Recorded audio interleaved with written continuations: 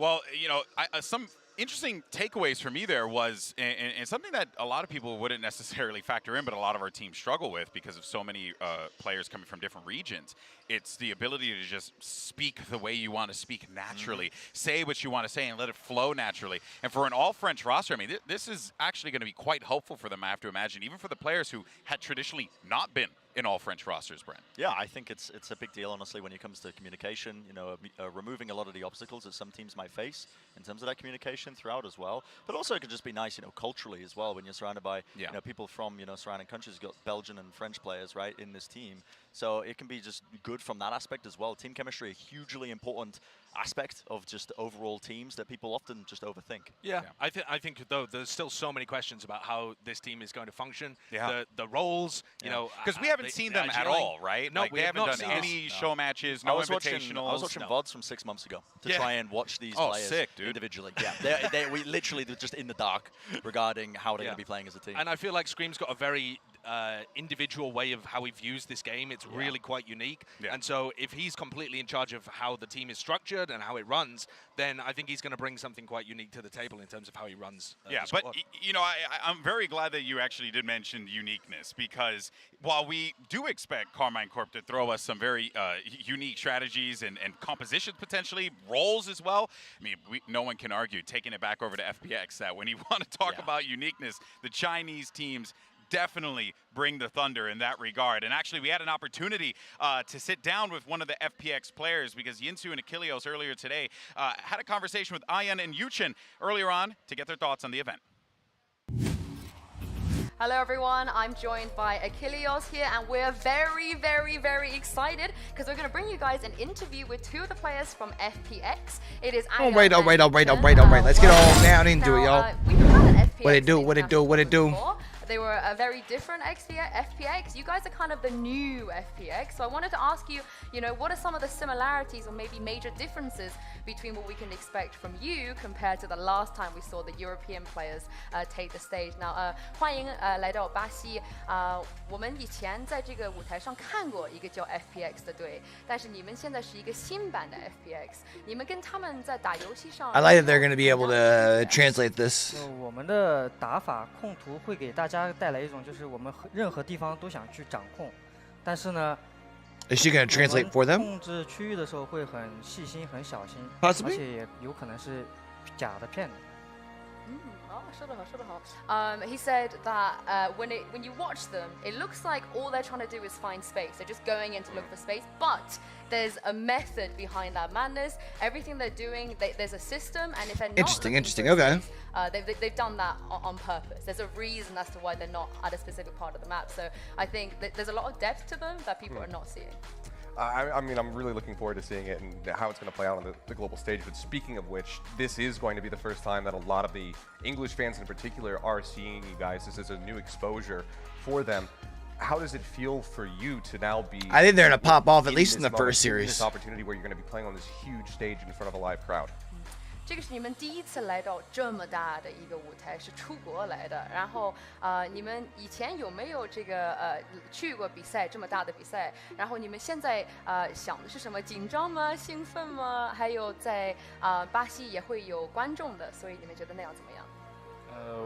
首先我们整个队伍肯定是第一次来参加。 This is also one thing though I do really love about like VCT just in general, right? 来大赛经验嘛， Like 线下赛观众粉丝都挺多的，我们 I just like the 很紧张嘛，然后，但是我觉得我们通过来到国外这几天的集训 I feel like 之前的 ALGS sometimes 战术的 focuses more on the NA side of production. You know what I mean? The NA teams, maybe EU. 其实也倒不会，就是很期待这次能跟 Scream 一起同台竞技，我觉得挺好的。 This is the first time, obviously, they've come to a tournament this big. They've never sort of done anything like this before.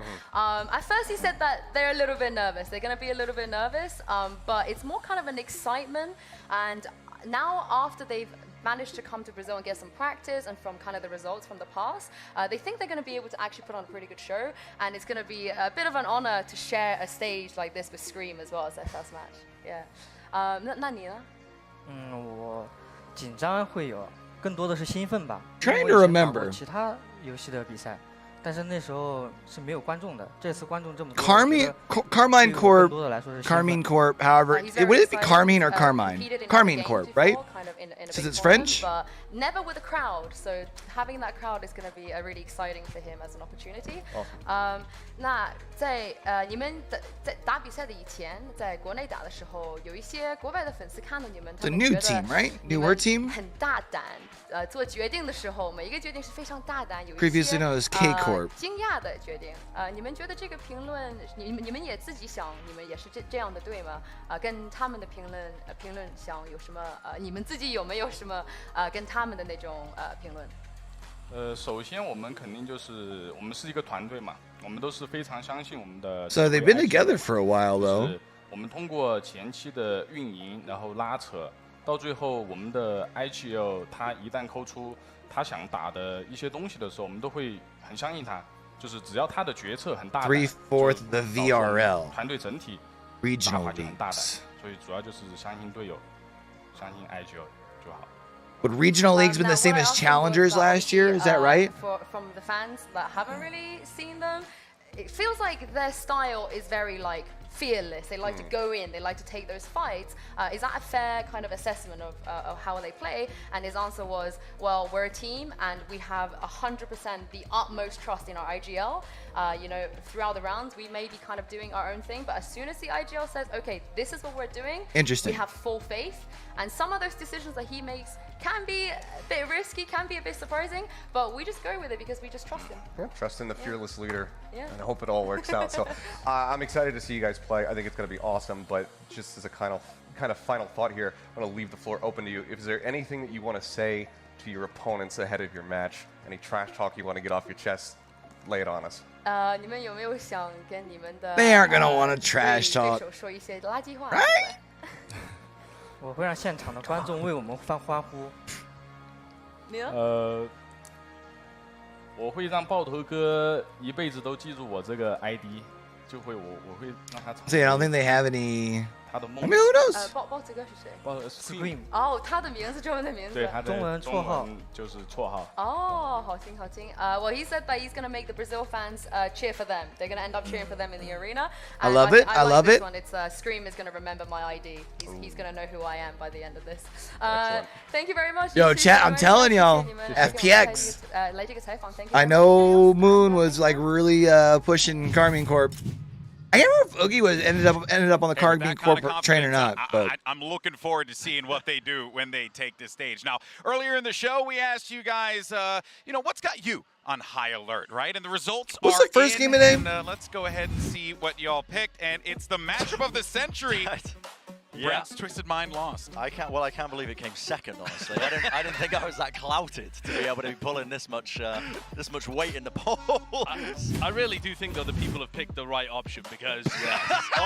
So it is FPX first. Okay, FPX Karmine Corp. That is me in my hotel room in the mornings. I get up early, I put on the tinfoil, I start running. This was actually Brent while he was prepping for VODs for this event. Yep, I run my simulations. I put on the tinfoil hat.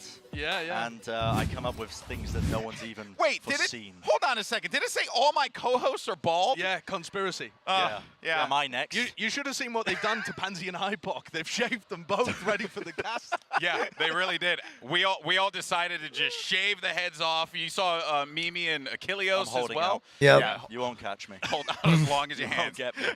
All right, folks. So let's go ahead and wrap up this pre-show. We hope you had a good time. We have 3 matches, and unfortunately, dude, the games today are gonna be so good. Eliminations today, but let's not forget.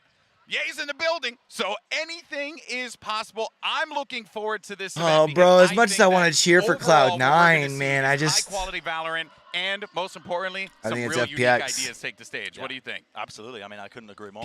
Count how many shorty kills happen in this match. That's what I'm telling you. Okay. The Chinese teams are crazy with them. Okay, all right. Count how many shorty kills we're going to have. All right, everyone. It's time to jump into this. Day 2 of the lock-in starts right now.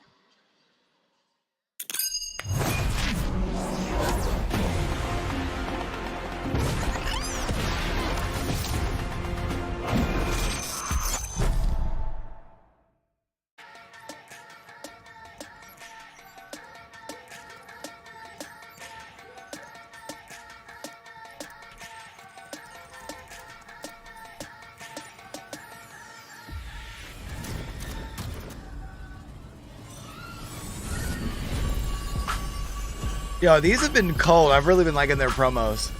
I mean, to be fair, Valorant always kills their promo. Their fucking production team slays.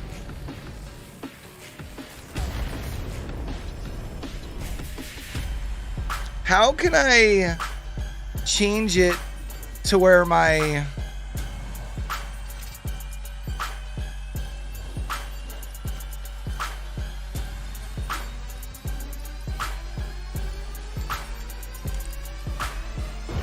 Let's do it this way.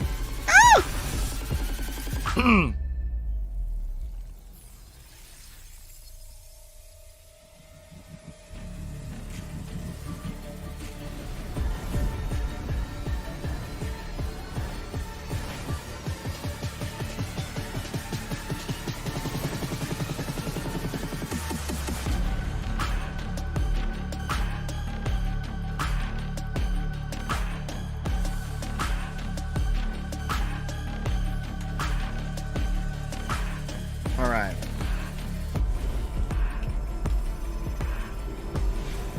Be over here. Let's copy paste this link for our going live tweet because I'm slacking this afternoon. Sorry, chat.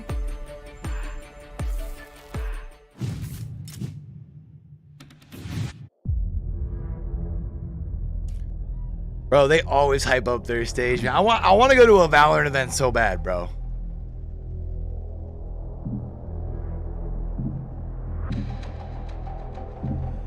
Like a VCT event.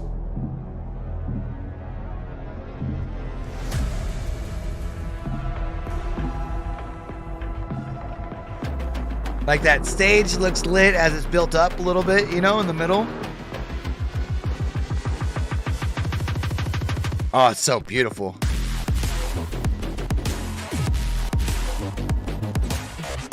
Gorgeous.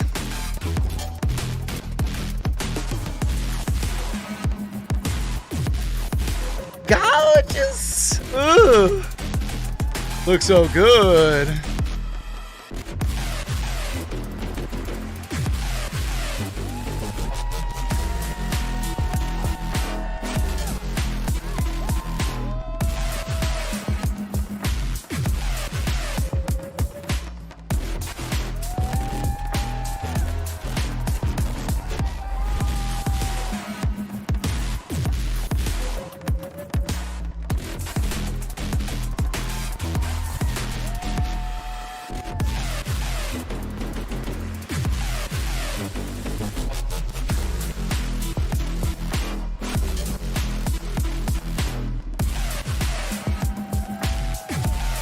What's today? Day 2. All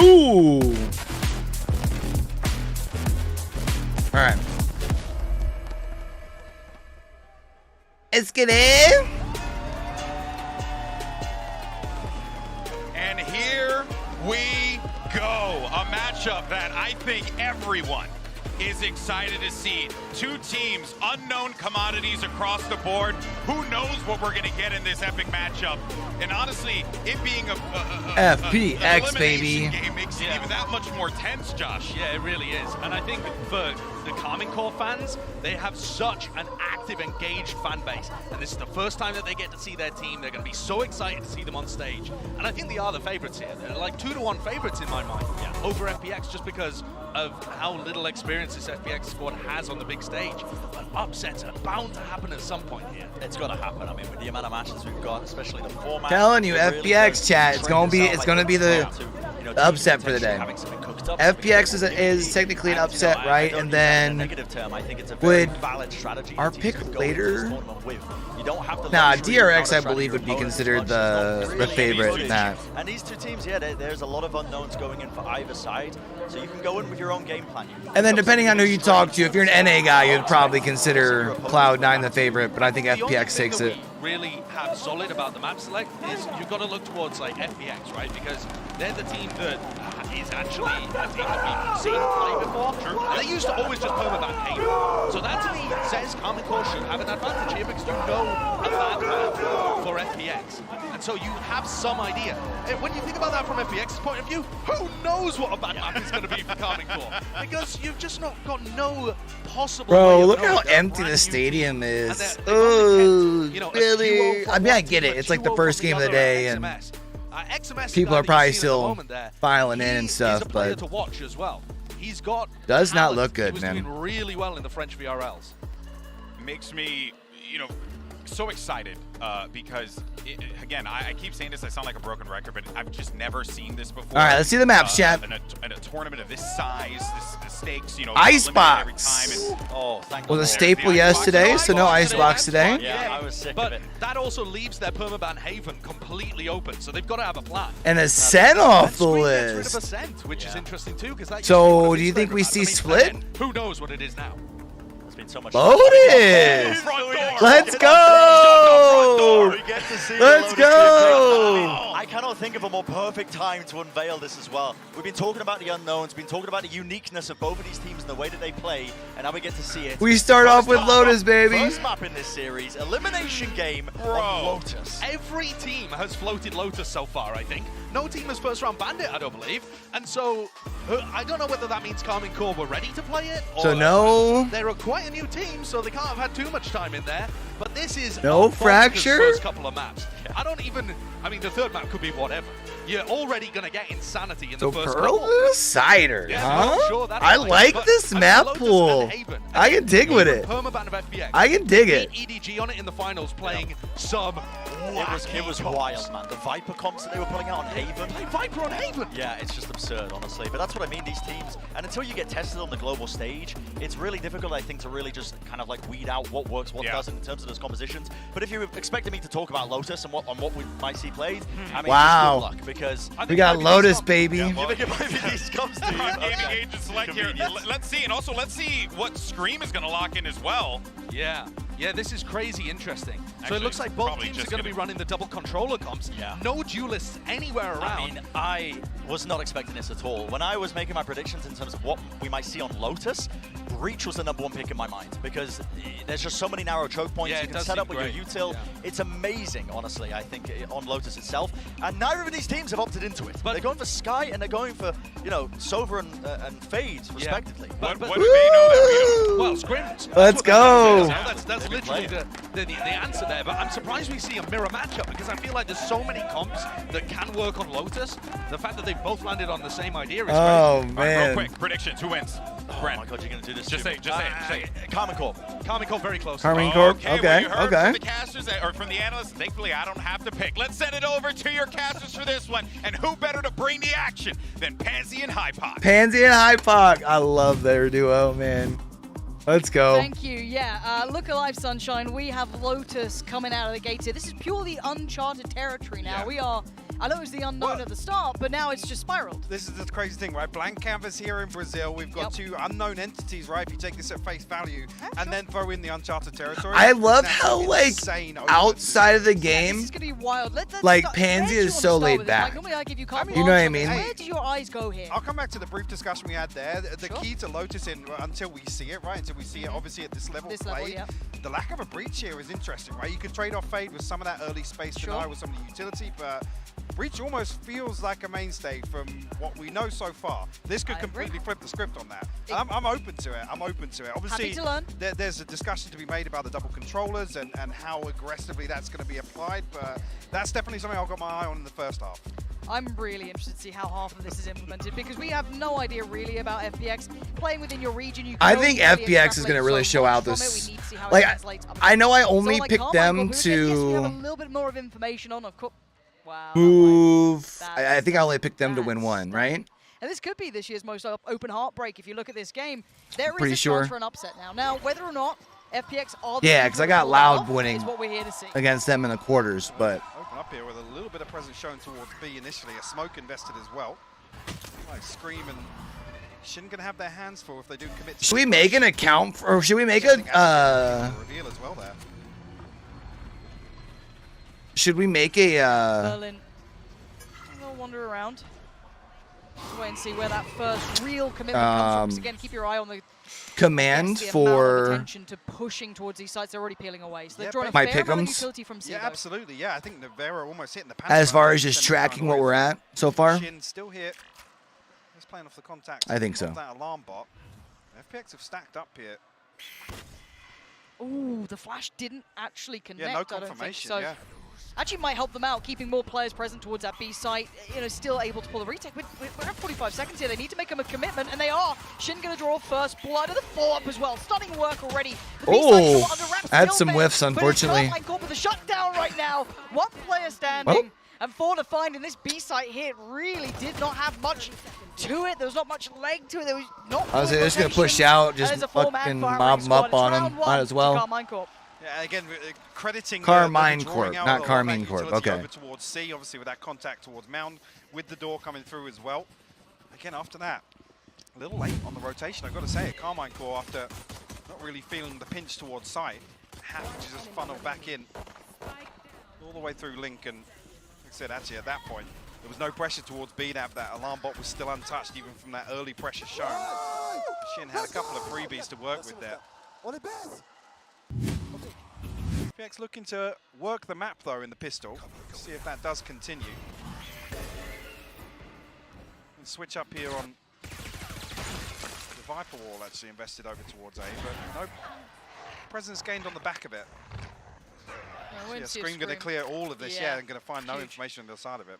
So FPX is just going to go with your traditional towards that A side of things, but it looks like he continues. Say bye, not doing the upgraded stingers. In the meantime, we're once again seeing what looks like a B pop, maybe just be off the back of or nerfed stingers, I should say. At this point, the utility's perfect. They're not really sweating right now. Yeah, this is a brutal setup to push into as well. It's like Karmine Corp are going to rely heavily on that and alarm bot. It's lovely. It's really well considered here by Karmine Corp. Now, again, we don't know how deep this goes for them, if this is a really comfortable map, but so far, looking quite nice, not really threatened by anything we've been seeing. I guess the early objectives. The good news for me is if my pick is wrong here, I had them losing to Loud the next round anyway, so. Deal with some of that utility. Kind of like last night, realistically. Formulate some kind of plan on the back of it. Luzera just poised ready here with the recon. Again, this wall. Gonna go up, gonna make it so difficult. Shin just getting another freebie. That spike isolated as well. Scream now coming through to punish from behind. Yeah, he doesn't have to go too hard. They're just being completely mullered here. This is pretty brutal. Yes, if they wanted to try and swing towards the other side, you saw the KJ set up to an extent with XMS. He wasn't particularly pressured, and the shutdown should be coming in. Nice shot. Needed more, not going to get more. There we go. Clean enough for Alive, and once again, this Viper setup towards B is fabulous. It's working well. Seen a little bit from the KJ coming in here too. Yeah, I'm curious here if on the buy round, FPX going to lean a little heavier towards A. Obviously, that switch up with the Viper in the previous. Whether there's going to be any progress towards Rubble. Actually, whether or not this A site is going to get tested. Nivera actually switching up, it looks like. We did see him over towards C on the pistol round at least. The brothers in arms may be tasked with holding down the A site. It's a heavy stack actually. Only really one member of FPX disconnected from this. Yeah, it's a good read so far from Karmine Corp as well. Right place for it. For the utility scene as well, they're going to be feeling quite courageous. All right, there we go. And a little bit of a ping towards Berlin. They're going to know. Chat, if y'all are in here and hanging out, if you happen to have the ability to pop over the other side of the map, to my short and give that a quick likey like, I'd appreciate you. If they take their time here too. The key thing being, XMS is actually completely switched up here. All of his I guess I could probably make that a command too, yeah? I wish I could find a way like I used to with...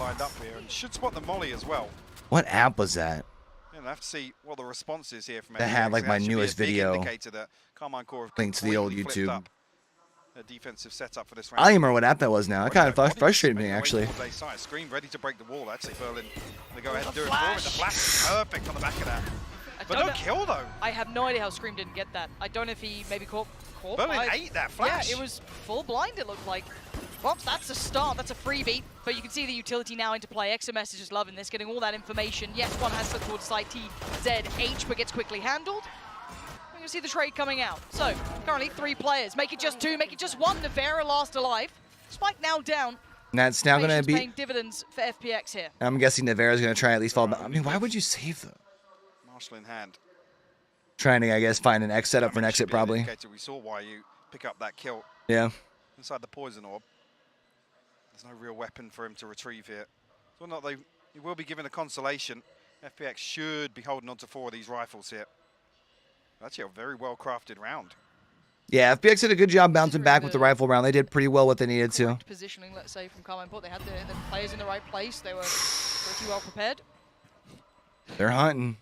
I thought it was FPX who were going to be on. Yeah, Nevera looking to fight fire with fire early on with the shorty. Does he get a little X? Oh! No, it's not going to get it now, though. Oh, he got one, though.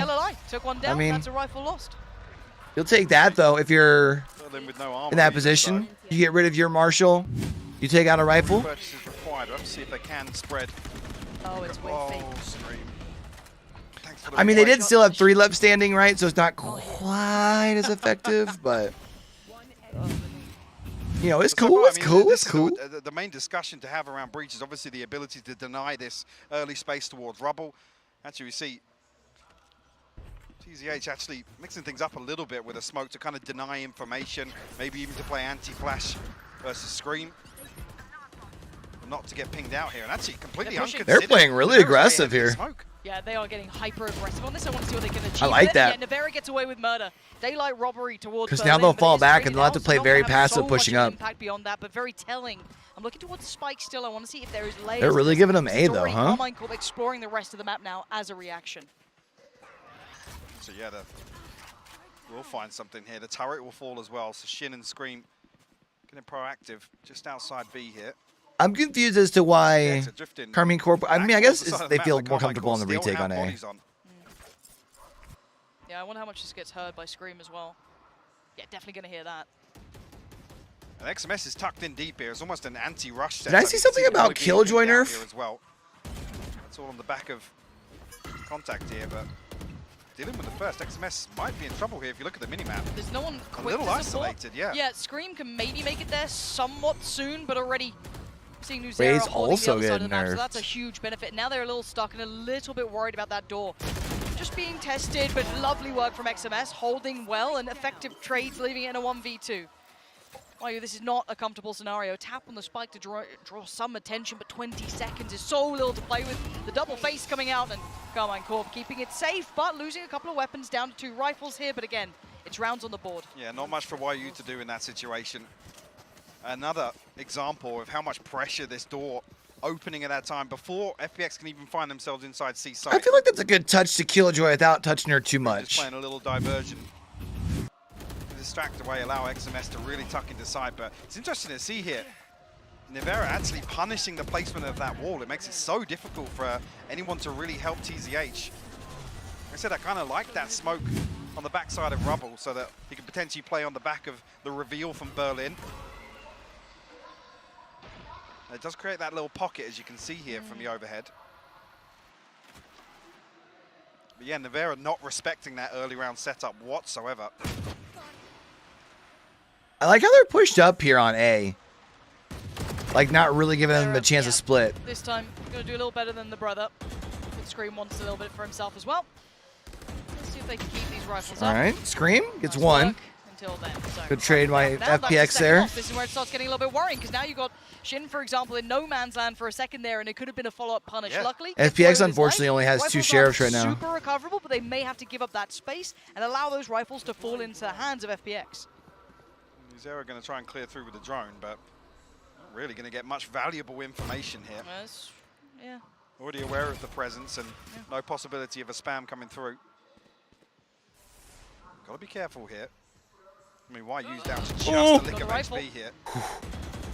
Oh, that did give him a rifle, though. 2 rifles across. Actually, the Bulldog now for TZH as well. Yeah, this is massive. And the ult maybe filtering towards the side absolutely does. Will allow maybe a cross here. Spam could be dangerous, but the turret going to clear close. I mean, they have a lockdown as well. Yeah, not finding much in this regard. I want to see what they go for here. XMS now trying to creep a little bit closer. Spam's on him, but the spike's now down. This is huge work. TZH just on the other side of this wall, but there's that lockdown coming in, and the counter roll coming through as well. XMS lucky to get that kill, though. TZH will fall. Now putting in a 2v3 for FPX, but they have to respect this lockdown. The little pocket to play inside here at drop. And it's not spammed out initially. Can I get you one? Oh, okay. Wow, nice. So good, just on the edge of the ult. It was perfect from Yuchun. That was stunning. I mean, Karmine Corp almost. He was really just kind of tucked right away there. That was really well played. Back inside that Viper's pit that did overlap as well, but the investment of the lockdown really burning the clock in FPX's favor. Bro, I can't when they look at the stretch res. It really hurts my eyes. Nevera not respecting the setup in the previous here, but Karmine Corp just throwing heads on the line to try and challenge. Talking bigger picture as well, though, I don't mind if Karmine Corp do want to get a little almost over-aggressive, stamp authority on the game, play a little bit almost not disrespectful, but get in their faces, be willing to take a fight. It's risky, though, with the economy being where it's at. I mean, this is what I was kind of hinting at. With the lack of a breach, that space denial relies on aggression, right? If you are going to go for that early on, think about the same discussion for Haven defense towards A lobby. It requires presence, and quite deep presence, to kind of counterbalance the issues with his composition. Scream looking to get a little aggro with this flash, but not going to find any connection just yet. And now big trouble. Just about getting away. Scoreline could be closed up here at 3 apiece. And it's just a default. Very patient so far, taking a little bit more territory towards that C side of the map. I like this, though. They've got Yuchun over towards A side as well, just in case Karmine Corp try and probe both extremities. Flash won't reveal anything, and I think FPX are thinking they found a little bit of space towards C, and if you look at the minimap, there's a lot of space towards C line. That means now if I do exclamation point, here comes, like this, maybe bam. Lack of limited information. And yeah, for now you now know. Bam. Uh-oh, Very wrong nice. place. But for the other side, for FPX, all right. see if they can keep 5 standing. That's what we always look for, is seeing that diligence, see if they're as clear cut as possible. For now. This is their first time pushing over to C, right? That's Shin now C. So difficult to get back on this C side here with how deep this control is towards spawn. Shin and XMS going to fall off the rip. Scream desperate to try and find something. Big. There's nothing left here. FPX going to Paranoia is going to allow him to turn the corner. Oh no! Yo. Well handled. 4 will survive. I think if he peeks that corner just a little bit can't get quicker. much done with those sheriffs. Look back to this round. See, actually, if the same thing happens once again, if Karmine Corp don't feel comfortable about that aggression outside A, actually C is going to be the solution to that. I'm seeing 3 members across this side once again. Nivera being one of them, whether or not he's going to get aggro. Just waiting to see the investment of the Viper Wall from Yuchun. Oh, B side, yeah, it is. It's wide open right now. It's only the alarm bot to hold that down. They were being bullied by the Viper setup on the first couple of rounds, trying to eye up that B site, but maybe this is the time to try and readdress this. That is loud. Already the stalls in place, it would be potentially fatal to try and approach this. But certainly drawing it sounds good volume-wise, right? If there is any of that aggression going to be punished, still have almost that. Or should I bump it up just a little bit? Site as it stands, and the rotation towards C, noting no one close by, sending the ult and catching no one. Looks already, like Karmine Corp sitting super deep. I'm going to draw out the lockdown potentially. XMS thinking about it. Does he pull the trigger on it though? I mean, it's a massive investment. I don't want it on auto though. I want it actually on 1080. And there's no real progress onto another site here, so you got to question that initially. Nivera still with very deep control here towards A. FPX looking to pop onto B side. Okay, I said this could be fatal. Seekers give away the position. Now, again, go, Shawty! It's your birthday. Really connect so far, and they break through towards A, but there's a pinch. Nivera right amongst them. One to the Nivera right with a double? Oh, bro, I thought Nivera was about to snap and get that trip. Count, but there's only one still standing. A 1v3 to boot with 30 seconds. He wants a pick so badly, and XMS, that realization hits. Every time it looks like they start to get control, man. They know this is a fake now. Yeah, Karmine Corp pulls it off. Here from Shin and Nuzera. XMS can't get isolated here, but stands his ground. Nice. If you'd have won that, you might have at least been able to I think I just saw YoBoyCue back on another lockdown. Switch things up and maybe get some plant down somewhere else, but in their yeah, what up, Boogie? How you doing, brother? A little curious about the investment here towards that fake and whether or not it wasn't, you know, they didn't get enough pings on C side. They didn't feel confident with, you know, cutting the sound from 2 or 3 players. But Nivera's done fantastic to get this deep control. Bro, I can't with the stretch. Bro, I really can't. Members of FPX lingering outside A site. Yuchun constantly looking to pressure, but Nivera stands his ground. That's a huge round from him. Great point, actually. That discipline, that ability to not over-rotate, overreact, hold that space was incredibly valuable. 4-3, though. Quite the close game so far. Let's see where this continues to tilt. Both sides able to fashion a purchase here. See a couple of ults available as well. And again, that early hey, Oogie, let me know if the balance on keep in mind. The broadcast is good if you could. Trying to draw reaction-wise. It looks like it's a little bit lower. Yeah, look at B site. Than yesterday. Like it's not peaking quite as high. Yeah, it looked as if Shin really wanted to get aggressive behind that drone. What up, Moon? Here on the back of that though, smoke invested. Scream gonna back away towards tree. Does have a little bit of support coming through from A-Link. Actually now a third in the form of Nuzera. You talking about on the side of FPX look very hesitant. Oh no, both sides, huh? I'm waiting to see if there's anything. Oh no, just from Navera's paranoia. Ooh! Just Karmine. stepping into Scream and actually finds it. Now the panic. Yeah, he talked about the double controller heading in. Is huge. That could be a dagger in the back that we've yet to see come into practice yet. So Spike gonna go down, and there's 4 players from Karmine Corp towards CT. So for now, all good though. You're gonna see the Killjoy carrying all the way back around. This is all towards the site. Hey! Great trades coming in, and FPX actually holding on to this. They are not down just yet. Yeah, the lockdown's invested just as 2 players fall as well. Did you guys see the nerfs coming to Killjoy? Actually, but Navera there to punish. Yeah, maybe a little overstep. They're trying to go towards that and a tap towards the Spike, and now starting to panic. TZH gonna try and get himself in, shorty to hand, and gets just drawn into the blender. Doesn't mind, he's gonna sit it out, take the damage. It's not a problem. He will be the defender. Oh, go, shawty. It's your birthday. And what a way to lock it down in the end. I love that it gets called on the desk and we're seeing Shorty plays being pulled out here. We go party like it's your birthday. I love that as well, the TP in and just sitting on top of the friendly nano swarm as well. It's completely unconsidered by Karmine Corp. I think I'm going to do worked out so well, Mike. It's such a gutsy play. one of my packs of spicy noodles I got in that. Like a minute or so into this round, you're looking at where FPX are and you're thinking, I mean, they've drawn out a fair bit of utility, but Karmine Corp seem to have a good read on where to rotate and when. I think I'm gonna do some ramen from that pack I got off the Amazon for some lunch. I think. Timing there, XMS invest in the lockdown, then 2 players of Karmine Corp fall immediately. Yeah, I think that's a smart change, and I like the change to the turret. I think it's enough where it's not overbearing nerf. Big switch up here. Like you'll see, I don't know if it'll be enough to change the pick rate, but just as much as the efficiency, which I think is a healthy nerf. It feels a little all over the place, I'll be honest. They've got away with a few rounds where it's kind of raw firepower on the other side of that. I mean, Shin's stood his ground a number of times on B site. It doesn't necessarily feel like there's, you know, a weak point that FPX are going to be able to exploit so far, but they're scraping rounds through, so you can't fault that at all. No, but it may be, it's scrappy, right? I don't think we were ever going to get a clean game out of Lotus yet, in my mind, unless someone's like just super drilled on it. But as I said, it's scrappy, but it's not puggy. No, it's not puggy. It all kind of looks intentional in that regard. Wait, what'd they change about the boom maybe bot? Something to be looking at regionally if that Hold pays up. off for them. Maybe a couple of teams expecting this sort of kind of a little out there play style, but it's working well enough for now.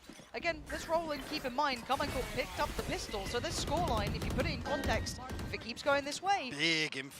Big info from Berlin's reveal there. XMS looking to get.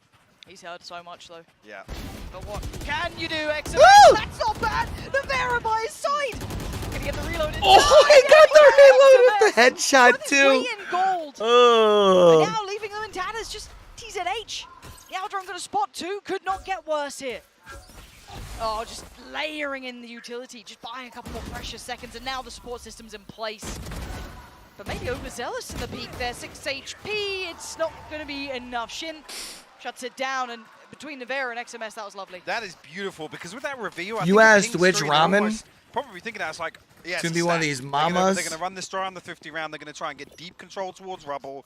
The XMS tucks himself in Navera from the back. Trying to see if this one says what the actual perfect timing on this swing. And the fact that XMS flavor gets on the this reload one. and finds another kill on top of that. It's got it in, I'm guessing, some language right there, but Saving grace really, because you got to feel like the timeout for this round now. Purchase. Got us on Navera by at the last second now. So, I'm not gonna lie, the last one I had wasn't that spicy. I was kind of let down. Had a good taste to it though. The lurk here. YoBoyCue. And to be fair, it was also one of the ones that's like was the Insta Cup, not like those where you have to like actually. I've got to say, for me, just quietly so far, XMS has been, you know, the rock of this team. A couple of issues towards C early on. We've seen a lot of the attention being drawn there early. He's been solid. Yeah. Really solid. Another thing to consider as well, Shin's early dominance towards B site has kind of acted as a deterrent for FPX for sure. Noted at least 2, potentially 3 players, yeah, and they're actually going to be willing to fight on this scrappy work again. Karmine Corp not afraid to take a fight or two. And no similarity to that prior round. Lovely shot from Berlin, but that's all it's going to be. 4 alive, 4 rifles remain. No problem. All right, Karmine Corp needs to be able to win this next one to be able to go in time to come out of that timeout and pick up the 2 rounds to follow. FPX back now in a position where it's pretty much everything in the bank. Get chili oil. This purchase in round 11, so honestly, I should probably look into that for real. It almost feels like it's leaning towards. But I wanted to get these, like, try them out, like with what the ingredients are. Lockdown to work with for FPX.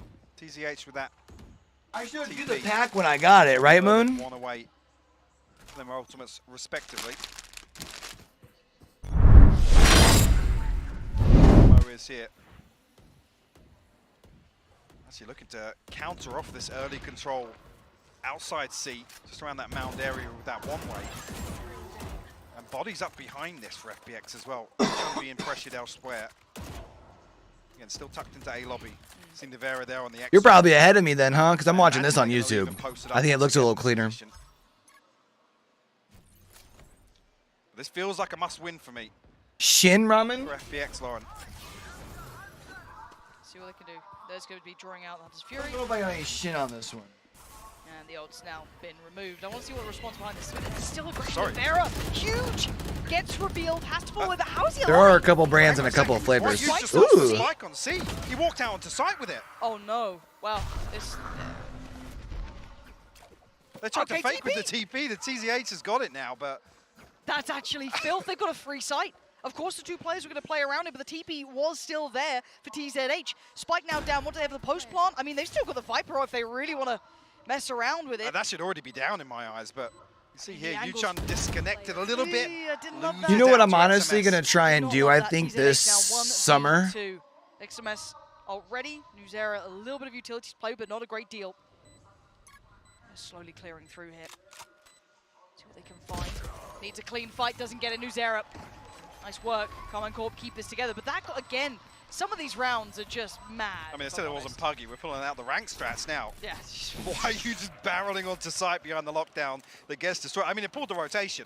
So what do I know? I guess it kind of... So the changes to Killjoy that we saw come out today, when do those come? Like, when do those come into effect? Chat. TZA still had a fair bit of utility actually left, but the one thing to consider, at least getting the spike plant here, means that we're going to see a couple more rifles than maybe we were expecting. They were bankrupt in the previous, but there's gaps here. Missing out on one snake bite, no poison orb here. Yeah. And 2 big ultimates to work with at least, and actually one away from the Seekers as well. Okay, similar scenes, similar starts. We've seen this before, but a little bit more intent from FPX to at least get towards that wall prior to Nevera, who's been a consistent threat. This time, however, the operator here. Operator in hand. Actually not holding the close angle either. It's a chance that maybe why you will catch Nevera off guard. Precarious fight. They're slowly creeping towards that A site as well. You can see it just slowly building towards A. 4 players leading this way. So again, Ult's going to probably find 1, I believe, yeah. And okay, Paulo around the back, and they're actually going to just lean in towards B instantly. Spike's on the way as well. They've got at least 2 players watching towards the other side. Nevera is good for it, though. Patience pays off. Ayu's down. Now we look towards what this B side is going to be. Shin's locked them out here with his Viper's Pit. Completely covering sight. They have to fight back towards A side. Scream's actually peeled away, but there's still 2 members here, XMS and Nuzera, to lock down A site. So aware. So aware of the possibility that someone's going to try and maybe slip through that. Another ult invested here, plenty to play with for Karmine Corp as well. The next play is Scream does go down, and now maybe some problems here. Counter ult comes in. This is so messy, Mike. What on earth is going on in this? Another round where Viper's Pits are going to overlap here, and actually Shin standing his ground once more. We'll deal with another member of FPX. Are they going to go into this down 4-8, huh? On their map? A paranoia to work with, but it's a mess in there on the free cam. Yeah, this is They're jumping in with shorties. Yeah, it's just ridiculous now. And actually, TZH is obscene with this, but now has to go dude, imagine. It's not going to happen. Karmine Corp somehow weather that storm that was going on in B. This game is bizarre, Mike. I've not seen a game like this in a while, be it Lotus, be it the way FPX are playing, be it Karmine Corp, I do not know. But Mike, this is something else. I mean, I'm ready for the second half. Let's see where FPX cook up in the second half. It's crazy to think that this was tied 4-4 too. Yeah, you and me both, and I think just checking back in on this, yeah, this was lovely to watch. I mean, there's a world there. I think there's like 3 or 4 shorties running around in both Viper's pits there. XMS the one to find value from it. See the laughs on their faces after that final round. I mean, 8-4, a respectable scoreline coming in, but got to say Karmine Corp really started to carve away a little bit of that safety net towards the end of this first half. After that timeout, it just felt very comfortable for them. Yeah, it absolutely did, and well, I'm sure the desk will be smug after what they've just seen happening on the first half here at Tanifan. Yeah. I mean, part of it's going to be a new map. That's just why it's so risky to pick a new map, though, in a... I tell you what, that last round looked like a few high school parties. You know what I mean? Like, you know what I'm saying? Things are a little crazy over there. Yeah, that was a wild one. That was single elimination tournament. That was awesome. Yeah, honestly, I am over the moon with what we just saw, Josh. Both of those teams were really closely matched up until the final 4 rounds, but I feel like FPX could have done a lot more with their game plan overall. They didn't really put an emphasis towards controlling that A space. They just allowed Karmine Corp to have it most of the time. However, in round 5, that was one of the instances where they actually did go there. So I want to showcase, because it's our first time seeing Lotus, how important this area is to fight for. So with the Viper wall, you know, you have seen them in previous rounds sneaking up behind it, but here they were able to get a couple of picks, and they actually opened the rotating door, pitted onto the site, and allowed for a really difficult retake that Karmine Corp couldn't handle. And I wanted to see them do that more, because the couple of times that they went towards A, they won. Yeah, it's very true. And I think, Bren, you know, now looking forward into this, there are clear things that FPX can take away as they're going to switch sides here. It's very clear, and I want to get your thoughts. Like, how do you feel Lotus is playing out? Well, the comps are very interesting as well, and individually, you know, we're seeing Sky being played, which I didn't expect, but the reason I think it makes sense now after watching that half is, you know, you see Scream, you see Ayang as well. If we just take a look at these guys in terms of a head-to-head, the numbers themselves, you know, not entirely impressive. We're used to seeing Scream at the top of the scoreboard, but it's how they're using the Sky. You know, you get the extra information from the flashes and the dogs as well, the Trailblazer, to be able to, like you said, Josh, take that control of either A main, C main when you're on that defense side. I think Karmine Corp towards the latter end of that half were very, very good at vacuuming up all that space that was being given to them for free. And you kind of need to see the same, honestly, from FPX, I think, when they swap sides now. Yeah, I actually was quite impressed with the way that Scream was playing, because he was getting tons of information for his team. And he wasn't just playing it like a duelist. They actually had some pretty good plans, double facing on different high ground, low ground setups. Karmine Corp are kind of ready here. Oh, well, let's go ahead and switch sides, because I'm just glad that was a quick half, because I want to jump right into this bad some boys. Water here, or we're warming up. We're heating up some water so we can do these noodles up. Yeah, 8-4 on the half. Mike, let's kind of talk top level then and work our way down, if you don't mind here. Let's kind of touch base on our expectations now. We've seen the first half. It's a very small sample size to go off. Do we believe this is scrappy because of map, because of team, because of playstyle? What are we actually looking at here overall when it comes to this? I think it's fair to kind of give credence to a lot of those factors, right? This is something that, even actually after the first few rounds, you look at where the comfort levels come from for both teams.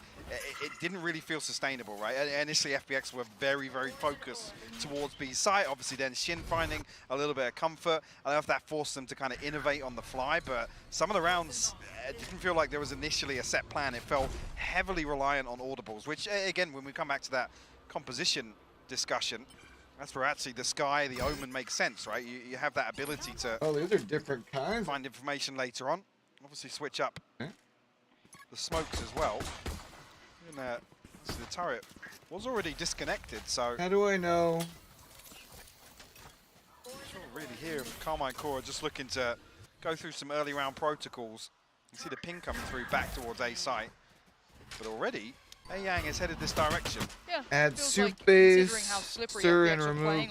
So how do I know which one's soup base? Possibilities of fakes on this. And which one's... Berlin, but doesn't quite find much. I'm guessing this is the garlic oil and chili powder, probably the smaller one, right? Or are they at 30 seconds? We're pulling the plug on that A site here. Right. And B is so unknown to them. I don't love this. They've just got to hope they just get free entrance to see. Because this says chili powder. Hasn't got a snake bite. He doesn't here. The poison orb's going to be up, but it's layered here with a nano swarm. This is 10 seconds. I hate this. This is so up in the air. He's going to get all So the of these chili steps. powder's in the top Can he do here. anything with it? No, XMS might just The save it, bottom, but he has time. though. That's his own body kill. So close, yet so far, and now into a post plant, decided by a couple of seconds. And now it feels like it's going to fall to pieces. Can anything else come from this round? A valiant attempt so far. TZH still looking to find value on this. Paranoia, smoke, and the TP. Gets towards sight, and the flash doesn't quite go through the wall, and Nevera happy to greet it. Karmine Corp just controlling, man. And Clock already going to decide this one, but it's another round that definitely doesn't Damn, feel man. comfortable here. And I was just talking about some of the rounds where it doesn't feel like there's a plan initially. Karmine Corp probing all over the map. Pretty well make this 30-second mark. 10-4, dude. I mean, they're out rubble. They're outside. Oof. A lobby. It's lucky. I think the timing is just ever so slightly off there for the Nano Swarm. Because it's the perfect setup, right? It's layered with that poison orb. You can see, I think Shin's down to sub 5 HP. Unfortunately, can't find that crucial kill on the spike at under 5 seconds. I just hated what I saw. Yeah, I'm gonna be honest. I don't want to know how many pages of the strat book look like that one. Yeah, that. I'd rather we don't depend on that. We play percentages if that's the game they want to play, but it worked out, so why am I worried? A little bit of a buyback here. I think Breach is better than Sky on this map.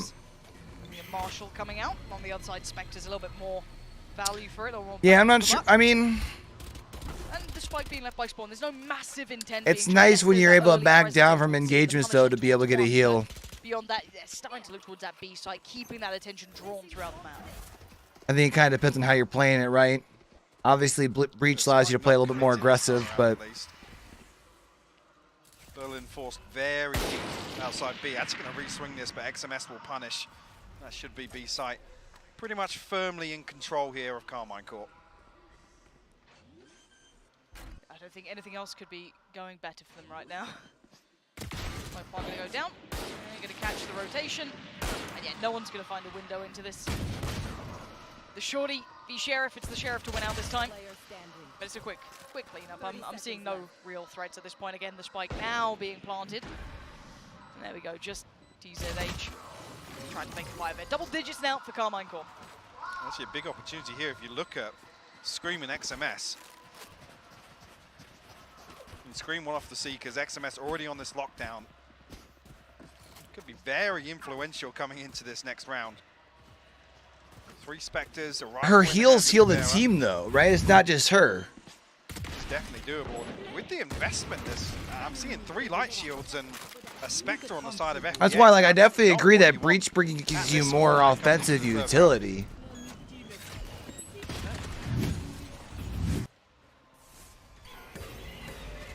Looks like aggression might be the name of the game here, pushing up already.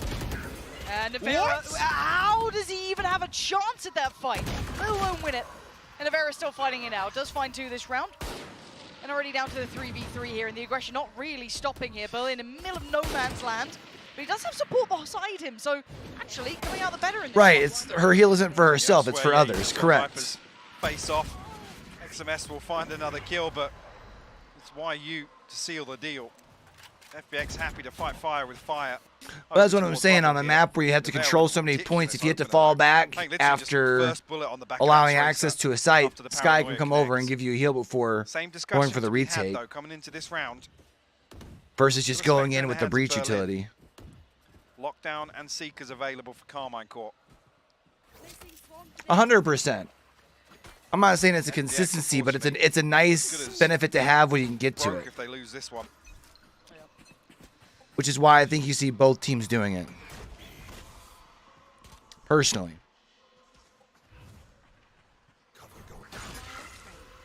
So I'm going to be offset with the one-ways here.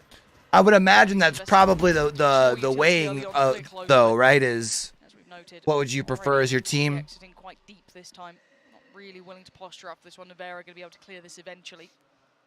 See already 3-1-1 leaning towards the C site. Now we're going to go through middle. Does actually find other players on the other side. That is XMS, but he does have support as well. Scream on the back line, going to clean up too. And FPX finding no value here. FPX just can't get any room, man. They're not buying themselves any space. Follow up on those prowlers, feeling as if it might be a solo lurk. XMS support from the backlines. Got their eyes set on B. Yeah, the lockdown invested Seekers to layer behind this. Should be a pretty free B site for them. To get themselves My set water's up not boiling just quite yet, chat. here. The crosshair is pretty 100% troll. Have to see where this re-challenge comes through from FPX. There's actually a 3v5 for them here. First fight will be clean as well. There was no trade. There was no one else behind it. That's not bad, though. That's a shot and a half. Yang doing very well here. 3 stunning kills. And it's Scream to try and save the day, but it's somehow down into the 1v1. How has it got here? Oh, nice molly, nerd. This one now. Jump peek gives away the game. Bullets to play with, and Shin so prepared. But that was close to a tragedy, Mike. Yang nearly pulled that off. Well, lucky Scream finally shuts him down on that one. A beautiful attempt to the retake onto B site here. Karmine Corp with a massive investment, and I think actually reading the scoreboard very well, knowing full well that this is the round that breaks the bank for FPX. I'm happy for this. I mean, this is over 30 seconds into the round, still with 2 setup. Anticipate that first shot was beautiful. Nice. Mechanically, and the swing on the third was dirty as well. Yeah. I know if we talk. Do you question yourself on the Lotus pick, or do you just tell yourself that you needed to bring it out at some point? Absolutely on the money. And you feel maybe they just feel comfortable on the other one. If you look at prior games where, tactical shooters especially, we know mechanically these players were always up there. It was just, do they have the depth to keep going? And maybe again we're starting to see that here early days, but this is still very early days for FPX being on the international stage, for example. Yeah, it is. And calling the timeout here. I'm seeing light shields already. I don't think. Let's see if water's boiling yet. Their investment into don't have the ultimates really to back it up either. Have to ride this out, almost concede the 12th round to Karmine Corp. It's boiling a little bit, but I think I'm going to try and wait out and see if I can wait till the end of this game to go do my noodles. Poised towards B, but I think actually it's going to be Yu-Chun just to invest the wall, get some control outside A. See how Karmine Corp play this one out.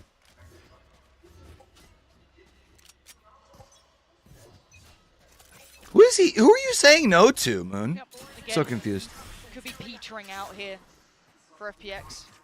Already going to be more than likely against 12. It's like a bit of a stack exploring over towards the C site, but the default should be tailor-made for this. This should be the perfect example of it. Let's see how well it works. Very complimentary angles here as well. Yeah, it's going to be a shutdown. Lovely. Karmine Corp, light work, nice aiming, but again, light armor. Or not even light armor, excuse me, no armor, and just Sheriff. So this was par for the course, and this will be 12 for Karmine Corp. Shin's disgusting. FPX somewhat getting punished here, really. FPX is getting absolutely decimated here, bro. Yeah, I think as well you can make the argument for maybe not having the finances to really enable some of this proactivity that certainly I was expecting in the second half. Again, dare I was kind of surprised we didn't see an insta-ban like we did in, I think, round. both of yesterday's games, right? All but felt, I'll be honest, fairly definitive in how this half started and how it's going to end. SMS deals with Yang. Just one left now in the form of TZH. Yep. And not going to have any say in this one. Looking like it might even be a prime gaming flawless here for Karmine Corp. There actually haven't been as many of those. Phantom different. I need to start fucking with Phantom. Honestly, I haven't need to just start fucking with Valorant. And mechanically. I was actually thinking about it the other day. I was looking at my gaming the last 2 weeks across my games, and it's kind of crazy. I would say with this roster, still unsure of the level in which they could reach, even in a more traditional tournament format when it comes to Karmine Corp, but looking solid here. Unfazed so far, and you're absolutely right. The Prime Gaming flawless coming through and putting them on 12 rounds as well. So this is looking like it could be wrapped up quite soon here, Mike.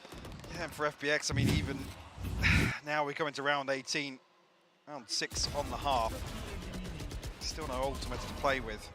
Don't really have the option for the lockdown. I mean, want to fight for an orb early here or try and find a kill. Maybe on towards Yang or Berlin. Yeah, but I think it's because Split got banned the first round, right? Once again for Scream. So opportunity really to... No, like even my DBD, I have 10 hours the last 2 weeks playing. Might even just challenge. Like I legit right towards Yu-Chun here. Seeker's available now. Might look to pop on the back of this. Could do. Rotations are having to respect this. You've got 3 players, make it 4 now. Coming around Shin, actually. 10 hours the last 2 weeks on DBD, and that was including 2 weeks worth of yes, you have to respect it, but that's 4 players coming through. Streams for stack up. On the line to try and really sell this tail. I mean, the other thing as well, it's going to draw out further utility. Berlin might even invest this next Prowler to clear this out. But there's 4 members of FPX. 2K, I only played like 5 hours the last 2 weeks. Onto this Viper's pit right now. It's like 4 point something. How much Shin can actually punish. Perfect lurk. Does get traded out in the end. Viper's pit will fall, but again, they got stalled out on the A side with that one-way smoke that came in. They could not progress. They were halted at the door. I mean, Shin's done a ton of work there to find the kill as well on top of that. Is FPX going to be able to at least get force a little longer? I think he's going to try and follow up on this. Well, no, one in spawn at least. Yu-Chun going to try and stall out with the snake bite. It's just that side cross that is going to be the danger run still. Okay, Smoke did come around, and they do have a little bit to work with, but time again is a problem. 10 seconds now. They are running low on the clock. XMS and Navera have no way into that site. Held at the door, and this could be another. Ooh! Shot from Berlin as well. Just Navera left standing. Obviously didn't commit to that TP earlier on. The clock will decide this one. I feel like FPX even initially looked very concerning to see 4 members staring off into that Viper's pit. Very hesitant to clear through.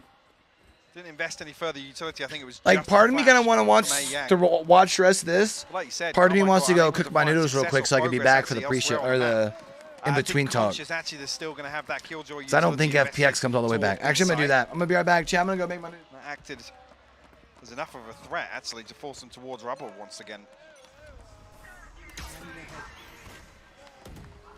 Early investment here off the rip from Yu-Chun. The Viper's pit out towards Mound. That should close off that avenue for Karmine Corp. And now, actually, no ultimates available for them to work with, and the pendulum swings back in favor of FPX now. Everything but the TP for TZH available. TZH does have to be a little careful here. Does have the support from one by his side. Prowler going to go in, confirms at least one's attending, but there's plenty more behind that. Smoke just about committed in the horn, going to go up and show a fair amount potentially. Actually doesn't. I mean, these one-ways are just so oppressive towards the lobby here, and that's why it's so crucial for actually them to reinforce TZH here, and Berlin just investing the ultimate to try and slow things down here. Karmine Corp looking to swing through. Shin's found it. It's brute force. Karmine Corp just want to get this one over and done with. A little bit of a trade out comes in, sure. But still, Spike still in hand, going to be leaning through towards that A site eventually. But this, again, is so brutal to play against. They just barreled through the smokes eventually. A flash or two just sent them into motion. And now we're down to 2. I even noted it there that it's going to be difficult for TZH to get much done other than, you know, finding 2 or 3 kills. Spacing not ideal there. Obviously the lockdown going to come through. Why are you going to wait this one out? But definitely doesn't give them free access back onto site. Tree's still holdable here for Karmine Corp, and XMS still split away from this. YoBoyCue first in.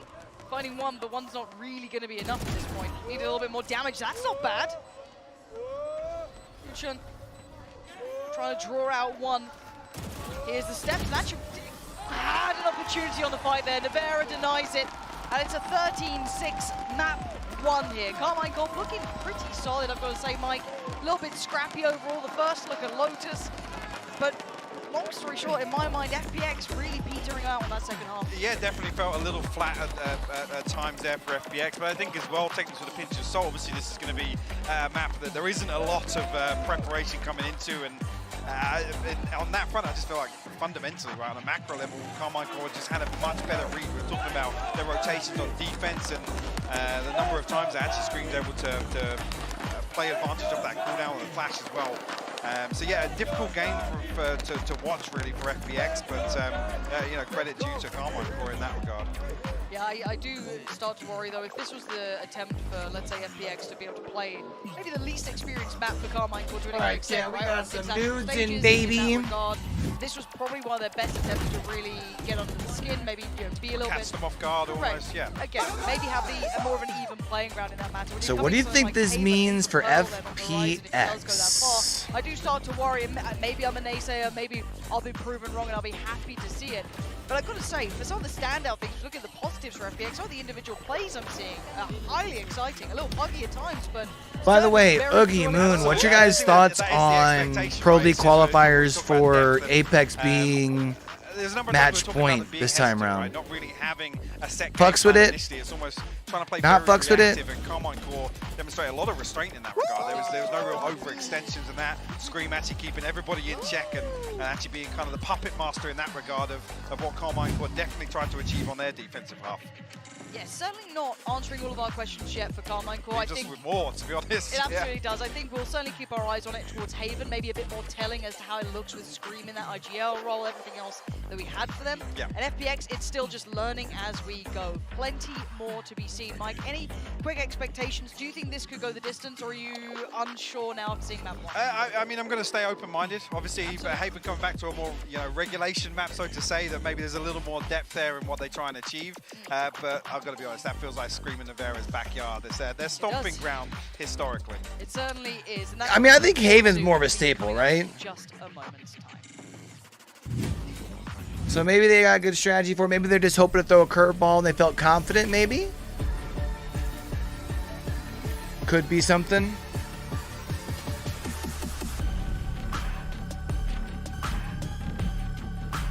I'll go check my nude.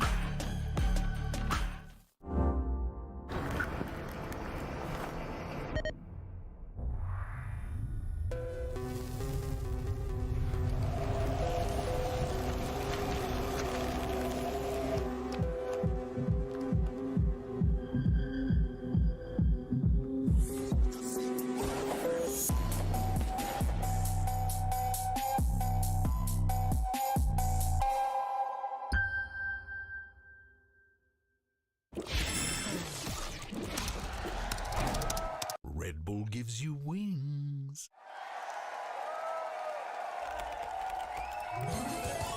Red Bull gives you wings.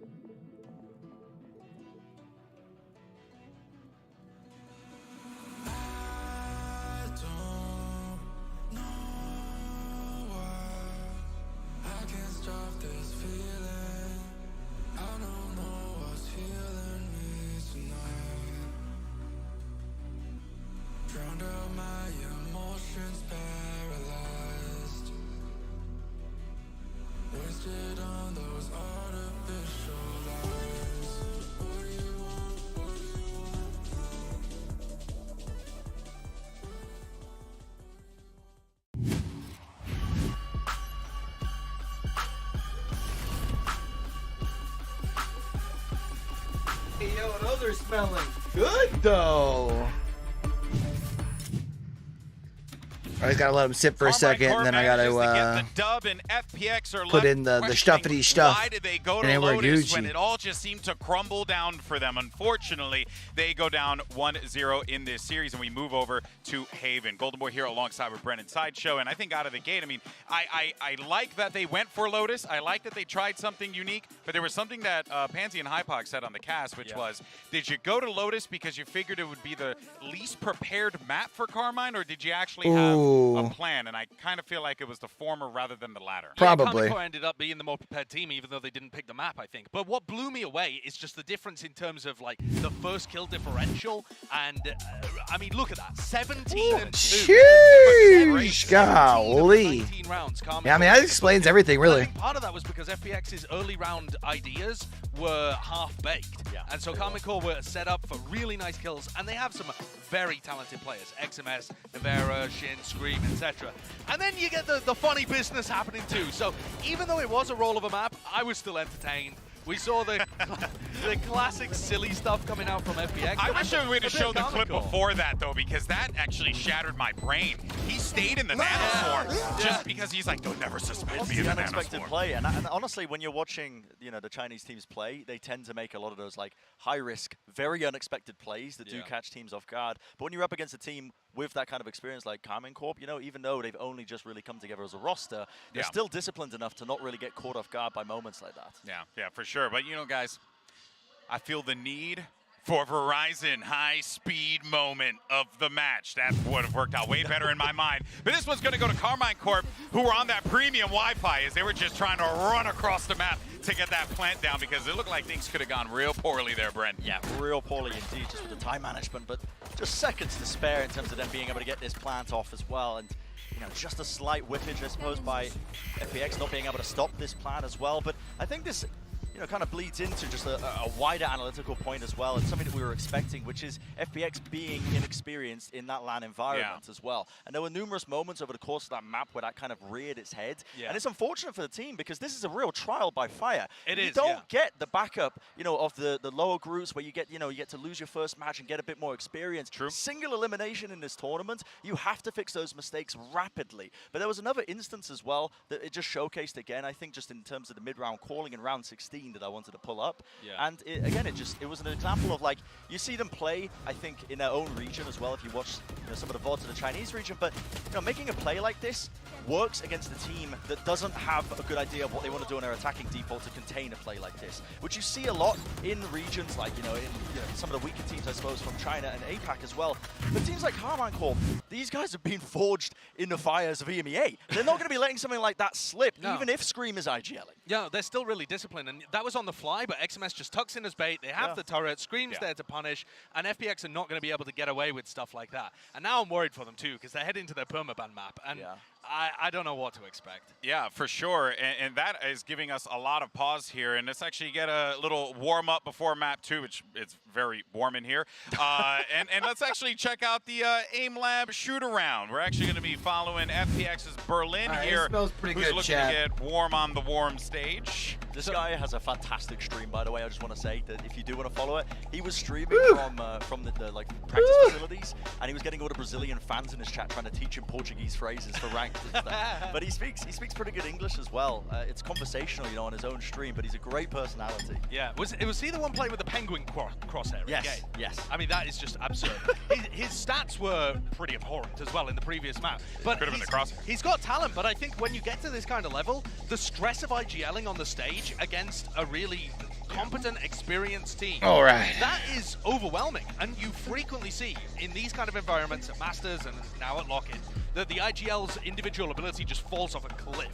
because they're having to think about so much else, and you only have so much bandwidth to deal with. Yeah, no, I couldn't agree more. And it's moments like this where you get. I mean, I would imagine on LAN it plays out faster when shit hits the fan, right? You know, from what we've seen at that first map as well, I think the fact that Karmine Corp was so able to just pry open. So especially for like IGLs, like first time around and stuff like that. They had gaps in their play where their attacks to default, giving up a lot of space. Karmine Corp ready to take advantage of that pretty quickly. Pretty impressed, honestly, with the more supportive players, the newer, inexperienced players on Karmine Corp. I think they really did step up to the plate. You working from home again today, I want to see more Oogie? from NewZero because I felt like he wasn't really getting involved in very much. He only had something like 14 duels by the end of the game, whereas some other people on FPX had 14 deaths by the end of the game. But for Shin, for XMS, they were really stepping up in a big way to the point where they were getting as much value as Nivera and more value, arguably, in terms of their rifling than Scream was, where Scream was more to do with getting info and working the map. Yeah. So I was really impressed with the development and the integration specifically of XMS and Shin.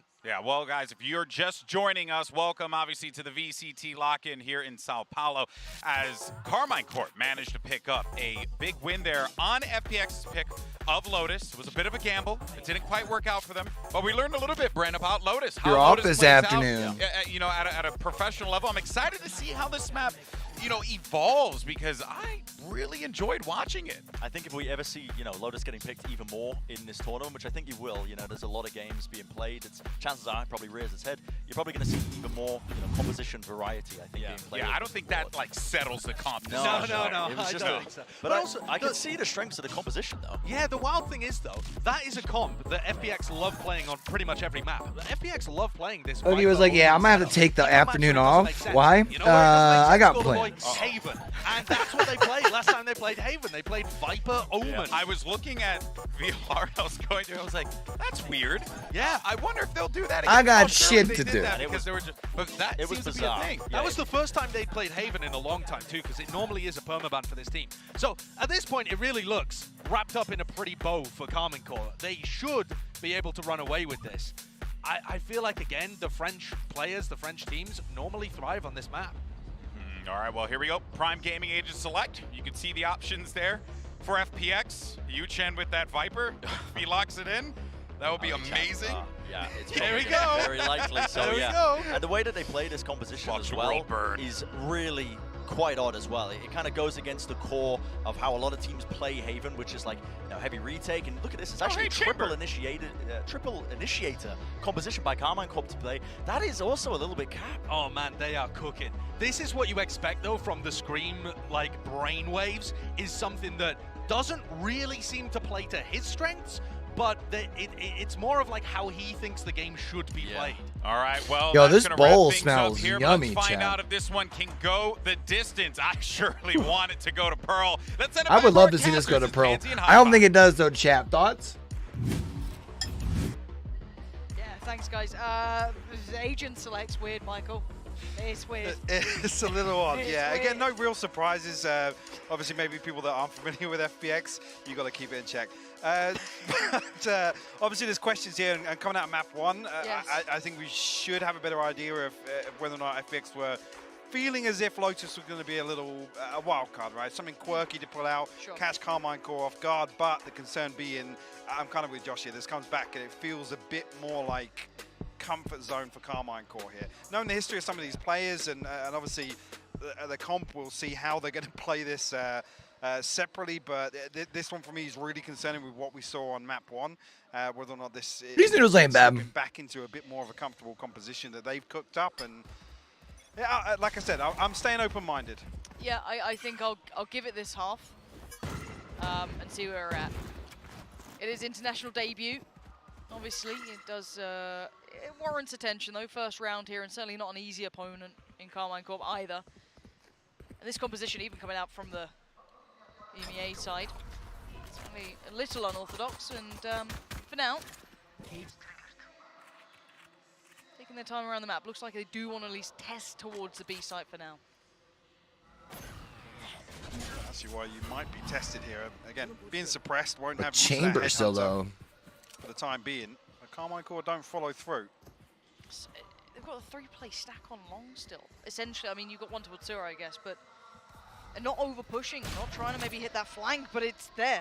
Headhunter comes back around and does find where it wants to be. Shin's gone down. Yuchan not noted as well, so he can stay tucked in here. Yeah, completely unconsidered here. Scream drifts a little further. No, this is on the new patch. He's going to find a couple of freebies outside A lobby, Lovely. and it's only new zero. Not the one with like the newest Killjoy, but the one with like That's really the nice stinger played out by change. FPX, actually love that. And TZH just going to keep farming it forward. That's 3 in the round. Yeah, I actually quite enjoyed what I saw there. To touch on the comp here as well, obviously with Karmine Corp showing heavy presence towards C-Long initially, big positive for me to see FPX pick up that slack elsewhere, right? The absence of a breach and not to have a raise. All right, FPX, let's go. The composition for FPX, they need to make sure that they can safely get that control of A lobby, just with a couple of the differences in utility that they do have available. Happy to see that. Good start after a quiet second half in the first map to bounce back in and pick up a pistol. There. Good scenes. The sheriffs coming out though for Karmine Corp, so not completely out of the woods. Yeah, I'm guessing already aggression. they were worried more about coming out and having a strong start on defense. And this is across the map. You've got two players happy to fight over towards A long, one towards sewer, and C. They're hoping they're only going to be like B was left completely open. 4 or 5 rounds away when they switch sides. Smokes outside B site as well, inside of FPX. I think on the back of that knife being invested from Scream. Faultline not going to catch anything, and so I don't think that was the intention, but a load of information picked up by A Yang here. Actually beautiful control of the entire map here from FPX. Yeah, punished though in the follow-up from Nevera. Stunning shot on towards TZH, and that does open up the map, and the rotations might take a second or two. You see the sprint coming out from Berlin, yeah. Has to give away somewhat of the game as well. And we'll have the follow-up to be noted here, suppressed. But this isn't where the attacking side are heading now. Backfilling over towards C after pulling that attention and the rotation. But it pulled YU off C site, all the way back in CT now, and it's going to be difficult to fight their way back onto site, and actually going to be a fairly late retake, considering 2 members still just making their way through A lobby. Teleport's ready. What do they do with this now? That's a perfect start, actually. Taking down Scream opens up opportunities. Nothing feels particularly safe. They can try and fold towards CT, but there is a player here. Why are you sitting towards CT? The ink he does now. The tag falls back. The frag. Oh, shut up! Stunning shot. No way! Oh, he got the third from behind. Okay. The beast is just one left alive. Great work from FPX here. I say it was going to be very late. It's on the back of a little further aggression in towards CT. I think they're just very conscious of the fact that they've got an awful lot to work with on site, but with YU tucked in that deep, I mean, he was even later than the 2 players that actually made their way all the way across from A lobby. Hey, yeah, these noodles are actually a pretty good job. This ramen? Pulling that retake off. We'll find themselves This mama? up. Another round, though, that Nevera able to punish here, find first blood. I mean, map 1 was so one-sided in terms of the first bloods. This is the first map that has not seen a Killjoy. FPX were really struggling to actually even trade out those first bloods or convert those 4v5s. I do want to see how they adjust this for Karmine Corp. Now, this time around, the buy is out. I want to see how they handle this extremity pressure that we've seen somewhat consistently, right? And we're seeing it again. Berlin happy to get into the mix. Yes, this time with Spectres, though, so they do have that bonus round to play with, so why not? And oh, lovely. Navigating around the side. Berlin really working it out. The timing could not have been worse for Shin. Gets to slip away into the night and does great deals of damage here. Chung got himself a pocket to play. This is the top of C-Long. Scream, actually sharp to it. We'll find the kill. Now YU left to hold on to C site. Ayang might just get caught on the timing here in this rotation through spawn, but Scream looking to tuck inside. Yeah, those noodles are good, bro. Solid. Respecting this headhunter for the time being. But Spike slowly making his way this direction. Ooh, okay. Way ahead of this execution coming through. Why are you absolutely having a tear of a round? Potential for another here too. 3 more bullets to play with. Not gonna happen. XMS and the boys do make it up towards C-Long. They do finally get that nice synergy building towards the site. I am still here. Oh, you needed that, bro.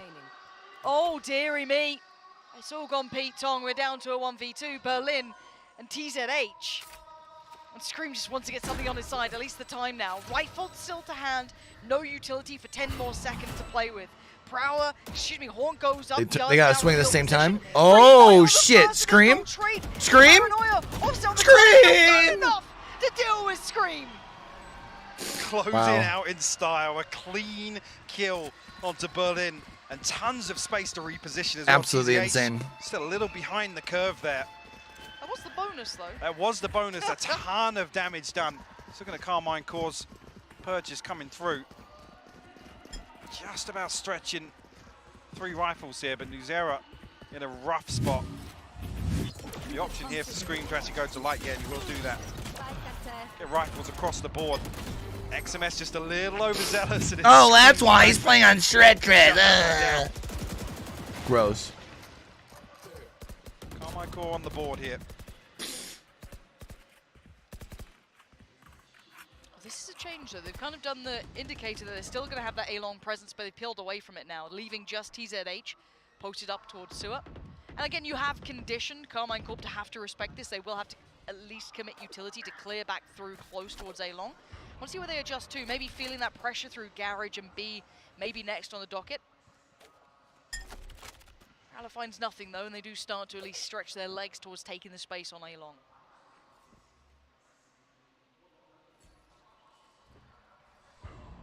The intention is here for Karmine Corp as they drift back into A-lobby. I know it doesn't, Moon. It's a joke. That FPX haven't really solidified this control. I think that's the trade-off here for a walk down. I mean, it technically makes the bodies bigger, right? For Berlin and Yang. Oh, I love this proactivity on the map. They give up one space and take it back on the other side. As I say that, TZ's just slipping back in towards heaven. Not really commit to the... Yeah, I'm not a fan either. I prefer Karmine Corp should get themselves native. a clean plant. Seeker's invested on the flank here, so Scream and Navera have to hold down the fort here on long. So much utility still to be worked through. Berlin. Ooh, nice, Berlin. I thought he'd be caught a little more by that flash, but no, the underhand didn't quite find it. And actually, we're seeing Karmine Corp folding here. This is a really nice retake by FPX. Jesus. Every single fight there. How the hell did they just clean that back off? They had very early information on this flank as well. The Seeker's obviously coming through makes it a little trickier to deal with, but also XMS's utility got dealt with too. Yeah, absolutely. I mean, if you look at the health bars on the left side here, FPX barely took next time they show the let alone 5 standing. Stretch res, watch. They're playing this game in such a fluid way. I mean, we talk about kind of taking space and what that means, kind of playing off extremities. I have to give a lot of credit here to I even think that's stretch, isn't it? They are absolutely like those guys further away, see how they're like bigger? Yes, they gave up a long control, but it wasn't like they then went, okay, we'll sit back in more of a default. No, they took that mid control, pushing straight down towards B, proactive. Like, it's not so much for close to you, but for further range. Had to play retake on A, and look how well it was devised. Map 1, throw it out the window. I'm loving this FPX. I think the stark contrast being, we had the conversation during Lotus that there was a real lack of, game plan in the early round for FPX, and here it's totally different. I was going to say, actually, Berlin looking to capitalize on the flash. Scream actually with the punish through the smoke. Potentially create an opening here, but XMS punished, but Nuzera has slipped in. I can't remember who they showed earlier. That could be something. How far does he get in? It looks like they're the shot so well. I shot the sheriff. But I did. Ooh, look at smoke. The consideration here from both sides is perfect. We're in a 3v3, but look at the buy that's being made to work with here for Karmine Corp. Now the rifles, anything to hand? No. You look at where they were able to find these picks. Not quite able to filter those. Tell him you want to hit him with the big bang. Here, Mike. Yep, the rolling thunder to come through on the back of contact. The lightning and the thunder. With that operator going to make it problematic on the retake. Got to be conscious here of heaven. Oh, that's the rolling thunder out the window. Nice from heaven. You do that when they can't even hear the drop down, so unaware, so tunnel visioned towards CT.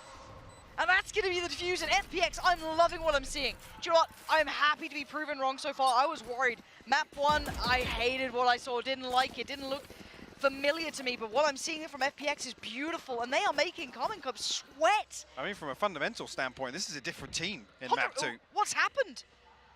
Beautiful. Beautiful Valorant right now. Maybe FPX just wanted people to pick their own demise. You see Nuzera, just needs somebody there. Not sure what exactly is going on in Spawn. The screen's focused on that, but with one player towards short, a little window of opportunity for Heaven to be exposed there, and Nuzera's punished for it. Bonus being they have the Rolling Thunder to bring into the buy round. Yep. Not thrown out to try and convert that previous Thrifty. Viper's bit off the rip down C long here, so removing an entire extremity. So maybe a little bit. Yo, those noodles are banging, chat. Misinformation here, with TZH being pinged on that knife. They can go for a burst towards B. I want to see what they actually commit for here. Prowler goes in. So again, trying to finish towards C, I guess you could try and navigate through Garage and try and circumvent the ult, but they still have they still have to be so respectful of these flanks coming in. And Nevera, freebie, TZH completely blind. It is that burst towards B. Beautiful utility combination work. Do manage to get away from the site. Oh, he not. But I think he actually spotted Nevera slipping into Rabbit there. Doesn't matter though, YoBoyCue with the swing. Find it with the operator. Not much to clear the back line though, Mike, and you still got that potential look that gets considered. Wait a minute. Are you kidding me? I thought Scream got away with it then, but absolutely not. And Wait a minute. Coming right on Oh! through. Karmine Corp finally get a grip on one of these rounds in the post plant here. FPX halted now. That's just so unfortunate for TZH as well. He turns the flash, but I think almost considering it wasn't going to bounce back towards front sight here. So fully catches that. Nevera capitalizing. Finds the opener and actually with the double TP back out. Maybe get away scot-free. I mean, FPX made it a little interesting here, but Problem being had so late to sit on that with the Rolling Thunder, FPX would have had to dig all the way towards window to really remove FPX timeout after that, huh? Of Karmine Corp converting it. FPX is going to pump the brakes a little bit here in round 7. Nice way to take Pump the brakes. Oh! Confidence off that prior round, and also just maybe note what the adjustment was, because I'd say have been going beyond Karmine Corp in most of the rounds that they'd run prior. So yeah, maybe nice little time to check in on this, see what's going to be going on. Still have plenty of ults to play with too. Obviously missing out too. We saw one of them investing over towards C long at the start of this, but touching base, night and day difference from map 1 for me. I'm so happy to see this from FPX. I was terribly worried we were going to have a bit of a blowout series, and even if they get held on 4 now, the caliber is already very different. A very different standard of FPX here on map 2, that's for sure. But whether or not actually we can allude to maybe that being a quirk they want to pull out with Lotus and it's not paying off for them, but Karmine Corp got their work cut out for them here. Again, this is the side. We do expect this composition to really thrive. I guess FPX wants to make sure that they don't let Karmine Corp get too comfortable. Interesting to call one at 4-2 up. A couple more just to make this comfortable. Do have the tour de force available. Felt like I haven't had to say that in a while. Yeah, so you're away from it all. Back to the aggression though. Still exploring over towards A long, so showing this. So I wonder if they're going back to it. Karmine Corp have not been on the other side of this once. No. It's going to be Berlin tasked with holding on to this. Actually, TZH coming all the way through. The second smoke deep towards A lobby. Prowler missed him. Ooh. Nice paranoia, but Op sent him back. Run for it, dash away, and get back to safety. Beautiful work coming in. That's honestly on Nevera, just individually finding that one shot, because everyone else was just nice shot. Okay. Paranoia. Yeah, I mean, it's awful timing for the smoke to drop. Nevera obviously playing a little deeper, so not affected by that paranoia. Counter. Should really slow things down though. The paranoia. Berlin still finds that. What? How that paranoia was perfectly placed towards him. Yeah, I don't know how he saw what he was shooting there. Brilliant. Having the 3 trades coming in almost back to back, clears the site, and then the last player's a mile away. That was C site hold. So this one should with a shorty nonetheless. Something goes terribly astray. We have the tour de force to work with 8 headhunter shots, but it's a tall order to pull off this 1v3. Opportunity to retrieve a Vandal here at least. Yeah, Nevera posted up with that operator. Yep. We'll find his 3rd on the round. That's Karmine Corp's 3rd on the board. Yeah, rickety wreck there, boy. He's going to be struggling a little bit here financially. There's going to be any investment at all. Looks like it might just be Sheriff's. Yeah, you see a couple of members of Karmine Corp affected by the paranoia there, but Nevera playing deeper and up on the ledge there to avoid it. I said awful timing for the smoke to drop there, but credit to Karmine Corp in that regard if that was timed to perfection.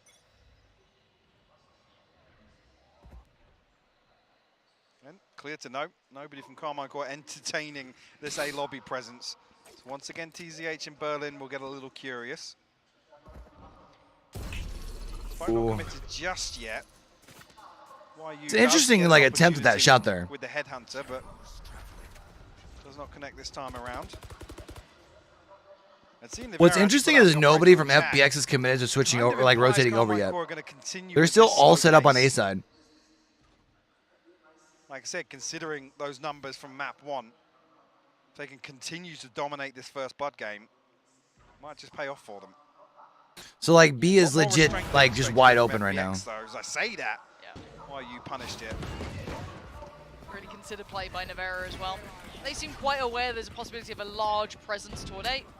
And yeah, that should be enough of an indicator to maybe look towards that C site, and that's exactly what Karmine Corp are doing. And correctly so as it stands, they might have to dismantle this stack here and try and filter it back through. But by now the site... Yeah, they got C all to themselves here now. Go through the motions, ensure that this isn't just a bit of a bait, a bit of a ruse, and it's certainly not. And this is when I start questioning Retake's going to be hard with... If we look at other games, again, it's always been what Sheriff's across the board. To adjust, their ability to go beyond that initial phase of what they're bringing to the plate, which was fantastic. It garnered them those 4 brilliant rounds. I do want to see where they go from this now because Karmine Corp seem absolutely back in the driving seat here. Oh dear. One might have slipped the net, but he's just farming. Doing him Sheriff's a little bit of light armor, but Nevera just enjoying himself. Lovely confidence booster there for him. The Prime Gaming flawless. Starting to hit their stride now. Is KC hitting their stride? 3 in a row. See elimination on the cards here. Don't forget that. Yep. FPX have to win this one to force the third. And then just considering how far back he was in the open there, setting up for that reveal. For the first time, looks like FPX are going to give up this setup towards A lobby. I mean, the switch up will be YU over here with the operator. Ooh. Not noted as of yet. Scary time to test this too. That operator ready to go. Ooh. Shuts it off. Snaps to Nevera. Deletes him after a stellar round from Nevera just a moment ago. And now back on guard, back on duty. Once again, a reminder, do not go to this A site. Do not challenge us. Do they dare to continue to go forward? Why are you actually not invested his trap just yet? Opportunity here, yeah. Seen it placed just outside B. More drift. Back on towards A site. TZH set up on top of the box here. A-Yang will be noted on the back of the utility. So they know of at least 2 towards So it looks like they're pretty well committed to this A push here. Still looking curious. That should be another noted with TZH dealing with that Prowler. There's a lot of pressure on A-Yang here. If they do end up going up towards Big info on that reveal, and you can see Karmine Corp already peeling away. Trap gone though, this should call attention. XMS gonna pull So they're away gonna expect the from B this, rotation now, right? all the players away, but looks like rightly so. Karmine Corp are bringing everyone towards the B site now. Here. Re-exploring a little, and the lurk gonna be met. Shin won't have the freest of times now. Yeah, TZH, the timing! Oh, it's good, it's worked out for Shin here. The response though comes back in. They've won out on the B side though, but it's fine timing. 10 seconds, but the spike's now down. Scream. They're all in B here. Away. A-Yang is not out of it yet. Reveal off the neural theft here. So again, all the information in favor of Karmine Corp. Chunk got to find something on the way back through. XMS will fall. Scream answers back though. Oh my word! Yo, Scream. Players out. Karmine Corp not sitting so deep this time. Sorry though, FPX still keeps 2 rifles alive. FPX once again rekindling some of that early round, early map form we've seen now. That's unfortunate. Shin has a Karmine Corp. Finds the one onto TZH. Paranoia in hand. Unfortunately dealt with, traded out there. Just inside. They should be good for a full buy this go round with where they've been at. Nevera just caught behind this. You know what I mean? Oh. You could see it just as he looked away as well. Big work from Yuchun though. That's with all the information. Karmine Corp's way. Do they dare go back to try and test the waters by A? I feel like they have to rescind from that Karmine Corp, and it looks like, yeah, C-site the next on the dock. But operators here. The reveal didn't actually ping YU there. Huh. I don't think it was shot immediately. Oh, he tried it. Also didn't ping it. I mean, now will be noted at least he's firing off operator shots inside that smoke. XMS trying to find a timing elsewhere. He is a little ahead of maybe TZH here, so, but I don't know if you can make much of that really. Oh, bear back shot. Alright, it looks like full commitment behind this. Do they stay or do they dip? And they're losing that opportunity to find the timing. TZH does not get to turn the flash either. Shin with the punish, and now already the site's going to be smothered. Berlin though, what a shot! Mechanically just about holding onto this site. Making a scrap out of it and bring it to a 2v2 standing. Scream on the knees for now. And the spike's now in their favor. Yeah, you can see the res not coming through, so to be a straight 2v2 here. Got to be conscious. Why you creeping up long here? Yuchen just has to play his time here. Snake bites available for him. Oh, he's drawn the attention, surely. That should have been a free shot, you'd have imagined. Not the case at all.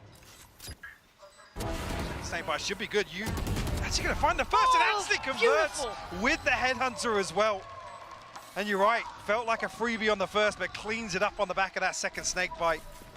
FPX once again pulling off a successful retake here.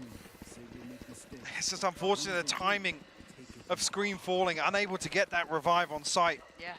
Reducing the numbers. This might just be the last purchase Karmine Corp. Able to string together here. So sharp. Even here with the no command, FPX is just happy to just dig their heels in. Play some trades on site, it makes it 10 times easier for them to pull this retake off. All looking to buy some time for YU. Yep. It worked. I got really nervous because... I mean, this is the first round where actually you got to be a little bit critical of the attacking operator on the side of Nevera, right? You see he's caught out in no man's land. Yeah. I mean, if anything there, you want to see him posted up deep on long, holding the heaven angle. He's all the way up on site. And as soon as that first player falls, I think actually Shin's the one to fall behind Screen. And Nevera's just stuck the remnants of Karmine Corp. I think Nuzera swinging back through from short. This is much more exciting. I hope we see this. Again, I don't want to get too excited because it was that second half that really petered out in that first map, but already this looks so much better from FPX. Not particularly cheesy, a little bit unique, I'd say. This isn't like a cheese comp we're seeing really either. Making Chamber look pretty decent so far too. So by all accounts, pretty decent. Forcing Karmine Corp to hit that timeout button, so that's going to be used up here. A couple of ults to play with, though, some pretty pivotal ones as well. Rolling Thunder in hand for Nuzera. Karmine Corp need to make this one work. I mean, to verbatim what I said on the first map, it's this purchase coming through in the 11th. They don't get the spike plant. He's scraping together SMGs in round 12.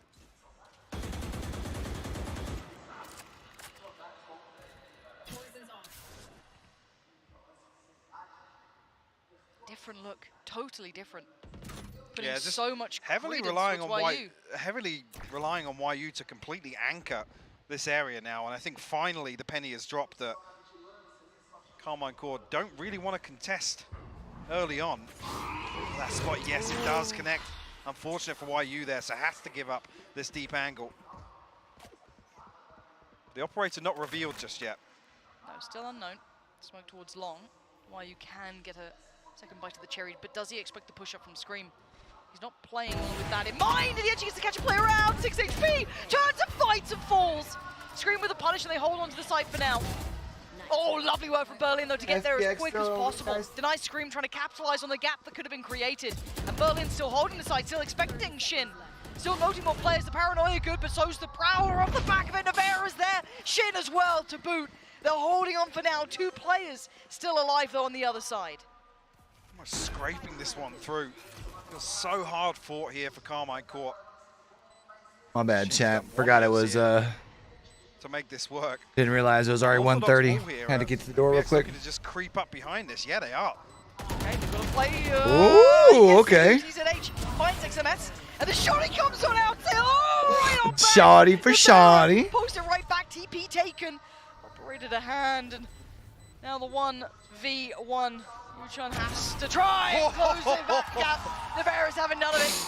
And it's only down to the wide. Ain't nothing you can do there. I'm going to go rinse out this bowl real quick, chat. It's crazy to see them make some of these retakes work, though. The adjustment here on the Viper wall works out beautifully. It's so interesting to watch some of these rounds. Nivera. Jesus. Making it work with the shorty initially. Like I said, Yuchun expecting Nivera to be tucked deep into sewers there. Big round to pull off here because it enables this purchase in round 12. A couple of gaps in utility, yes, but ultimates to offset that.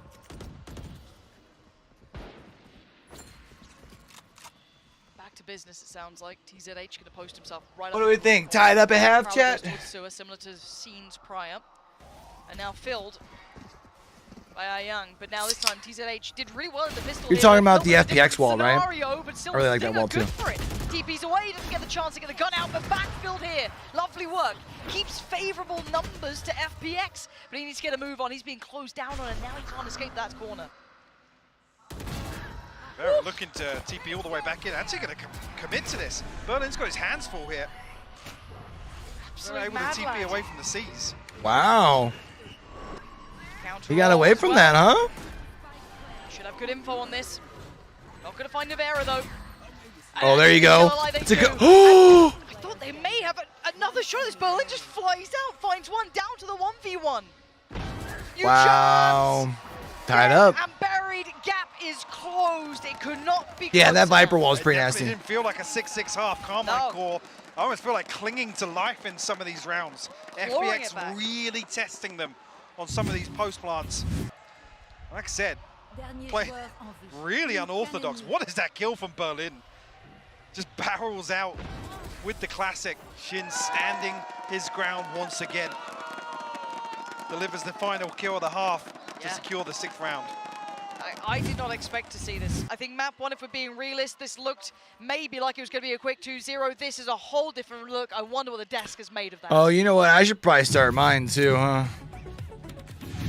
Well, that was quite a fascinating half of video games that were being played on stage today. Lots happened there, but regardless, Bren, I have to say, it's entertaining. It is certainly entertaining. I mean, listen, we knew it was going to be that. This is some absolute jail Valorant that we're witnessing right now. And I mean, I am in love with this as well because it's just there's little gaps in both teams' play that it just creates these magical moments like the ending there where Berlin's jump around the corner, getting a kill in the air was classic. But just fantastic stuff. In particular, though, I was taking a look at Yuchen as well, his performance, because listen, we were critiquing this Viper play, and as an individual, the guy is putting up some amazing numbers. Now, if you're looking at this and thinking, wow, I should really be playing Viper on Haven, I think the answer is still no. I think it's a little bit half-baked at times. Sometimes you're getting caught out. But what's really impressive with Yuchen is again, it's the raw mechanics coming together the way he's playing off his teammates. And most of the time, I saw the and Karmine Corp's inability to really put a stop to any of it. Pros posted, or not pros, but all the content creators for Apex posted about getting ready to go live. It's creating a ton of unforced mistakes. Yeah. So I want to take us all the way back to round 3. I'm excited to see how it plays out. But round 3 was a particularly decent example, I think, where off the rip. I also like that it's happening now, so that means that this really bad trip that he plays update should be in come next split for ALGS, right? Horrendous. And then Scream is eventually left in a 1v2 where, hello, double facing? No idea. No plan to do that whatsoever. So there are just so many moments like this. But what this means looking forward into the next half is it's anybody's game.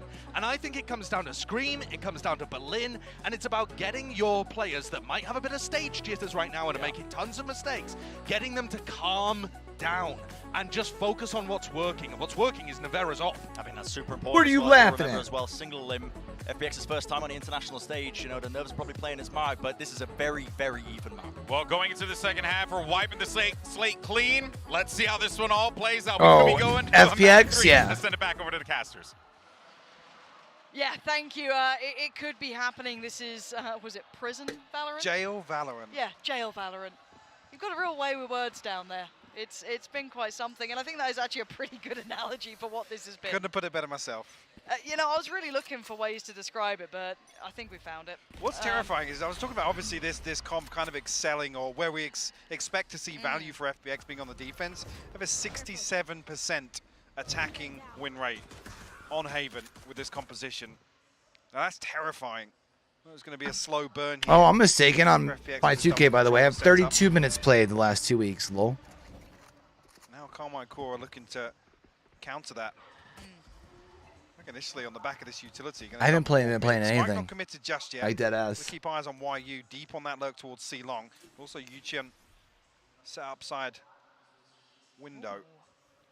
Good information actually from Nevera. You can see over the top of that poison orb. Oh, timing. Unfortunate for YU there. Yeah. But that should be the green light to proceed towards A. Well, next Monday and Tuesday are off. Maybe I'll try and figure out my For now, surely you don't VR headset and do some VR horror Monday and Tuesday next week. And I don't know if I love that yet. Berlin and Yang make light work of this, going through the smoke of the back of some utility that didn't really find anything. Karmine Corp looking to catch them off guard with some utility ahead of that spike being planted, but Berlin punishes with 2 kills. Now just Shin to try and recover it. TZH deals with it comfortably. Like I said, Karmine Corp should absolutely read that. They deal with YU solo over towards second mid. They know there's no second swing coming through. They have to feel it's a stack outside 8. Yeah, maybe just a little mishap in terms of the execution to pressure as that spike comes through. Oh, okay, well, yeah. Berlin's hitting shots like that. There's not an awful lot you can do, to be honest with you. No. Again, I liked initially. I think Shin throws the reveal, screams layered that with a flash as well to try and ping something, but I'm not sure if the reveal was off or So it didn't connect. FPX just had the god timing. Maybe, yeah. One of those to look back through potentially. For now though, 7-6. FPX retake a little bit of that lead here. Could tee them up for more. We do see Sheriffs out. Light armor for XMS. And a stack 3 towards Sewer. They're going to continue this look as well. We need Nevera to find any damage on the other side. Otherwise, pretty much Not like most this. of the threats here. Really an opportunity for XMS to find a consolation or two. The double Marshall, my guy. Make it even harder for him to do so. On the peak. Actually, YU has full control of the flank as well, so. It's a tall order. Yeah, it's not feeling like it's on the cards, Mike. No, they won't be. That's YU actually probably the worst person in this composition you want to see the freebie go across to. Still 4 left to find for that tour de force, but the fact that he's saving 1,400 in that previous round, I just feel like he's going to opt for that operator pretty early on. Yeah. Oda actually set up pretty well with this purchase here for FPX. 2 Vandals, a Bulldog, a Spectre. Other side looks dreary. Yeah. I was questioning it because XMS, I think, only had 800 left in the previous with that light armor and Sheriff, and now it's 2 Guardians and 2 rifles. Gosh, so much early control being fought for.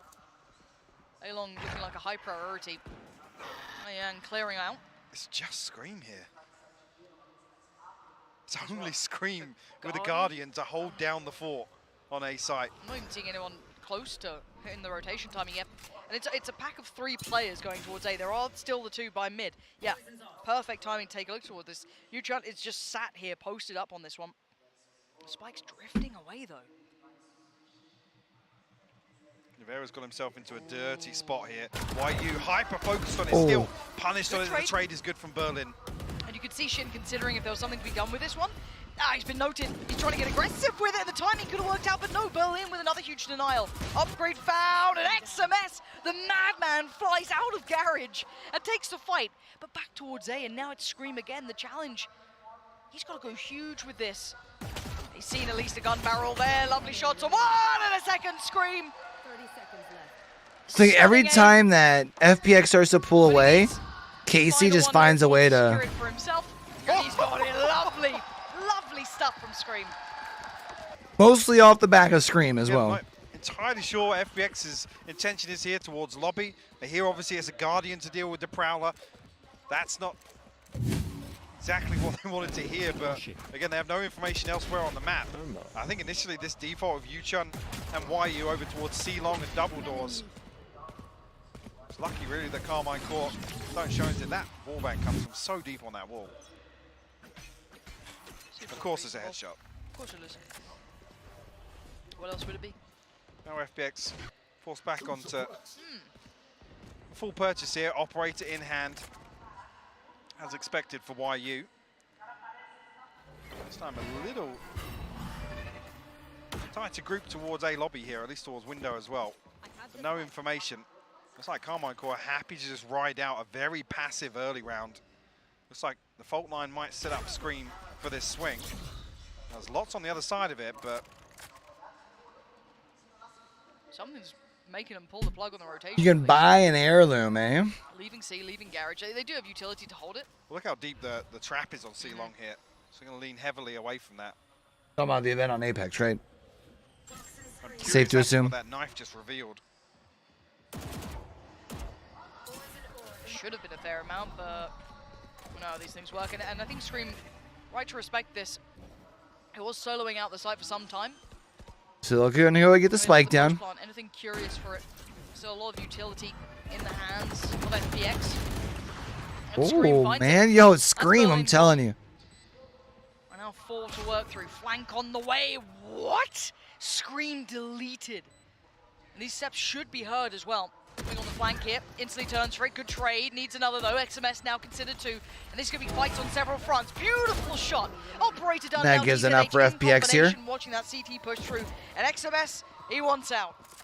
I'm a little curious, once again, it's a solo setup for Scream. Obviously has the support for Nuzera to set up this fault line. Well, no, XMS is actually going to get away from it. He's desperately trying to hold on to this Phantom. YU's now posted up with the operator.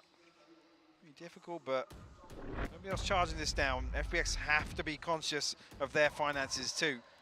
But the next so question 9-7 here, huh? Scream is solo holding onto A site with only Nuzera to clear through the fault line. There's no confirmation of presence behind it.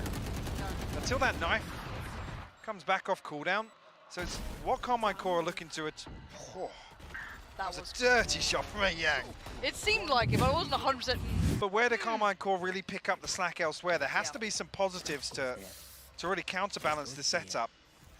Actually, with the Viper's pit, sorry, the Viper wall being invested towards B, it might be a little bit of a switch up here.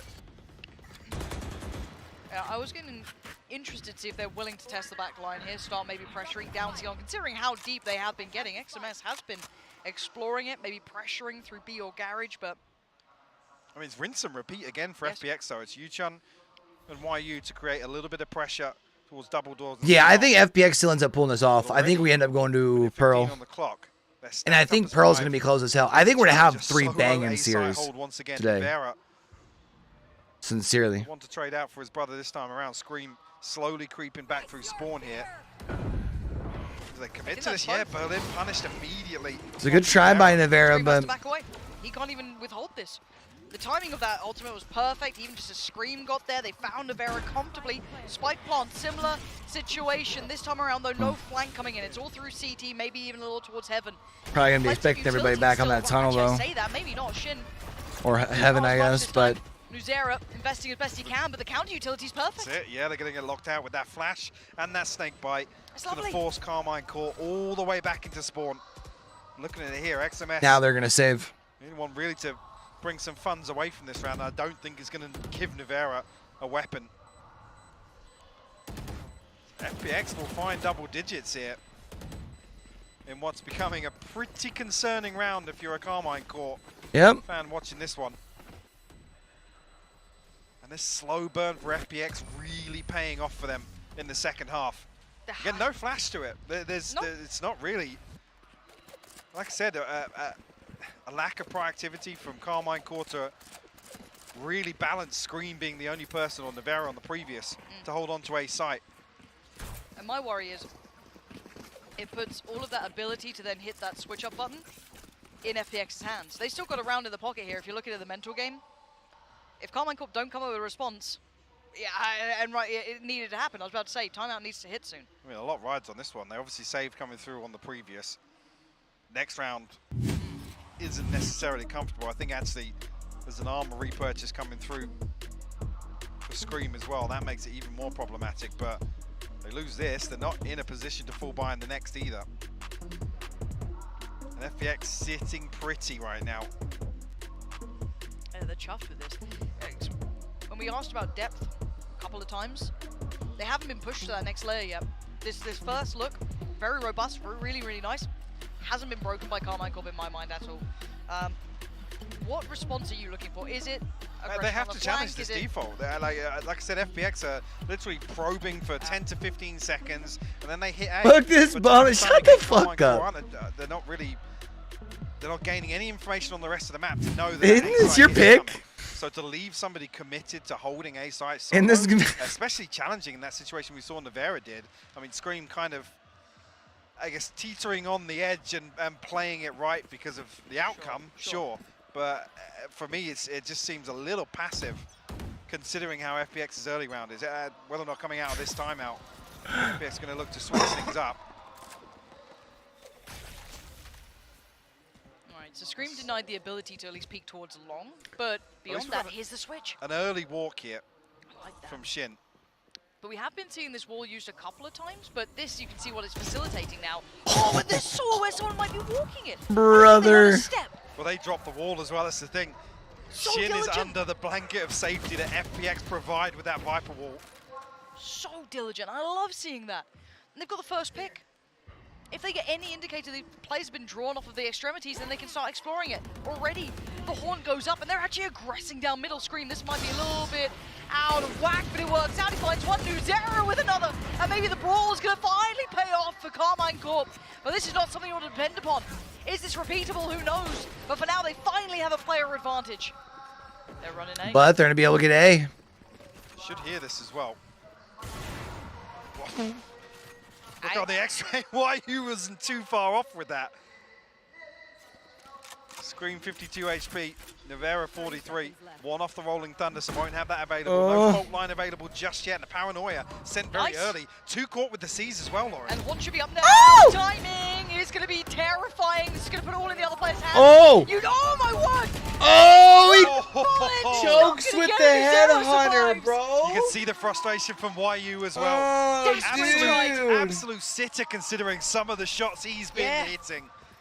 Wow. But by the skin of their teeth, Karmine Corp scraped together another round. Like almost brute force and ignorance, just continuing to hammer it down middle. Looks like me with the headhunter there. Scream just goes, I guess I'm walking mid. Yeah, I mean, even this, they've made a meal of this one on window as well. Finally getting that second kill. But YoBoyCue's reposition here, the timing of it is absolutely perfect. God, that could have been another for him too. That was one bullet away in the headhunter. They have to ride the wave of that round victory, though. But how do you repeat the operator saved. And XMS is bringing the Sheriff into this one. Sure, I almost... I mean, damn, give him a judge or something. Yeah. 2K on the back of Scream. Even with the previous round, I wouldn't even say this is a forced adjustment on the side of FPX. Nevera now... Look how close they are. Yeah. I'm worried about when they are drop. tucked up behind this. There's 3 players. The Paranoia was going its way as well. They've cleared back of sight and they are working perfectly in unison with the utility, but straight through the smoke. Shin is there. They're not giving up the site at all. They put bodies back towards it. FPX have somewhat hit the brakes though. Only one of them being sent to the blender. It's another example though of playing behind FPX's utility, and as a Viper, they can drop this orb. They can drop the wall at any time. Nevera the one to feel the burn of that. In The this new round. weapon in Apex you talking about, Oogie? Again, The 4-round burst. What the fuck's it called again? This time around, nobody on the side of Karmine Corp defending it. Well, if anything to go by, Scream, it was so quick to being on that B site last time. He was the one to walk middle. If they've maybe worked out, he just over-rotates a little bit here. It should be on a platter. Finally, Scream now considering the possibility.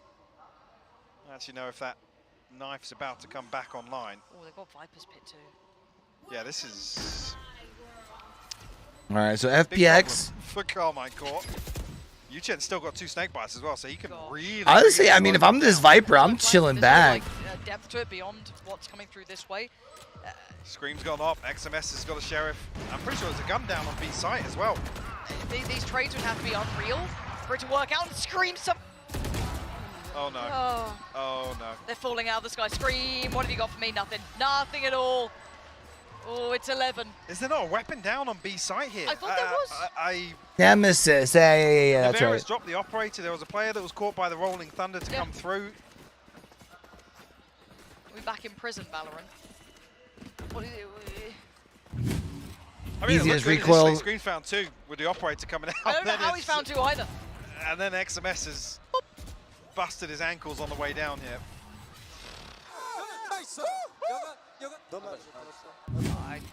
FPX on 11 here and knocking on the door at 12 considering this purchase. All right, chat. I think we're going to Pearl.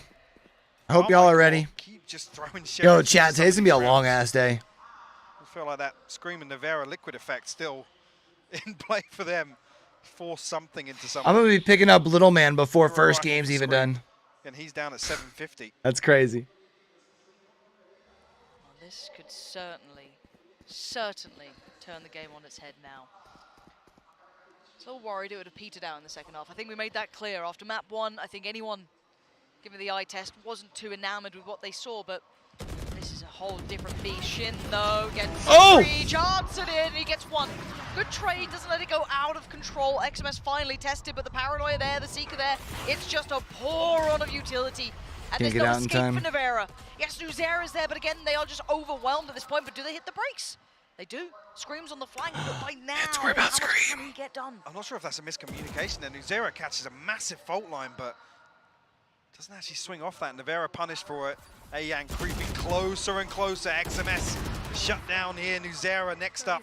He will fall. And I was saying, Scream probably just waits for an exit, yeah? What you gonna do now, Scream?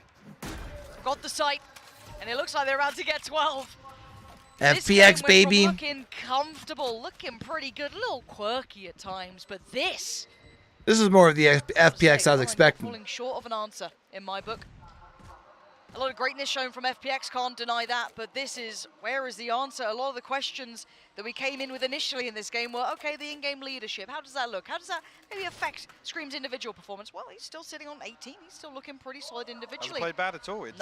It's been some of the inability to really adjust to what FPX employed in the early rounds. Like I said, there wasn't an awful lot of flash to what FPX were doing. It was just a lack of response from Karmine Corp. Maybe that is, you know, what Josh was alluding to earlier. Relieve some of the pressure from a player like Scream, but here on the KO. All right. An awful lot for him to do. We'll find 2 consolations, but I'm pretty sure FPX, how this run of rounds has looked. I mean, I guess they've got pretty good. Not going to feel the pinch whatsoever. Tour de force available, Berlin. The ultimate, I mean, Shins. Like I said here, I mean, it's the stun as well. That the fault line was perfect. There was no second swing from default there from Nuzera. With XMS backing off. Like I said, I don't know if that was just a miscommunication, but Navera's there ready to swing off the fault line. Yeah. There was something going wrong, but now something going oh so right for FPX. Quick intentions towards the B site. Lots of utility poured on through. A little bit of a trade out here, but the site's theirs. It's been won.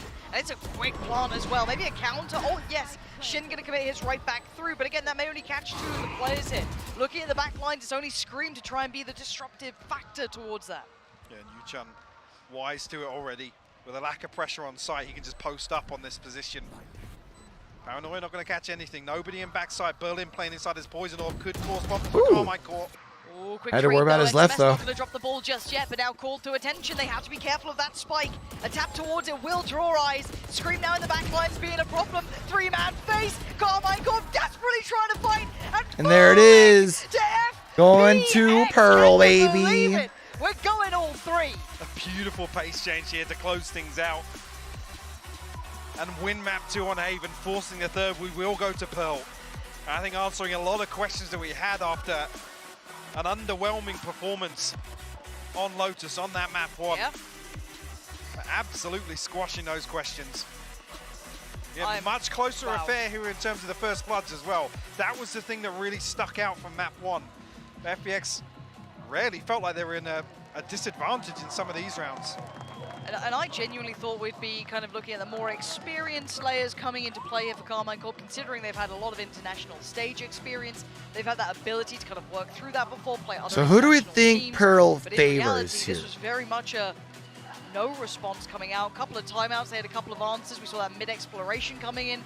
It wasn't repeatable success, however. No, it really wasn't. I think actually it comes down, you have to once again I give feel credit to obviously FPX's ability to pull off some of these retakes. I feel like it was, I don't know if the desk will be able to answer this, but it was like 5 out of 6, sorry, attempted retakes that came off successful. Karmine Corp unable to really hold on to some of the key I still think I'm rolling with FPX. Got to, man. As well, FPX happy to play a little unorthodox, and maybe that's what's completely throwing Scream off as the IGL, just an inability to grasp the macro in some of these rounds. I love that we saw that Berlin replay again. Yeah. And again, yes, a little unorthodox, but not completely out of the realms of what we're used to. No, like I said, in my eyes, and again, it's very easy to stand here and say this from the outside looking in, but there were some simple fixes that I don't feel as if we saw Karmine Corp even really attempt until it was too late. It felt like at that point, you're on the back foot, you haven't got the benefit of the finances, you're just in a chokehold at that point. It did absolutely feel like that, and quite a long game apparently. This replay is going through it all step by step, but there's not much left to be said about this map. In all honesty, I think the desk will be able to break down far more of the intricacies there as we have to prepare ourselves for map 3, which I don't think many of us what do we expected think? after map 1. If there's a break after the games tomorrow, For FPX. Right. Well, that's done. Thursday record a video, recover, goes over the first. Here after a very surprising map 2. So many games, or the first round of 16 games. Shows how my picks were so far. And then do I re-pick things, or do I just stick with my same picks? Or maybe that's what I'll do by, I guess, by the situation. Like if it's already the same matchup, I'll stick with my pick. In the case of, let's say, NRG versus Giants, where I expect it to be Detonation Gaming, I can talk about it, but still say how I think why it's NRG still. I think that's the way to do it.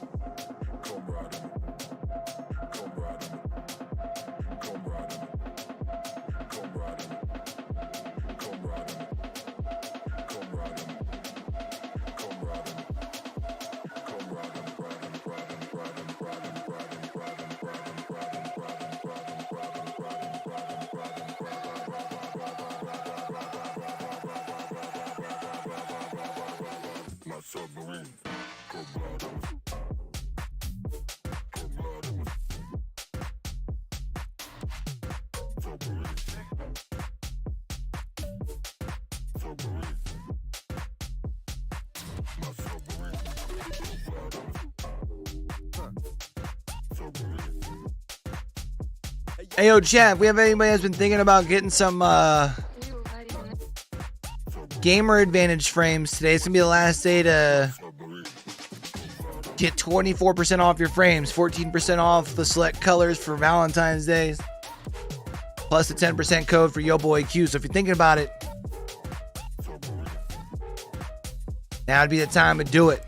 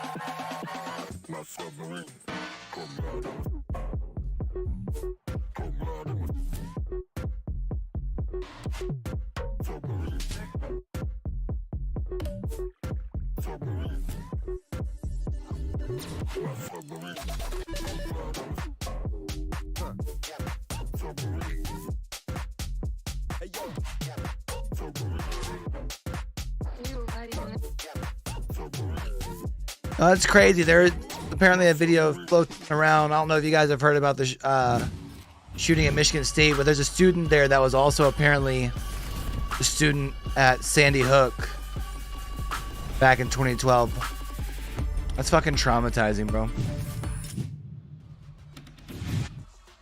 It's been a bit of a whirlwind series as we find ourselves going into map 3 here. Of course, I'm Golden Boy alongside with Brennan Sideshow. And Brennan, I mean, off the top already, this series is really the gift that keeps on giving. Honestly, I'm having a ton of fun watching it. As much as, you know, listen, we're pointing out a lot of mistakes at both of these teams, but, you know, it's the first time we've seen FPX on the global stage, first time we've seen this Karmine Corp roster also come together, and as well, the storylines are really just coming full circle as well. Think back to Champions of last year, and it was Scream when he was playing on Liquid who actually knocked out Edward Gaming from that tournament, the old #1 seed coming through from China, and now you've got FPX versus Karmine Corp going a distance. And remember, single eliminate this tournament means that, listen, there's a high chance, I would say, especially going into Pearl, that you could see FPX taking this. And I also want to give a huge shout out here, the 2 IGLs being the MVPs of that map in the end. And Berlin was actually having a bit of a stinker at the start because he was trying to push all the time, always get aggressive, but it conditioned Karmine Corp to play this super slow game, and they just couldn't get the advantage that they were previously having in that early round scrap. You remember last time how it was 17-2 in terms of first kills to first deaths. I mean, that is not the case anymore. It was much more even, just 11-10 in favor this time of FPX as well. So I think our next short comes out at and also stopping Karmine Corp from getting like 8 minutes. I think that was my favorite moment. Honestly, I don't mean to be disparaging to anyone, but genuinely watching it from that point of view and seeing a body flail to the ground, just block. Just, oh man, it looked like me playing football in my 40s. That was just so good. I think really the story of this map though has got to be that it was a big miss from Karmine Corp. Yeah. They come in with an overcooked composition on FPX's previous permaban map. Why did we let them cook? Yeah, why did we let them cook, man? Who let them cook? I don't know. Just I completely agree with you. Keep it simple, keep it safe, and I think they could have put FPX to bed here and already they might be booking their flights home. And instead it gets to this really dangerous third. Well, I think that is and that's where we find ourselves here as we get ready for map 3. And one has to wonder, look, we made a lot of jokes in the pre-show. Yeah. But this actually could be an upset alert. It could be. No, genuinely. I mean, there was a chance of it. There was a chance of it because there were so many unknowns coming in with Karmine Corp as well. Dude, are people calling FPX winning upset? Is that right? They win this because this is a team with no experience. I don't know if that's They're up against right. veterans in the forms of Scream and Nivera, and they are one map away from knocking out Karmine Corp. I want to also put another stat out there that is just blowing my mind. FPX took a bit of a chill in the halftime, and even when they were losing that first player, they were able to win 4v5 situations 6 out of 10 times on Haven. Wow. That's absurd. Nobody does that. And that is because, again, Karmine Corp are really struggling to convert these situations. They looked uncomfortable with the comp that they were running. Yeah. And I feel like we're seeing the fears that we had about this Karmine Corp roster, where the theory is really cool from Scream, but the way that it comes into reality, there's a problem there between the theoretical and how it's actually coming out. They had tons of agents that could make the space, but no one who could take the space. Scream just wasn't ready for Viper, honestly. I mean, it's a hard comp to play against. It really is. It's not standard. It is definitely non-standard. I mean, Scream's met as match in that regard, I think, in terms of playing the non-standard compositions. But we're heading deeper into Pearl as well, which I guess we will preview at some point. Well, yeah, and what do we get here, right? Because we are getting wonky compositions across the board, but does Scream go to duelists, or are they running no duelists? I mean, Scream always plays duelists, and in this... The fact that he was saying in the press conferences, I'm not going to be on duelist, guys, and then they come out with no duelist comps. Map 1, map 2. I mean, map 3 surely going to be a no duelist comp again. On Pearl, you think? I don't agree with it, but I think that's what they're going to do. If you are just joining us here, I implore you to go have fun and watch Lotus and Haven, because those were some fun really games. Entertaining games to watch. But now we go to Pearl, and we're going to Pearl, baby. I'm I genuinely don't know what to expect here, because at this point, it's like, I feel like this is expect the unexpected. Well, that's it. Let's give you the lowdown on FPX on Pearl. It's considered one of FPX's best maps. They play usually the same comp we just saw from them on Haven, where they play the double smokes and then they play the double initiator and the chamber. My question is, do they commit to the chamber on Pearl? Because it's not a standard meta pick right now. Chamber's been massively nerfed. I think that might be the only time we see it in the whole tournament, frankly, on Haven. So are they going to run it again here? That's the question, right? If they don't want to change up their composition hard as well. But I think this has the makings of FPX honestly taking it all the way. I mean, watching them on Pearl as well, if you actually watch them when they play their regional games, when they learn this map, they are very, very good at actually kind of just taking up space in mid when it's offered to them. They play the map quite well on their attack side. They're not bad. And I think a team like Karmine Corp that are already showing signs that, you know, they don't quite have the reps when they're playing unorthodox compositions, that creates gaps in their play. Please just keep it simple. If you keep it simple, if you're Karmine Corp, I think you can win this in the matchup that should be expected for you to win. But honestly, it comes down to that. Are they going to overcook? Are they going to leave the lasagna in the oven too long? Are they going to burn the house down? KSS, keep it simple, scream. Yeah, so that's what we need here. And let's see what we end up getting. I don't like the look of this. Mate, what is that? I don't like the look of this preview. I've never seen that guy on the right before. No way! Come on, man!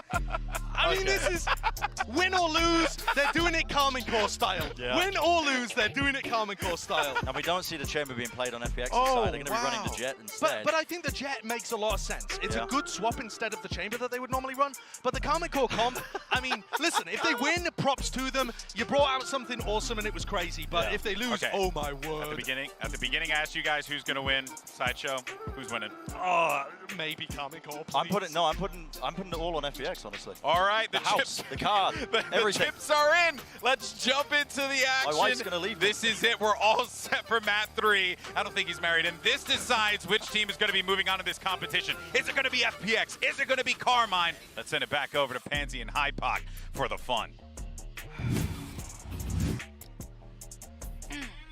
Fun. Yeah, it should be. EMEA fans are in tatters right now. I mean, a lot of rides on this with elimination on the line to pull out the Harbor. Talk me through that, Michael. I mean, this is like 2-7 off suit pushing all in blind. Honestly. You said some words and things. Yeah, just echoing the desk there. Are you losing the house as well? I'm heavily in favor of FPX here, especially considering they're employing another, composition that you got to assume they're going to be fairly comfortable with after what we saw in Haven. And on the other side of that, Karmine Corp really struggled to counter. Like even some of the most, I hate saying this, but some of the most basic aspects of what they were doing, Karmine Corp just didn't formulate a response. I can't even blame Sliggy for this. No. There's literally no one to blame. You could try. I'll be back in the slug club soon, just absolutely in pieces. You know what? Maybe he'll be sick. I'm here for it. Again, if you pull out Harbor and you're just going to absolutely dominate on Pearl here on the decider, right? Backs against the wall, then yeah, I'm here for it. The game devs are there going, please guys, make it look good. Somebody's on the payroll from the dev team. They've absolutely been funneling cash over. It's one of the most diverse composition face-offs I think we'll see this event. That is a way to put it, Michael. I like that. Oh, I think I say following that statement will be good. So, let's see what they're up to. A little bit of a double hit through art, basically. Leaving one over towards A-Long. Crunching in. I think it'll be Berlin on the receiving end. Now, Prowler's going to note. Oh, the dog's going to note at least one. Oh, we've got a set piece. Here it comes. Wall's gone up. All right. See the pressure comes through here. Berlin looking to get a little aggro on the back side of it, but no information spotted either side. I think Luzera even taken 30 seconds left. a shot or two on the end there. Very passive hold initially, but it's a free plant for Karmine Corp. Say that, screamed out to 5 HP. Luzera isolated on site right now and pinged up. He's 100% spotted in this as well. The good flash though, tries to play him out of it, but how much more can he do here? Tries to take a fight, the dash comes in. Great shot, but better trade. This is all effective for FPX still. And keep in mind, Scream still 5 HP. Overwhelmed and overrun at this point. Scream still down solo. He needs a 1v1. No! He's not got it. DZH. Composure kept. Final found. Round on the board. FPX won it. Let's fucking go. With this wall here, again, I can see that they want to set up for this comfortable post plant towards Art, but at that point, when it's completely uncontested, plant for main and art. Chat, I told y'all FPX. I tried telling you guys. Maybe it was the tag that comes on to nooZera that he's conscious of planting there towards default. It just cuts off so many possibilities. Yeah, I mean the second shot. Yeah. It's 5 HP, TZH still clipping him on the edge of the box there. Well, no, actually another adjustment there is Scream to be the first to swing with the 5 HP. Yes. Almost bait for the second player, but FPX on the board here. XMS, yeah. Oh, Berlin, okay. Buy one, get one free for Berlin. It's the crosshair. I swear to you. It's the crosshair. He's just... Ugh. Turn it on. Now, look, I don't want to get ahead of myself because it's still quite early. It's only the first round here. But again, I didn't think we'd go 3 maps. I didn't think we'd see Harbor. I'm a bit worried. I mean, after the second map, pull. I got to say, I was a little worried considering. Oh, Nevera again doubling down with the Sheriff, but consolations and nothing more. YoBoyCue once again, we noted obviously in the previous run through that economy early on to try and get the operator in his hands. This one not looking as good as Yo, chat, if there's anyone in here who can take a second too. No. 2 Spectres, a Sheriff, and the scope for YoBoyCue. So we've got to see Karmine Corp really stop the momentum. The last time Scream didn't play a duelist in a series was actually against FPX. Obviously, the previous roster, well, a long time ago, 2020. Look at the stack here. nooZera and Nevera both charged with this. I don't know how much more they're going to get away with. No, nothing more. So, found Nevera, but is it recoverable? You can see TZH thinking about it. I get the ult. They're gonna push right back through that nebula, huh? And Yep. Shin's found him. So, Worth yeah. a shot. Valiant try and get attempt. the rifle. Yeah, absolutely, why not? Now the last 2, it is Marshall and a Spectre, so maybe I need to be a little more worried. Yeah, just a Marshall. Oh my God, just a Marshall. That's a 1v2. Like, this isn't impossible. No flashes yet. Now comes back into pocket. Has to give away the game. Gets revealed. Oh, dude. The timing, maybe a second either way, could have been different.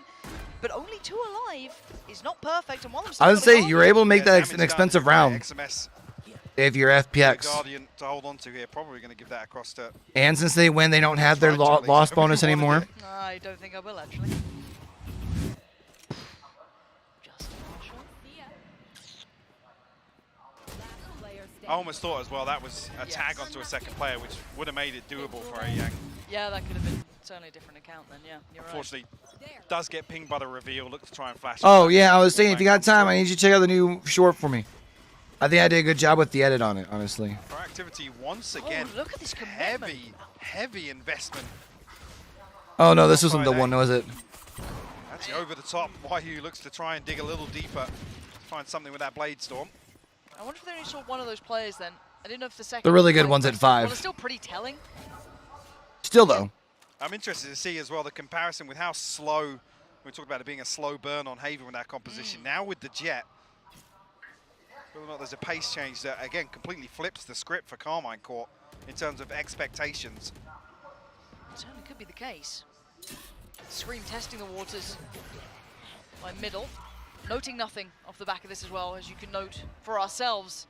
FPX sitting quite deep on this, not particularly willing to challenge early on, not giving too much over to Karmine Corp here. The other thing as well, it does kind of throw things off kilter with no Sentinel on the side of FPX. These early round protocols to deal with some utility aren't there for Karmine Corp, sorry. So they have to dig to try and find a first blood. Actually, finally do. Shin will find the open onto a Yang. YoBoyCue still creeping around with this Blade Storm. Oh, needed. Oh my God! XMS. Yep, closing that one out. Clean work. It's fine if they win the round. TZH and. No wonder he wanted to get rid of that Guardian. I do like seeing the Harbor pick here, though. I kind of fucks with it, low key. And by low key, I mean kind of high key. I just hold on to the rifles, honestly, yeah. But it's stabilizing for Karmine Corp because, again, I just can't believe we're in the scenario for them. This has to be confidence building now. They have to kind of feel like, at one point walking into this, they were a heavy favorite. But that's the other thing as well, to come out in that previous map win, to now have the opportunity to switch the pace up with a duelist in the composition. Again, it's FPX in the driving seat, right? They can dictate the tempo, even on the defensive side here on Pearl, which we've seen a couple of times already. This aggression outside A main. There's a number of times that Karmine Corp have been stacked behind it. They will tie up 2 apiece. Take a look at the ultimates outside of the Blade Storm, obviously invested already. TZH and Berlin not too far away. Thank God for the slow-mo on that one. Yep, needed that. I wish I could. It says watch in VR. What would that be like? Watching this in VR. The money's so unstable at the moment that we aren't seeing them fully able to purchase too much. Want to see how it starts looking with that harbor coming into place. It's not really turned my head just yet. It's been somewhat functional. Let's look towards the possibilities here in terms of shutting down this earlier aggression, right? Yeah. Whether or not we do see that employed. This time around, actually, I'm not sure how TZH has found that kill. It's all the way over towards boxes here by the orb. They just spammed before the utility came in? Yeah, genuinely uncertain, but it looks like a second attempt could have been had there, but no, decides against it. Karmine Corp peel away from me. I'm not sure if that rifle is going to become retrievable at some point, but FPX looking to explore towards Art here. As 3, A Yang to balance that at double doors as well. Do they see him to the right? No, it's a dry swing, and it's actually worked out well enough for a trade. Spike 1 for 1. You're right, Spike down, and they're going to smother this. They're going to get involved. That's huge. Yeah, taking over the space. TP. Gonna get it back to hand. Just in time. Realize that you've already got the Seekers coming out as well. They're gonna be heading over towards that B site, so very indicative of where this is going now. Zaddy for Berlin, only that Sheriff. Last time I said only this happened. Okay, Berlin. Weapon in hand is fine. And now slows the roll, buys time for rotation. They can't crest that corner comfortably now. Should have a decent understanding of where they are, and these smoke's going to expire pretty soon. FPX actually closing this one out. Just 2 rifles bringing into that. The first blood, I told y'all, Jet. See exactly how it happened. Yeah. But Karmine Corp forced into a rotation. Nevera luckily having that TP online to retrieve the spike, but felt a little flustered there in the rotation. There was, again, an unorthodox swing. Oh. Okay. Now we saw how it happened. I have to once again credit how much I'm enjoying watching FPX being hyper proactive. Everything they do, even if it's with, it was a shoddy buy last round, they still try to get in towards middle. They try to dominate the extremity there, quick rotations. I love it. And this utility intention behind it too. I wonder if either team ends up pulling away from this at all. I almost feel like FPX is going to like catch a stride and run like 4 or 5 rounds in a row. It's going to actually force them towards that operator. Yes. Over on B side, Nevera actually the one to have the scope this time around. Some opportunities here to play retake, at least with that Cosmic Divide as well, which is why I think we see why you play a little more passively here. Happy to give up sight. We have 2 big retake ultimates actually with Berlin.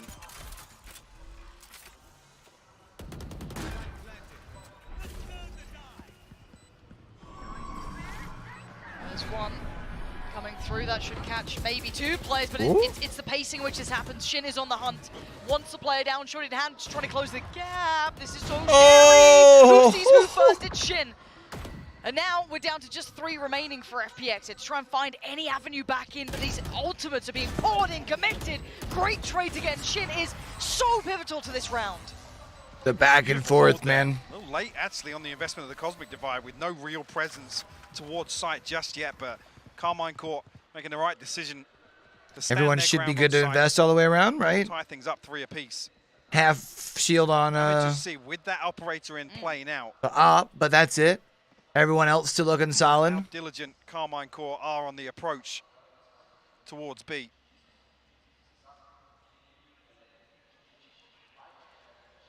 Yeah, timeout now being called. FPX. Deciding it's time to maybe adjust a little. Again, I like their opening work. I don't think that's necessary, yeah. No, I'm actually still pretty happy with how they've been playing. I like that early A main control they've been going for. Maybe they just feel need to touch base. Maybe the coach is feeling they've noted something. I don't think they're particularly being outdone just yet. No, I mean, like I said, the other side of it is forcing Karmine Corp towards B or towards, obviously, double doors and R, which with that 3-player stack towards A site, be very problematic for them. It's timeout almost. I mean, feel like give Karmine Corp an opportunity to think a couple of things over. Shin already having a standout performance here on the decider. 10-3 leading the charge for Karmine Corp. Not blown away by the Harbor just yet. Nope. It's not. I'll be the one to say it. You're brave. No one else would. Yeah, it's certainly not. It's not doing anything that any other agent couldn't do. It's not showing me anything new. If it's just simply comfort, I mean, fine. But even then, it's a bit of a stretch. I mean, that would be a concern in itself. Nuzera hasn't exactly felt comfortable through this series, I'll be honest. Yeah, it's not. I wonder if it's something more along the lines of not wanting to give away too much. I'm looking at a pace change to an extent here, and a different look from Karmine Corp coming straight out of this mic, straight up middle. And Nuvera again finding value with this operator. I know exactly where. Full theft will go in. Yeah, and see Karmine Corp look to respond on the back of this information immediately. Now they're going to read that YU is obviously anchoring towards B here. Invest some smokes, a little bit of utility from Nuzera as well. But YU's going to hear these steps, yeah. Yeah, you can already see the ping coming through on the minimap. Yeah, comms being made. Screams lurk. Interesting to see what he gets out of it. Yang, could be timing. Does he check this?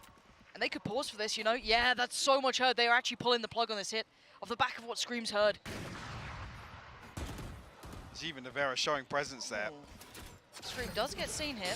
So he's completely free. He's so paranoid. He can see the pings on the minimap. They're conscious. Somebody still in dugout or secret. Somebody tucked up in A main. So we're going to have plenty of time to get through here and find the plant.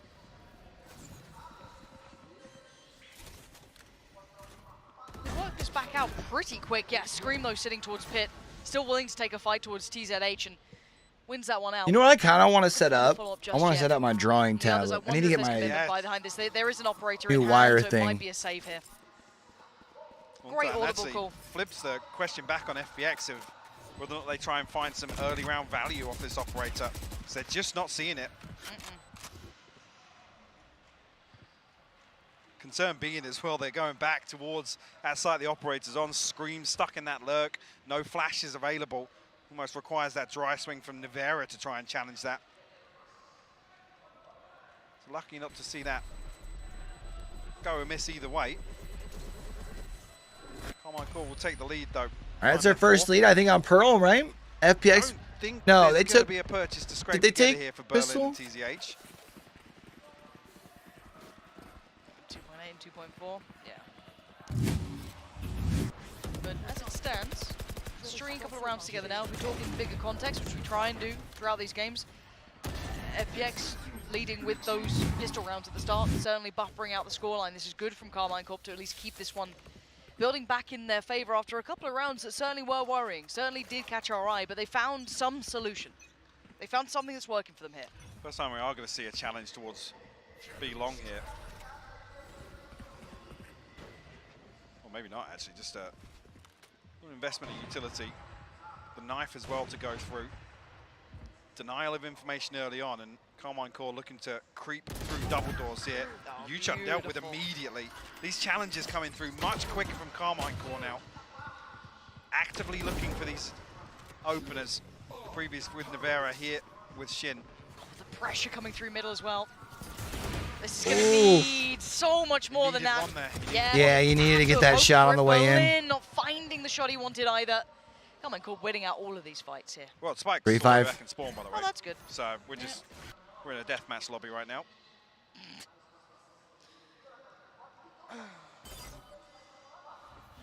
Just gonna wait until FPX are probably thinking, what the hell is going on right now? Yeah, why have they not? They've pinched mid. they've got B They've site. won the round, and why are they not winning the round right now? Well, you know, things have changed since franchising. Things are a little different, you know. It's Scream still fine though. Gonna control the site, and be it delayed or not, probably gonna have a similar outcome here. A 2v5 is maybe a little out of reason. They might even try and hunt this down. Looking at the money now starting to swell.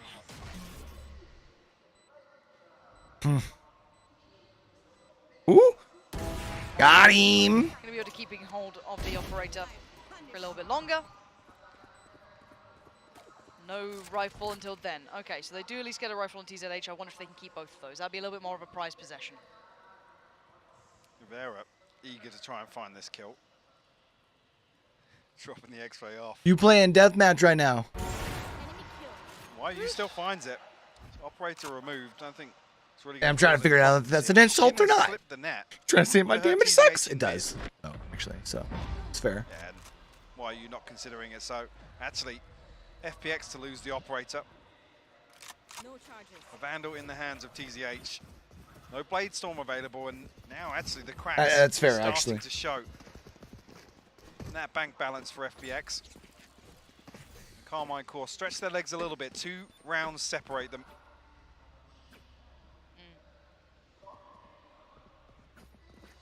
Yeah, once these buys have started to become far more robust for Karmine Corp, this has started to feel a little bit Remind more me, procedural. As exciting as how'd map map 2 2 start? And I kind of thought it would be the other way around, if I'm completely honest. The newer maps would have suited potentially FPX here, but they looked far better. 8-4, that's right. What's crazy Oh, is no, that's this wrong day. smoke from TZH actually denies the information from that flash sent out by A Yang. Not sure if just a little mistimed there, but he's going to know, obviously, with the presence shown, the utility invested. Nivera creeping closer and closer with that operator, but lucky actually that A Yang doesn't swing onto it. I felt like it was a little isolated there, honestly. Yeah, no one quite holding the angle close enough that would have been able to punish it, so yeah. For now, halted. Respecting the wall enough. So get out of the bag. Demonstrating real restraint. Face your fear. Okay, all gonna once again potentially only find one at the back of the site, but they still have not noted the one player still in the corner. YoBoyCue. More. It's a good use of the smoke. The life for now, and actually it's A Yang to connect. So first blood drawn. Was able to get away safely. Marker. That hesitancy is making me a little worried. 30 seconds left. YoBoyCue get a second shot at this with the Sheriff. Again, the timing. The of harbor. So difficult for Karmine Corp to counter. Shin tucked inside this cage. Oh, Shin. Huge from him to open this round up for Karmine Corp. Absolute heroics from that man who's been pretty much a saving grace through some of these early rounds for them. It's not without a response, still 3v3, but look at the flick of the wrist. Sitting so favorably to Karmine Corp, especially in this post plant. How are they going to disrupt that? Nivera not going to allow it. Already going to find the first of TZH trying to attempt it's over. Spike. Yeah, Yu-Chan just waiting for a little bit of this toxin cooldown to rebuild to try and get a tap on the spike at least, but the reveal going to really make that difficult. Yo, what up, King? How you doing, buddy? Find his third. Yu-Chan with a desperate attempt and an exit. I've got to say, for me, Shin is absolutely carrying this game to no end. Some really influential rounds. Shin's heating up. I can dig it. I can dig it. Can you dig it? We can dig it. Can y'all dig it? You know what I mean? Genuinely. FPX will be able to get the purchase back here. Operator in hand for YoBoyCue, just about getting back online with some of these ultimates as well. King, how's your Q's day going, homie? I might see a little bit of a switch up on the attacking side here. Now that FPX have given up on this A main aggression, countered a little bit, reposition of the operator for YoBoyCue. He's posted up in mid here, so it's a fairly all-in hit towards A main. TZH just going to look to play off the util, but look at YoBoyCue drifting into mid.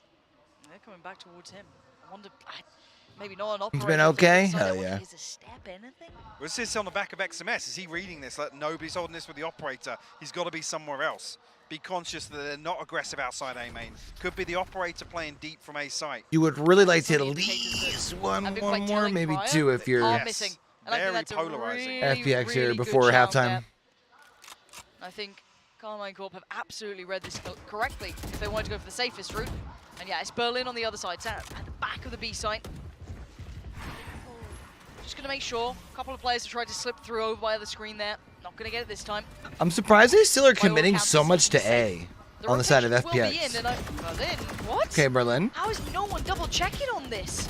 Berlin was noted earlier on and mistakes being made, maybe a little bit of confusion. Ooh, okay. Yu-Chan out of nowhere finding 2. And even Nevera almost irrelevant to outcome considering he's posted alone. The flank's already being watched. Yeah, I was gonna say they know they've already got the spike down. To consider as well, because it's Berlin this time left. 10 seconds left. To hold on to this site completely solo.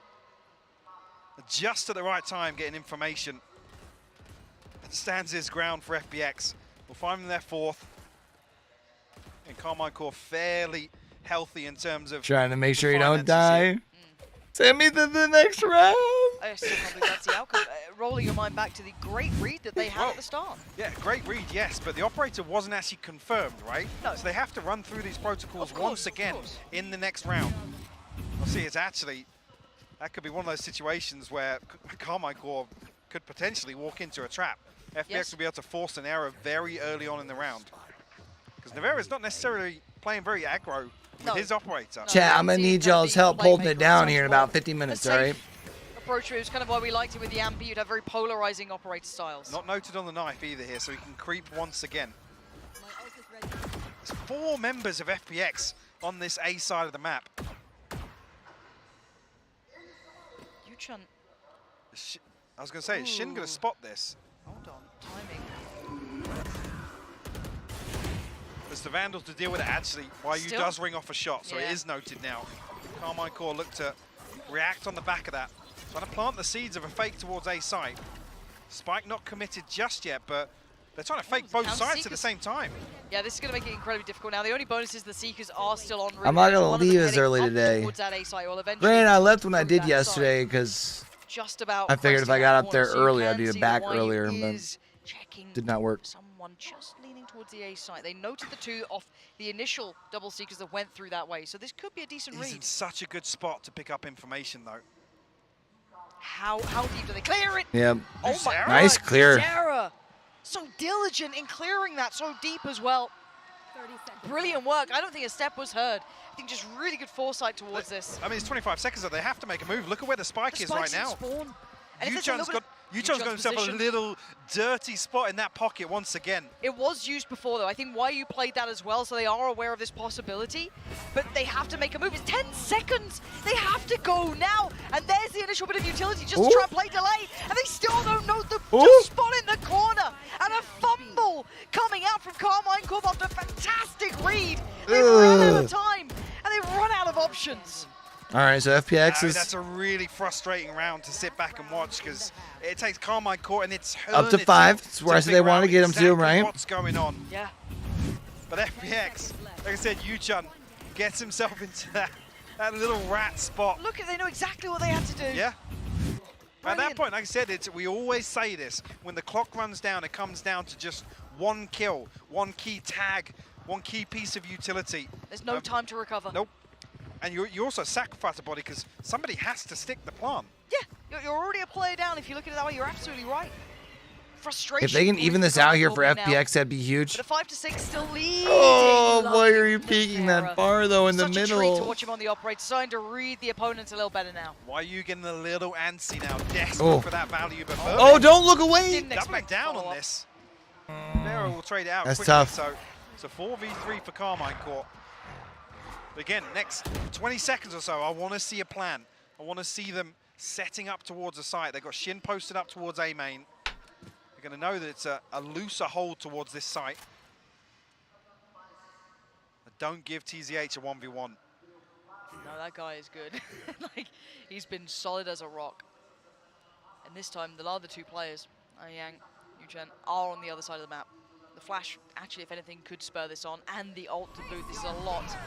TZH to deal with. Just above the wall, does get away with his life. Still going to keep stuck this one. Can he slow down the hit coming in? He is smothered. There is 3 players worth of utility being invested towards him, but he's still standing. The plant's going to come in. He's held towards pit. They have lost out towards R. This is still a big uphill struggle for FPX in this round. Yeah, they can reset here, though. Vera just trying to plant some paranoia in the backlines with that TP, but everybody from FPX coming through from the same side here. Oh. Ooh, okay. Anything to counter that, really? The reveal from Shin, maybe, back in 5 seconds. Flash didn't actually get Nevera. How did that not get Nevera? I thought that was perfect. And now we're down to just one. TZH, the man who started this, Nope. we want to fall at the end, but it will be That's all right, still though. a very close They'll take call. 7-5. He's been robbed with that flash. Yeah. For how I was looking there for a Perfect minute. on the outside of the Viper's bit. Shin, For being 6'3", he'll take 7-5. Outstanding performance from him on the decider here for Karmine Corp. Again, a solid game all round so far from FPX. I would say in my mind as well, the pistol round is huge. Yeah, I mean, credit where credit's due. Why are you unable to find a lot of the value that he did on Haven? Yeah. So in that regard, we do have to credit the early round, or the IGLing actually from Scream in terms of figuring out some of these setups. Well, plenty more to see, plenty more to find out as we are leading in towards that final half here. Definitely another scrappy half there between two, well, incredibly scrappy teams. Yeah. Besides Shin, by the way, I just want to give him all the credit in the world. Yeah. My man's out there slaying like a god. But there Too solid really were halftime. some unique things and ideas, I guess, presented here by Karmine Corp. Yeah, I want to talk about the Harbor and what they were doing with it. I hope I don't miss the end of the second Right half. now, he was actually involved in a lot of their game plans. So when you look at how he was using his utility, Like, I'm really Ascent hoping to the get second through half early kind of on, goes long. And then he's put the wall up in multiple positions. This one, Because if one just team ends it allows quickly, I'm them probably gonna miss to it. deny some information You know? going towards double doors. Yushin doesn't know what's happening. He's worried that someone could have got into But we'll have to see. And then this is a really crucial one, using the cove to be able to get different plant spots. And this allows them to play late because you can't deny the plant as easily, and it allows them to play their plant in positions where you wouldn't expect. So on B, for example, it allows them to get a very safe plant tucked behind the box. They can play out in the open, and that's really important because Karmine Corp's composition doesn't have any good post-plant utility. And here we see I'm another gonna grab thing, my the ultimate just being used to charger stop some from of my these phone B real quick. retakes from happening, and those B retakes had no chance. The B retakes had no legs from FPX. They weren't getting the value out of the operator, and things became very difficult for them. They really did. Yeah, I think the Harbor usage probably not the first time we'll see it as well. There's a lot of teams that are experimenting it. Yeah. Just in the off season itself. But some interesting usage, honestly, even though, like you said, scoreline wasn't too good for him personally. But looking ahead, I'm going to be taking a look at YU actually as an individual. And Pansy and Hypop made note of this as well. You know, a bit of a fall-off, bit of a drop-off compared to the last map of his own individual performances. But I think, honestly, a large part of this was the fact that Karmine Corp were doing a good job of avoiding it with the operator, and the fact that he was an absolute nutcase of how he was playing with the operator. The man was like pushing into mid alone over and over and over again. But one of the things that I mentioned as we were heading into Pearl was that I was looking forward to FPX's attack side, and it is YU who's going to be the spearhead of their attack side, of them taking space. So I'm anticipating if FPX are to win this, it's got to be off the back of him and his individual play. Well, we'll see how this all plays out. Let's go into that second half and send it back over to your casters. Yeah, plenty more to be seen. Hopefully, we are keeping our eyes trained on what a couple of these players can achieve now going forward. Absolutely, and Bren's nailed it for me. I was talking about Haven being what should be a slow burn on that attack. Now they got a little bit of bite, a little bit of pop to this composition. So, yes, a quiet first half from YU, but all eyes on him now to be the driving force for FPX. Oh, Shin. Shin continuing his success from the first half already. I mean, if you're talking about driving force, he's absolutely maintaining that role. Shin has been outstanding for Karmine Corp, even, excuse me, considering he's been just start to finish in this. I think YU's actually eaten a shot as well from the Sheriff there. It Now looked 46 on him. HP, yeah. He was looking to just dash in with his frenzy. It's going to completely slow things down.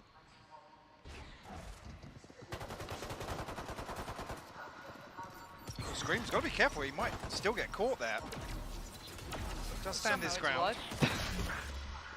Yeah, I really thought he might get some bailout from Nuzera potentially, but they were able to just filter straight through. No real pressure coming in.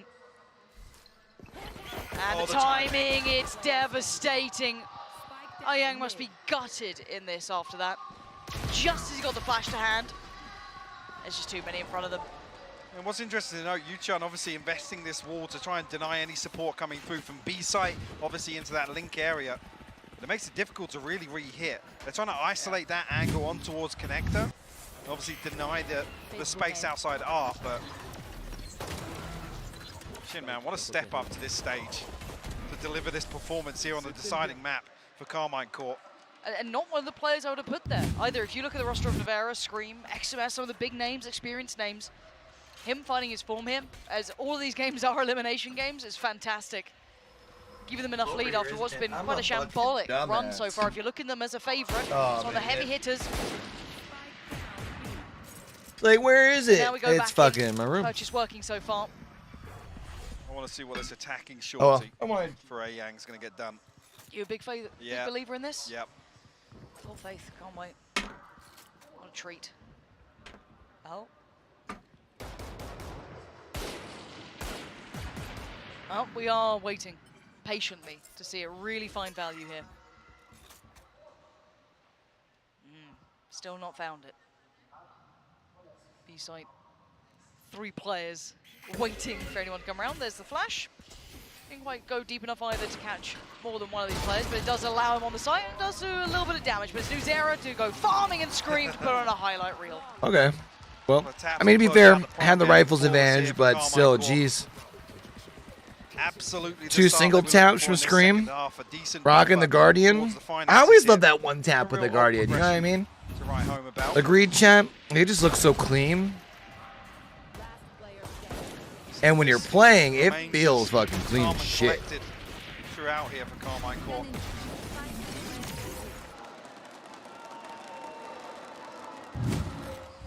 Once again, eyes towards YU. 6 and 10 here. I know Oogie's a big Guardian fan. There's a light armor behind this Vandal here.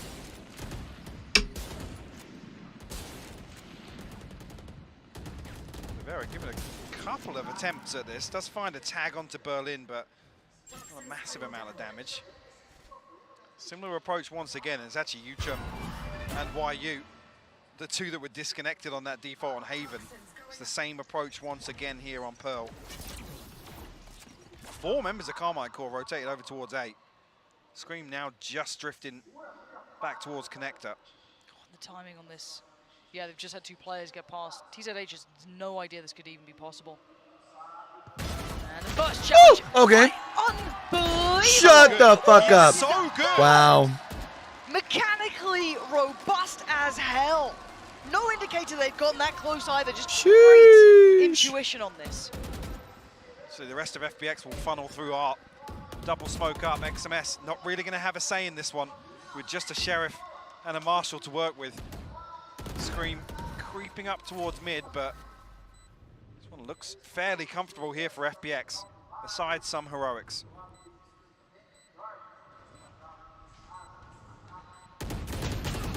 Yeah, these positions aren't really allowing very much. XMS, yeah, you'll get the first bit of attention. If you got the second, I'd be paying attention. Now Scream did well before with this, but probably really exits, if anything, but you have to just purely look at the individual TZH there. That was off the back of 1 player. Could be huge if he does find some, force some of these repurchases. Are they all exiting this way? I think they are, Ooh, Scream gonna get 1 or 2. 1. Now we'll find the 1. first, but Yuchun. Yo, if he would have landed that second shot though. Nobody getting caught by the spike either. So 3 rifles across. It's not bad. Why use anywhere near that Blade Storm just yet, but we'll throw a rifle in here. BYB fam. Will be a Boy's Guardian. acting up on the desk. Just making noise out. You're welcome. That is a disgusting round from TZH. Sheesh. Like you said, just relying on pure mechanics there. No information of 2 creeping up that close. The fact he checks, like, I don't know, beyond my means by a country mile. As it stands, though, Operator's still into play for Nevera. This could be the first time we get to see this truly tested here. Now they avoid the knife. A massive over-rotation from Karmine Corp. We'll actually hear the Prowler coming down regardless. Nevera on that Operator time and time again, finding value. Berlin will fall. Taking away some key utility for this B site here. Looks like they might even follow through on this. Yeah, see if the commitment's still going to follow. Nevera is just a safe player. If you want to call him anything, it's so safe with that. Scream there to back him up as well, so they've already doubled down on that initial pick. They do have a play towards the back of the site though, and so what we wanted to watch is YU, see how much he can achieve in this. Removing Nuzera is not the be-all and end-all. I'm looking for the rest, and he's still going to find more. Nevera goes down. Scream unchecked upon, and you can't leave him unchecked. Him and Shin do damage right back here, leaving just Yang left alive in a 1v2. Right. No opportunity to bring it further forward. Yes, damage achieved, but damage now doesn't matter against double digits. No, FPX needed that round to really keep this. Hey, thanks for coming in with the sub. We only have Sheriffs. Appreciate you, fam. It's Nevera again with I think that gets us one away from 100, though. Yo, appreciate you. He's done before. I gotta say, in that hopefully, you're having yourself a fantastic Tuesday. Versus YoBoyCue definitely won out in terms of the value discussion for that operator purchase. Beautiful cleanup here. Getting pumped up now. Who the best, James? Flash not too telling of the indication here. Scream and Shin are going walkabouts. They're feeling it now. Yeah, bro, ain't no way FPX is. And rightly so. The only response This sucks, man. I was really hoping FPX. It's just a brawl in middle. That is it. Show up. It's just bring what you can and take a battle. I mean, equal trade-off if you consider the damage and a couple of weapon upgrades here for FPX. TZH will retrieve that Spectre. Karmine Corp already making their way over towards A site. It'll be Nevera and Scream to pick up the slack over here. But Nevera just considering the possibility of a flank, so might pull him a little deeper, especially considering he has that operator. I mean, I guess technically you're not out of it at 6'11". You ain't comfortable, that's for damn sure. Nevera and Scream up, and Nevera finds a collat. Berlin and YoBoyCue will fall. It's just TZH to try and recover this now.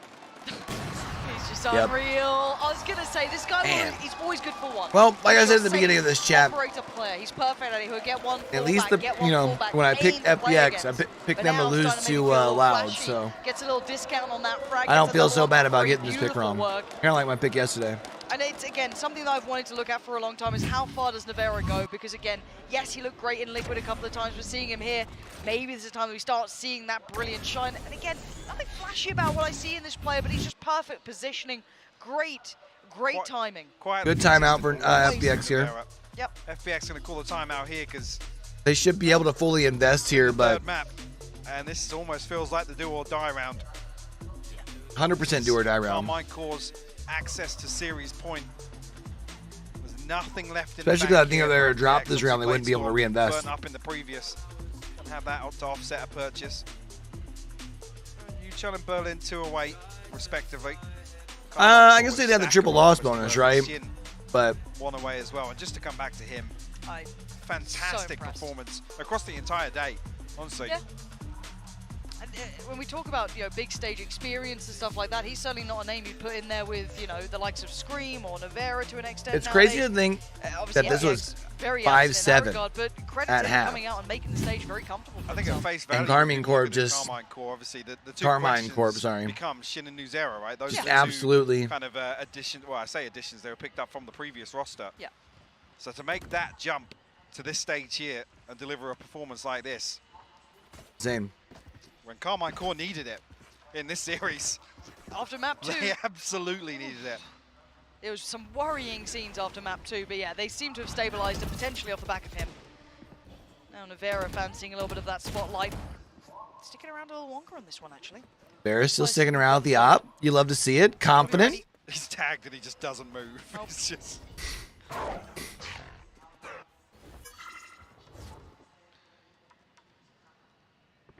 This exploration, though, Shin's already out. Nuzera as well. Yuchel gotta find this, but he's spotted. Ah, man, he is spotted. I think it's like by the barrel of his gun or something. Had to have been. Get away scot-free with that first blood. The B site's wide open. They might be rotating where they need to go. Maybe it's a little tilts or maybe 2 players in middle, but still. All on the back of XMS putting this deep spy cam. Scream's actually found TZH with the fragment as well. An absolute disaster in this must-win round for FPX. Yeah, it's starting to go a little. They'll know about the turret, right? Yeah, so they're all gonna dip set out of there. They don't really know what they can get out of it. They've got to be so quick with it too. Otherwise, you just imagine they're gonna be overwhelmed. YoBoyCue's gonna need 3, 2, something. You gotta try and get away. Yeah. Caught in between a rock and a hard place. Nowhere to really go with that. Can't really close down towards short either. And Berlin's flank is good, but it may not be good enough now. 3 players against you. Yes, you can reveal a little bit, but this is the only value of Harbor. Yeah, really, you can't get there. You can just sit on the defuse, Yeah. nothing to GG's. deny it. Shin to close it, and it's 12. They get the plant, so they'll have Yeah, because their that extra econ's going to be shit here, right? couple of funds, but it's Couple not half really shields. at all. A-Yang down with a rifle, no armor. No Light armors, shield yeah. for YU, a bulldog coming through from YChin. Damn. Karmine Corp finally stabilizing Well, in this series. I knew my FPX pick was kind of a underdog shot in the dark pick, Took him a but little while. That was a big round, and that push middle, brazen. The bravado to do it. it looked good in Gonna map go for another 2. test towards the Shin. Looking like he wants to set a little something into motion. He's not alone in it. Yeah, that's a vulnerability, and it's Scream to capitalize on it. Funny Yang is huge.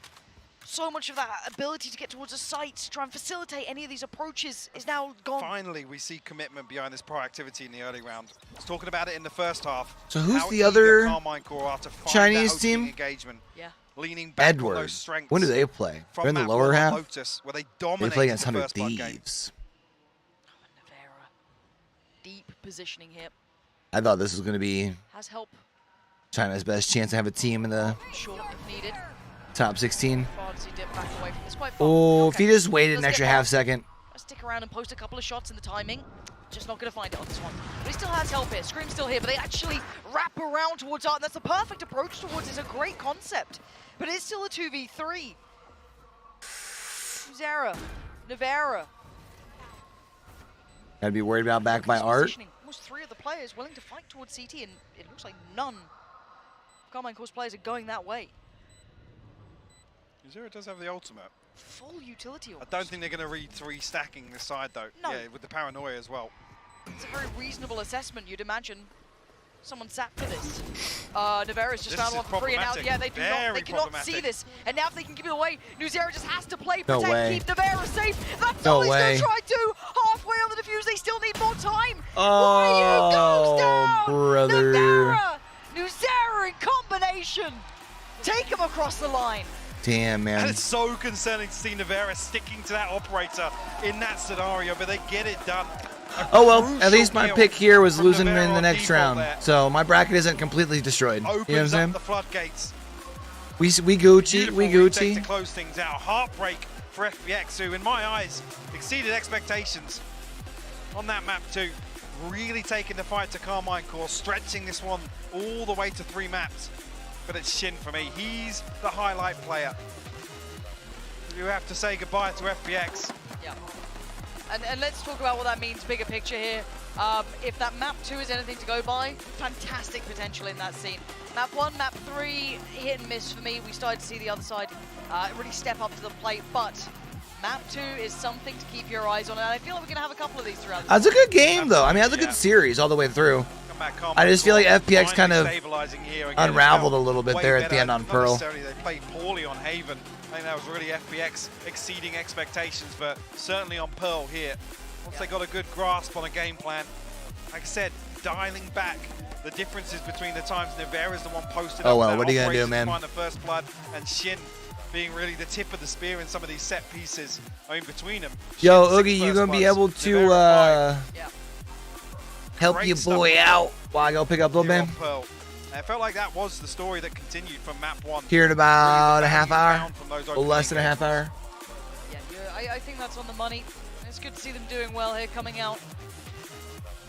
I don't think it's enough to quite note how far we think this roster will go. We have high expectations with this roster. I think FPX take looked this with a good. pinch of salt. Obviously, this is against an opponent that is a relatively, unknown entity coming onto the international stage. For whether or not Karmine Corp adjusted their game plan accordingly and were just completely. I still think they lose sucker Loud, punched in this series and caught off guard. Although I am Whether worried or not about we see them Loud revert back to default defaults and having their game pushed back because they're sick. That's going to be the true test, and I think the true indicator of what Karmine Corp should be able to. Yeah, hell yeah. Yep, and as the players pack up and get themselves off the stage at some point, because it's been quite an arduous game for them.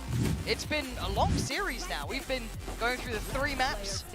Every single one of these players put really through the ringer here, and I think at the start of the day, a lot of us expected potentially a 2-0, especially after map 1. I think a fair assessment, but what a turn of events it was, and in such style. I think a lot of other teams can now start looking at going, well, if they're able to get away with it, thank God they got to play against them and not us. FPX certainly looking dangerous. Yeah, there are some positives to take away. I mean, TZH for me in a couple of scenarios just looked absolutely insane. Yep. YU final map aside, we can talk about some of the difficulties they had and actually some of the positives that Karmine Corp brought to the table in kind of negating what he was able to do. But definitely some positives to take away from the international stage here for FPX. Yeah, I think YU for me in that final map was played around, basically. They were very making it very hard. Didn't have many chances. No, they literally noted him as early as possible and moved away from him. But overall, long story short, not a terrible outing for FPX in my mind. No. The fact they were able to pick up that map too, and in the fashion they did it, was actually very impressive. Absolutely. Very enjoyable to witness. I think they're one of those teams that, you know, early on in Valorant we were talking about obviously seeing some of these teams like this play against a deeper pool of teams and just how they test, obviously standing the test of time. Well, standing the test of time will be hopefully the MVP, the player of the match, whoever stood out to you the most. Roll up on the screen in a second time. There it is. Let us know your thoughts. Who stood out to you? I mean, for you, let's say on the winning side. This is a no-brainer for me. Shin should be this every day of the week. He had an insane series across the board, and like I said, to have that leap up to this international stage and deliver those numbers today in the manner in which he did. Shin looked good. Absolute standout performance. I think that's a really nice way to sum this one up and wrap this one up as we are done here with game 1. Plenty more to come up today, though, so do not go too far away. You still have the desk to break everything down and all that good stuff, so do stick around.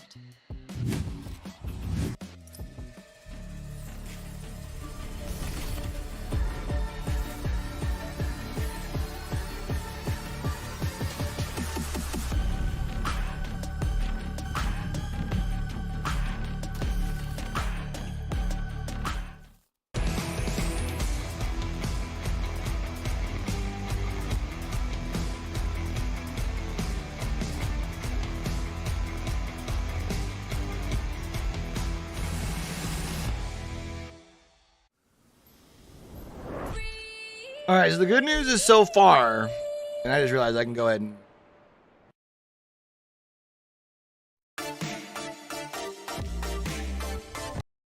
There we go, it's muted at least. The good news is so far, my 2 wrong picks are picks that...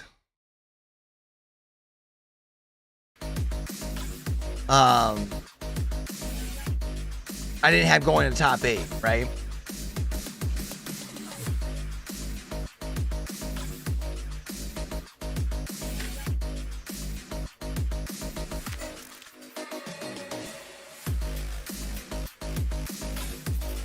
I kind of need at least PRX to win, though, at the end of the day, to make sure I'm good.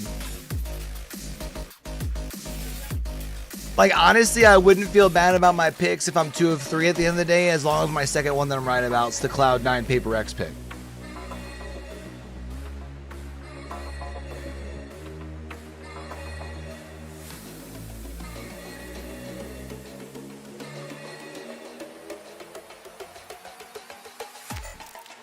Because then at least my 3 semifinal picks are still available.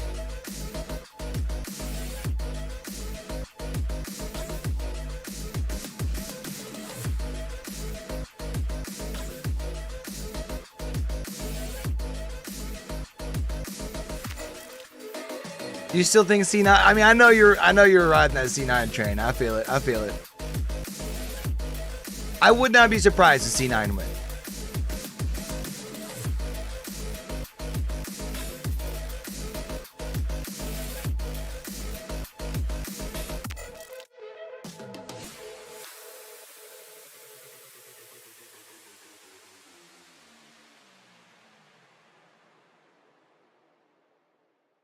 Oh shit.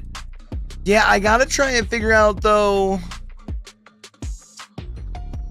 I can set in my settings how long it takes before I go inactive, right? Where would I have to do that at?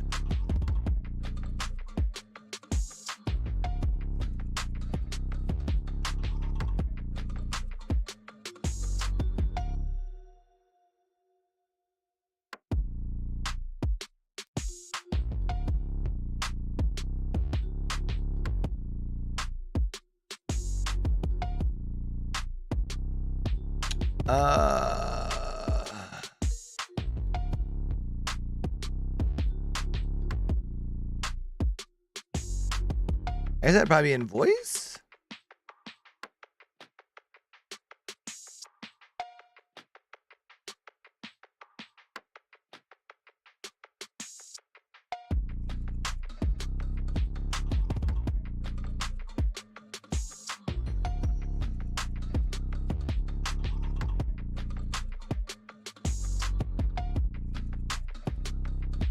You talking about so you don't go AFK? Yeah. I'm fucking stupid when it comes to Discord. Like, I don't...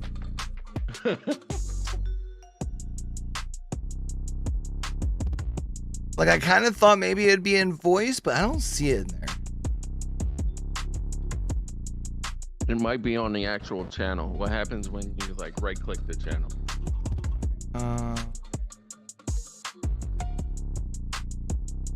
I guess that'd be like edit channel settings. Yeah. Or wait, where's the channel settings? I don't see a channel setting. If you hover over it, it's usually Oh, on the right. No, it's edit channel. Is it the same as channel settings? Yeah, it looks like it. Overview, permissions.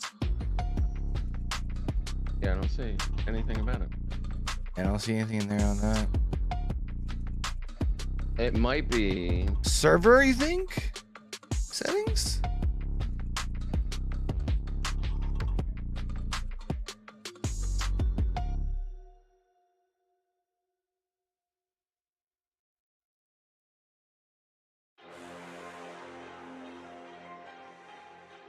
I don't see where I don't know where it'd be at under server settings. Oh, hold on. I found it. Yeah. All right, we'll set it to an hour. Yeah, because you'll be back within that time. Yeah. I found it. Proud of you. I figured it out all by myself. It's weird with my picks though. Like when I go to my thing, it like doesn't show me who I picked on the closed bracket, and it shows me the bottom one because you can still update the bottom one. I'm like, well, where are my picks that I picked? Would it be under results maybe? Or was it just when it pops up, it lets you know if you got them right or wrong, does it? Or no? So that's what I was expecting. Right. And then I see all the picks on the Omega region, but like the Alpha region, it's just showing me like who won, but it's not showing who I picked through the entire bracket. And I'm like, did it like erase my picks or?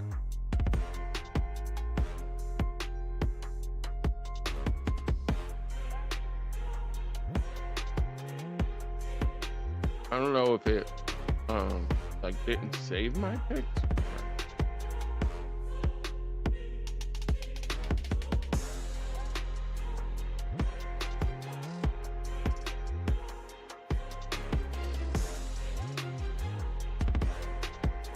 I don't think it saved my picks for Alpha. What? Yeah, because underneath of where the games are played, like it says 0 of 5. When I know, one, I picked Karmine, and I picked Detonation over Giants. So I would be 2-1 right now.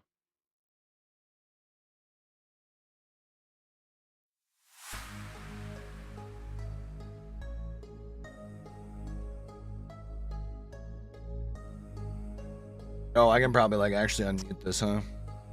70% of the first kills. My bad, chat.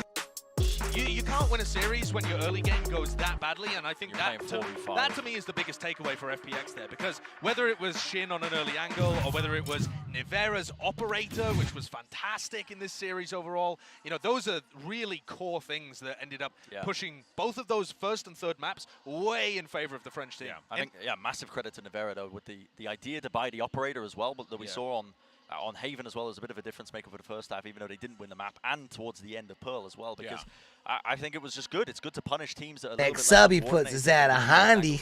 Yeah, but Nivera was still, even with the loss on Haven, was still, you know, fantastic, still right? good. And I think like they have a winner there Very with Nivera. They just See, gotta even our, like, hone that in, and they I don't realized, understand like, short to me, it looked sometimes. like Casey was just like, our fundamentals are just better. Let's just play this game and do the thing that we know that we can do. Aim, Why don't you kill, understand win. short? And that is exactly what happened. Like, but unfortunately, that means that we how have to sometimes say I can have one that goodbye like to doesn't get Bump pushed Plus out that Phoenix much, but here, has which like is a heartbreaker because 140% this view team, rate. You know, a lot of Yeah, it's personality crazy. out there in the server, Bren. You know, I don't like understand what it I either. saw. I'm But then like you can excited have to one see that has more like of them in the 70% future. view It's always rate fun to watch that gets pushed out to more. Chinese teams, I think, as well. Yeah. Turn up to these big events Yeah. and just limit test live and see what they can and can't get away with. Yeah, it and really I mean that in a really nice way because Yeah, seriously, yeah. this is the beginning of the you know the Valorant scene for China, arguably. It You know, is. they had that showcase at Champs last year, but this event as well, and in the future they are paving the way, I think, for their entire region So, to potentially, you know, carve out their own slot in the global if circuit. Valorant Yeah, and I think this was a opens decent showing. You know, when we said at the beginning Karmine Corp should be considered the favorites, FPX, into I thought, China's might have, like a specifically, moment do you of think they close on a map, split the but I was expecting, Pacific like, region? 13-8, they just go They home might like have that to. and, Fair. you know, don't do too much. They took a map here, they took it to Karmine Corp, they found gaps and actually executed And the their game question quite would well. be, So there how are do some you positives to split take away, them? and a lot of big learning moments. Yeah, I well, don't know, I they would hope have to that is figure it really out. the thing that they rip from this experience. Right now, you figure I Pacific feel like a covers lot of what? teams, I mean, like squads like DRX, for example, learned so South much and Korea, brought that back to the Japan, region, continued their Philippines, dominance. I think it's going to be the same thing here for FPX. Thailand, and I hope in a Singapore, year, 2 years' Australia. time, we're Oh, it talking doesn't look about like them contending Australia is for really top 8, top represented in 4 the finishes. Pacific League. That's the perfect It world looks like I the would Pacific to live League's in. But who mostly knows South what's gonna Korea, happen here. Japan, Valorant's Philippines. ever-changing. So before the break, though, we actually asked you guys to vote for the player of the match, and the results are in. And if you didn't pick Shin, I would have been mad. Okay, there it is. So Shin. I feel like that was ends up actually getting closer our than I would have MVP. expected. Very well deserved, Sideshow. Absolutely. When he stepped up to this is the first time that he's been on a big stage. 60 to 36. Tier 1 competition. Although, you know, a slightly Actually, when I said it out loud, first round I was- against Loud or DRX or something, but still the perfect way to get out on the stage. Close prove sus, that yeah. you've Force got the it and that you sheriff. deserve your spot. Doesn't help if you can't And fucking did hit it. your I shot. tell you now, I'm going to start buying that sheriff for my pistol rounds when I'm playing Fade. What? I ain't I buying mean, any that of is these, so- man. that is so weird. That's what that's told me. Defense Always force the fake. sheriff, man. Always force the sheriff. Angel was onto something. No, he When wasn't. he was making no, those he claims. wasn't. Angel no, he was wasn't. onto something, No, he I'm wasn't. telling you. But I think, you know, you got some questions and you got some answers here from Karmine Corp. And to me, the two big answers to the questions that you got were, Shin is definitely good enough to play at this level, absolutely. And Nivera's operator is going to be a really important tool for them to rely on. So I think them both being part of the SSG's MVP discussion is incredibly a lot of chef's kiss moments. co-founder for cites Nivera. lack of Love what revenue we share saw. from Obviously, EA though, as main for reason for them Karmine pulling Corp, out. The challenges Interesting. only continue, just like for pretty much every That single doesn't team here. surprise because me, though. They're gonna be No, facing it off doesn't against the surprise winner me, of but Loud and gen.g, which is going to be a tough challenge ahead. But for more on the win that they just had against FPX, we actually have Yinsu standing by with the legend himself, Scream, for the Multi-billion-dollar Verizon company post-match don't want to interview. give money away. I mean, shit. I mean, Thank you very much, Golden Boy. That's right. I have like Scream just here paid with out me. Raleigh like 2 Welcome. months ago. First of all, congratulations on the win. I wanted to It's ask crazy. you, how did you find a game that was that fast-paced and that chaotic? And how do you call as an IGL? How do you respond to those situations that you probably don't normally have to go up against? Yeah, honestly, pretty surprising gameplay from them. Like, I heard like, you know, stuff around, like they play slow, they play aggressive, but actually they were kind of aggressive and they played pretty well around the gaps we had, you know. So it was hard on Haven, especially, you know, we had a hard game. Scream but, is nasty. Overall, Yeah, he it was is. pretty controlling game, I feel like, you know, even though it was chaotic a little bit, but yeah, at the end we played our game and it worked out, you know, like on Haven, the clutch factor, like we lost a lot of clutches and it didn't go our way, but we lost buff pistols as well, so you can give it to them. They played pretty good on this map. And speaking of your game, I heard you say in the press conference that this era, kind of what is happening at K-Corp, is very structured. You wanted to showcase that. Do you feel like you did showcase that today? And were you maybe a little bit prohibited by all of the chaos that was going on? Yeah, I think, you know, the first People game on don't stage, understand why he you know, says the you know. excitation, the excitation. Says you know because it's not his first players, language, you know, so like, he's trying to think. A lot of situations where we didn't stay calm, you know, as we usually do, you know. It's like a buffer so for somebody who's there's freestyling. a lot of this, you know, first game on stage, but I'm happy it did go our way, you know. So I was talking with actually, you know what I need to do? She came in, was chatting in chat the other now, I day. gotta say, for those of you at home who Should don't bring know her how on big a for an deal this interview is, one day. you haven't She played a single series, best of 3, best of 5 casts series over in the without Challenger being on circuit a duelist, for since 2020, and that was also essentially against we're FPX the back region in of the Germany. I don't know what it's actually what that so region's what is actually going called, the on? Challenger It doesn't circuit. seem right. It doesn't feel right that you're Would not it be playing a EMEA? duelist character. No, because it's like Yeah, split up in we- challengers. When I came into this team, you know, I wanted to have a more structured game, and I think duelist in this game is a bit more, you know, you lose kind of a lot of tools. Because you know, in challengers, when you like, play a KO, like a you've fake, got like this kind of Northern stuff, Europe's they its did as own well. league. They didn't play duelist on every map. And, Spain's, you know, has its own league it's hard, you know, for it's hard to play against, challengers. so that's kind of what we do, and I don't know, we didn't see all of our maps. so I can't say much DACH right now, but, Evolution. I'm trying to think yeah, about obviously what I'm the region IGL, that I'm is. taking It's more, Germany like, and the role into, like, you know, initiator, you know, stuff like What's that this. other flag And that's there? you know, we have Shin, so very aggressive player, and whatever agent he plays, he's gonna be aggressive. Oh, and is that like do so, Austria and like, Czech Republic, Finland? Okay, yeah. duelist is overrated. Oh, okay. Now, in the past, you've been quite vocal about something. But anyways, they're on the the likes of Sky DACH, and KO, a lot of it's fun. Germany, You know, you had Austria, your and struggles. Switzerland. You weren't Yeah. quite sure if that was the right fit for you. What changed? But Blueberry, are you on that's the not Wikipedia? Like actually, Sky KO, that's some Yeah, agents I'm on I really the enjoy Wikipedia. actually. Yeah, You know, Blueberry you can kind of cast hide with me it, and you know, DVD like League. That's the duelist homie. and initiator at the same Okay. time. That's what I like, and as I said, I'm the IGL right now. I need to be, you know, a step She was in back, here chatting yesterday. like have a good global vision on the Yeah, game. I seen and her in here. I think that's better for calling, in my opinion. And last question, some of the FPX players, they called you out by name. They really looked up to you. They said that it was an honor to share the stage with you. So is there anything you'd like to say to them? after Brazilian playing butt against lifts? them? Well, respect to them, respect to China. You guys play really good, and you know it was a close game. Did you And, say cock push-ups? Yeah, like what can I say? You know. Yeah, it's where you fucking like, lay down. That's it. Like, thank you guys. Thank you very much, Scream. We lost our offensive coordinator We have and had our a great defensive first series already, but don't worry, guys. We got Oh two yeah, more I coming saw up, your and after defensive the coordinator was break, going to what? BBL will be taking on DRX. Phoenix? Arizona. Arizona? Yeah. I was happy after that Super Bowl he could stay there. I didn't like him all year. He got lucky that we had such a dominant defensive line. Because if not, he would have been exposed.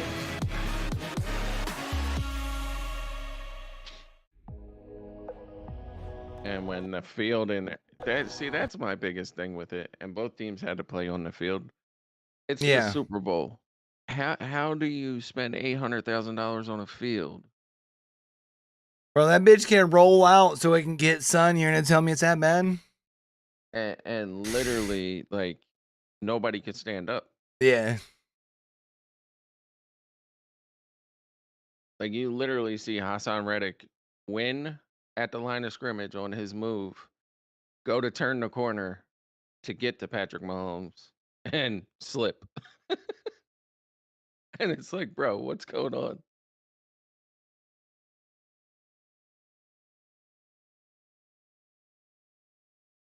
And it didn't matter about the cleats because multiple people changed their cleats. Bro, I saw they had like at one point a whole big ass pile over on the sideline for Philly. That's crazy, man.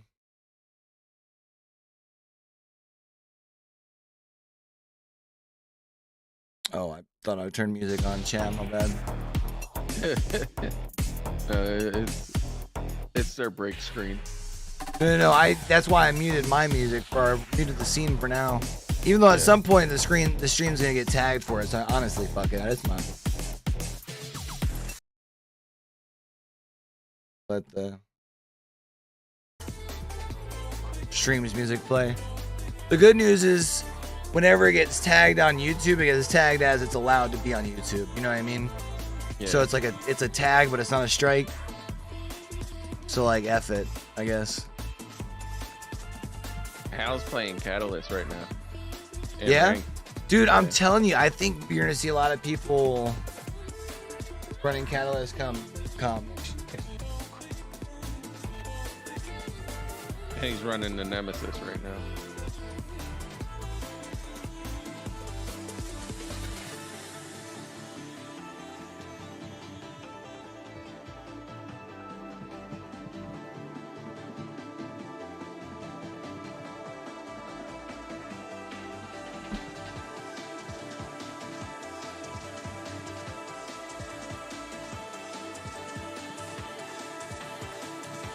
Check.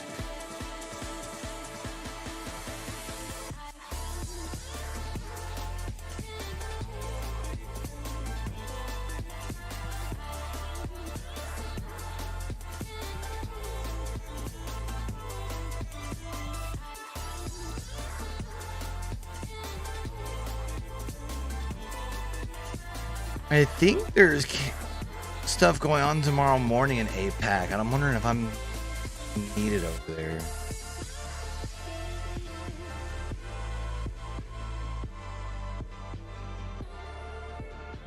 If I can get away with just doing Friday, that'd be...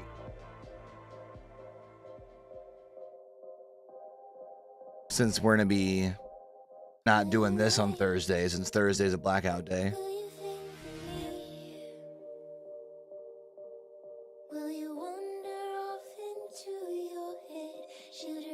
Maybe I'm gonna try and sit down with Zephyr on Thursday. Chat about his They're saying Pathfinder's feeling nice. He'd just be grappling though. No, Verholst is playing him, and the zipline speed is ridiculous. Oh yeah? Like as far as you going across it or it going out? Yeah, so when he goes across it, it's like double the speed it was. Oh damn.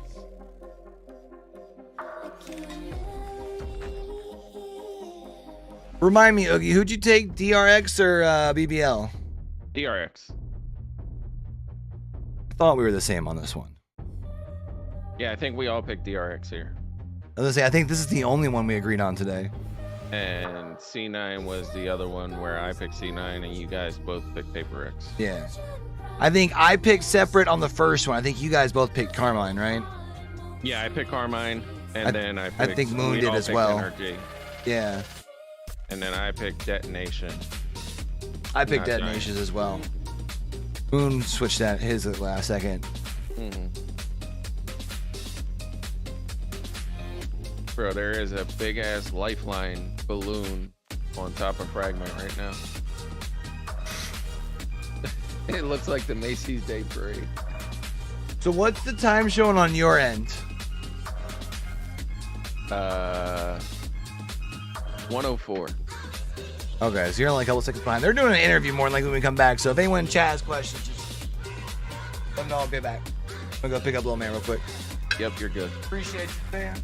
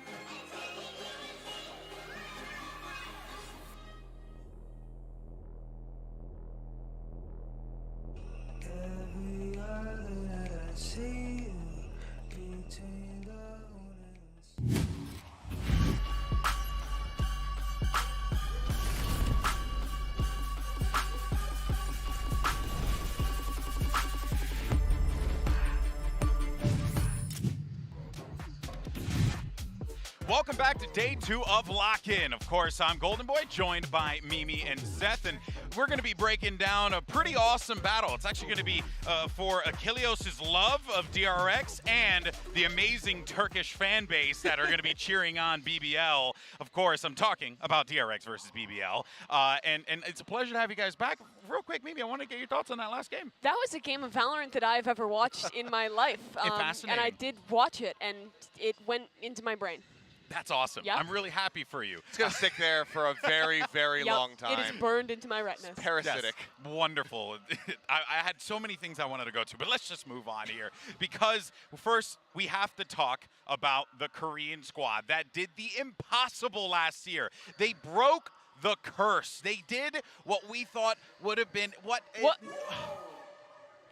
Why? Who's making these? I thought we fixed this earlier. Brennan Sideshow aren't even here anymore. There's an alert. What's the alert? Well, it's pretty simple, GB, and it says you get to see them walking out of the van. It's going to be that Foxy 9 is not going to be starting here for DRX. That's right. Everything that Stax said to Yinsu in her interview with him was a lie. It is not going to be him kicking things off. And to me, personally, it doesn't really shock me too much. But this does mean that we have Zest back in the starting 5 alongside all of the other familiar faces that we, and especially me, know and over love. The shoulder quiet. Oh, Yeah. my God. Oh, Zest my. is spicy tamale. But yeah, so we have the same 5-man roster that managed to place 3rd at Champions. And my best guess is just that coming over here, starting to get into scrims, they said, okay, you know what? It's not looking as good as we need it to be. We know that this is going to be a single elimination event. Let's go back to the roster that got us the furthest that we've ever been, and let's just see if that works out from here. So they have Zest back through. So all of those leaked little screenshots of like, oh, Zest is scrimming with them. What does it mean? It means that he's playing with them. So there you have it. There you go. I mean, congrats again to Bren for the fantastic That's what I was journalism going to say. to Does find that one mean out. Bren was not crazy? He was still crazy. Oh, okay. He was Never just mind. accidentally right. Yeah, but this is an exciting one for DRX because, well, it does mean that it's not quite what we expected. It's the best that we've ever seen out of Korea. Like you said, they broke through their barrier here, and they're now coming into this event as one of the few rosters that have completely stuck to their core. Yeah, and you know, I think in looking at players that we want to put a focus on, I think, you know, to quote the great Bret Hart, one of the best there is, best there was, and best there probably ever will be, we of course got to talk about Stax, because Stax, he's coming into this one with a lot of energy, a lot of heart, a lot of gusto as well, isn't that right, Seth? They caught him mid-vamo right there with that that photo. But yeah, I mean, so Stax, I think that honestly didn't have the flashiest Champions performance compared to what we have seen from him in the past. But he still was there during those clutch moments. That A-Heaven drop down on Ascent to really shut FPX out, to continuously guide his team across the finish line. He still has plenty of highlight plays for sure, so we'll roll those through. But it wasn't as nearly as Stax dominant when it came down to the kill feed as we were used to seeing in previous events, especially looking at him over in VCT Korea. He had a little bit of a quieter performance, but he is still the foundation of this team. They tried having Zest widely take the shot calling, didn't work out, went straight back over to Sax, and then from there it was just upward trajectory. Yeah, and Istanbul, that was with, I think, about a week of practice with him slotting back into the IGL role. Now you've had this off-season time, obviously, doing the kind of shuffle with Foxy and Zest, but you've had a lot more opportunity to prepare, to get the system working with Stax as the IGL again. We saw his impact back at Istanbul, and now with even more time, I think it's going to be even better. Yeah, and I think the roster coming together the way that it is, the core that made that incredible run happen in Istanbul is here to make a statement again. And, you know, DRX, they are back. They are ready to make a big splash in 2023. So let's go ahead and check out this video. And, of course, meet DRX once again.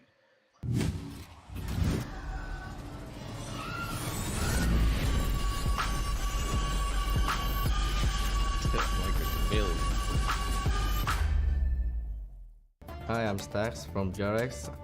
저는 일단은 IGL을 맡고 있고 이제 첫 부대를 하고 있고, 그리고 이제 제 성격은 그냥 뭔가 조용할 때 조용하고 미친놈일 때 미친놈이고 그냥 좀 살짝 카멜레온 같은 느낌이 있는 것 같아요.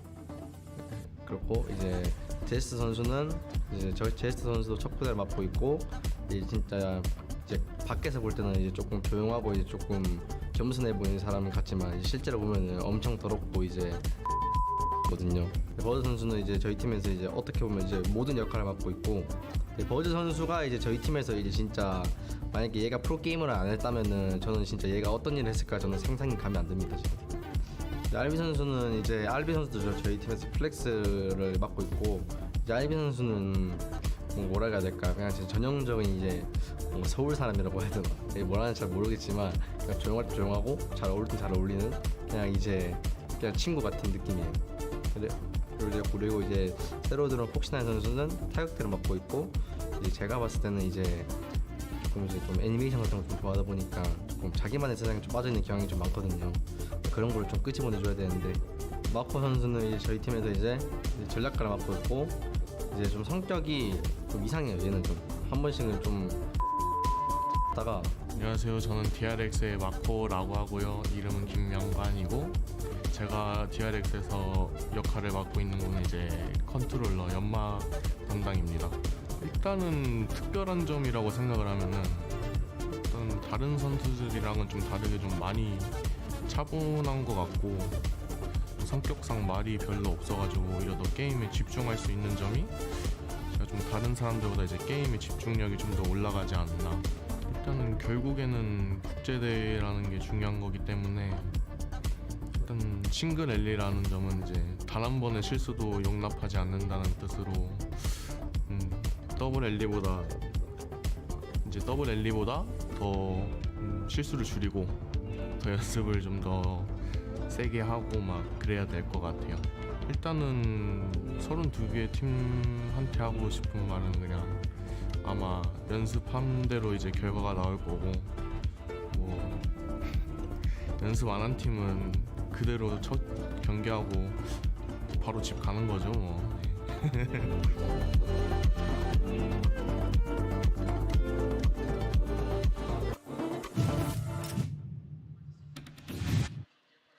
Well, there was DRX, and a team that we are all very familiar with, Mimi, but, you know, very interesting stuff there. And also, Stax kind of has a little bit of a potty mouth. Yeah.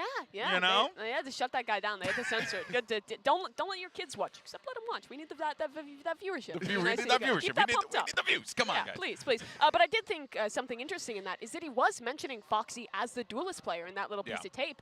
And to my understanding, they were practicing and fully intending to play with Foxy coming into this event. I think this switch back to Zest is pretty last minute. And with Foxy being the duelist and Zest being more kind of an initiator player, flexible one, the roles might have been swapped up a little bit. So I'm wondering if they've had to kind of make a last-minute pivot to bring this guy back into the roster, back to what they used to play. Time will tell, but I think that if anything, this is going to be going back to comfort, so you would expect that it still would be quite strong for them and that you wouldn't have any real growing pains because they were able to do that for so very long. So we'll have to just wait and see, but I would still be, you know, I put my faith in the team. Yeah, I totally get it, and of course, it's apropos for you as well. But let's move on to their opponent. It's going to be BBL, which is an EMEA team, honestly, like no other. They are the Clout Kings of Turkey. Also want to give a special shout-out to our boy Vlad as well, who looked out for us big time when we were in Istanbul. He's one of the coaches here on BBL. And Mimi, this squad, you know, they've had some ups and downs as far as the IGL row goes, but overall, I'm expecting them to come out guns blazing. It'll be interesting to watch. BBL is not a new roster. You might not be familiar with them, but they've been around for quite a while. The core of this team has been competing within Turkey for just over the last year here. And now they're coming into this event as their first show internationally for this squad. Yeah, and of course, you know, stepping into that IGL role, Sushni, who feels from our interview that we were talking a little bit, like, very comfortable being able to fall into this position. He says, yeah, you know, the pressure is there, and I earned that pressure, and it's good, and he's playing off of it. So it's I think that this is still going to be a very scary task for both teams. Yeah, and that's kind of been the issue with this squad for quite a while. There has been a big gap of IGLs in Turkey. Valorant is kind of the first FPS game that really popped off in that region, so there wasn't a lot of kind of pre-existing IGLs. But Sasha, he said in a quote here that because of that lack of IGLs, because the Turkish region, the FPS culture is still under development, a lot of players don't choose to be an IGL. IGLing chooses them, and he talked more and said that that was basically what happened with him, right? He started off trying to play other roles, and eventually he kind of got forced into slotting into this IGL role, but kind of fell in love with playing that, and it's now one of the most highly respected IGLs in the Turkish region. And you also have to think as well about like how, right, like the pressure that is going to be sitting on him there. And I think that, you know, and us talking to Sushni, like he definitely is ready to step up to that challenge. But the team recently, of course, signed that IGL, and And, you know, I think it's there are a lot of weapons on this squad. But then on the flip side to that, you also have guys like, and I'm going to butcher this, it's Kushner X, I believe. Kushner. But regardless, I apologize. But regardless of that, I'm really looking forward maybe to seeing what he could do on the server as well. Yeah, this guy has been fantastic as an individual. I mean, Brendan was talking about him earlier. He is the star player of all star players, the classic Turkish Jet. He's been in the chamber world for a while, but now it looks like this meta is going to get him back to the role he loves. I've been hearing whispers on the wind. The streets have been talking, as Bren loves to say, about Kushner in his scrims leading up to this match where he's been apparently dropping like 30 bombs against pretty much anybody that he's playing against.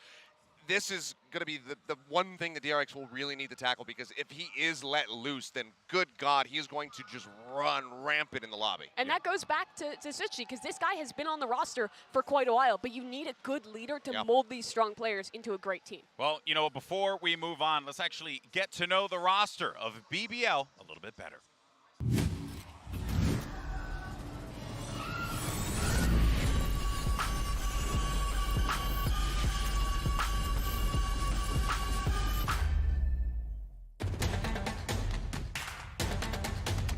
Ben Aslan Maşadov, BBL'de oynuyorum. 3 yıldır en eski üyesiyim takımın. Ve Flex oynuyorum ajan olarak. Hello, I'm Sochny from BBL. I'm the in-game leader for the team.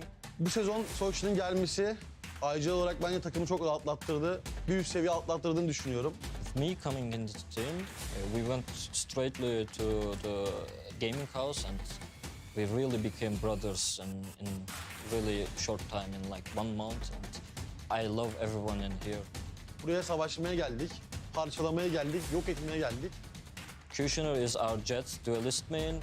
We call him Cellat in Turkish, which means executioner. Turko is our support player. He does everything for the team and he makes the morals up. Brave is our like little brother. He's a good friend. Aslan is he's everything. Aslan is everything. He's a really different guy. He can make the impossible possible. Turnuvada herhangi bir rakipten çekinmiyoruz veya korkmuyoruz ama Fnatic'in güçlü olduğunu düşünüyorum. Orada bir arkadaşım var Alfecer. Ona da buradan selam gönderiyorum. People shouldn't underestimate the BBL. I think we are more than what they think about us. We will show them in Brazil. Günlere kolay geldiğimizi düşünmüyorum. Hayal ettik, başardık, inandık. DRX'e hazırız. Heyecan var tabii ki. Emniyete söyleyin, kimse emniyette değil.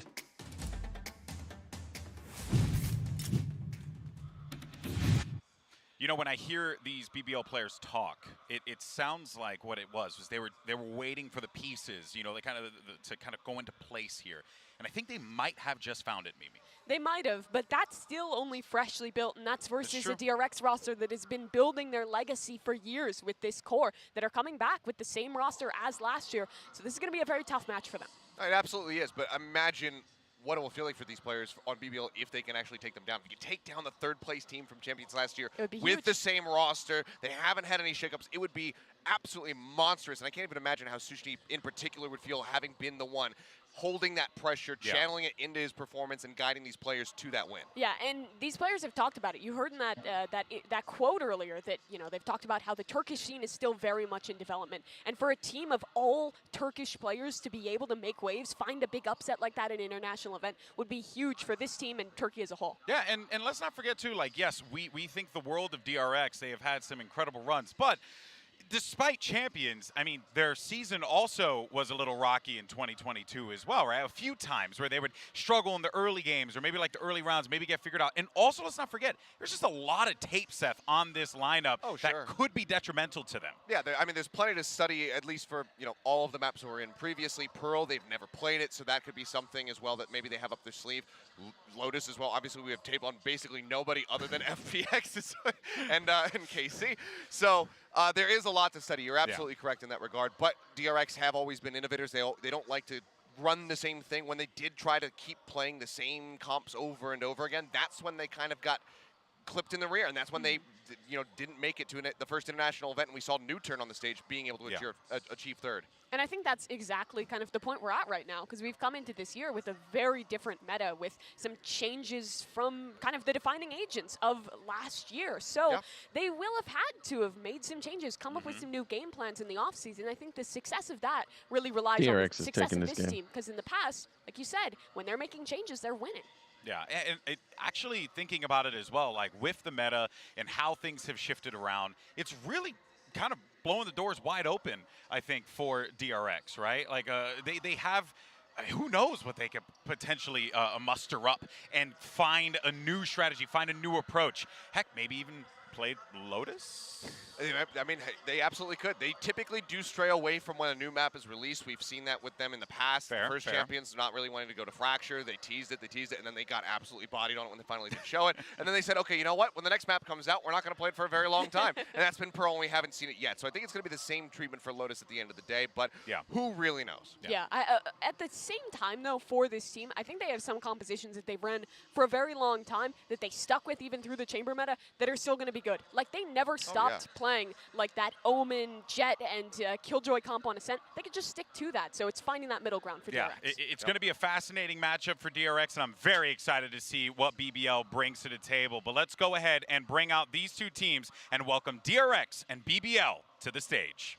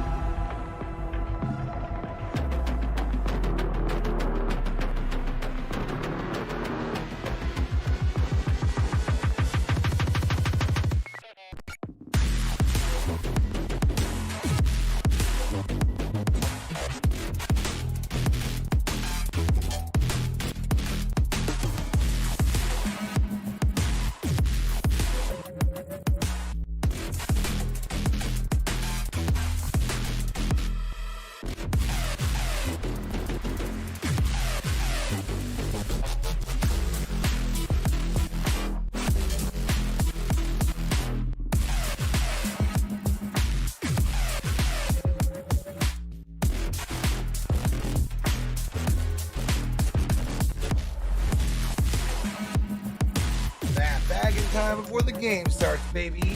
Yes, sir. They just got introduced. Let's get it.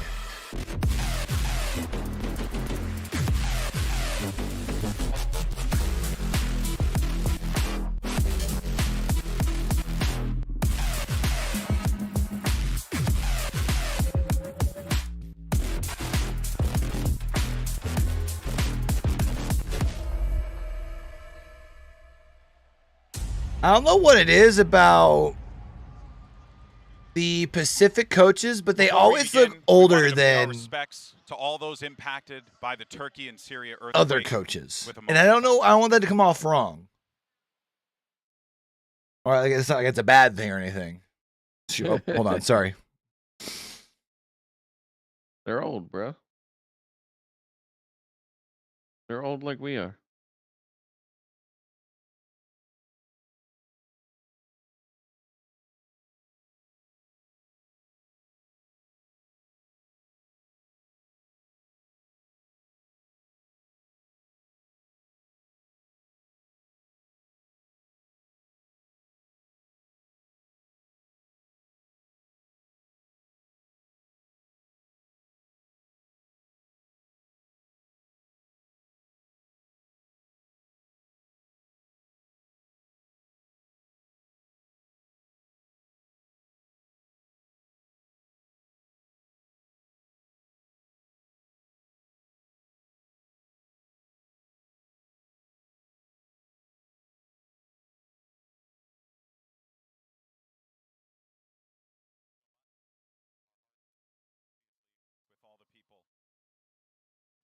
By the tragedy.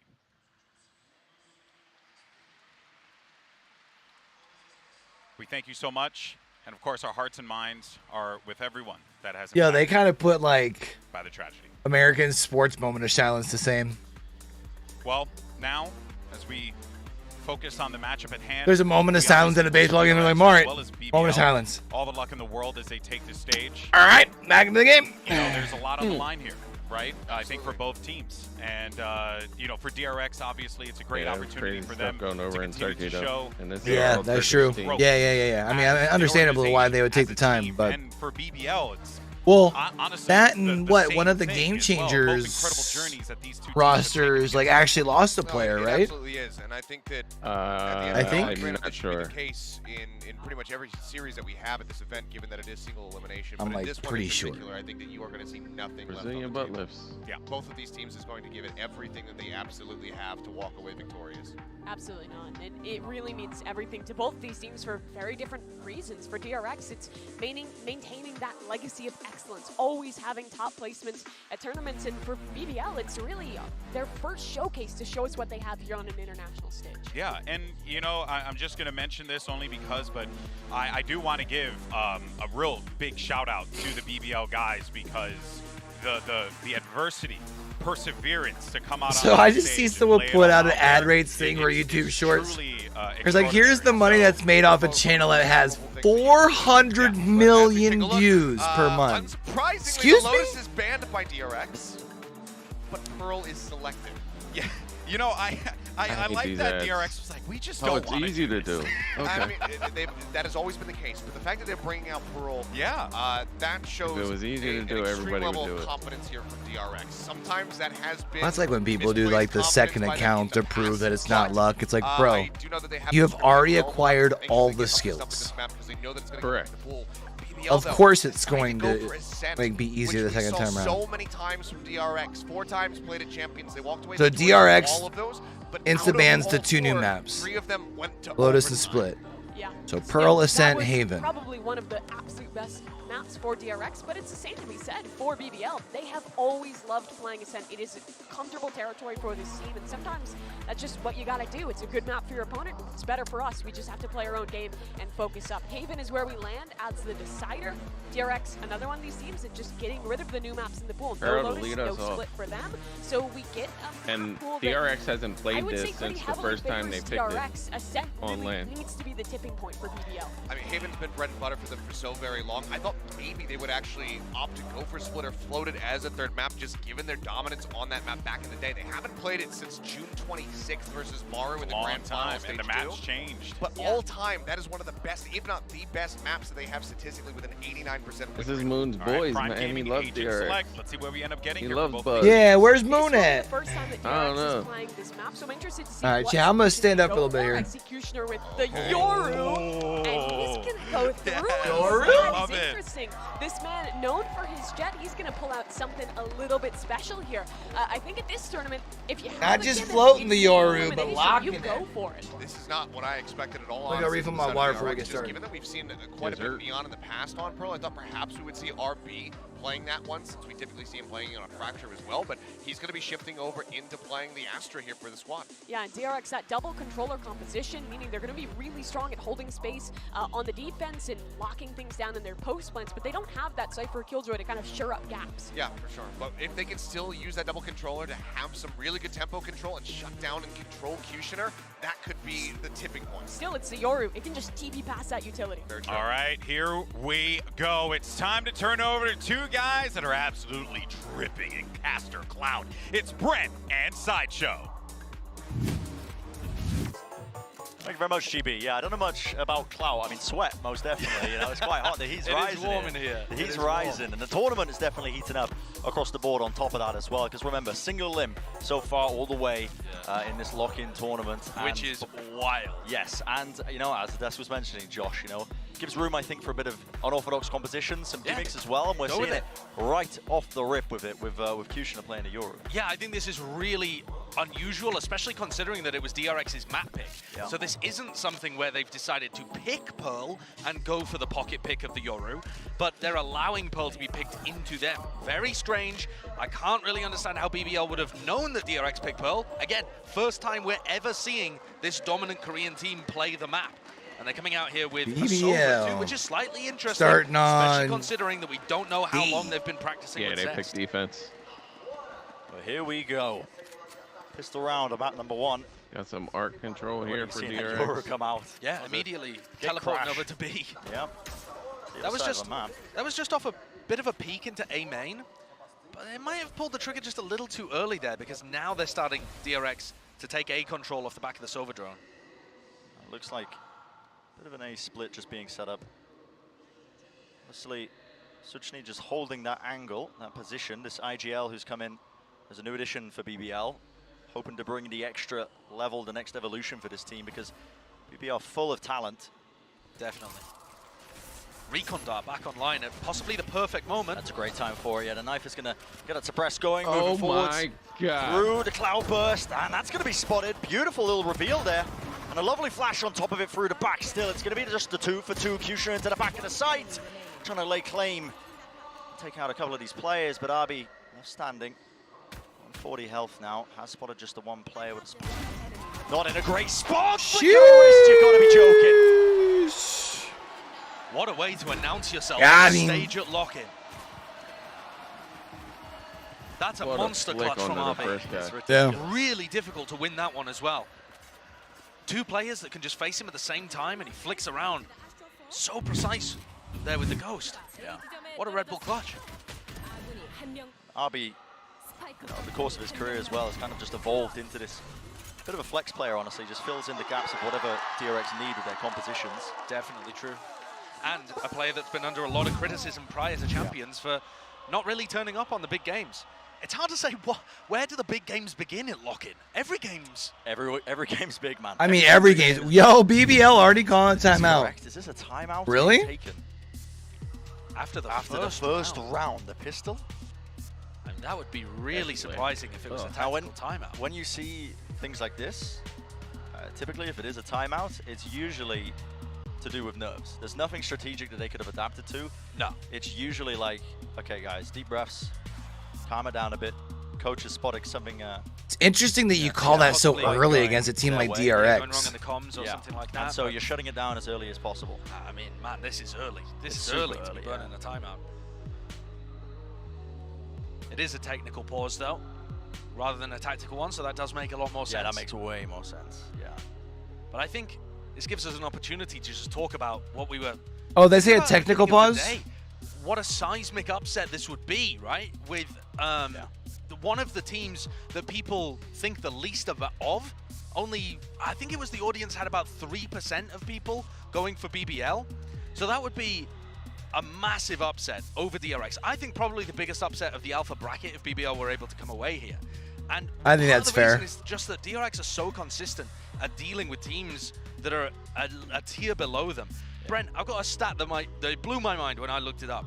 DRX only had 1 loss across the whole of 2022 to a team that didn't finish top 3 at an event. That is absurd. So if you're not tier 1 of the tier 1, if you're not on a podium, That's pretty. DRX That's are not losing to you. pretty disgusting stat, actually. This team, DRX. I mean, they're always good for it early on in the tournaments. Just being able to sail their way through. Hold on, let me rewind that It back. does throw a bit of questioning, I think, into it when we were talking about the roster that DRX was running, because they were saying, you know, in interviews. Really surprising if it was a tactical timeout. When you see the whole of 2022 to a team that didn't finish top 3 at an event. That is absurd. So if you're not tier 1 with teams that are a tier below them, Brent, I've got a stat that Here it is, that hold blew on, my let me mind when I read that looked back. it up. DRX only had 1 loss across the whole of 2022 to a team that didn't finish top 3 at an event. That is So only one loss to a team of the tier that didn't finish top 3 at an event last year. buzz off that primary duelist. Yeah, but the thing about DRX, and I'm sure this is what Seth would say if he was. So you're in the usually conversation losing with to us, somebody who's is that they've on the played podium. this style before, and they've played the other style too. He's You know, nodding at us right now. RB has been that That's pretty MCG insane. list where you put Buzz over on Killjoy, and then they've also had a really great run at Champions where Buzz was just playing Jet. And I think this team can get really deep and might even be considered one of the tournament favorites if they're in good form, just by running Buzz, Jet, and the standard roster that got them deep at champs.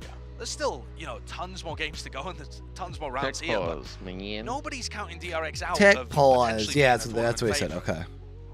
No, it's almost a given, I think, as well, when you hear most No people takesy talk about backsies though, right? DRX is rosters around. that have their core I think so. intact, going from last year to this one, that gives them the biggest. That's how it works, advantage, right? You call no obviously, take think backs. about it. Don't need as much time as other teams. You can reuse some of your old defaults, some of your old. That's how I've always gone by. Pulling out. Obviously, we did shift away from the chamber meta, but even still, it does save you a lot of time in terms of preparation. You think about teams that have completely. I tried that during RCLS on or RLCS on Friday, and BBL is they didn't allow it. brought in a new IGL that wasn't, as far as I'm aware, originally part of that like first partnership roster that they put together. You know, when all of that got announced, but they realized that it was required to bring in Sochny and add something different, something thoughtful to their game, which, as the desk were breaking down, it's quite difficult to find Turkish-speaking IGLs at the moment. It's a role that's definitely lacking. Well, the tech pause There's will been be an evolution ending to momentarily, BBL. hopefully. Fingers crossed, just a quick restart. What's that? PC. He said there was an We'll be getting back evolution into the action, to but BBL. You're exactly right, and I think the hope is with BBL. Obviously, Oh, I think they're one of the teams that has like a deep ass roster, right?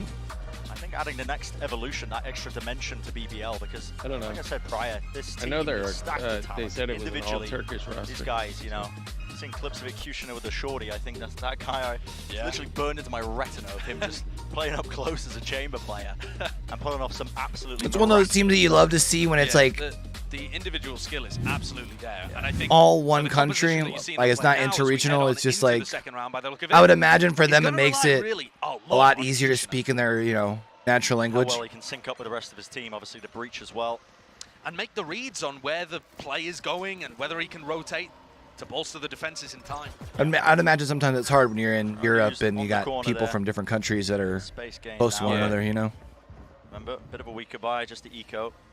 BBL, Brave is holding up close and personal. It's going to have to get a lot of work done, honestly, for them to stand a chance. One kill, but instantly traded.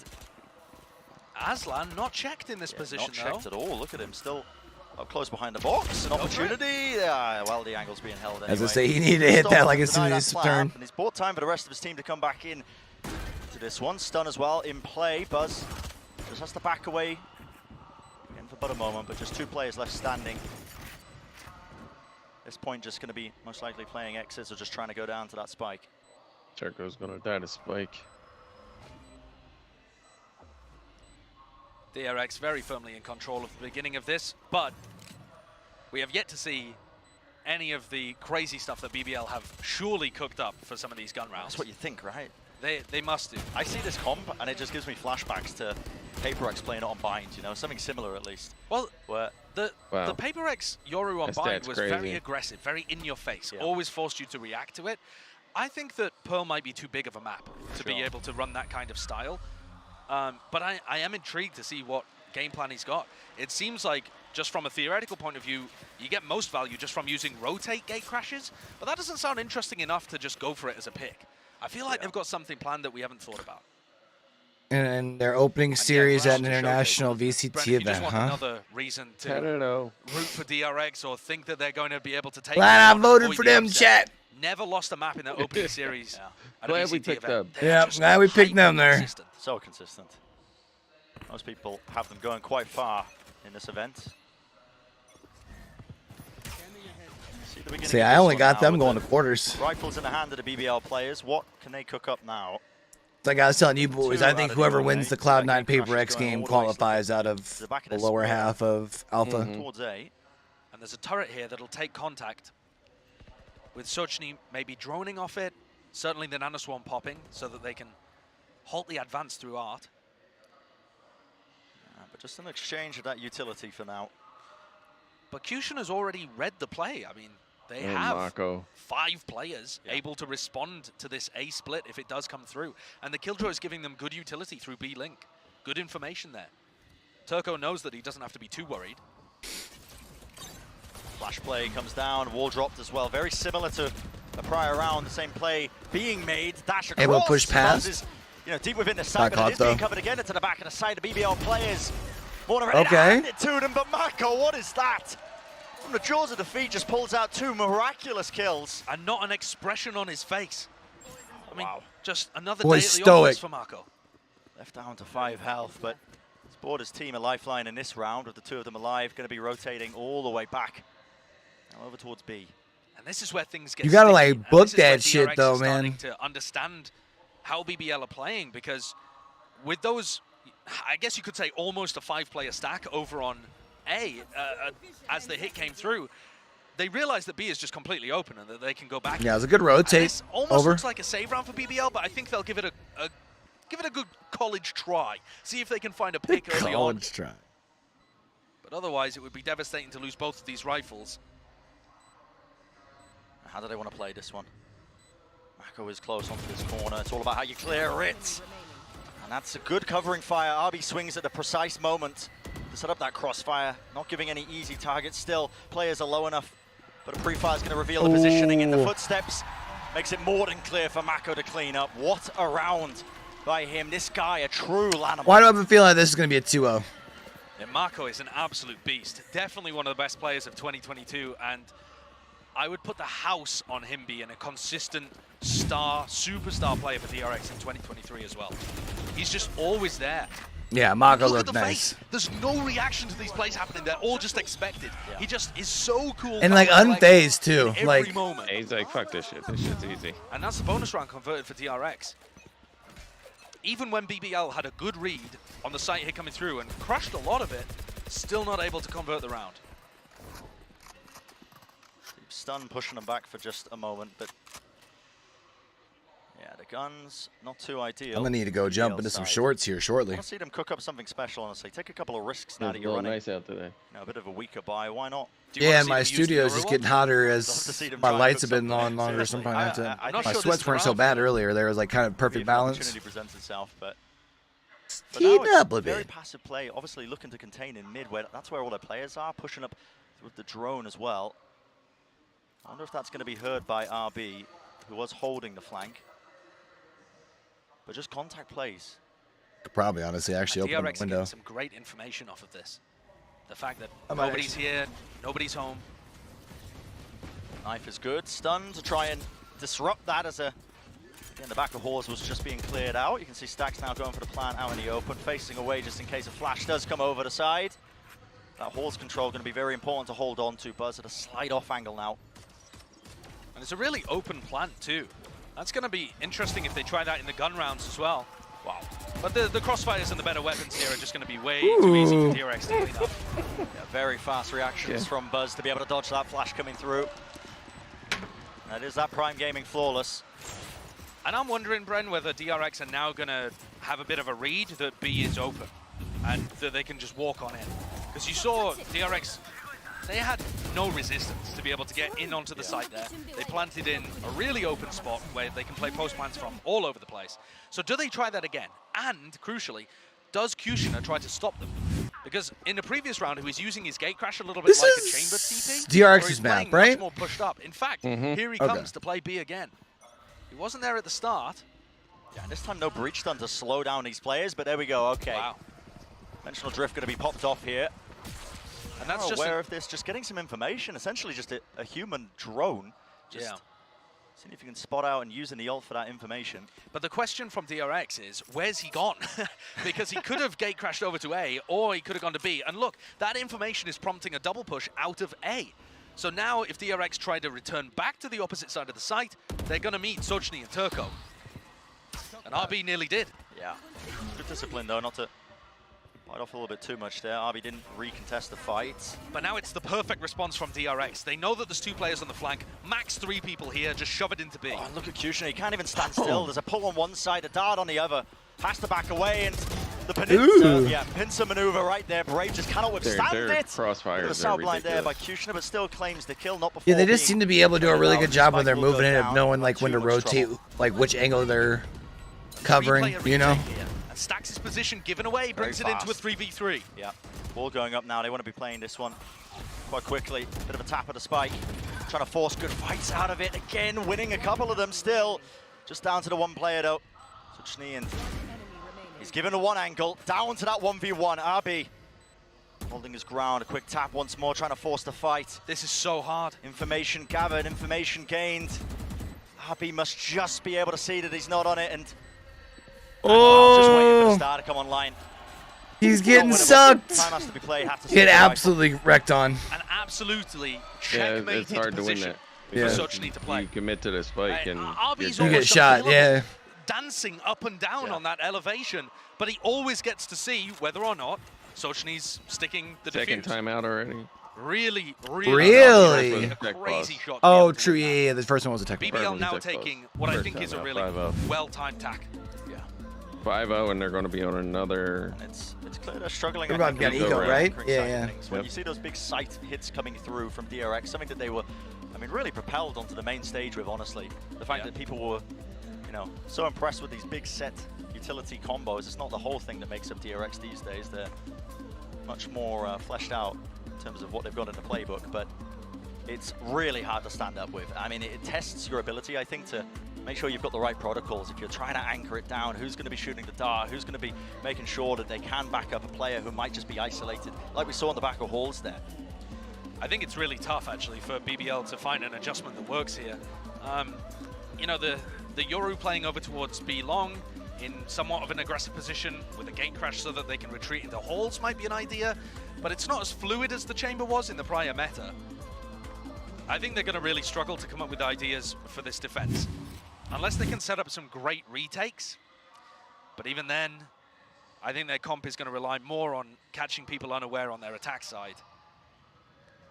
And with BBL being forced to take another eco round here, it is a rough start to this map. Yeah, quite difficult.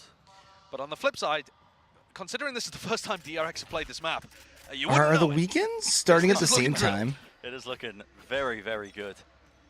Is that the 19th, right?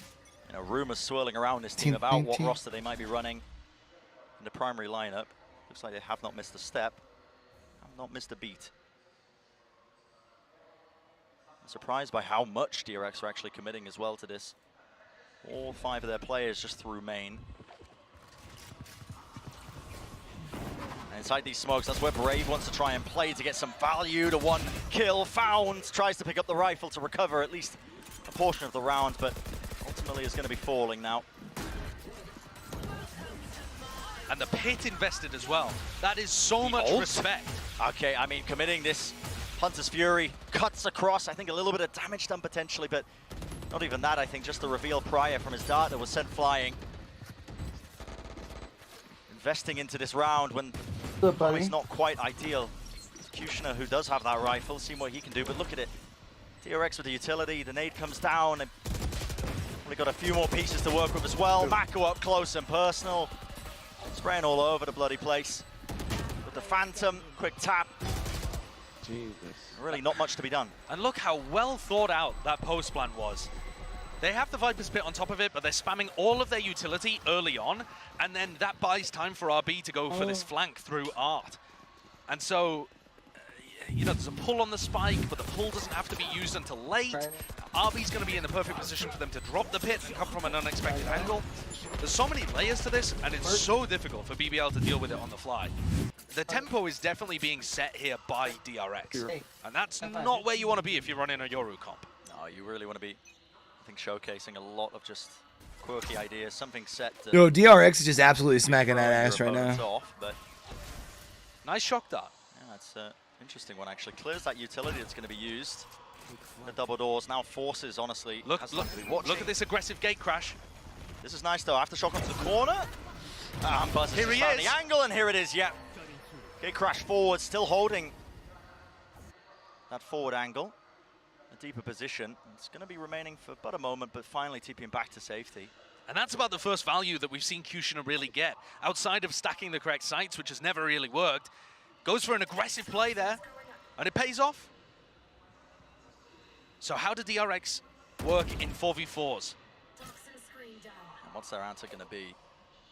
They have broken the Killjoy turret that was over here. So Stax is getting a lot of space to set up for an A-split. And the KO wall is devastatingly good against Brave. Yeah, this is going to be brutal for him to try and anchor. Smokes drop down all over the side to try and split this one up into the Art. Split Straight through main. Bro, look at DRX's bank right now, bro. There's There's just like so much control. And crucially, he will survive, so backing away to wait for the rest of his team. Complete site control even in a 3v4. To avoid the flashes. We see the lockdown being used with Zest going down. Oh, okay. Okay, there's a round. Taking point, Kushner. They only needed one. Wraps up They the need round one to quite turn nicely. around, that's all. Fantastic first round to get on the board there from BBL. It cost them a lot, but it was worthwhile. And while Kushner gets 3 kills in the round, I've got to give credit to Brave for his anchoring. To be able to get that first pick and hold on to the back site control so that the rest of his team could come in for a retake, get the lockdown in a good spot. That's really important for an Astra that was potentially about to get hit by a KO ult. Yeah. Really critical, and sometimes that first round can be the hardest one when it feels like the momentum is against you, a team like DRX. Well, listen, the momentum is not going to stop, though, because Zest and Stax still have their ults, big ults that can get picks or open up a site completely. You see Aslam Shadow change around his Killjoy setup. Still the alarm bot in the same place that got shock darted before, but now putting more of a focus towards B. Drone pushes forwards. And look at this. Nothing to really offset it. They know that there's not going to be that heavy presence towards playing aggressively into B. Nice move here by Buzz. I can dig it. Perfectly timed with Buzz's updraft as well to see if they can catch it onto any sort of player. Right around the corner. That's Kushner. He's making all sorts of plays. The gate crash around the side. And he's dealt with, but too little too late, honestly. 2 kills found for him. Great kill as well from Oh, I was gonna say, but Buzz has the knives and the plants or spikes down. But aggressive play from Kushner has paid off on the Yoru. Yeah, never mind. He's currently 9-7. We heard Seth talk on the desk about how he's been allegedly dropping They still have 30 a fight bombs here, in I'm scrims. Yeah. Fear into people. Here he comes. I mean, bit of a whiff, honestly, from Zest. Should be favored there, but Kushner's kind of full sprinting to the left. I think you're starting to see really where the success comes from in these last 2 rounds. It's been off the back of those plays being cooked up with Kushner. And I'm surprised by this. Buzz taking an attack operator. So maybe aiming to slow the pace down a lot and just hold angles on B. I wouldn't expect them to finish A with an op in their hands unless they're forced. Just trying to set this one up, but it's a difficult one. The drone did clear quite a bit down B long, so it sets up Buzz on this angle, but they don't quite know if back halls is cleared. All right, that was actually a contact play. Oh. Despite the stun missing, Aslan still has the confidence to take the fight. That's Turkish confidence right there. Oh, yeah. The Turkish players are always high skill, high confidence, and Buzz was backpedaling as he took the shot, really inaccurate. And now they are forced to go A, but they also don't have the op. It's a cute little idea from BBL as well, just off that turret contact, but... Look at where Brave Can is they make it 3 in a row here? Does he get cleared? Abi has been late lurking this one. Zest is at back and just walks into the line of sight angle. Vandal diff. Yeah. Finding the target, still Kushner TPing back. Stax is there to try and take up a bit of this space onto the site. Another pop flash play. And you're seeing this guy just rip off heads. Unreal form by Kushner. And the breach ult used in the 2v1. RB is not allowed to get a sniff, not a crumb. Now 1v2, no time remaining. And all Turco has to do is swing off the contact of Kushner. Should make it nice and easy. Lovely little offset and a movement there by Kushner. Okay. Finding 4 kills in the Should round. be 6-4 here. Off the back of that, I mean, 3 of these rounds so far, the 3 in a row, They really. can't buy. Yeah. Off the back of his own individual play. Yeah. Now sat at 13-7. He's torn open some of these. You notice how much defaults. less teams are buying Stingers with a little bit of a difference? Is throw them a curveball, try and throw something strange at them as they're setting up. If you can disrupt their timings. Oh, they're going for those a big utility mix buy executions here. could be so scary that you take the bite out of it. And how about this? Bike taken out completely from DRX's economy. They're forced down onto a Thrifty. Definitely weaker weapons, but still a couple of rifles to make themselves just that bit not a more Ooh, dangerous. big turn though. Yeah. And okay, well, Dimensional Drift That's got a bit 2 of that rifles. information, has to back away, cannot take the fight. And BBL have just been barreled over. Yeah, unable to withstand it. Yeah, Socially and Turco was supposed to delay there and put up resistance. Yeah, you so had that to Kushner at could get least around slow and things make a down a play little bit. happen. But it all fell to pieces. This double flank now needs to try and get some value. I mean, you got barely any damage out. Everybody from DRX is here. Everybody, all 5 players. And they're watching it. They are a bit of a pre-fire. Okay. Anticipate it. They do. Where's the traders? Just falling. Not quite a trade, but Buzz eventually is there. He's like, all right, guys, I'll take care of him. No problems. Kushner wondering exactly how he should be playing this one. But he will not expect everyone to be offside. You know, he still has to clear these areas, fake the gate crash. Time is running so low. And a flash, I think, for his own, or Stacks is just finding his face, and yeah, not quite able to really play this one out. Just not enough time to work with. Big round for DRX there. And that round had failed within the first 5 seconds, honestly. It was a decent try from What you BBL need to bounce back into it. Things with the double retake flank, but unfortunately, you only kept 2 rifles though, right? But that is a really tough round he's to fine recover. at this point. And a brutal one for BBL, because that's where you're supposed to be favored. You've got the guns, you've knocked your opponents down onto a half buy. Yeah. You've got to be able to convert those. The ones you need to be winning. What? Absolute monstrous shots by Buzz. And it's unfair that DRX has a couple of Kushnas in Mako and Buzz. Really, they should just be going at it 1v1. Zest, let's see if he gets value out of this again with a shock dart.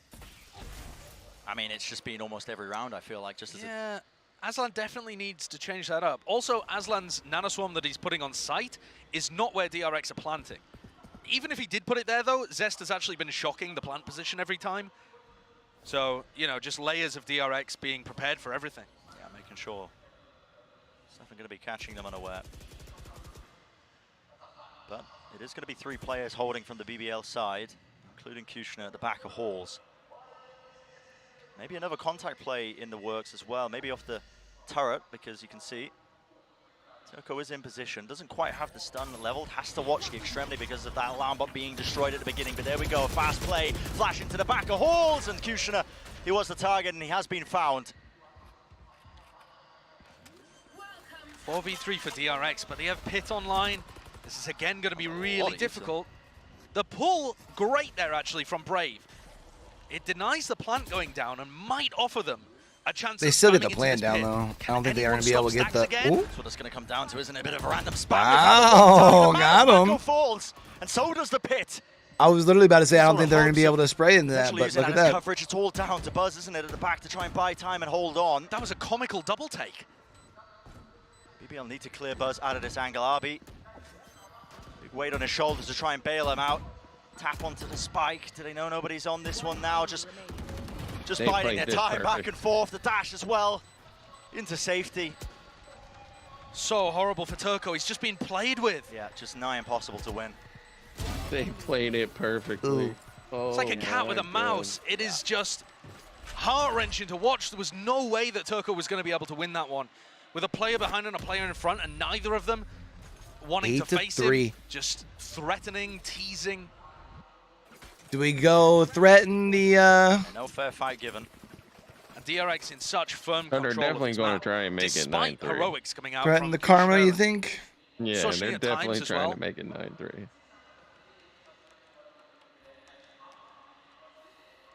One more round is available to them in the half. My door opening. For BBL. Typically the rounds they end up winning is when they disrupt a lot of these hits that are coming through. Making sure that they don't let DRX Yeah, both of them. You know, just offloading a utility into a lot of these sites. There is no alarm bot for the shock dart to hit this time, but it did What, a bit are of you damage telling to me you Brave, want so something else? he wasn't quite aware that the shock was coming through. Yeah. Nevertheless, Brave might not be expected right here. I think that smoke could have given it away, though. I'll tell you what, buddy. Right Let me get this to halftime here, and I'll go look through your Valentine's bag, and we'll find you something. Deal? Drone just going to be used to clear through to one side of mid. Well, look at this, DRX making sure that they also hold position. Kid wants to get all sugared up. Buzz, operator in his hands. The attack operator coming out. And BBL are lacking so much info. And really just forced to swing into them, find these fights, because that's what they need, information. And guess what? That lurk timing pays off. Flash off to the corner. Buzz. Oh, Stacks. Beaming them down one after another. Oh, man. What a play by Stacks. What? BBL a bit too timid. Didn't realize that Stacks had already crossed because they weren't able to reclaim areas of art. Too many players over towards B-Link. And that's it, all sealed up. Only Kushner on the Yoru with an admirable 14 kills, but just not enough to get his team into this first half. And everybody on BBL has just got to be thinking about their attack side. Yeah. Nothing to lose in this round for Kushner. He's going to try and make the most of it. Did they say when the Killjoy changes are going to be coming out? Just to make this work. I 1v4 clutch. No. With players scattered all over. A KO ult. I don't know they actually did, right? This is such a hard one to win. I don't think Stacks, they did. look at this. He's got the heaven position held. Crossfire. RB playing close to the site. They know his position now, and a bit of util will finish it off. A 9-3 half for DRX. It's 9-3. All right, I need to go get a little turd some sugar chat. I think for the Turkish fans, it comes down to, do you believe in curses? Do you believe in miracles? Yeah, certainly. Gonna have to see some big things from BBL, I think, on this attack side as well. Try and get the most out of Kushner on that Yoru. He's putting up some amazing results. Like we said, 14-9 is his scoreline, but it's going to take something very special, I think, some curated plays across the board. But we'll throw down to the desk to break down what we've seen of the first half. Thank you so much, gentlemen. And, you know, expected dominant start there for DRX, looking very, very strong. And I know, Seth, one of the guys you highlighted at the beginning of this tournament was Mako, and, well, how's he doing so far? He continues to be a god, just unwavered by anything that happens in the lobby. He gets put into a clutch position. He's just like, yeah, whatever, okay, I'll shrug that off. I'm not going to be too bothered by it. He's just playing it to a T. Only has gotten caught out really a handful of times. His ACS is looking incredible right now. He's averaging a kill per round, and he just continues to be absolutely excellent here for the squad. And he hasn't reacted one bit. No. He's just been stoic, sitting there, playing his game. Mako's the type of guy to go to Disneyland and just not smile. But, like, he's really enjoying everything. They take a picture of him on the ride, you know? and he's just... Yeah, Mako's just there the whole time. He really, but he likes it though. Yeah, you know he enjoys the funny it. thing is, even with now having the hair grown out, it makes him even more of a gentle giant than when he had it cut short. So now he's just like even more of this like just staggering figure who is just constantly calm. Well, another guy that's enjoying the ride right now is Kushner. Maybe the only guy on BBL who's having that bit of fun. Yeah. It feels like the only 3 rounds that we've seen them win were the ones that he was in. And as we take a look at one of these rounds, I was actually pretty impressed with what they were able to do with this Yoru here, at least in the moments they got the value. This starts off really well for DRX. They get an opening kick, they're well set up to take space, and then he's able to get on forward and take down Buzz before getting out on his own. There was another moment just that next round where he was able to do pretty much a similar thing where it was a fantastic execute towards B. He gets in, wins it, and right here you can see he's the man to close it out. Yeah. Kushner is the beginning, he is the end, and now we are heading into the half where he should succeed, where things should have been cooked up for him. This is where you can set that pace, and Kushner needs to.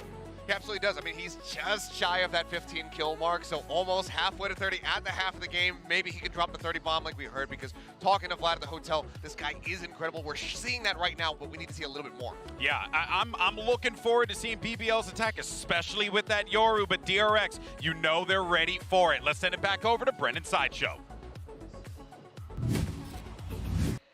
Yeah, absolutely. I could not agree more with the desk. I think we've got to see something cooked up on the BBL side for this one. 3 rounds is really the buffer they've earned in that first half. So in the past, Josh, when we have seen the Yoru work, on that big stage, it's often a ton of prep thrown behind it.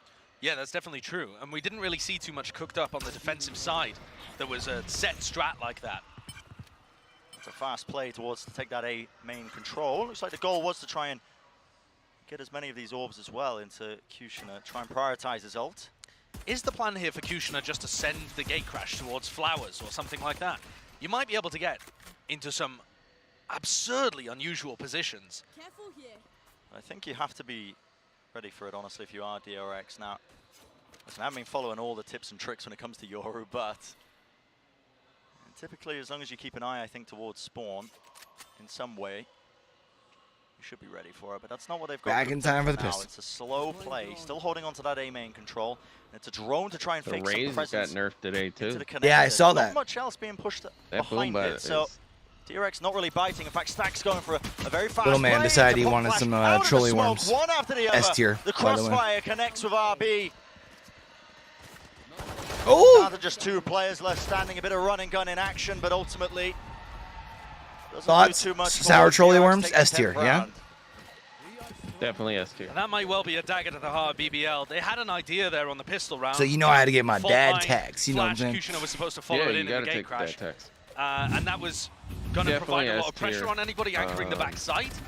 But RB wasn't in a position where he got hit by. Although I can tell you, as a kid who got to spend some time overseas, our sour snacks don't have shit on like European sour snacks. The timing was pretty much there from BBL, to be honest. So but I would DRX say Trolley still just Worms so are S clean tier. at I dealing would with it. say And there was no Carbo plan, Gummy not really Bears many kills, so BBL can't really even get in a good position. Did you ever do like the sour peaches growing up?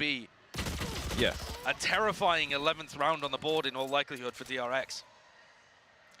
And I feel like, Brent, after their third place result at Champions, this team has got a I don't remember what they about called them I don't know overseas, whether you but they noticed it had as well, like but just that same sort of sour like talk in finish on the the top of the gummy, but they were just like interviews strips. how they're They're discussing so good. their team and their chances and stuff, there definitely seems to be more of that swagger of we know we're a top team. Oh, and Stacks just followed the gate crash. The pineapple ones were always what the we were best. talking about. Yellows. The gate crash is going into spawn. If you're aware of the play being made, there needs to be some sort of follow-up, but Stacks was just tracking it down, waiting for it. But yeah, you're Kushner right, hoping that he just got through there for free. It's DRX playing with a ton of confidence behind them.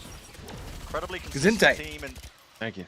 they're a team as well that, you know, the evolution that BBL are hoping to go for, I think, with the addition of their new IGL, adding a couple of more layers to their game plans. Unfortunately, had to go up against A this donkey absolute chain. masterclass team that is DRX. Obviously, the series not over. I think this was the only game that I didn't, that I wouldn't be surprised goes 2 games. Definitely very. We got 3 earlier. I'm expecting the last one to go It's a 3. long time before this BBL team has to, you know, compete in the EMEA VCT. So it's about going as deep as you can in the tournament and pulling away as many learning lessons as you can as well. Yeah. Here would be a great round. Stop the DRX bonus. See if they have any plans. Maybe you need to approach this round a little cautiously yourself and then go into Ascent. I mean, unless they're just going to come into definitely Ascent wanna and see absolutely like I know they've been out there watching the Gordon Ramsay shows, cooking stuff up. Dominate. They've got to be. The recipe book is in their hands. You got to cook something up special, but it looks like all 5 players moving forwards. That's otherwise you're screwed. drone taken out nice and early. Buzz. He gonna tag on that to the wall? Doesn't matter, chip damage, just has to back away and does have the shorty available to him. This corner isn't cleared. It's a flash play, and Buzz, I don't know how much he could see in that scenario, but picks up the rifle. Revealed along B long. They've taken so much damage. Exchange of the weaponry because Buzz is the weaker player. They have all their players watching these angles. Just read it so hard. I like that you can see that Stacks is starting to work on the flank too, so they can't go anywhere. That kind of range. Even if they wanted to. Just trying to take this fight. Flash is sent through at a utility. What should have been a must-win round for BBL is looking. Even though he didn't, he ended up going through connector. To be honest here, Brent, you're 3v5. You don't want to give better rifles to them. I know you can't really call that in the moment. You've got to believe in yourself, but this I mean, it is doesn't gonna matter, be a but disaster for BBL here. Yeah. Brave spotted out, a bit of tag there, 9 health. Left alone. Has the most to do, and just as he runs out of bullets, the trade in play. Bada bing, bada boom. Now map point. It's and we've too seen easy. even some really good teams get slaughtered like this by DRX at the beginning of tournaments. They just always come in so incredibly hot. And yeah, look at that. Full blind. Absolutely full blind from Buzz.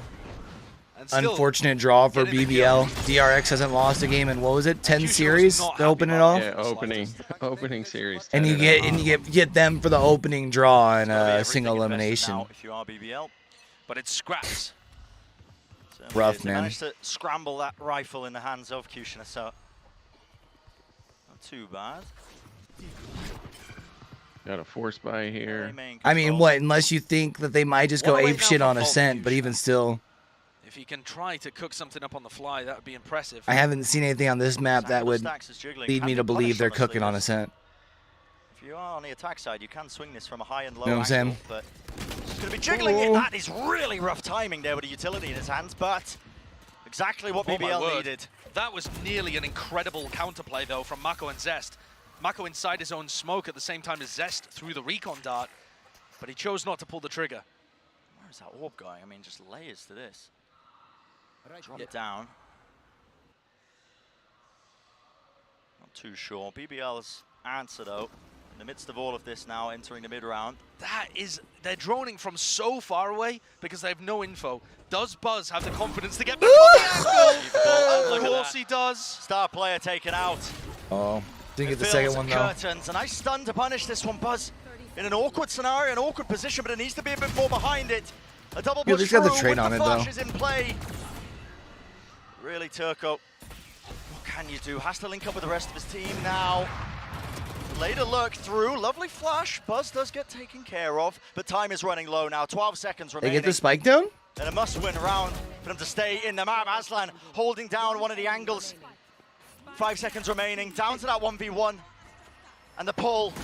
Surely Oh, not in time. Out in the open. At least the pulls wide him out in swing the from middle. RB will finalize it. Yeah. DRX coming away with a well-anticipated. No, I was thinking that the suck wasn't going to come in time. Intimidating. But map it one didn't matter. Against BBL. They're looking scary. I mean, wow, they look scary. You know what I mean, chat. Scary. A map that They've they never haven't played showcased before. much. They've never played Pearl before. That was their first time playing Pearl. Yeah, and they have been cooking. Welcome to the big stage, BBL. Oh my word, what a brutal matchup. Yeah, 13-3. Quite the dominant showcase. Respect to BBL, I think, as well. Just trying to come out with something a bit new with the Yoru play, but a team like DRX just so many layers ahead. Yeah, they really are. And massive credit to Stax and the coaching staff too, because that takes. I mean, I feel like a lot of effort it's with risky that to go on that someone you else's like map like and that then on your also map go pick. like off meta pick. But they just did it flawlessly, without any problems whatsoever. Didn't miss a beat with it, did they? Did not miss Although it. I mean, at time, I mean, I guess at times the Yoru, I mean, still was. Are they going to be playing with Zest? They're going to be playing with Foxy 9. I don't Did it know. matter? Did it matter? Well, listen. I don't know, man. Still more time. Definitely. And BBL's map pick coming up as well, right? So BBL are going to have an opportunity. I'm interested to see Ascent. DRX have a couple of comps that they've tried there. The most recent being that like Chamberless triple initiator jet comp. And so if BBL are picking it into them, they've got to be prepped for something like that. But we saw them go with the Yoru here, and there wasn't as much behind it as I would have liked. So Definitely more people in there for this prove the matchup than the doubters earlier wrong matchup. and deliver something on map 2. Yeah, it's going to take a bit more than just a couple of those gimmicks that that we were seeing showcased overall. But yeah, up next you can see Ascent going to be the next map in play here, but DRX were not messing around in the slightest. No, not even close to messing around. So that one is going to be a doozy. Yeah, pretty quick map 1, but don't go anywhere, ladies and gentlemen, because map 2 is coming up on the other side of this break.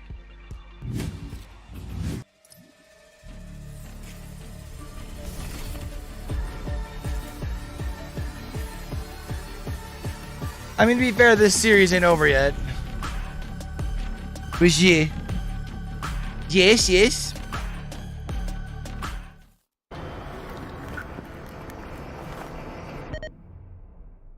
Yeah, I think we're all 2 out of 3. No, I'm not. I picked FPX instead of Karmine. You had energy, right? Yeah.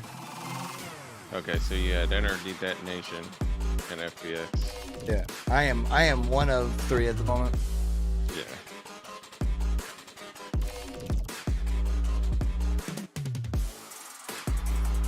Oh, I thought Moon was saying 2 of 3 of today. But yeah, he's 2 of 3 on.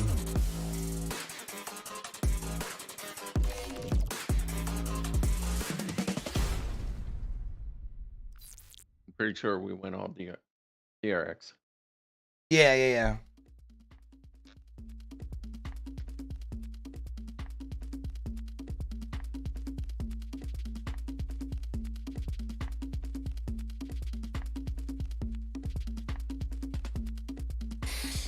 G-Dolphin says they've added new zone endings, by the way. Time to get data mining, friends.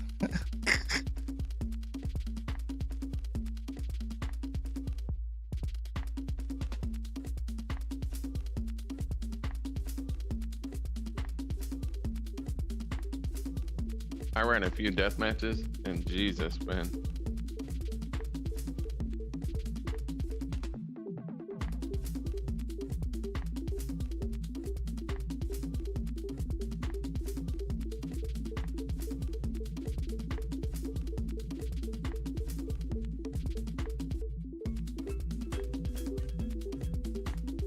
Well, you'll be 4-0 since there wasn't 5 games.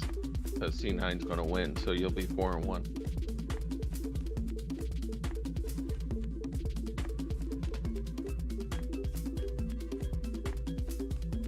PRX gonna win.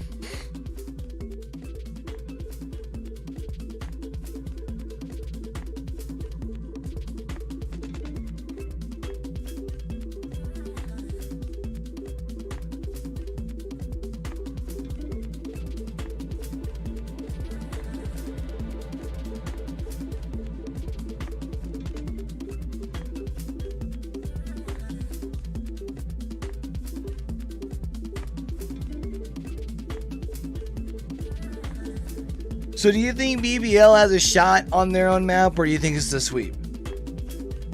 No, I think it ends in 2. Yeah.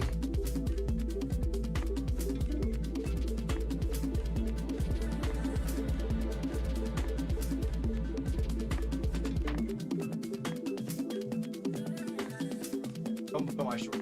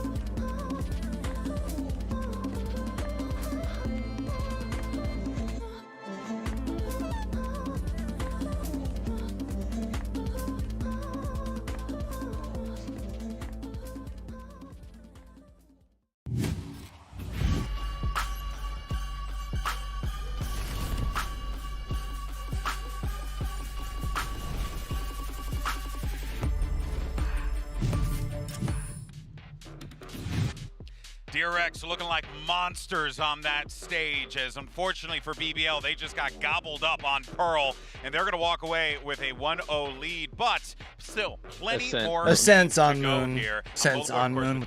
Well Ascent's second map, you know, Moon. Mimi, I mean, just to kick things off right out of the gate, it was very clear that, like, the game plan, the way that DRX, the structure that they had on Pearl, that was scary to watch, because that's the first time we ever saw them there. I mean, that was a nigh-on perfect game for the side of DRX. Every single thing was working well for them. There was a couple moments, exactly 3, where the Yoru was maybe able to disrupt something and break out and win a round for the side of BBL. But generally, despite the weird stuff that BBL were throwing, DRX called around it perfectly.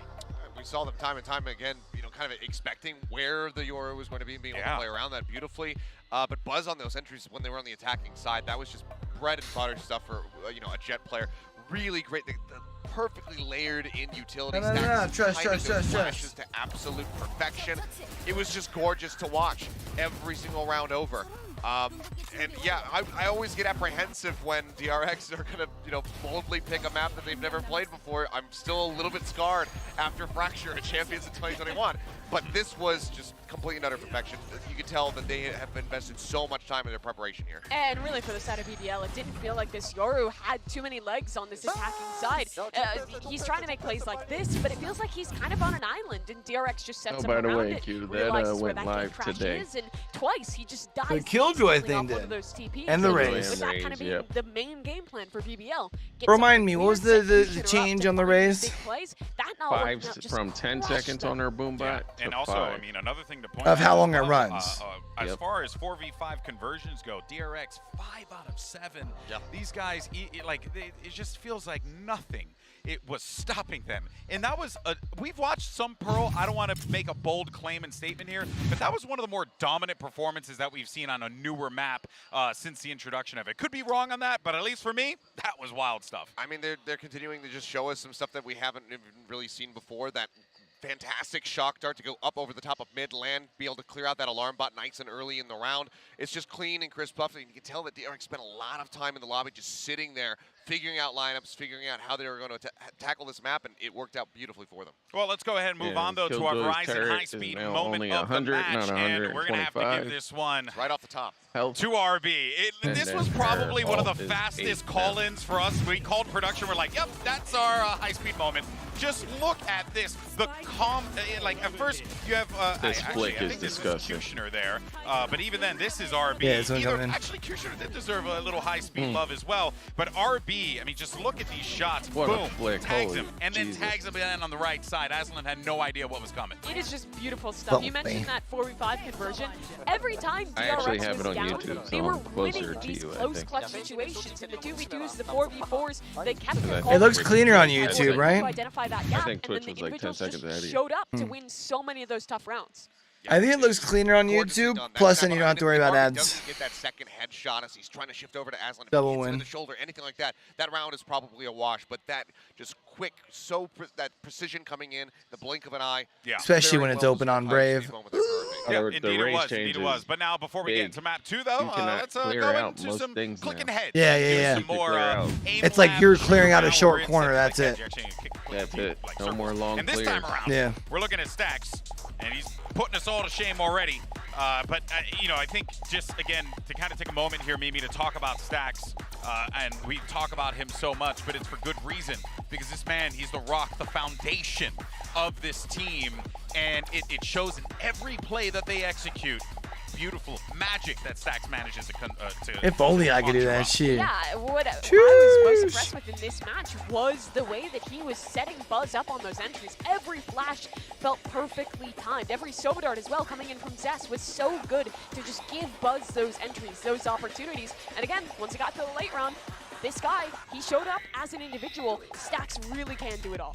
I mean, one of the scariest things that you could face in a game versus DRX is Stacks in a position where he has to clutch around to close it out. Yeah. That's terrifying. You know what's more scary? Never really being able to put him in a position where That looks so good. It's like almost like mesmerizing. It was just constant. Not even almost. It really is mesmerizing to watch.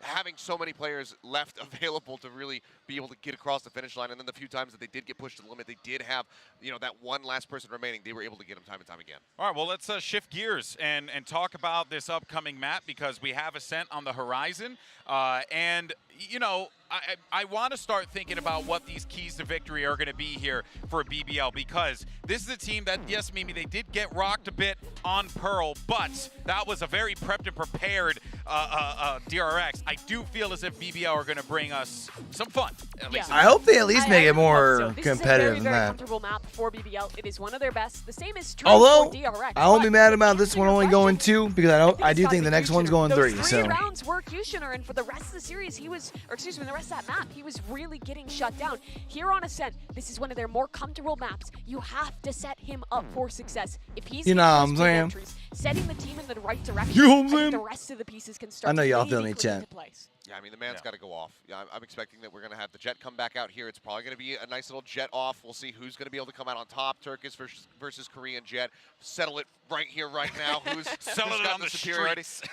But yeah, they really need to enable him. And we also just need to kind of generally see also a little bit of a slight step up from everybody else because Kushner, he was still able to put up some very solid numbers. And as you kind of mentioned, Mimi, felt like he was on a bit of an island there on the side of Pearl. So if they could all play together well, set up Kushner for success, and just slightly improve everybody else's performance, they certainly have a chance of taking this map and taking it all the way to 3. Yeah, and then, you know, we're obviously, you know, blessed to just have so many incredible fans across the world watching. Obviously. We gotta give a special shout out to all the peeps over in Seoul, Korea watching right now, cheering on DRX. And also, as a Puerto Rican, can I just say how amazing it is to just see Vamos all over the place? Like, that warms my Boricua heart, Mimi. DRX is spreading it around the world. You heard in some of the replays during those rounds. Oh, They've yeah. kept by it. They caught that bit at Copenhagen. They have never stopped with the Vamos. I mean, again, it's 6:45 almost right now in the morning in South Korea. Oh, They're still in the true. morning, showing their support, having some brews, early having as some shit, chicken, dog. and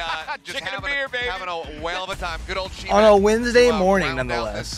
This first showing from DRX. All right, Prime Gaming Agent Select here for Ascent. We've seen the options presented to us in the past, Mimi.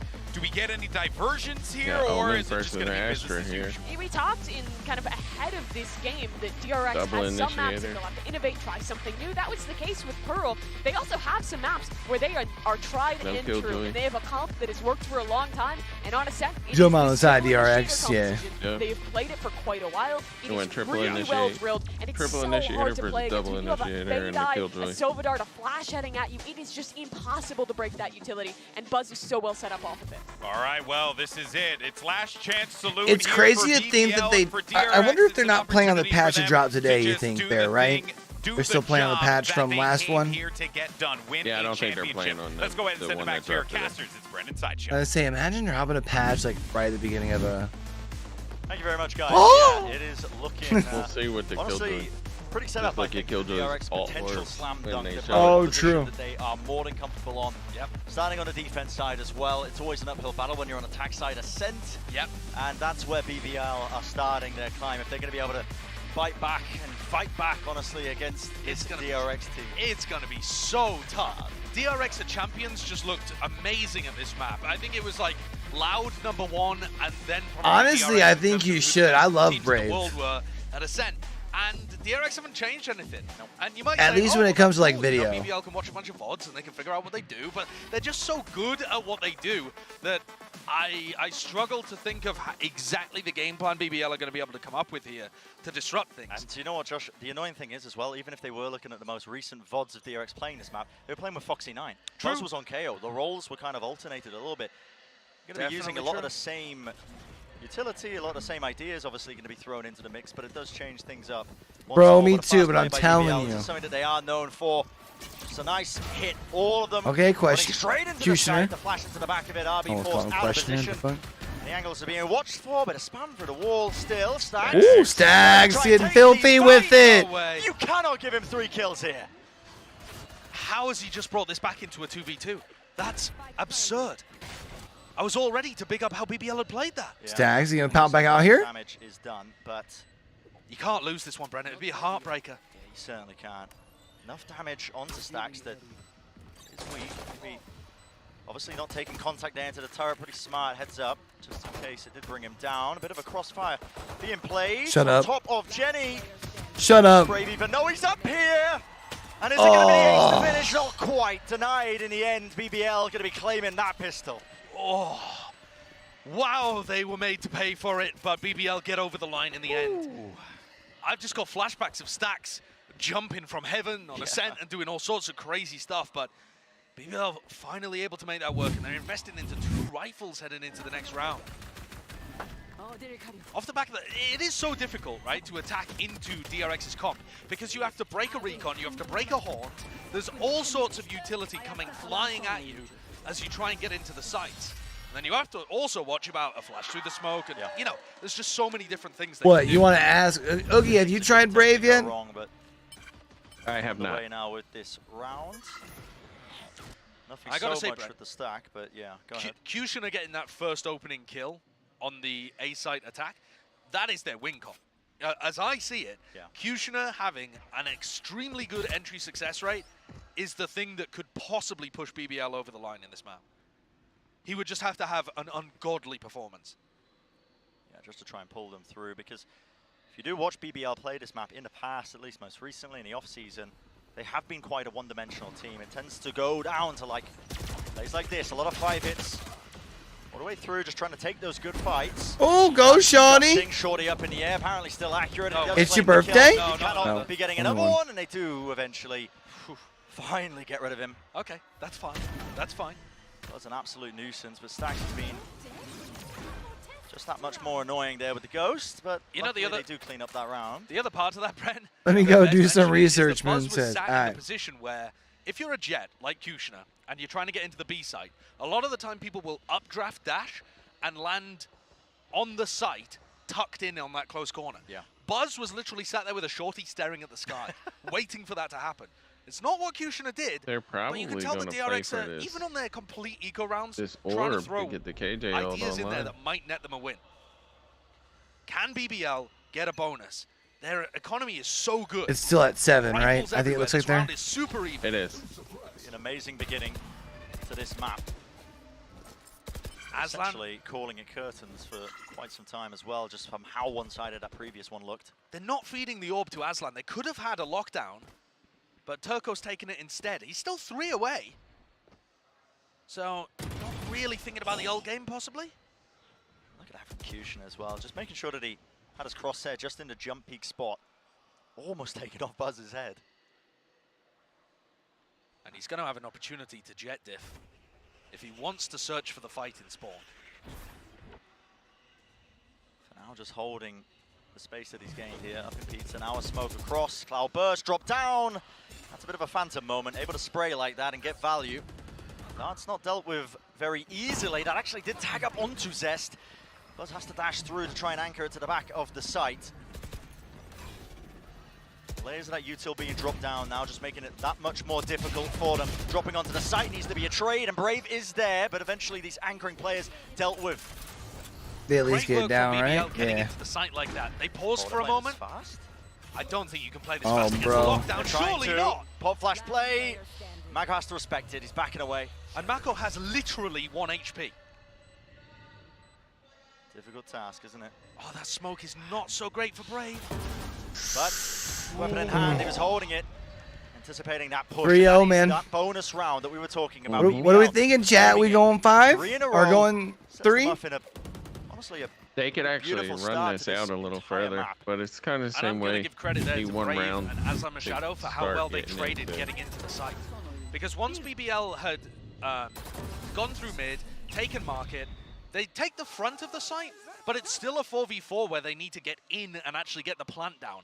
And they did such a good job at sticking tight together and trading out the DRX anchors.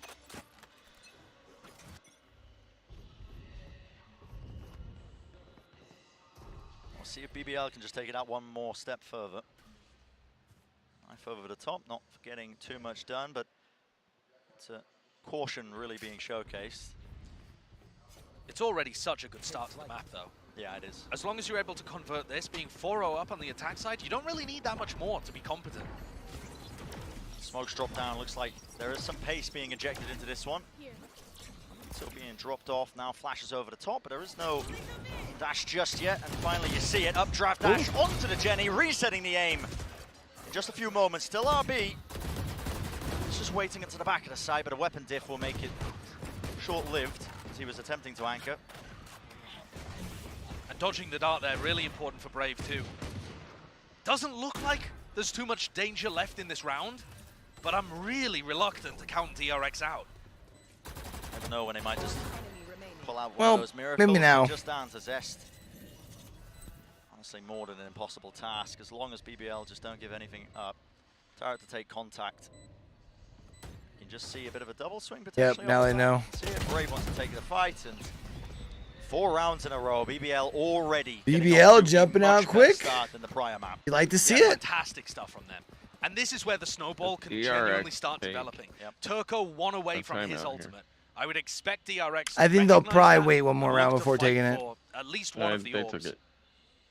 Oh. An operator online for Buzz. He can be Yeah. posted up in B main if DRX want to fight aggressively with the KO. I think they want to get the this Omen on round the other over. side of the map. I mean, fighting for the extremities here seems like it makes the most sense. And they still have big ults of their own to go for like a retake setup or something if they just want to allow Turco the ult. Yeah, which could be one plan of action, I think, as well. But so far, nothing too out of the ordinary from how BBL are playing. But I am seeing just those added dimensions to their play. Definitely. Like I said, you watch this team in the off-season, and it's a lot of 5 hits. It's a lot of really just playing for B main, A main control. Not much nuance across the map. But I think this addition, you know, the new IGL, Suchny coming in, has definitely added that just extra layer that might have just been missing from this team. I would agree with that. I think the actual executes into the site, at least the one that they just did there on the A site, didn't look that clean. Like, you can still tell that BBL are quite a new squad. But the on-the-fly way that they're taking map control is setting them up for good success. Particularly in round 3, I really like the way that Soshny led his team down through mid and coordinated that B split. Yeah. And here you see Buzz with the operator going to fight B main, trying to deny this ult. I mean, this is a clash off the rip. Paranoia. It should win. In the The hands. Paranoia should win. Oh, yeah. It should push them back unless Buzz decides to just ego it, holds the angle down and tries to catch the timing, but no. Have to respect it. Look at Kushner, he's not wasting any time! Up in the air! And there it is, Clay Pigeon shooting.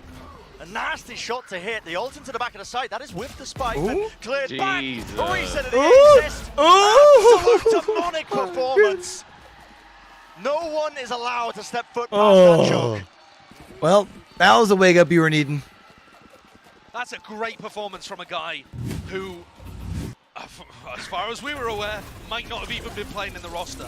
Unfortunate movement from Kushner. I think he actually clipped the edge of the hut as he was going for his dash over. So he just kind of hovered in the air for a while and left a very easy shot for Buzz to hit. But you can tell that BBL there were aware that Buzz was going to fight for it, and they wanted to match it with their own pace. Again, the game plan actually seems pretty solid from Sojny. But the execution just didn't quite work.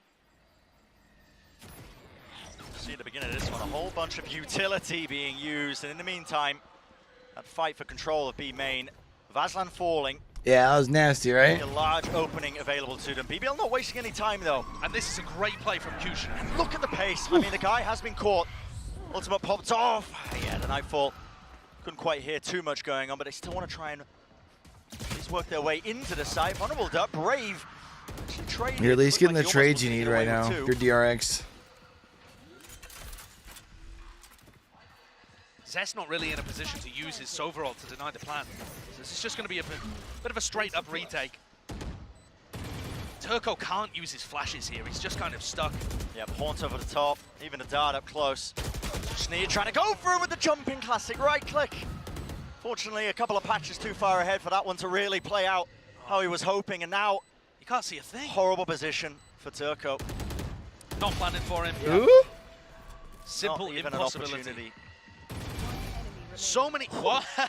Okay. Okay, well. So many post-plant situations though in this game overall, whether it be defuses or, you know, just delaying for the post-plant. Pop off, man. The DRX are looking immaculate.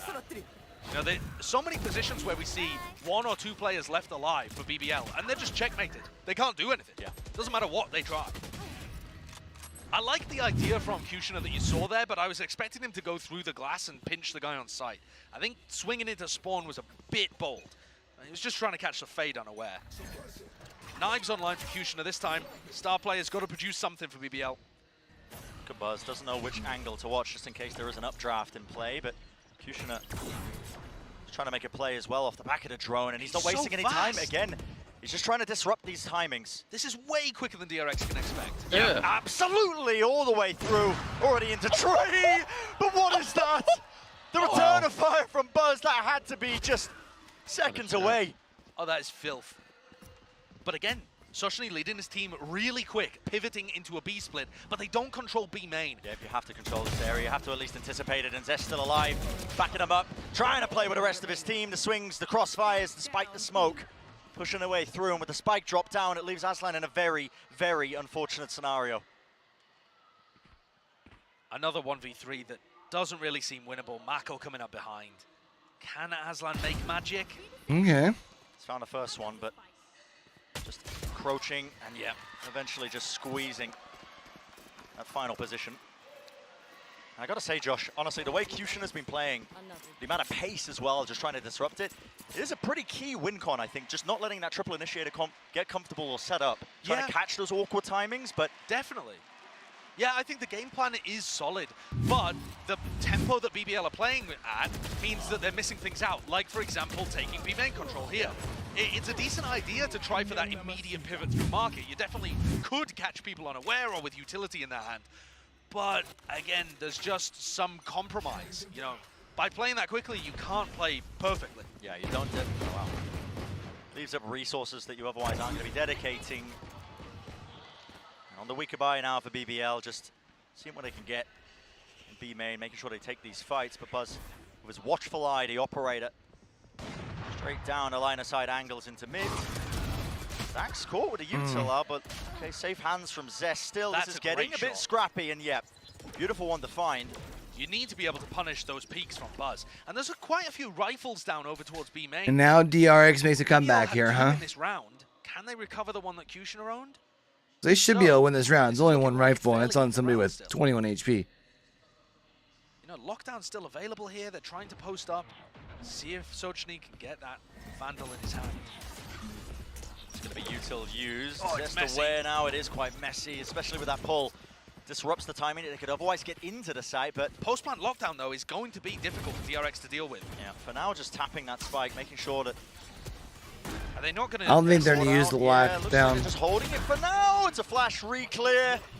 Already the DRX player's not wasting any time here. Mako, though, wasn't playing anti-flash, has to back away. Now you're seeing ults being committed, but both players are so low, and all it will take is the spray down.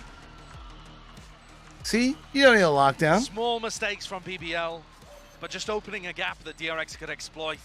I really do think that post-plant changes a lot if Aslan immediately pivots. As soon as they get the site control and they've cleared back site, immediately lockdown goes in. You either force DRX to retake before they're ready, or they have to, you know, you buy a lot of time and set yourself up much nicer, threaten that you could have repositioned somewhere like Logs or B-Main. I'm not sure if the worry is just because Zest is holding onto his ultimate this entire time, but even still, I mean, if he's ulting the lockdown, it's going to be one less player to really I still think it's worth it. Exactly, yeah. I think, you know, you're never going to be in a situation like Aslan's never going to be in a spot where he can use the lockdown for free. Zest's just holding it for it, so, you know, getting it out in a situation like that and possibly setting up for a more favorable post-plant, to me, seems like the better option. But we'll see how he uses it as it goes on. Definitely still opportunities to do damage in this half. And BBL calling a timeout here as Vlad talks to the rest of the team, maybe just tries to cool them down a little bit. They've been playing at a really high tempo, and it hasn't particularly worked the last 4 rounds in a row, which includes like 3 rifle rounds. So I'd like to see BBL just take it a little bit slower. I like the aggression from Kushner, but maybe not the entire team playing that fast. How many do they need, Brent, though, on attack? Like, in order to get an upset result here, they'd have to do really well in this half, wouldn't they? I would say so, yeah. I would. What is really well on Ascent attack? Like, Honestly, 6? I'd argue 6, I think. But it depends as well. It depends how well versed they are going to be, I think, playing against this triple initiator comp, because you're going to have to layer out your utility when DRX are going to be on their attack side. So yeah. It does create openings, I think, for BBL. Coming out of this timeout, a very passive position from Aslan, anticipating that classic play that we've seen from DRX, where Buzz would dash down mid. That's not what they're going for. It's an operator taking some space in B main, and now Tiles is just completely given up. Yeah. DRX can rotate players away from B and bolster A and mid, which is where BBL are probably going to end up going. Yeah, like you said, guess who's posted up on this angle? The turret is watching for a deeper push, but are they going to expect this? Buzz could be everything in this moment. Put a stop to anything early on. Do they flash it? Yeah, how do they want to clear this? Do they drone it maybe? But that seems like... Buzz got that thing on him, chat. Yeah, the Sova's not even there. They're actually faking the A push, you're right, Brent, with the drone. And the lockdown. So that's what they're trying to get value with the lockdown from. That's a great idea. It's a game of chicken though, isn't it? Look, Buzz still pushed up, still holding the angle. Contacting through. Smoke at the top with the dash enabled. Just has to respect that knife. There was no one there to try and break that one. 30 seconds left. Cross flash play over through. Now only a few seconds remaining. It's pure instinct. Buzz takes the timing. He takes the shot. Holding up close. Around the corner. A little bit labored there from Zest, but ultimately it's just 2 players now of BBL with time running this low. 10 seconds left. He's like, grab my op. Does not look ideal. Buzz really has that swagger. Yeah. I mean, able to hit the first shot and then watch him pop his dash and then just not use it anyway. He pops the dash and then he just one-ways and just holds this angle. And he only dashes after he's taken a second shot. He dashed when they threw the knife or at at least him. until the knife was used to try and push him off the angle. Yeah, yeah. Come on, guys, pay attention. Still the case. When they were talking about having Foxy9 in as their primary duelist, I was a little bit upset, honestly, when I heard that, because Buzz, I felt like... I want to know something. With everything going on with my screen right very, now, very talented player. He can play a multitude of roles, but how does my he's on the Discord jet. feed? He just takes over sometimes. He does, yeah. They've had a few games recently where Foxy9 was playing. What do you mean? How's it Buzz sound? ended up playing KO. Like, no, like the Discord feed, is it like clean? I think he's just a beast. Oh. They've just got an extremely talented squad. This round is going to be really hard for BBL to get any value. Yeah, I mean, because I've been trying to think like long term, like something that I want to do for like memberships on the channel. It's going to be Kushner on the jet, and is like for members, like actually allowing them to be like live during we haven't watch seen parties. BBL explore deep down mid as much. Maybe have since not everyone those be able to first like 4 talk, rounds. but the early rounds, right? Yeah, the early rounds were doing well. They actually created a lot of pressure in mid. I think from a theoretical point of view, like it looks on my end like it's pretty clean, but I don't know how it would look. Someone, you know, they can't just leave a trip in mid. They can't leave an alarm bot in mid, something like that. Yeah. So trying to punish it's a them little grainy, and push but Buzz not away awful. from those positions. No. If Buzz is in so B, if I were then to have a better pushing, PC, whoever it would happens to probably be be there, Zest or whatever. I think the more you can bully mid against DRX's comp, you should be able to get more value out of it. But the difference between theory and practice is everything when you're playing against a side as good as DRX. Yeah. And other players going to be making that kind of call as well. I guess I could always probably put it down to 720. This looks like it might be down 60 mid, though, maybe. just as I say. Well, this is the same util I think that they were going to be using. So they use the knife for market, and then should be a nade in pizza. That updraft just to get a peek. Just no one's covering it. Ready for it, man. I mean, Kushner looks to see whether Buzz is At least there for with his now. updraft. Doesn't spot anything because Buzz is playing, you know, anti-flash, anti-drone, and then he just peeks out at the perfect moment. When I was talking about prior with Kushner upsetting a lot of the timings of DRX's triple initiator comp, it feels like Buzz is the one that's now doing the same to them. You could feel the setup from BBL where they were just trying to use that util to clear into mid, but ever since he's got this operator, it has just opened up the map. It feels like the DRX from a calling perspective. They have so much information and know what's going on most of the time. And you need that jet if you're going down mid. Oh, the knife sees everything. RB with all the info in the world. Just an amazing timing, but they still want to be committing into this one. It's going to be the swing through. Players ready and waiting. A pull inside the smoke. Just pushes them I think back. you got attacked in the smoke with that, right? Oh! All it takes is that rifle spam. So brutal to watch. The first all 4 right, rounds all going the way of BBL. The pistol, and then a follow-up, bonus, and then a follow-up eco. So I think you got a tag on the first one, right? 0 rifle v rifle rounds. That the teammate followed up on. I think he did. You know, honestly, credit to BBL. I think being able to just come out the gates on this new map after they just get absolutely Out here playing duck hunt. Yeah, and still put up those Whopper, rounds, but bro. since then, it's just lost all momentum. They can't quite come up with the answers in time.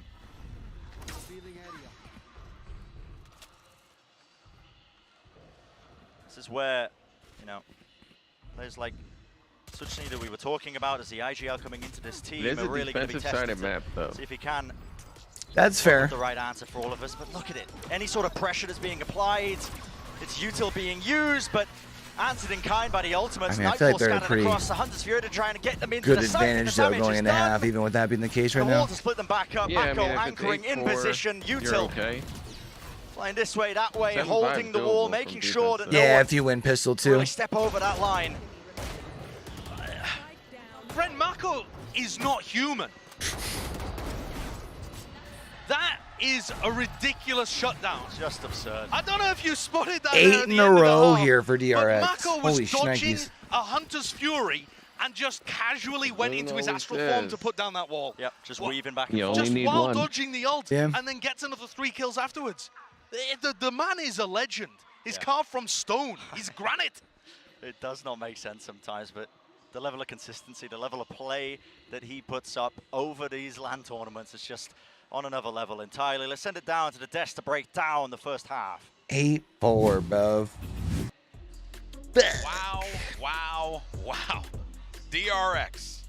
I mean, I feel like a broken record at this point, but it's just what they do out in the field is just ridiculous, Mimi. You feel like a broken record? I've been saying this for the last 2 years. This is true. This is true. It's on the border point of annoyance at this point. But you're completely justified, Seth. But let's focus though on, you know, what's been going on with BBL, right? Because they started off hot, Seth. They came out of the gate, they looked good, and then it started to get real flat. And there was something that was pointed out by the casters, which was no rifle rounds won, which is quite problematic for BBL. I think it was rifle beat rifle. Say that 5 times fast. Rifle but yet via Aslan rifle. was the guy that kind of just was there as like the steady rock for them that helped them multiple times to win those rounds. Yeah, he was absolutely instrumental, and we can only hope that we're going to see more performances like that as we go into this next half. Because once he was able to get into his site, his post plant was fantastic, and he was putting up solid numbers for the team. Now he's shifting over to play the defender side. If they can really rely on Aslan to be a solid site anchor, prevent DRX from getting in, shut them down on that entry, then they definitely have a chance at this one. They can run it back. We also already saw that when they have some momentum behind them, they can run with it. It's about not letting DRX get a hold of it. Yeah, they came in with some good game plans, and this has looked a lot more comfortable for the side of BBL. But despite that, despite these good game plans, still at the end of the day, DRX was able to make adaptations and overcome that. One of the rounds in the first half, round 7, was pretty much exactly that, where it started off with, I think, a really good game plan, like the casters were talking about. You're enabling Kushner to go for some of these crazy early kills, to pull rotations over towards this A site. You'll see that DRX, off of this kill, really starts pushing that direction, and it's a great call in the mid-round from Suchny, but DRX is here. They're set up with a crossfire and completely shut it on down. BBL, they have the good early rounds, they have the good ideas, but they've really struggled to find these conversions. Though, they've built a doable half, 8-4. That is possible, and it needs to be if they want to stay in this tournament, or else they're going home after 2 maps. I mean, we've seen deeper runbacks on Ascent in particular in the past, so it absolutely is possible for them. But one of the scariest things, as you're pointing out, is these mid-round adjustments from DRX. This is one of the things that was so heavily criticized from them in the past, where people would say it seems like once they get kind of knocked off course from their set flow chart on a map, they struggle to make mid-round calls. That has not really been the case since Champions. They've improved upon that so very strongly. Let's see if they can continue to do so on the attacking side. Yeah, well, I mean, this is basically it for BBL. You have to dig deep, and if there's a time to do it, it's right here, right now on that stage. And for DRX, well, seems like the game plan just keeps working. Let's send it back over to the casters. I couldn't agree more. It feels like just whatever DRX are really adjusting, changing, doing, it's just working for them at this point. An 8-4 half. Josh, you asked me as well earlier, you know, how many rounds would BBL need on that attack side? I kind of said 6, but listen, 4 could be doable for them. This pistol round, though, has gained a lot of importance. Has to start here.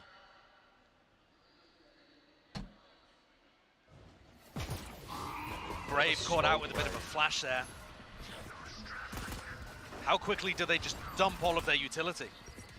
Yeah, a lot being used now with a smoke as well to dash through. That is just some spam, yep, punishing that one. And that shuts down almost everything. DRX can't get dragged into the site because Buzz, their player that's the furthest forward, instantly fell. No possibility of being double-faced. The side anchors can sit pretty and just hold that smoke. Not exactly sure what the game plan was with Brave holding so far up, but he still got his man. He still got his one. So, in the end, things worked. They try and rotate us through mid, you think? Go through tree? Just gonna go right back. Short burst of play that we saw at the beginning. 1 tree, 1. A little bit of a 2 go main. Exploration up towards the top of mid, but contacting now back into A main. What you're looking at here is Kushner could definitely take a really uncomfortable duel with Stacks, but Turco's spotting really good information, and he's not going to get punished by doing that. Seen the one, but it doesn't do enough really to drive too many rotations. Still, that's what we wanted to see from him. Kushner taking one after the other. A couple of scalps to his name. And the cleanup is there as Aslan's going to get that re-swing.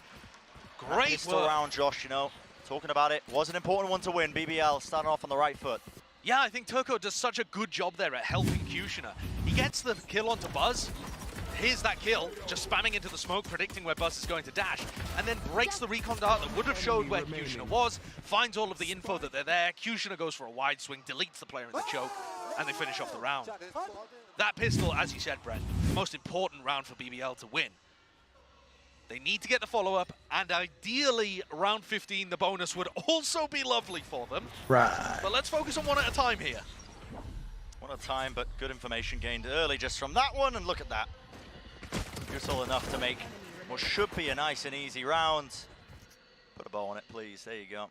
Tell you what, Is that Kushner one? getting this kill would have been. Oh, Kushner imagine. getting that kill I suppose it doesn't really matter either way because he died. So he has one away from his knives. Doesn't really matter whether he got the kill or whether he died, but he's one away from his knives right now. That could be enormous heading into this bonus round. Yeah.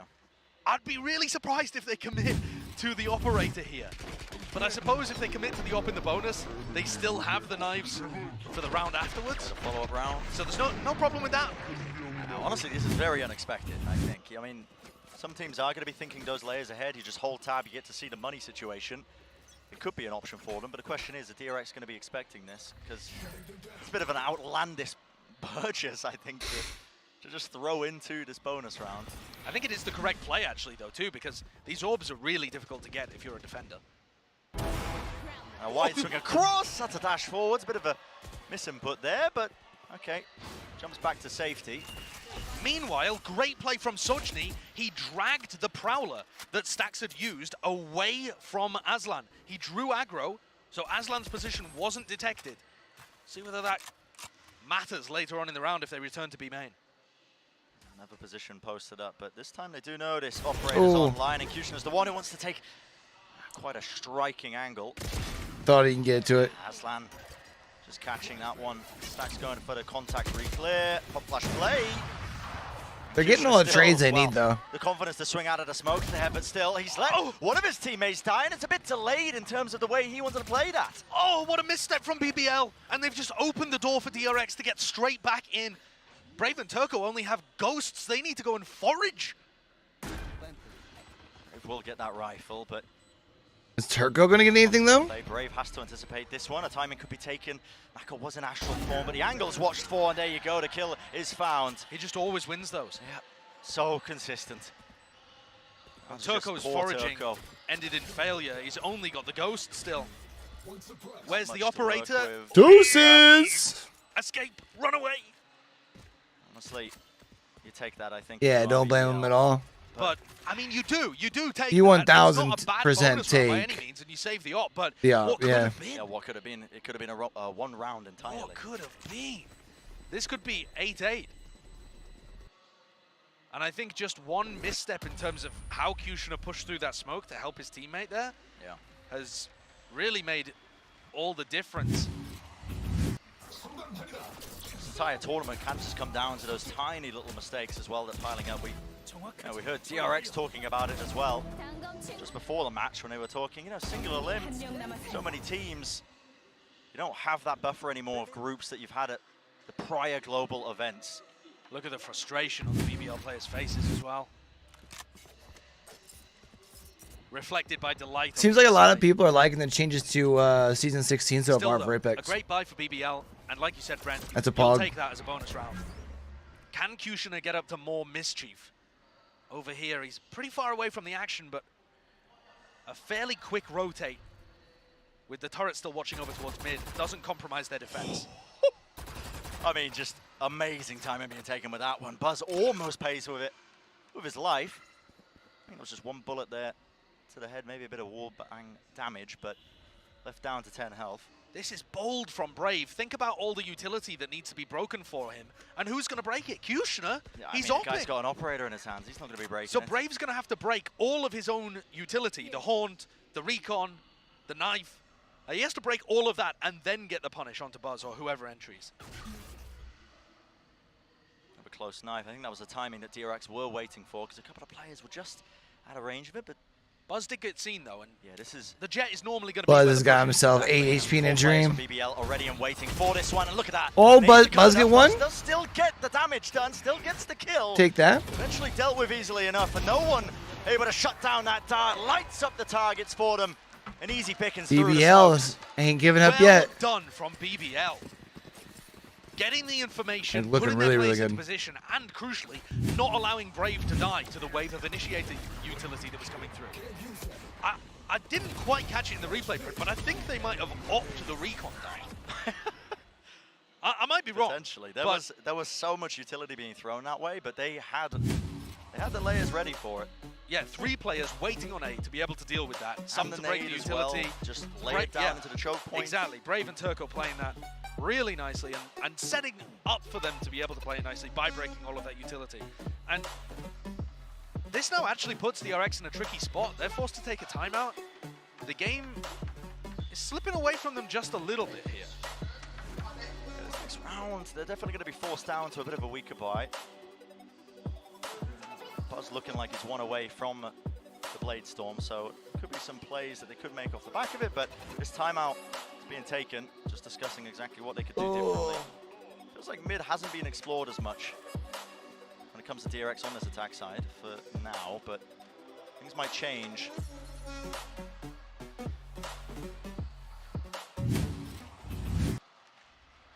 You look at the scoreline, and actually Seth was mentioning it before, how 2 out of 4, I think, may have even been more than that, of the Ascent games that DRX played at Champions went to OT. I think the FPX game was like 1917. It was ridiculous. It was crazy. All right, boys, let's see. One of the best matches that we've seen. Should be 9-8 But after that's against this round. FPX. You think so? You're not expecting DRX to go into OT against BBL on this map. But it was BBL's pick, and so far, winning both of the pistols and the follow-ups is pretty helpful. A lot of spam damage, oh my word. No one able to deal with that dart. Odin just rips into them. It's a lovely heads-up play from BBL, honestly. You look at this round, you look at the state of it. You know DRX are not going to be buying, but they are close to these ultimates, so of course they're going to be playing for these orbs. Absolutely, and this is what I thought DRX were going to do in that prior round that we had talked about. But basically just playing to deny ult orbs. One with the Odin through the wall, but on the other side of the map that we didn't quite catch, Brave and Turco playing aggressive in A main. Yeah, since then backed away, but... And I think, you know, when you look at DRX's ult economy, RB being able to get this orb would be really useful. Because then when the rifles are back up and he dies in this round, he's going to have his KO ult online. Yeah, he will. Not important, but they don't want to reveal their presence just by picking up the orb just yet. Knife close. Now they know. With that knife, I think it's worthwhile RB getting the orb. What a shot. Okay, Stax goes for it instead, which is also fine. Again, when Stax dies, he'll have the nightfall. Different prioritization of the ult. I wondered if I should do a little restreaming on my Twitch account while we're starting to build YouTube. I haven't quite figured out yet. Down. Beautiful timing. And yeah, this is the a couple Odin, of though. seconds left remaining. Zest, this will be a lovely prize if he can get his way out of here. But no, won't escape the clutches there, BBL. Every avenue watched for. And this could be a turning point in this map. Round 18, we're coming in. If BBL are able to win this one, then we've got a serious match on our hands. Then we've got a map. At the moment, this round, you know, a little easy. Sochny going for something unorthodox there, pushing out a B main. They get some confidence up. But can they win the rifle v rifle when DRX have 4 ults, potentially 5 when RB gets an orb or a kill? This one is tough. But if BBL take it, it would be everything. I mean, they're setting themselves up to succeed on this map. They get any sort of investment out of DRX. They already need to win this just based on the buy. Look how open mid is here. Kushina choosing not to play in mid has just left that area of the map so open. You can see it. It's being taken now. Space with the drone. Huh? All the way deep. No. Buzz is the one who's taking these angles. No, I was going to heat it up, but then I just never did. I'm amazed by Clear this. Through here. I mean, not breaking this door. Yeah. It means, honestly, BBL, I think they've got peace of mind. I ended up making a BBL are nude just set going for is such why. a hard read that this is going to end up A, though, in my opinion, because once this door does get broken, the players are so far away from rotating and helping. It's going to be that Astra Wall. Nightfall being used to clear through B main, just so that they get control of both those areas of the map, as they are just going to be dashing in now. Turco is on an island. Yeah, this is a lovely bit of util to try and push back anyone who might be helping Turco, but the back of the site buys enough time at the end of the day to try and deal with it. Bit of a play as he pushes back. Man, we might be going to a third map. Thoughts? Alive and Brave with the TP into the back of the site now could provide. BL's about to have some much needed momentum backup. during the meats and What a potato paranoia. rounds. Catches onto Stacks, but pushes down right around the side. Oh. What is that? Wow. The Prowler in his hands, and still he finds the target. Mm. And timing being taken, Aslan tries to make a play, pushing out of one side of the smoke. He's left it just up to Kushina, running around, just trying to get better weaponry for this retake. He knows it's still winnable now. The Odin is in his hands. Not exactly the weapon for the job. A bit of spam down through the walls, but Stacks deals with it kindly. What a recovery in that It was round looking from like there for a DRX. minute. I thought they were about to even that up. And that was looking dangerous. I wasn't really a fan of how BBL were playing the defense, but I think one thing that I wasn't considering was Brave TPing into backside to go and help Turco. And once there were 2 players back there, it actually started to look a bit rough for DRX. Yeah. Stax, though, with a monstrous kill. Don't know how he pulled that one I think out. Stax is expecting him more back towards the bomb or the spike. Paulo was going in a different direction. He was falling at the same time. Should not have won the duel against Brave. And I think BBL, if they do end up going out here in this map, are going to be kicking themselves that they weren't able to close out situations like that. They've certainly had chances to win Ascent. It seems like the adjustment that has been made now by DRX seems to be playing towards his mid control. It's the same drone. Kushner spotted. Just hugging that tight corner. Does he choose to disrespect this one? The dash was used, maybe just to try and fake that he is getting out of there. Yeah, that's an intriguing one. They're holding a crossfire as well between Kushner and Aslan. It was the play to try and swing off the alarm bot or what? You can't. Broken flash. Kushner was okay, just about dodged this one. Kushner. Still holding a close angle. Sees There the was second, power third. there just to help out. Trying to reset the aim to try and catch the spray down, but the Vandal in hand doesn't quite make the best weapon for the job. Oh and no! Still DRX are just looking apart. It crumbles again. Yeah, BBL looking Ooh. for it, but they just saw it. What? Aligning just for Turco to just beam them down. And what a gift! What a gift that landed on his doorstep. Perfect crosshair placement for the first kill. But wow, I don't think he'll have been expecting to You're get the muted in collab here, there. buddy. I mean, that's I didn't mean to be muted in here. That was insane. a massive one for BBL to win. See how much it means as well to I that. looked up at your screen to make sure you were at your chair. So round 18 and 19, both winnable for both teams. They're split 50-50. But with DRX, their economy is in a much worse spot, so it knocks them down. So the result of that 50-50 exchange is still BBL in a great position. Dodge there, the flash. This is DRX's answer to things with the knives in hand. Anything could be possible with this one. BBL players have to remain cool, calm, and collected, and they are able to at least lock that one down. What a shot That was by Brave. quick. Lovely stuff. Wow. Sochny cleans up the other players heading into So B. it's been 2-1, A quick 2-1, dismissal of that eco. 2. So if they win It's only this one, been it's 2 11. rounds that DRX have managed to put together on their attack. I can see overtime Already here. even. If they don't break this on defense, Maybe they win the 2 rounds question and that we lose were one. asking earlier, you Win know, 2 has rounds, lose the one. practice been split with If it Zest continues, playing on it this goes to roster overtime. now when they were making claims like Foxy9 was going to be playing for them. This could be where it rears its head. It's possible.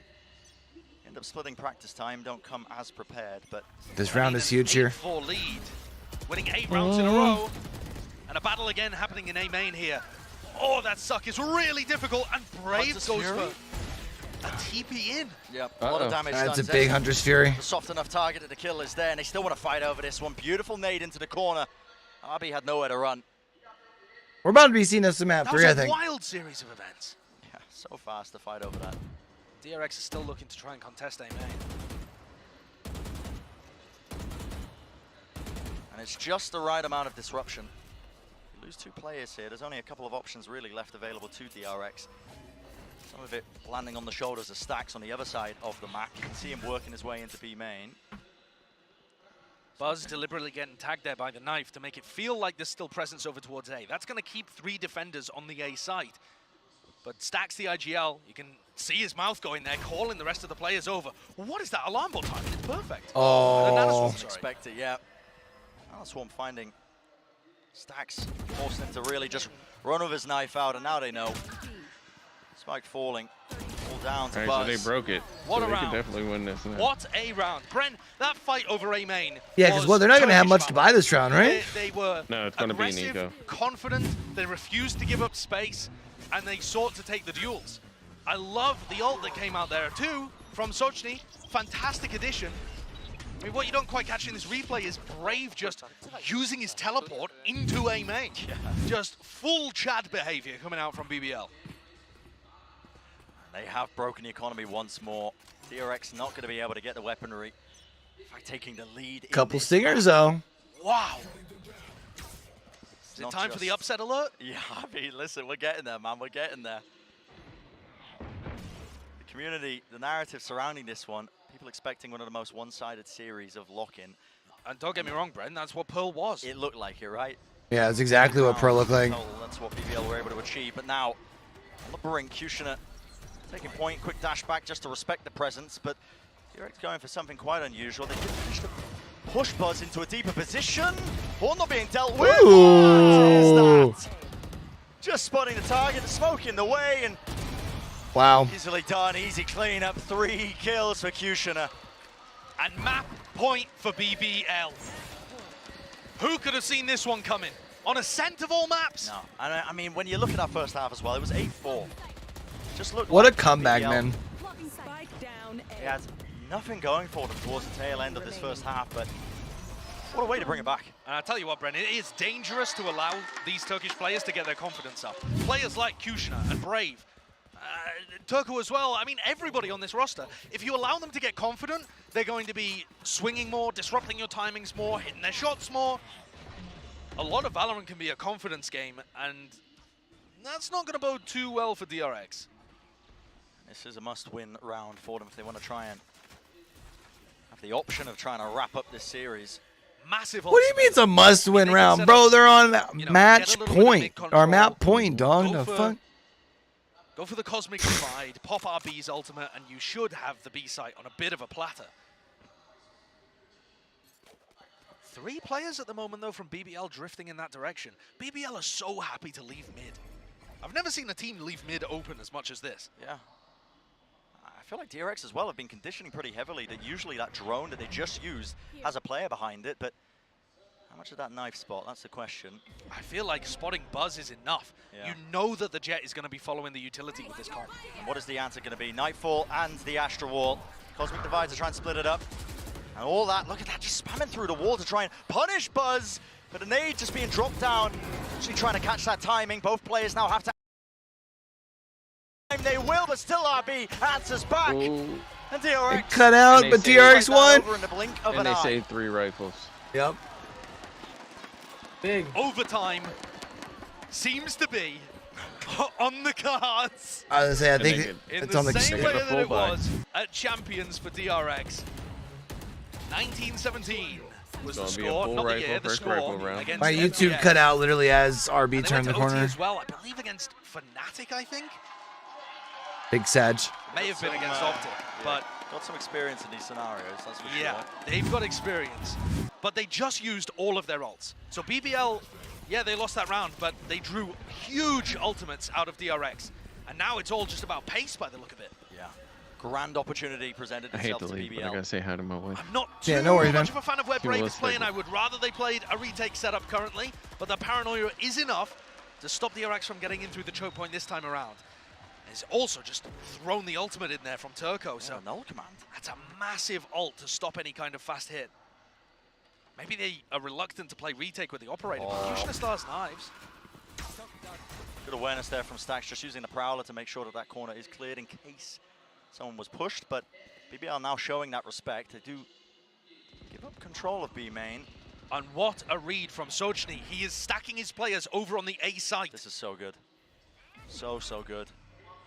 Lockdown's being used towards B just in case it does end up being in that direction. But maybe a tad early, but yeah, still good. This gives the option now potentially for the Hunter's Fury to be used to initiate a way in, but Kushner. Oh, I thought he was about to get another one there. Star. Still pretty solid. 2 kills as they try and work their way in. Eventually, just taken out. The door closing denies the kill. Still running their way up through. Jenny RB, how do you get that one?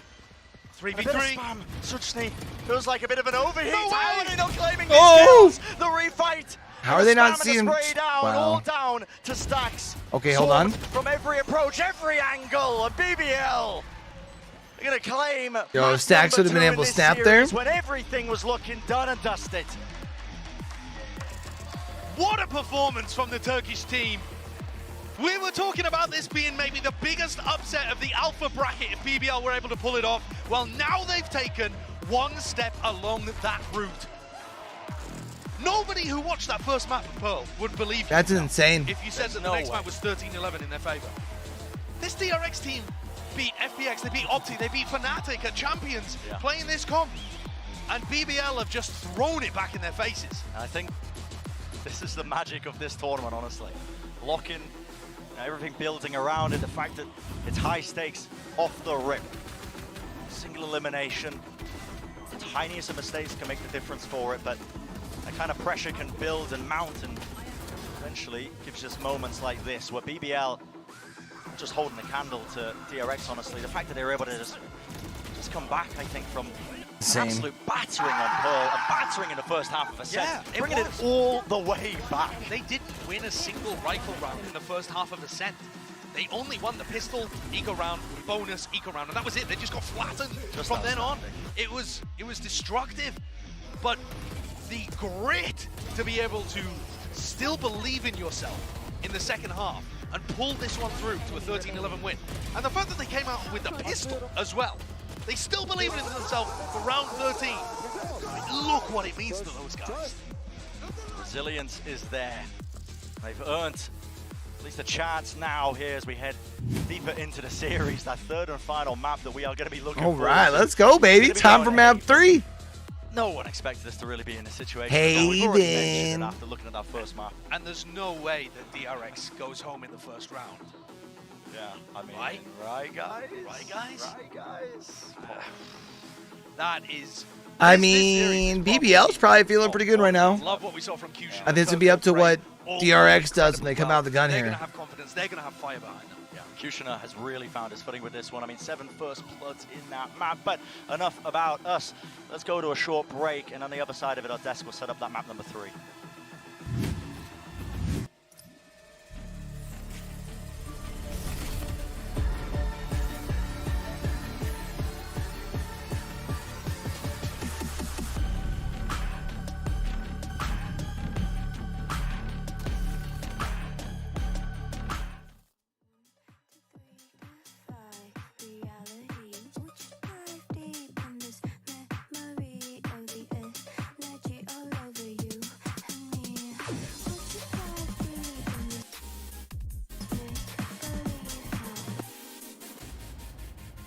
There you go.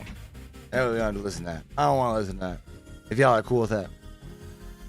I'd rather listen to this. So we're going to Haven for map 3. Haven, probably one of my more favorite maps to watch. Having that third site.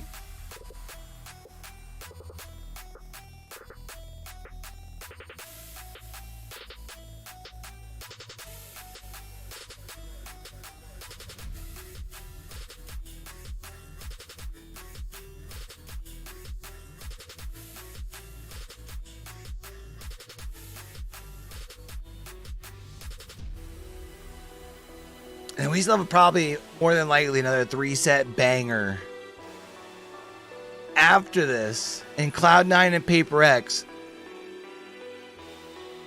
That was anticipated to start at 6, and it's already 5:30, chat.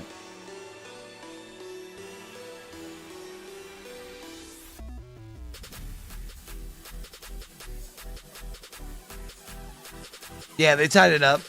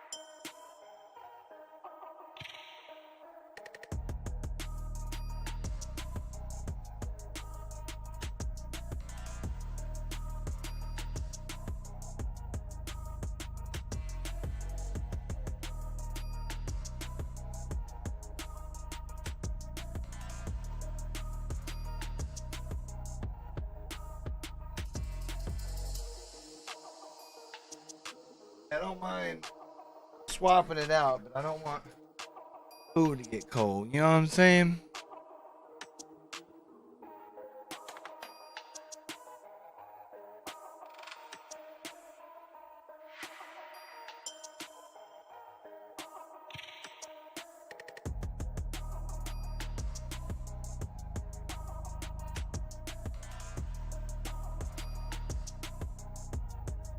I just realized we're not listening to this. My bad, champ. To FPX at Copenhagen. Wow. Yeah. Who then went on to win that. It is So- an insane performance for them to win on this map. And I think what was so important Really was good this- matches this, today. We're about to have another transition 3. for We're gonna have DRX. They 9 really want to be taking maps that today, I extremity think. control and going into these site execs where they can combine that different initiator utility to set up buzz. But BBL was always beating them to that space, shutting that down. Are we going to map never 3? letting DRX play Yep. the game they wanted to, which was an exact Did it get to inverse of overtime or Pearl, they and won makes it round? all the more No, they impressive won that BBL before. made that comeback happen. Yeah, and also too, you were also looking for superstars. You're looking for players who are going to step up in a moment. And you know, stats aren't always everything, but really, with the way that Turco was playing, I think it's safe to say that the man had the game that you want to have in that moment in time. It looks Seth. like I mean, we were they take talking less about of a Ascent break kind of being the one to between be that site anchor to 2 really and get 3. them. So what I game think in it that is second half. Turco leveled up out of they nowhere. Everything was prolong calm and fine for things DRX if it's for done in Domination 2. Attack, and boy, did he was just putting up Or it looks such like it's gonna be done in 2. solid numbers at every twist and turn. It seemed like DRX was just never prepared for where Turco was Because, like, going the to be. teams Whether are he was still at sitting their back in stations Boathouse, right or whether he now. was approaching from tree out onto that A site, he was consistently finding value and taking people down at DRX as they tried to enter in. And I think when it was the B site, it was really him who was able to lock things down, hold back site, dodge that utility, flash back out and fight. But it was the same when he was rotating to help his teammates on A. BBL always managed to keep their controller player alive in the site. It was really great anchor play by Brave that gave time for this guy to come on over, for Turco to flash through and help with that fight and shunt those executes from DRX. Well, now as we take a moment to reset here, we get ready for map 3, which is going to be Haven. Look, I wish I could say like, oh yeah, you know, I do think BBL are going to ride this momentum. But let's be honest. I mean, DRX, they're such a force. They're a force on Ascent as well, and took BBL most definitely to the limit. I'm not saying that it's, you know. I mean, oh, BBL definitely DRX has win, BBL's the gonna win. momentum on their At side. this point, I don't care. I just want this to I think go what's all really the way to important distance. is I know much of it how is DRX forgetting comes of out yourself. over these first like I mean, 6 look, rounds. we've seen DRX get frazzled in the past when they get pushed into a position If like they look this, and frazzled, they're as in high trouble. as they are, you have to just wonder what is running through their brains right here. How do you reset after finally being defeated on a map that you have not suffered a loss on in so very long? I mean, we're talking about months and months of having just dominance on Ascent. Now they're going to Haven. This is formally their bread and butter, something that they consistently have performed on, but they also kind of went, I mean, I'm talking about in Korea, but they went 2-2 on this map at Champions. Yeah, that is where it gets a little interesting, because there is a chance here, but on the side of BBL, we need to know that Ascent is their map. You saw that Yinsu tweet in the break. This is like the Turkish map. Turkish teams have something about Ascent, and BBL is really that squad.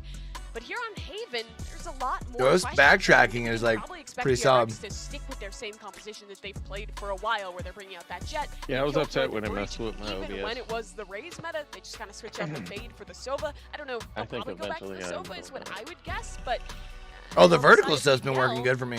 where are they going to head with this one? Because again, this team has not played on Yeah, I think I'll IGL, reinstall so it, but I don't know what happened. And why I it think did that what it did. is a very great point, you know, and this is going to really test Solchny's calling skills all the way to the limit there, and Stax is going to make sure that he's going to push Haven, him as huh? far as he possibly can. Prime Gaming Agent Select is underway here. You see the usual Haven choices. for game 3. And I do agree. I don't think we're going to get much in the way of divergence here, Seth, honestly, for either side. Yeah, I mean, the only difference that we're seeing right now is Mako's going for the Omen, Brave is going to be going for the Astra. So other than that, we're going to have everything just perfectly evened up across the board between these two. So it's really just going to come down to who can execute better coming into this map. Stax is back on his bread and butter, the original with that breach. You've got Buzz there. Oh, I'm trying to make sure I'm all the way forward. Broke out, but this is going to come down to execution. This is all about There we go. who can just find that momentum and really ride with it. Yeah, on Ascent, BBL prove that they can make this a close match. But now here on one of DRX's best maps, they need to take it home or they're going to be the ones flying home. Well, you know what, guys? I called into production. I asked them if they could get me an oxygen tank for Achilles because his heart probably can't take it. And someone, unfortunately, is going home. Is it DRX or BBL? Here's Brennan Sideshow with the cast. The scenario that we find ourselves in as well as this series goes to map number 3, you know, largely unthinkable, I think, at the beginning of the day in terms of, you know, what we've just seen. But BBL have come out with some great resilience, I think. Being able to take map number 2, and now we head into Haven. An absolute masterclass performance coming off the back of Kushin on his Jet. Yeah, I mean, the Jet battle is going to be a real one to watch, right? Kushin are playing up against Buzz, but it's also on this map how you set all of them up. You know, you've got the drone timings, the breach, to me, is the big one. Because when you end up playing these comps, a lot of it comes down to fault lines and flashes to be able to get your Jet into a pushed-up position. And already, so do you think either of these teams runs away with it, or do you think we're looking at a 22-26 or 22-24 game? 13-11 game again. See it now being applied. Kushin is not wasting any time. All that util being used, but he is spotted out. Dash still enabled, forced out as well, just from that one fault line. And so, early little test of how good DRX's default is. BBL come away unscathed, but without a kill of their own. I love how active Kushner is being as well. He's already pushed in mid. He was spotted in just a moment, a blink of an eye. Already updrafted onto that high ground angle, but a bit of a reposition now as the players are just rotating around. This crossfire setup that they've got going on in Garage could be quite difficult to break, but see what utility ends up being committed. Wow, it's so tense, this battle for Garage currently. Smoke goes in and Brave will realize. Oh. Enabled off to the side, and it cuts up the crosshair placement enough. DRX gets entry. Huge. But yeah, really difficult for them. A TP into the back of the site and a bit of run and gun on top. But it does leave it just down. You're not really able to do much to slow things down on C at all. That is a gutting way for BBL to begin, because so much of how they won on Ascent was powered by winning the pistol round, right? They won pistol follow-up on round 1 and on round 13. And more so than just that, the Brave and Turco duo on Ascent was fantastic. And they're the duo that just fumbled a little bit there in terms of the Garage hold. But it was a hard one to deal with. So that's a pistol round going the way of DRX. And it sets them off on completely different footing compared to the previous map. Yeah. It's going to be a very different task ahead of them, honestly. The fact that they were able to get those easy rounds in the pistol round, set them up quite nicely, gave them the buffer that they needed at least, but now it's DRX who are in the driving seat. Sochny calling for his team for a gamble stack over towards C. I wonder if they're going to push or do something funky, maybe just sit here quietly. So they are holding the fault line. Yeah, take a look at their positioning now. All 5 players from BBL around here. But there's a recon dart being primed. I mean, it does look like there's something set here for BBL. Possibly just off the orb? Yeah, orb being tapped. There it is. Nice little swing and phase, pushed up. Mako's on the corner, but traded out. The question is, can they reclaim this weapon? It's being guarded ever so slightly. Buzz getting the backup and help with the rest of his team now, so fortunately no prizes to be gained by BBL. It was a cute idea, though. It was a nice idea, a little set play to make your eco round have a bit more of a sting to it. I think DRX are going to be able to just come away with this one fairly easily. All right. A commitment into C doesn't have Brave or Sochny in a position where they can do too much damage. Unless Brave is able to wrap really fast, but the flank should be watched. Yeah, Lambot's there, in fact. It certainly is being watched. Yeah, even if it didn't catch the contact, so. It is cool, though, to see Sochny call rounds like this. When you are an inexperienced IGL stepping onto the stage for the first time, battling against a team that you know is more proven than you. Yeah. You don't want to admit that they're better than you, but you know that there's more evidence for that. They've got the experience, they've been deeper in tournaments. Yeah, but when IGLs tend to be in that position, it's pretty common to just freeze Say up. DRX already Forget your own got their game rifles plan, and not call anything aggressive. And I think what we've really seen on they still didn't have nothing on the easy second round. On Pearl, they really did freeze up. But on Ascent, we started to see them get proactive, get Kushin into really aggressive positions, try some set strats out. And it looks like they're trying to begin Haven on a similar foot. Yeah, bit of an evolution, you know, adding the layers to the game plan. Without a doubt, and I completely agree. I think Suchni's addition has been... Just gotta remember they started off strong last game too, so they gotta keep that pedal down in the middle. Got the individuals. Kushner, how long have we talked about it? You know, the Turkish Jet, this guy's able to just make magic out of nothing, but when you get to these really high-level end-of-tournament matches, when you're up against the best in the world, let's face it, listen, DRX, one of the favorites to potentially win the whole of lock-in. Might have to address that expectation as we get later on in Haven. Not even guaranteed to make the next round. Not just yet. Oh, this is aggressive from Turco and Brave. That duo again. It's a double peek, Mako. Just holding the corner. TP's to safety. And that smoke just puts a dampener on anything that they were attempting to try and get aggressive. It really is so aggro. From an Astra and a Breach. Oh, that's just a bait as well. Kushner trying to hold it on. Takes the fight as well. Just swinging at a slightly wider angle. The sight is theirs for the taking. But this is going to be a Yeah, very these kids tough far meeting. enough away. BBL are Maybe be able to come back in. anticipating winning this round, but no recon dart. Turco's got to provide all of the utilities. Whoa! This is absolute chaos now, but he's dropped himself down, is dealt with. No one else on his team was ready to go, though. Yeah, I felt like it was odd that he was just holding in that position, but... That's was three. that a misclick? Did he fall out of the window rather than deliberately go for it? I don't know whether he tried to find a timing or what there. Caught unaware, I suppose, by the smoke fading, but I did think it was a bit unusual that he was holding in there. Brutal. Brutal start to the map from BBL, the exact opposite of what they were hoping for. Yeah. And what they had been able to achieve. There's that little... You know, I mean, that's just great movement. Yeah, bait and switch, basically, that Sochni falls for. Most of the time when you grab a bit of information there, you just need to leave instantly. Now drop down to those weaker weapons. Nothing quite so much as a stack like BBL were trying on their last eco, but holding with a nice little crossfire. Dash up, close and personal, straight through, and a bit of a disengage, just trying to catch the sightline onto Aslan there, just weaving in and out, back and forth. Plant's going to go down without too many issues, especially as the smokes start to dissipate. And DRX have just gone for such a simple approach to this round. But DRX is making this look too easy. Stacks, okay. Prime game and flawless. Now here's the question, can BBL pick themselves up and come out with a response? All of their aggressive movements in the early round have failed. If you look at what was working for them on Ascent, their early round game was really powerful. They were up +6 in first kills to first deaths on Ascent against DRX. And a lot of that, like you said, Bren, was how aggressive and proactive Kushner was playing. He was involved in 44 duels on that map. That's ridiculous. That is actually absurd. That's almost 2 a round. Yeah. He's more than a spearhead at that point. He's the entire bloody weapon, but...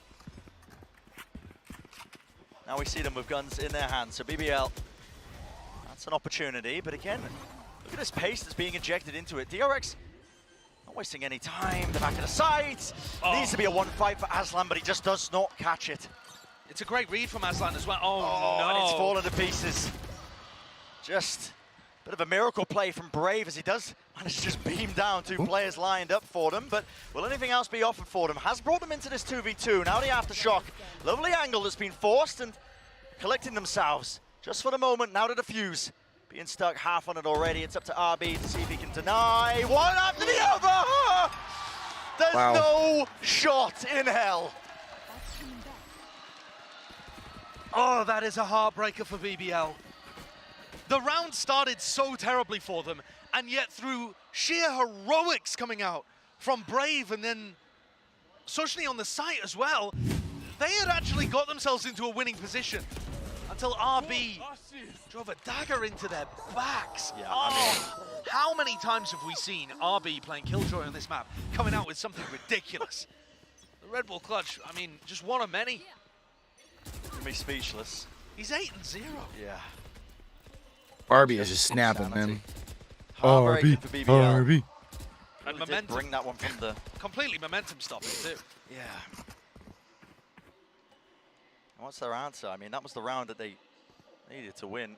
The full investment of the money still dropped down to the The lighter buy once more. They do have A lot? With, Yeah. The question is, I mean, you don't really want to be investing him into a round like this unless it does seem feasible. And here we go. They hit a close drone. They know they can catch at least one of the players. In fact, the two players that were in the back of the site, stunned up. Is he enough? They're crawling, trying to escape. But Suchny will be the first one down. Please get back to safety. Putting some pressure on the DRX economy is now really important. They've just got far too much money. DRX are going to be able to buy for round upon round upon round. Oh, it's a stun play with the updraft. That's what they want to go for. Kushner is waiting for it. There's the fault line, and here's the double updraft, but no targets spotted. And it's a beautiful dart timing. Just Zest ready for it as well. Small piece of utility to push back any sort of approach that BBL might try and come up with, and crumbling to pieces. Man, BBL look good on Ascent, but they haven't been able to do nothing yet on Haven, huh? Only Zest needs to buy armor. So clean, so perfectly, unbelievably clean from DRX. The Prime Gaming Flawless doesn't even begin to cover it. It's an understatement. This is straight back to map 1. I don't know if DRX got a stiff talking to or what in the back end, you know, between maps, but they've come out with a fire lit underneath them. I think a bit of a wake-up call as well. Listen, there's no team you can really underestimate in this event. Yeah, I mean, anybody can deliver an upset. I think with the normal double elimination format, that becomes less true, but with this single elim stuff, 32 teams, man. That was good, man. It really does feel like any given Sunday sometimes. Sure. And what's crazy is BBL had all that momentum, right? They've literally come out flat-footed. They've been on the brink before. You think about that first half on Ascent, where it was 8-4. Yeah. They managed to come back in that scenario. So they've definitely got the fortitude to be able to at least bring it back. So drone coming out there from Zest, looking towards A, and that has actually pulled Kushner over to the right-hand part of the map, which is rough. Where on earth is this one going? Yeah, that is an odd dart. Okay, show me this dart. Where does that land? Where does it land? Where is that going? All the way to the back of the site? He's bounced it off a tree. Yeah, and Zest can just hold the flank from that one as well. Where'd that land in the back of sight? Can't say I've ever seen that one before. Be watched for though. Now that lockdown, DRX placing it. The Hunter's Fury is used as an answer to it, but 3 bursts eventually enough to break it. They did end up losing Brave in the process. This reflank timing is everything. Kushner trying to take an easy fight, but it won't be awarded to him. It won't be. 7 in a row. Round on the board for DRX. That's going to be the buy. Broken once more for BBL. So 7 very quickly is going to turn into like so perfectly for at BBL least 8, maybe 9. They always had the read on where DRX were finishing. I'm not there in the comms with them, and frankly, if I was, I couldn't understand Turkish anyway. I'm not that talented. No, uncultured and untalented actually. But what was working for them is that Suchny was able to get the read on where DRX were going every round, whether that was based on whether, you know, where Buzz was or the knife timings or whatever. But here on Haven, they are just sent scattering. That round 7 is a great example there. 1 drone coming out from Zest towards A lobby, and 3 players are pulled to A, despite the fact that the entire stack is heading in the other direction. Yeah. And what a cool idea from DRX that Zest can fake that and still be providing utility for his team on the exact opposite side of the map. Yeah, that global presence. I mean, that dart as well, coming from a position, it must have just been banked off of something just odd, but I swear it's off the tree, man. Yeah, I think it is, because that tree has so many angles to it. I was testing. It's hard to get that consistently, I'll tell you now. Yeah, that might be some kind of pixel lineup. I'm sure the nerdy lineup. Yo, somebody from in my someone in my Twitter timeline posted a picture. They're from back home. The first BBL. I believe that's the second timeout that's been used. shop I ran back home. Kind of crazy. It's really tough, but it's like really inadvertent. necessary. It is at this point. They got good retake ultimates as well, but in the prior round, in round 7, they didn't even get a chance to do that because RB had used a post-plant lockdown and things were getting very hairy. Yeah. It just takes time away. Once more, Brave and Turco going for a push. I think they've been spotted. Yeah, but it's going to be the smoke up close. I think that's just to try and fight for a bit of that control. That's Brave's own smoke that he ended up popping off there, but you got to remember, Maybe a little play to see if they could get anything with, again, the weaker buy. Drop down to just the pistols. And they're stacking the A site. And that's not where it is. You know, again, going off the Sova drone.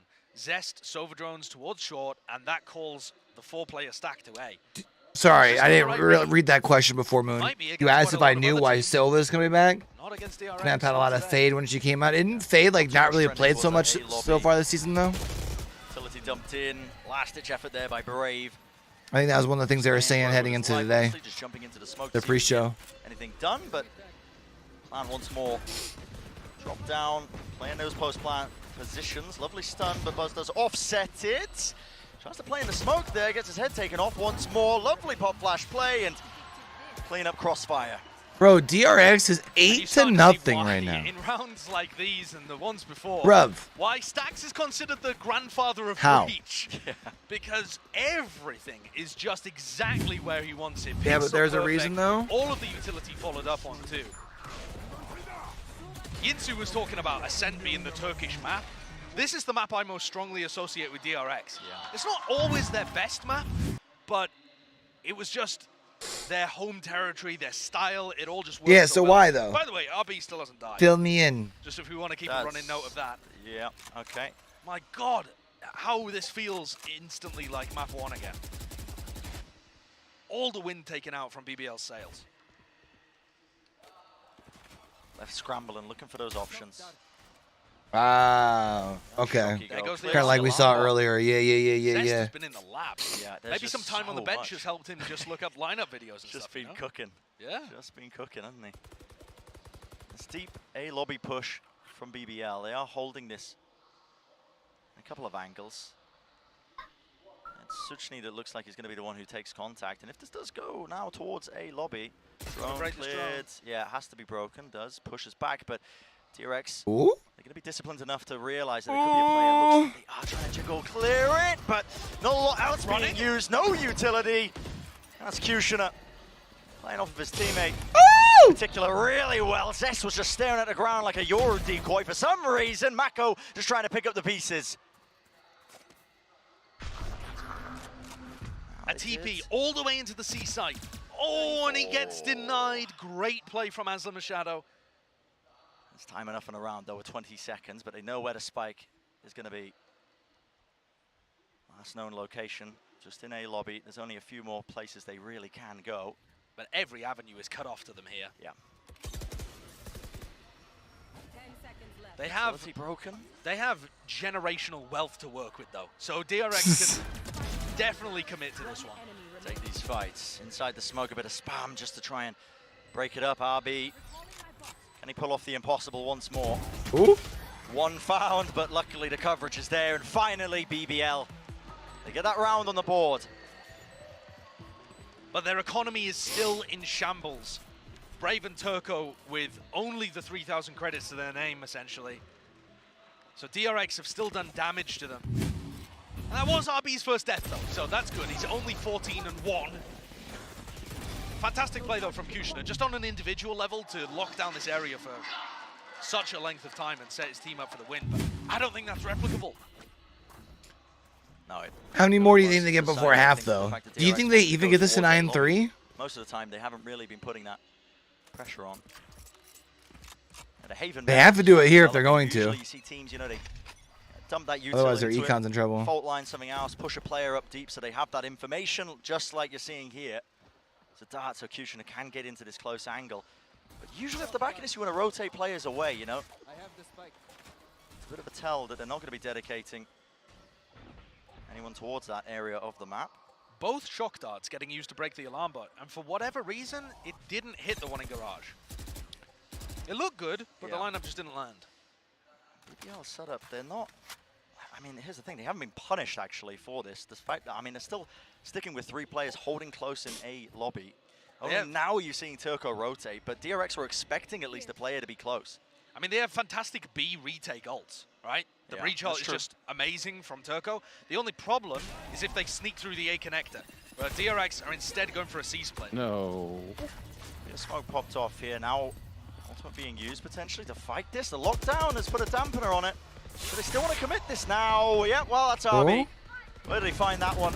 Ult popped off to the side. The Astral Wall was laid down with a Cosmic Divide, but it does little to stop again. DRX just barreling their way through onto the side. They just are like completely having their way with them. So important that the lockdown was broken there. You could hear them communicating it. And this is now really tough. Kyushin has got to deliver the goods. And timing is everything. There's a dart to the back. He knows where one of them is remaining. It's Mako still locking it down and down to Suchny. The attacking lockdown. He can't quite find it. There's no angle in sight to break that one. DRX claiming once more another, not letting it get out of their hands just yet. I was gonna say everyone that was left alive there at the end had that's Phantom. An awesome mid-round decision from DRX. They decide to go through Garage, and they're met with a lockdown in their face. Aslan just immediately puts it down. Great idea, good counter from BBL. And you can see on the player POV of Stax, talking to the rest of his team, asking, can we break this? Can we break this? Should we commit with the breach ult? And he's getting fed information from the rest of his team, makes the call as the IGL to commit to it, lockdown broken, and they get in onto the site. Everything happens so quickly with these top-level teams. I love that. BBL using the Vision Strikers strat. The flash and dash out into grass. If you can't beat them, join them. All that time ago when they were really put on the map, I think, from plays like that. Trying to catch him coming in, yep. Buzz gets one. Fast take now towards A. Swarm at his feet, but Buzz again just disrespecting it. I like that he's pushed up that far. There. There was an updraft from Kushner as well, but the players Shotty. Still one after the Go other. Shotty. Even a Shorty. Just running at them. It's your birthday. And what can Brave do? Tries to pick up a bit of an upgrade, but god damn these shock darts. Just not even giving an inch. 10-1, man. And it looks like Termi, the DRX head coach, gave them an absolute dressing down between these two maps and told them, unless you beat BBL even more emphatically than you did on Pearl, I'll send you home myself. Big buddy on the early flight. Forfeit. Yeah. 16-1 from RB, bro. Just an absolute battering. Oh, it's been brutal to watch. And I think from BBL's point of view, when you're faced with an opponent like this, you're in the 12th round and you've died once. That's insane. Like, okay, we just got comprehensively, unbelievably out for RB. And hell, Jesus. At least we got a map off them. The comfort zone for them.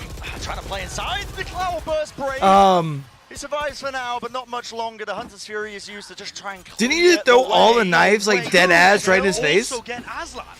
There's no way. Suchny, this is the desperation. And he didn't get the kill. Might as well use them. The ultimate's one after the other. I'm confused. Doesn't get too much done. The aftershock pushing into the corner, into the angle. On the flank, Kushner. Let's get the one kill, but down to that 2v3. Last player standing. How can they make this happen? 45 seconds left and just spraying it down. A bit of panic in the play. It's too easy. 11-1 will be that half score line. That is a really difficult 11-1. That is tough. So. And I think a lot of people will have been doubting DRX's, you know, as one of the favorites of the tournament after they lost Ascent, but when map 1 and map 3 are like this, they just look in such insanely good form. Just an instant answer back. RB still only died once. And there's just so many layers to what they were doing on their attack side, but the side swapping around, that is going to be the first half done. Let's find out what the desk has to say. Well, when they got that first round, I thought maybe we could start to get a little bit of a comeback here for BBL. But DRX are just so well drilled and just prepped, and it really is off the back of, you know, just outstanding calls from Stax, but also just some heroic plays that we were seeing too from guys like RB. Yeah, it was insane. In that half, I think it took until like round number 10 for RB to die once. This guy was putting up an insane individual performance, and he was also causing some really, really heartbreaking rounds for this BBL squad. There was a couple moments where they were getting close, looking like they could steal a round away. This was one of them, right? BBL start off great on this retake. Brave, heroic with the 2K. They get it down to this 2 versus 1 situation, and they're getting to this point where they're like, all right, we've got this around the bag. We're going to try and stick this one through. We have RB flash in the window, and he just swings out, kills both of them, and absolutely breaks the hearts of BBL. And those kind of things have happened over and over in this half. Yeah, they really have. I mean, his stat line right now is absolutely monstrous. 17-1. coming out of this first half, and who knows how much longer of a game that we do have here, unfortunately, because DRX are just running away with it. 348 coming in on this Killjoy is just nasty stuff here from the side of DRX. For BBL, though, the stakes are so high for them, they need to be able to pull that this ain't back. just dead. That's You know, big dead. At the very, tall order, man. At the very least, getting some more rounds under your belt, being able to push DRX a bit further, I think that in and of itself would be a win for them. Clearly, things are still early days for them. They've been showing that they So have originally, Game 3 was projected to start monstrous.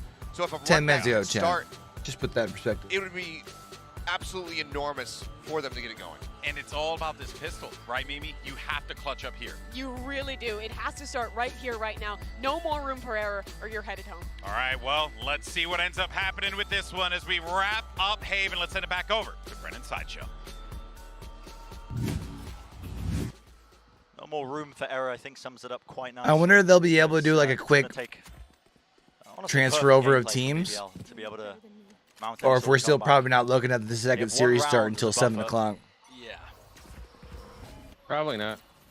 Hurts my soul. Not wasting too much time. That's a Nana Swarm drop down. What an opening. Okay. Kushner really fighting hard for that one. Just running his way right down. And now to squeeze that one player that was Mako holding into short. Cleaned up momentarily. Faster play to still. Stax tries to drop down to catch a cheeky timing. BBL starting off with those pistols. And I think I have slightly a different perspective to Seth on the desk, where I don't really think BBL need that many more rounds to feel happy about what they've accomplished. Their pistol rounds have looked good. They've actually been able to win a bunch of those. And they've taken a map away from one of the favorites for the tournament, too.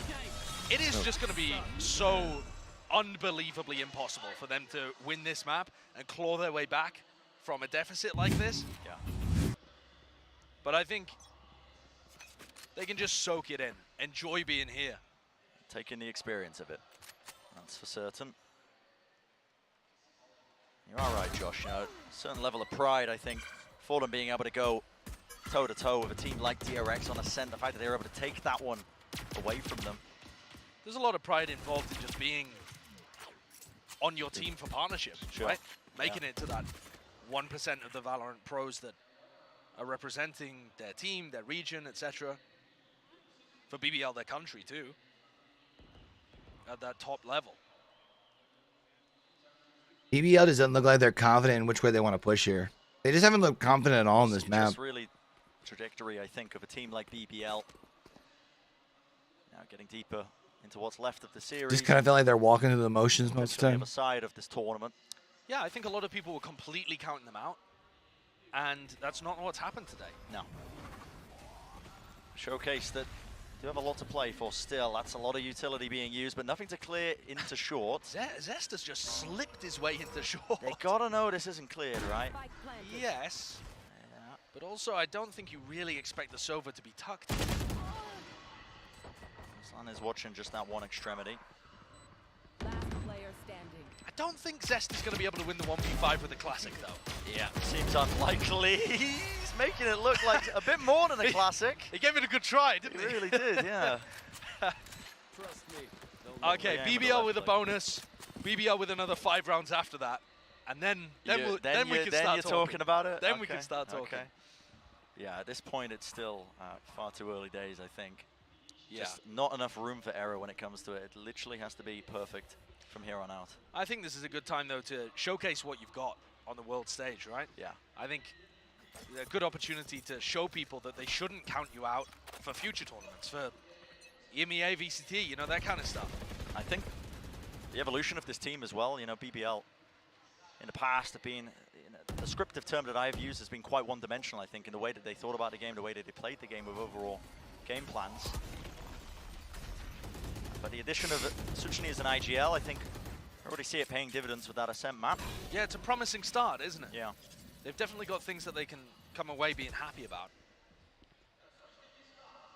So moving their way forwards here, just a little bit of poking and prodding towards Garage, as DRX have still managed to hold on to that. All of a sudden, there's people who are available in Seems like that would have been. Are not available. They're all of a sudden talking in the LSN Discord. That's weird. Back, pushing Buzz away from the angle.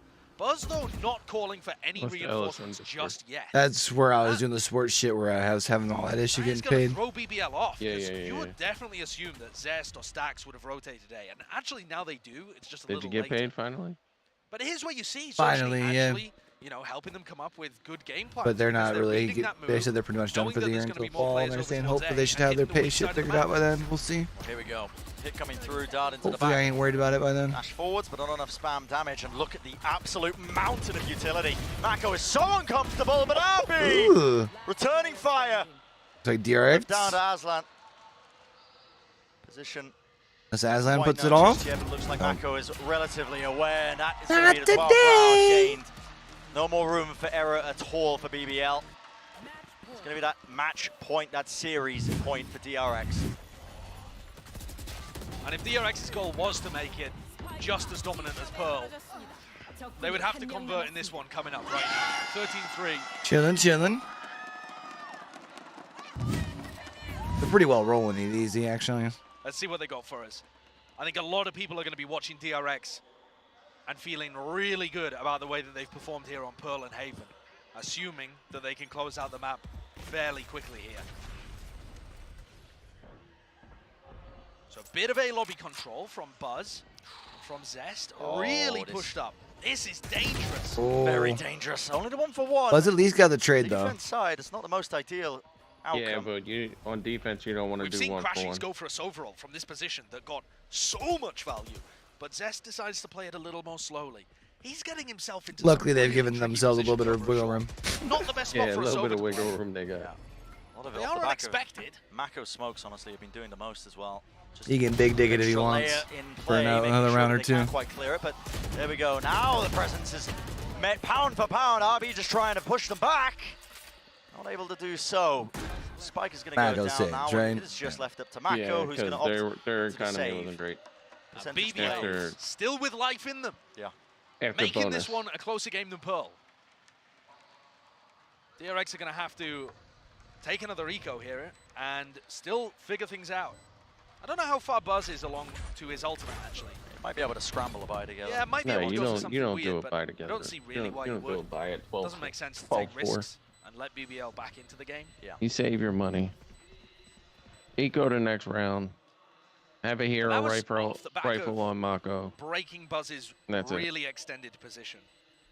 And then Zest also choosing to take a really odd position. Get your economy together to win that last round. Yeah, I mean, you've got plenty of time, right? You kind of allotted yourself that freedom right now. If you're DRX. Yeah, I mean, I feel like the composition as well. I wouldn't use an DRX alt here unless you get a couple of picks to where the rifles are now in your favor. Paranoia, the dart, all the breach utility as well to clear out hell. If you do want to play repick on A, it's more than viable. When you're playing short like that, any good team is going to be cleared out. Definitely true. We'll see if they adjust their game plan though.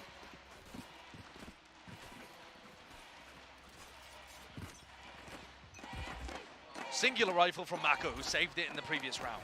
And this is where BBL should be able to convert. I've seen so many situations like this though, Bren, where teams need to get a comeback and it all falls to pieces on a Thrifty. It's these rounds that are the dangerous ones. You should be thinking, percentage-wise, should be favored. With the rifles, one taking contact. That is an incredibly wide angle to be taken with a shorty, son. Not getting into the montage of that one. No, that one's not touching it. Adobe Premiere. All well and good though. Look at the wrist from Stax. And it's not going to be this Thrifty round. Yeah. Not now, not today, says BBL. Getting a 5th on the board. And making their attack They're at side least look giving themselves a fairly little bit of a decent. They look fight. Coordinated, they have I game mean, plans. too little, They're too getting late, fairly but simple too, I would say. imagine they pull us back though. Round 17, just flushing out A. That's where most of the fighting is happening right now, around that A lobby area. But maybe BBL will have a different idea with the ults on board. I think Breach ult is also really good towards A though. Yeah, it is. Right here. Buzz has to be the one playing A long here. Quite fantastic, but Oh, a little dash down short play. This Oh, looks he's gonna take the short this angle. recon dart lands at the top of short. so is there going to be a punish here onto Buzz? Doesn't look like it actually. No, he's out of the line of sight of it, so he's not going to get revealed. And he didn't get contested by Kushner. Normally teams will sync that up with a jet dash or something like that to put early pressure down short. I think he's got them contained though, hasn't he? Okay, Kushner's just trying to dash a punish. Oh. And that's a stun up. Just to try and bail out Zest. To claim the kill. Brave does make it even though. It's a good punish, and Suchni's leading the team all the way over to C instantly. Look at that, call. great read. Yeah. Great read, great call. Haven's just got so many opportunities for IGLs to show their worth, right? You see people like FNS, for example, it's like a playground for him. Yeah. What's associated with that? You're getting a little flavor of this here too. Oh, Mako has got himself into a wild spot though. And RB pays for it. Yeah, I mean, TPing into the smoke caused them to spam it. It was RB, like you said, paying for that. Unfortunate indeed, but that lockdown pushing them back. Brave just skirting the outside of it. Aslan is going to be detained, but the spike is dropped down. Now, just how dangerous does this get? With Mako low, and the money also low, it looks like DRX are opting again into that percentage play. Yeah. And BBL have all the ults to stop this. There's literally a 0% chance that Zest and Mako could win this. Yeah, I mean... Yeah, might as well at least you've take got a reflank coming out from Brave, which they were aware of, but also got plenty of... At that point, if DRX chose to commit, it would just be to pull out Sochni and Turco's ults. And instead, I think the better option is to just keep the Vandals alive. It adds so much more danger to your eco rounds.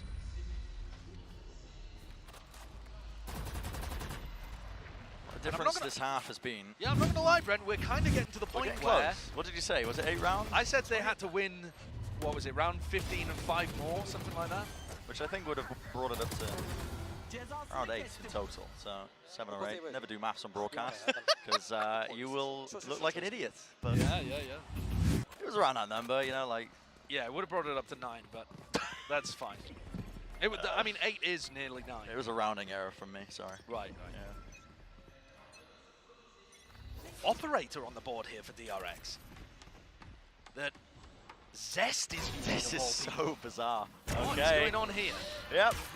And these are the rounds you need to be careful of. Despite the buy being a bit weak, I think it's because Buzz ends up having his ult to play with. The Blade Storm. Hunter's Fury is beautiful. Does trade it out. But it's still a bit of a weird one. Any sort of mistake. And you never know with these kind of rounds. Your series, your tournament life just could be over in the blink of an eye, but BBL offered a nice uncontested plan. Buzz with the knife, still looking to contest, and then you see that Turkish confidence coming through once more with the gunplay. Unwavering faith in their teammates, able to just solidly clean up the remaining members there of DRX. There's no way like this map is that strong of an attacker side of map, right? Operator, Buzz with his knives. You know, it was still a half buy, but it had a lot of power behind it. BBL is still really clean. Yes. And I'm not going to lie, Brad. If BBL win this next round, I think the squeeze is going to start to be felt by DRX. Certainly feels like it. Because this is certainly getting out of control. I think BBL, listen, I'm not going to say the usual, which is like, oh, what resilience they've shown to come back in this situation. We've already seen it over the course of the series. Yeah, definitely. They've been able to come back from DRX timeout here. Not as much of a deficit as this first half was, but DRX choosing this now as an opportunity to take that time out, and it's around the time, like you just said, Josh, that it's this upcoming round that's going to be really important. If this doesn't go DRX's way, then spell, you know, very troublesome times ahead. And I'm going to be honest, DRX being sent home after being 11-1 up on Haven that's not on anyone's bingo card. That cannot be allowed to happen. From DRX's perspective, the coaches, the players, they would never live it down. I mean, that would be a blemish on an otherwise very consistent record. Yeah, an absurd choke to end all chokes. So DRX taking it slow, putting the time out here, trying to stop a bit of that momentum that's behind BBL. You see Vlad, the coach there of BBL, just spitting to his players. Yeah, using the most. Because I think at this point, you know, BBL were playing like they had nothing to lose at the beginning of this half because, I mean, they were essentially done. And now maybe a bit of belief, a bit of hope is starting to rekindle within their hearts. Certainly if they get this round. Yeah, it's 5 that stands between them bringing it to that OT. That is their goal. It's within their grasp now, it's within the sight line. Got to start to believe in this one, but every single round is so hard. What a hurdle, because, again, no room for mistakes. Has to be perfect. C is left completely open right now. A whole lot of utility being used, including their own breach ult, which catches onto the side of Kushner. The guy is being rattled around the back of the site like no one's business. Now Swarm dropped into just the corner of it, pushes him into an unfavorable angle, and he is dealt with enough. But BBL with the rifle still swinging through. Stacks might have just put an end to it. Weaving his way into the site. I think Stacks just clutched it up there. Down to Brave. 1v1. Just a blink of an eye. It all comes down to this. He finds the one target. Little smoke drop down. Consumes it to give him the sideline angle, but Buzz will be the finisher. It's all over, folks. And it was a valiant effort from BBL, make no mistake about that. But DRX were in control of this series. It got a bit shaky, for sure on map 2, arguably map 3. But DRX, I think, can still be pretty confident that they're looking decent to advance throughout the bracket. All right, so I had DRX knocking out being able to take a map away from the team that finished third at knocking out and also oh no. I had Loud knocking out FPX. So with Karmine Corp beating them, I'm still fine. But yeah, DRX I had winning. This next game's gonna be this next series about to go crazy, bro. They went toe to toe. We need to make sure Moon's in here for this next series. Third in Chaps. I mean, this was a showcase of their skills. You're putting a lot of these names on the map for people who otherwise were relatively unaware of them, and this is just the beginning for a team like BBL. Like we said before, they've added this new IGL, Suchny coming in, and you can already see the ideas taking place, developing for this team. But it is DRX that are going to advance, and they are going to be playing the winner of PRX and Cloud9. Wow. What a banger of a bracket, an unbelievably stacked little area of the alpha bracket. Brent, if I had to ask you, does DRX look like they're in the form to go deep, to take, you know, a semi-finals appearance, to be able to beat a PRX or a Cloud9, who we haven't seen, by the way? Yeah, but if I had to put you on the spot, do you feel confident, more confident now, having watched that DRX game? Before the tournament, I would have said that they would have been clear favorites, but at this point, I don't think you can say so. No disrespect to BBL the way that they played. Listen, they really did push DRX into some uncomfortable territory for them. But I think the fact that they weren't able to cleanly So at the end out, of tomorrow, we have our quarterfinal bracket set. That first one, Which is why we have the 16th on. Okay.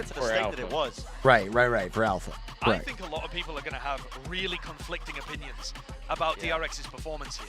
Because map 1 was I think so what I'm dominant, going to do then and the first half of Haven is I'll probably do my video for It was such a strange series. Omega you saw 20th. the highest peaks from DRX, and then you also saw them get pushed by a team that people weren't expecting to be offering too much resistance. Not much to lose. It was a really odd series, and I think, the smart responses just will have to wait and see. Have to wait and see, but guess what? We're going to be finding out their opponents coming up after this match itself as well, because honestly, what should be, the main card, I think, of the day, that PRX Cloud9 game. Oh yeah, this next game I think is the game of the day. It's the reason it's at the end of the docket, right? The first lauded super teams. There's a reason that Esports on Twitter just tweeted it's time. Heading into this 2023 season. Likes for PRX, retweet for Cloud9. Oh, yep, I see that actually, yeah. Like we said, DRX is going to be playing against a winner, so whether you're a DRX fan or whether you're, tuning in to watch PRX Cloud9, everyone's eyes should be glued onto that game just to see what might be. This game's about to be nutty. Because the DRX, make no mistake, one of the favorites for the tournament, but they could definitely have potentially lost here, potentially lost second round. Like, it's single a limb. There's no holds barred. Anything can happen as well. Let's take a look as well at our kind of player of the match breakdown as well. Yay, diff. Yeah, you can vote as well. Yay, QR code. Buzz, Stacks, Zest are the options we've got for us here, Josh. Who would you go with there? I really feel like that's a difficult one to. Yeah, because if you try and say, listen, it was the IGL impact with Stacks. I mean, listen, there was some. Yeah, there was some dodgy moments. Some dodgy moments, right, with the rounds. I was impressed with how Buzz played. I thought he was still performing at a really high level. RB obviously played phenomenally on Haven, but not included in the poll, presumably because of the first two maps. But it's a tricky one. I don't know. I think this one really is tricky. I think I might give it a Buzz, but I think it was more of a just group effort. When they were winning, they were steamrolling. and when they were losing, it was all falling to pieces. Yeah, absolutely. Well, guess what? Like I said earlier, we are not done yet. There is one more match left to be played. It's going to be an absolute gigabanger. You don't want to go anywhere, so short break, but we'll be right back. Casting that one. It's not going to be these guys. No, but I'm wondering if they're going to bring back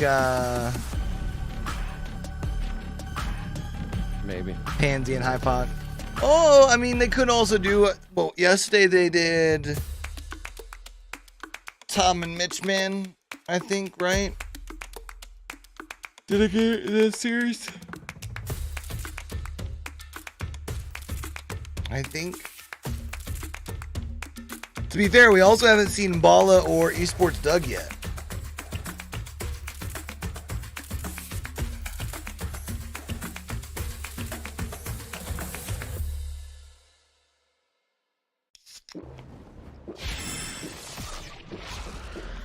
So it's hard to tell, really. Red Bull gives you wings.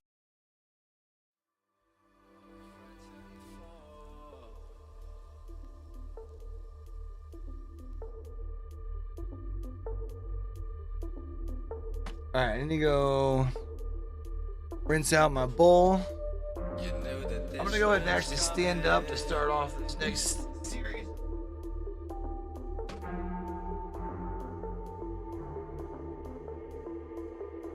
Water. Fill up my ulti. At 2.5 minutes. Break.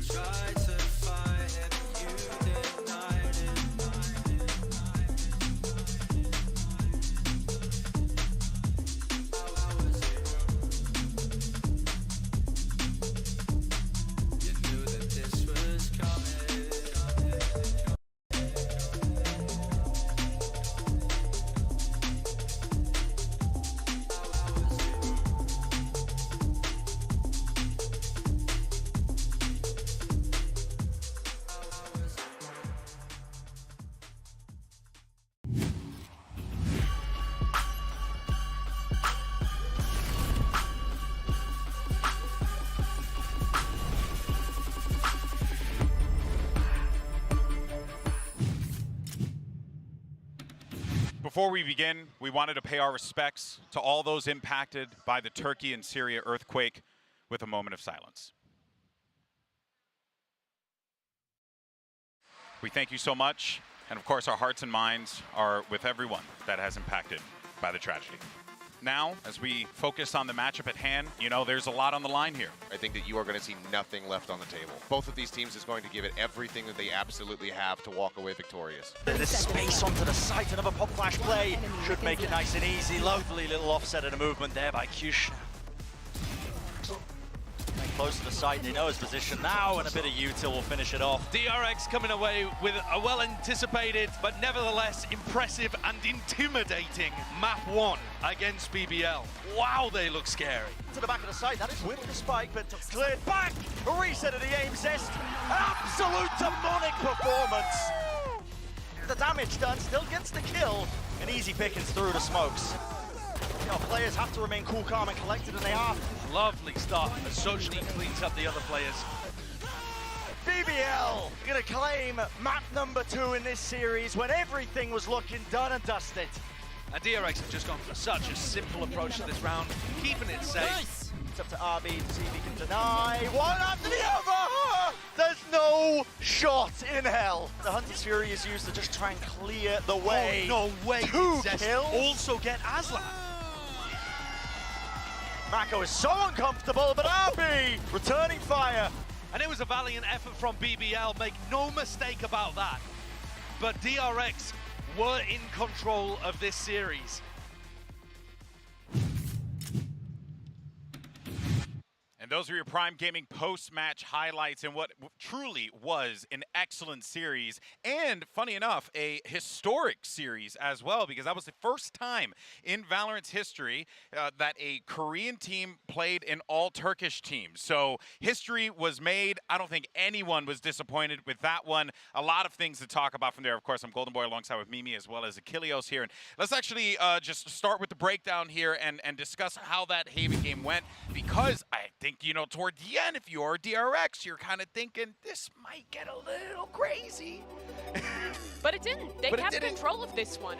I mean, they came into this matchup and they absolutely dominated in that first half. It took them a while to convert in the second, but really they were just kind of winding up time to get those ultimates going and eventually close it on out. It never really felt like there was a way for BBL to get back into that game. Yeah, I mean, Sideshow was talking about it. It felt like it was too far gone, but I'll admit I started panicking a little bit there for the side of DRX. There's a ton of tape that you can watch on all of these maps aside from Pearl, and I mean, we saw it from Ascent especially. BBL, they did their research. Yeah, and the thing is that this is DRX continuing their streak. They have never lost an opening series at an international event ever. These guys are always making a deep run. They're almost always getting at least that top 6, if not higher. But respect to BBL, because they issued DRX their first ever map loss in one of those opening series. Well, I was going to say, what, they haven't lost against a top 4 team, right? Or a team outside of the top 4, but I think it's safe to say, especially in that Ascent game, BBL took them to the limit, and I think had a lot of people questioning maybe this might not work out the way that DRX fans were hoping for, Achilleos. I mean, initially I was thinking that this was just going to end up being, you know, the case that DRX just can't possibly win on Ascent unless it goes to overtime, just given what we saw over at Champs. But BBL, they did so beautifully. I mean, Kushida really came online. We saw even in those first, those first couple rounds that they were able to win on Pearl. You know, he was pretty much the one who was picking up those kills. As soon as he flips back over onto the jet, he just started absolutely going crazy. And it kind of carried through, you know, really he was instrumental in helping them get those rounds that they were able to get on Haven to start running things back. So as he got over to the jet, he just really... Bro, come on, man. Let's switch these guys over. Let's get the new teams in here. Let's get it. Putting up consistently solid, if not fantastic performances, even when they were losing out. Trying to have the second, third game start at 7 o'clock, man. His team was able to convert, but it wasn't just him. It wasn't a Juju solo messed with mission the of wrong, this one man. That Ascent game was this squad. Oh, I saw that. Well prepared and He beating is one of the getting best flamed. Ascent teams that we have out there in a VCT. So respect to BBL. Yeah, and that means, unfortunately, we have to say goodbye AJ Brown called him to the TikTok Turkish bully. fan favorite, I saw that. BBL. Obviously, a team that, you know, I mean, let's not beat around the bush. they had the weight of the world on their shoulders in this series. And on top of that, they knew that they had an opponent on the other side that was just so confident coming into this event, especially what happened at Champs. So credit where credit is due. I'm going to make a bold claim, okay? GB's bold claim of the day, all right?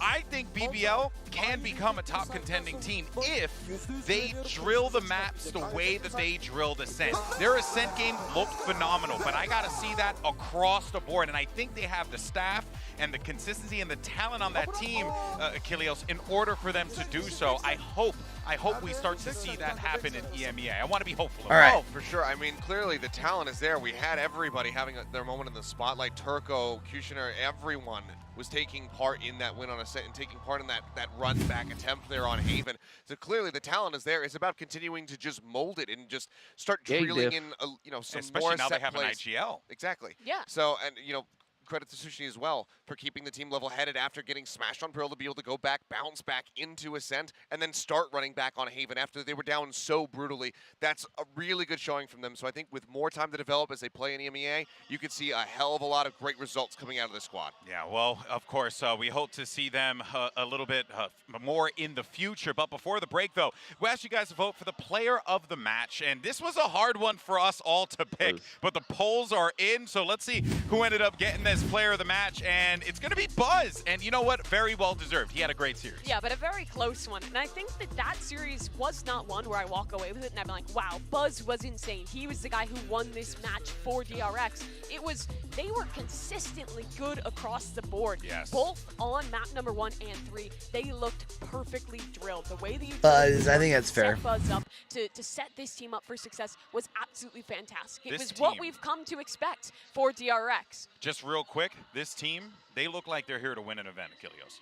They do. I mean, they always are. They just true. haven't been able to do it It's yet, true. so It's maybe true. this is the time. Hey, right? I would love to see that happen, a potential deep run for DRX. But for more on that big win, let's actually send it over to Yinsu because she's going to be standing by with Buzz for our Verizon. So I post think match. I've been thinking about getting me a like a daily Thank you very planner. much, Golden Boy. That is right. I am joined by Buzz. I was from looking for DRX. looking We're when gonna we try were and shopping the other day interview for in yesterday, I English, should say, basically. Needs a bit for of help. We got Jen here on site to do Valentine's some stuff for translation. Now, Z-Man, first but I of all, couldn't find one. I congratulations found a to couple on Stream. You Amazon. are I the think I want to MVP. do.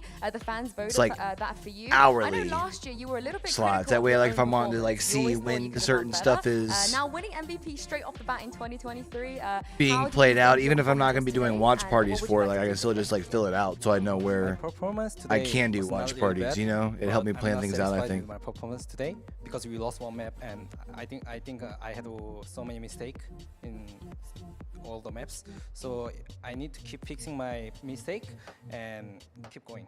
Yeah. I mean, if that's one MVP, you might be getting a few. It depends how this tournament is going to go. Now, of course, a couple weeks ago, Stacks revealed that Foxy9 was supposed to be playing this tournament. We didn't see him today. It was Zest on there. Would you be able to tell me why that was and why Zest was kind of being put back into the squad? It's very secret, but we just played 3 maps today. So who knows? Who knows he can play? He could play. Who knows? Everyone know. Everyone doesn't know. So just wait for the next match, and he could play. Just he's GOAT, and his aim is so cracked. So the Foxy will dominate the server. Okay, maybe we get a little bit of Foxy before this tournament ends. Now you're one of the tournament favorites. The desk now is building up you as the team that could go all the way. Mainly because you didn't make major roster changes. You kept all of your comps. Oh, as about all well. that. Do you feel like you're the tournament favorites, and is that the advantage you currently have? 이제 많은 사람들이 오늘 경기 이후에 DRX를 I still think whoever wins the next matchup qualifies at the bottom half. I would call them the favorite. 후보라고 얘기하고 있는데 스스로도 좀 그렇게 느끼고 있는지. No, I think in this tournament everyone is playing good. So I think if we play good, we could win this tournament. But it's just first tournament in 2023. So we don't think this tournament like seriously. So it's just warm up. Oh, okay. I thank you very much, Buzz, for answering the question. Thank you as well, Jen, for translating. Now, we've had a feast of a day, you guys, but can you believe it? It is about to get better. We're going to take a quick break, and when we come back, Cloud9 will be taking on PRX. All right, let's go. Cloud9, PRX, baby. I'm still going Cloud9. Or PRX, sorry. I know y'all are proud rock Cloud9, you and Moon. Or no, Moon's with PRX too, right? I don't know. He already flipped one pick, so he might have flipped that one too.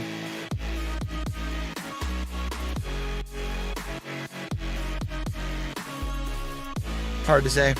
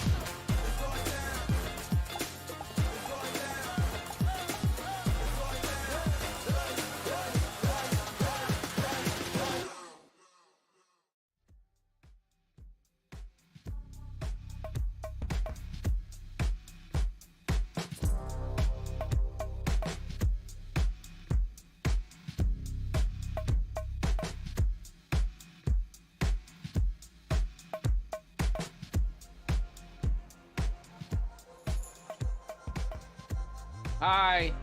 Hi.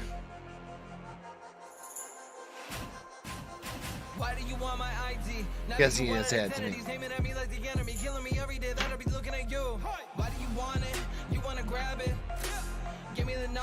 My bad. Wife was on the phone with a coworker and she said hi. Like, and I heard her in the room, so I had to say it a little loud. Then my wife was like, "You could hear her?" I was like, "Yeah, she's got a loud mouth." She got a fucking meow mouth. So what's up with this 5-minute intermission, bro? Get this shit started. I love Golden Boy, but I don't want to come back and hear Golden Boy talk. Show me yay. I was gonna say, if you ain't doing player introductions when we get back, I don't want it. That's right. Show me yay. Dead ass. It's already almost 7, man. I just want to get Show me my boy yay.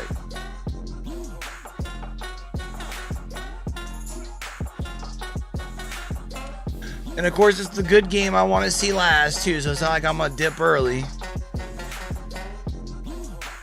That moon ass ain't around.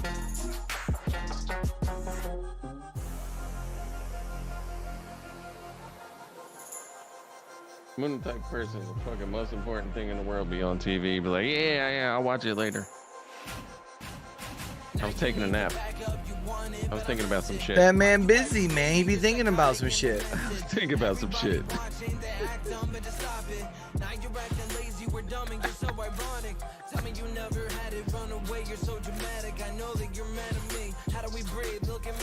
I lied. He's playing Valorant. So he ain't thinking about nothing. He's playing Valorant. He's getting his ass whooped in the deathmatch right now. Just got his 7th kill.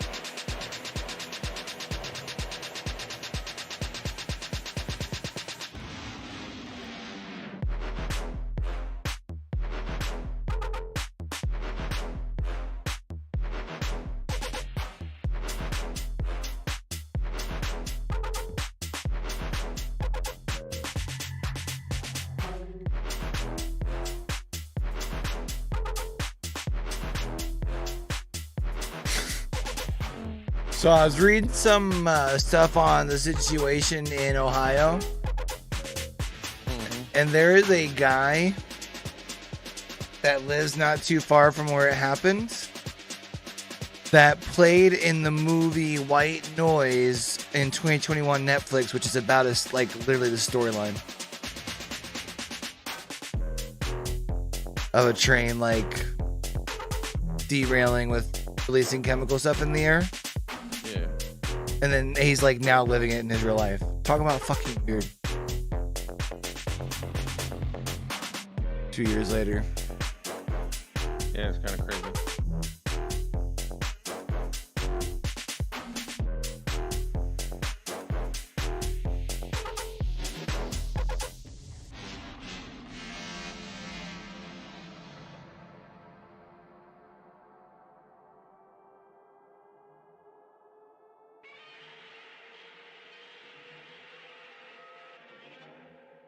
I think we should be far enough away where our water is good, but I see some stuff down by Baltimore they're saying.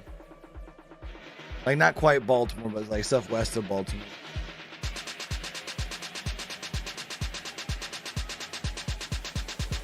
That's intense, man.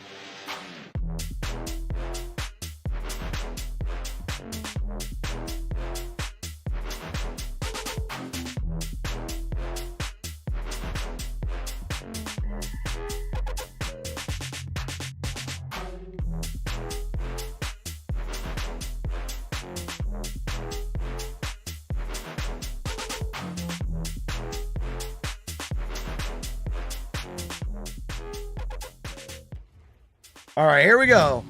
Give us our lineups here. Let's get into the game. Show us our maps. What are we doing?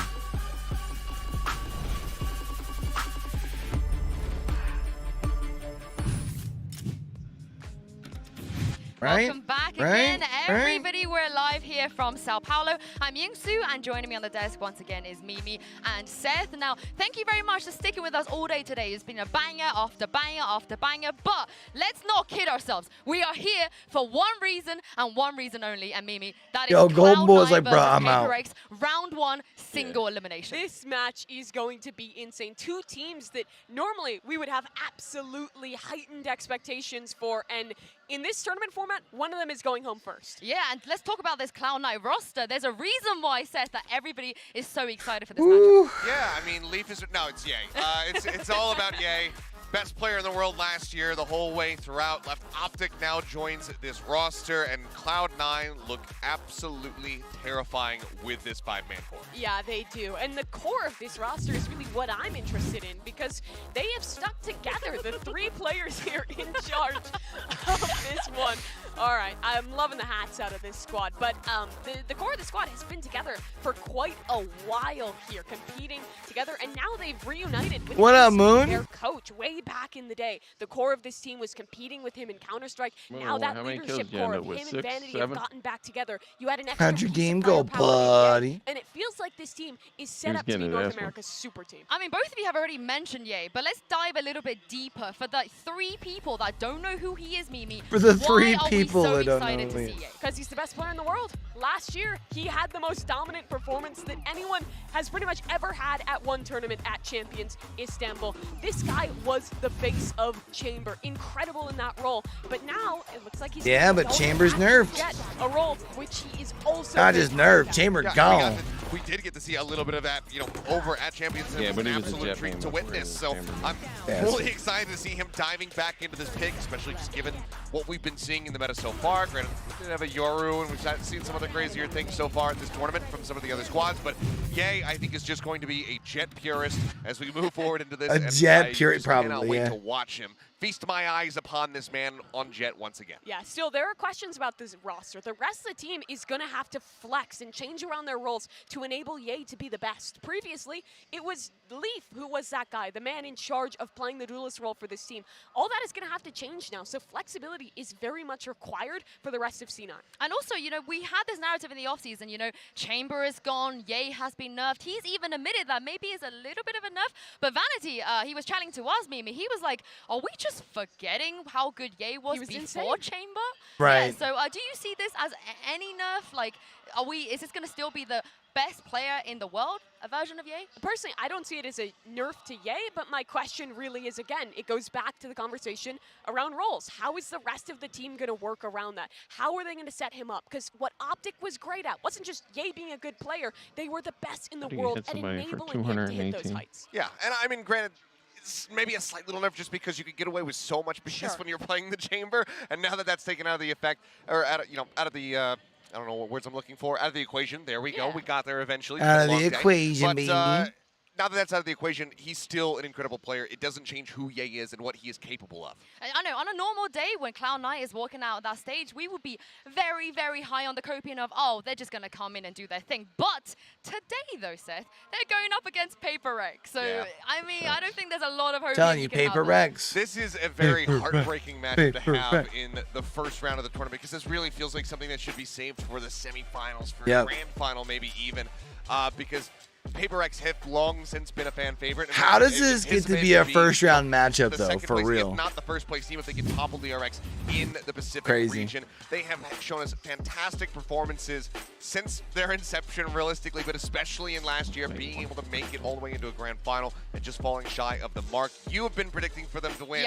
Now this is the fourth time. They need to get through Cloud9 and EA if they want to make that run possible. And this is one of those rosters that is stuck by their 5 players, exactly the same as you saw them last year. And the thing about PRX is you always expect the unexpected. These guys are innovators. They're going to always come in with something new, an interesting composition. So with a whole new meta and not a lot of VODs of them from the offseason, it's going to be really difficult to know what to expect from this PRX team, which makes it a very difficult match for Cloud9. It's going to be fun no matter what. I feel like the theme of today is just like a fiesta, and what a way to close it out as well. And the player, I feel like, is probably going to be taking the brunt of that is Forsaken. What else? What do we even need to say about this guy? I feel like the W key is just hot. Yeah, I mean, Forsaken is just an absolutely cracked player. I mean, we've seen his Yoru plays, particularly on maps like So do we think he's similar, does more Jet, since Yoru's not really viable right now and Chamber's gone? We saw how DRX was able to handle Q-Shooters. As Yoru, but no one's really been able to get a grasp. I mean, I feel like if you have a duelist that's like going to control your op, it has to be a Jet right now, right? Able to have an immense amount of impact. Yeah, it feels like no matter what this guy is playing, he is going to be fantastic. And I think that's really the definition of PRX, the flexibility of this guy and Jing to absolutely frag out and take over the server on pretty much any role means that it's incredibly, incredibly difficult to know what you're going to face up against because it's two fantastic players running you down with a new composition every time. Yeah, and when you say expect the unexpected, we expect the Yoru now. So basically, he's probably not going to play Yoru, knowing what they're going to do. They'll put him on Harbor. Yeah. I mean, I wouldn't be surprised at this point. But imagine. If you guys at home are not a paper boy or a paper girl yet, maybe you just need to get to know the team a little bit better and check this out.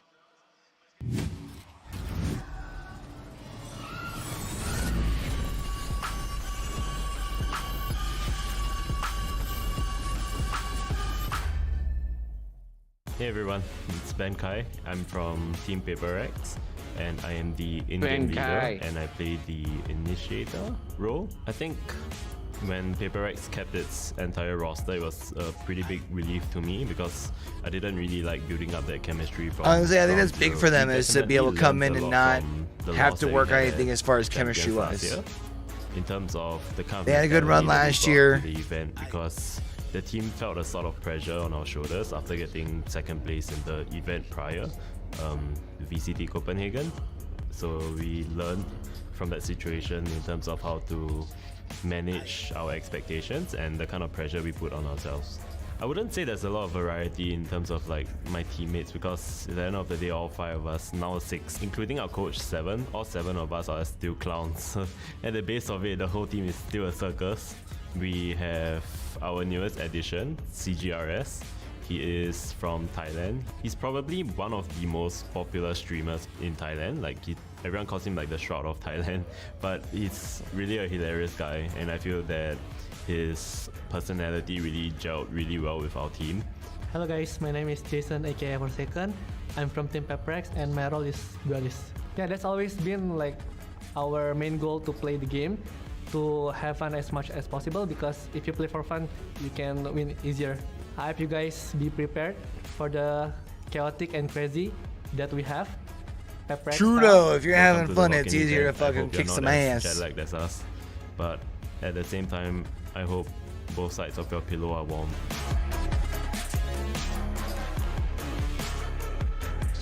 Bro, what is Ye's crosshair that he shared on VCT? There's no way.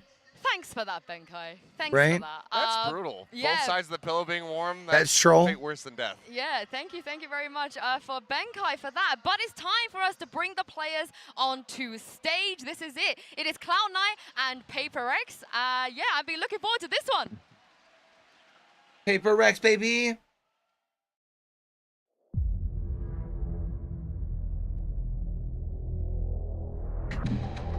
It's time.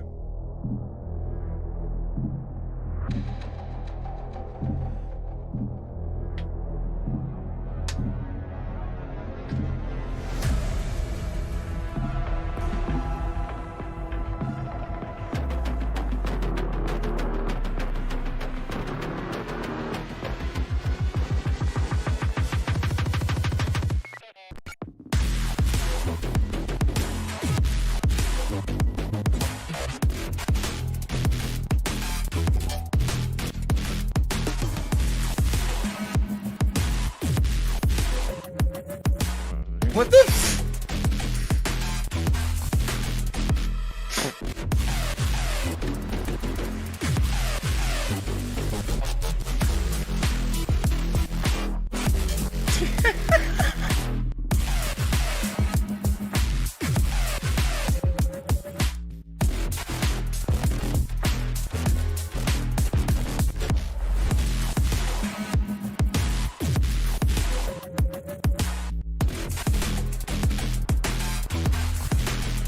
Is this like supposed to be a slow and steady wins the race sort of thing?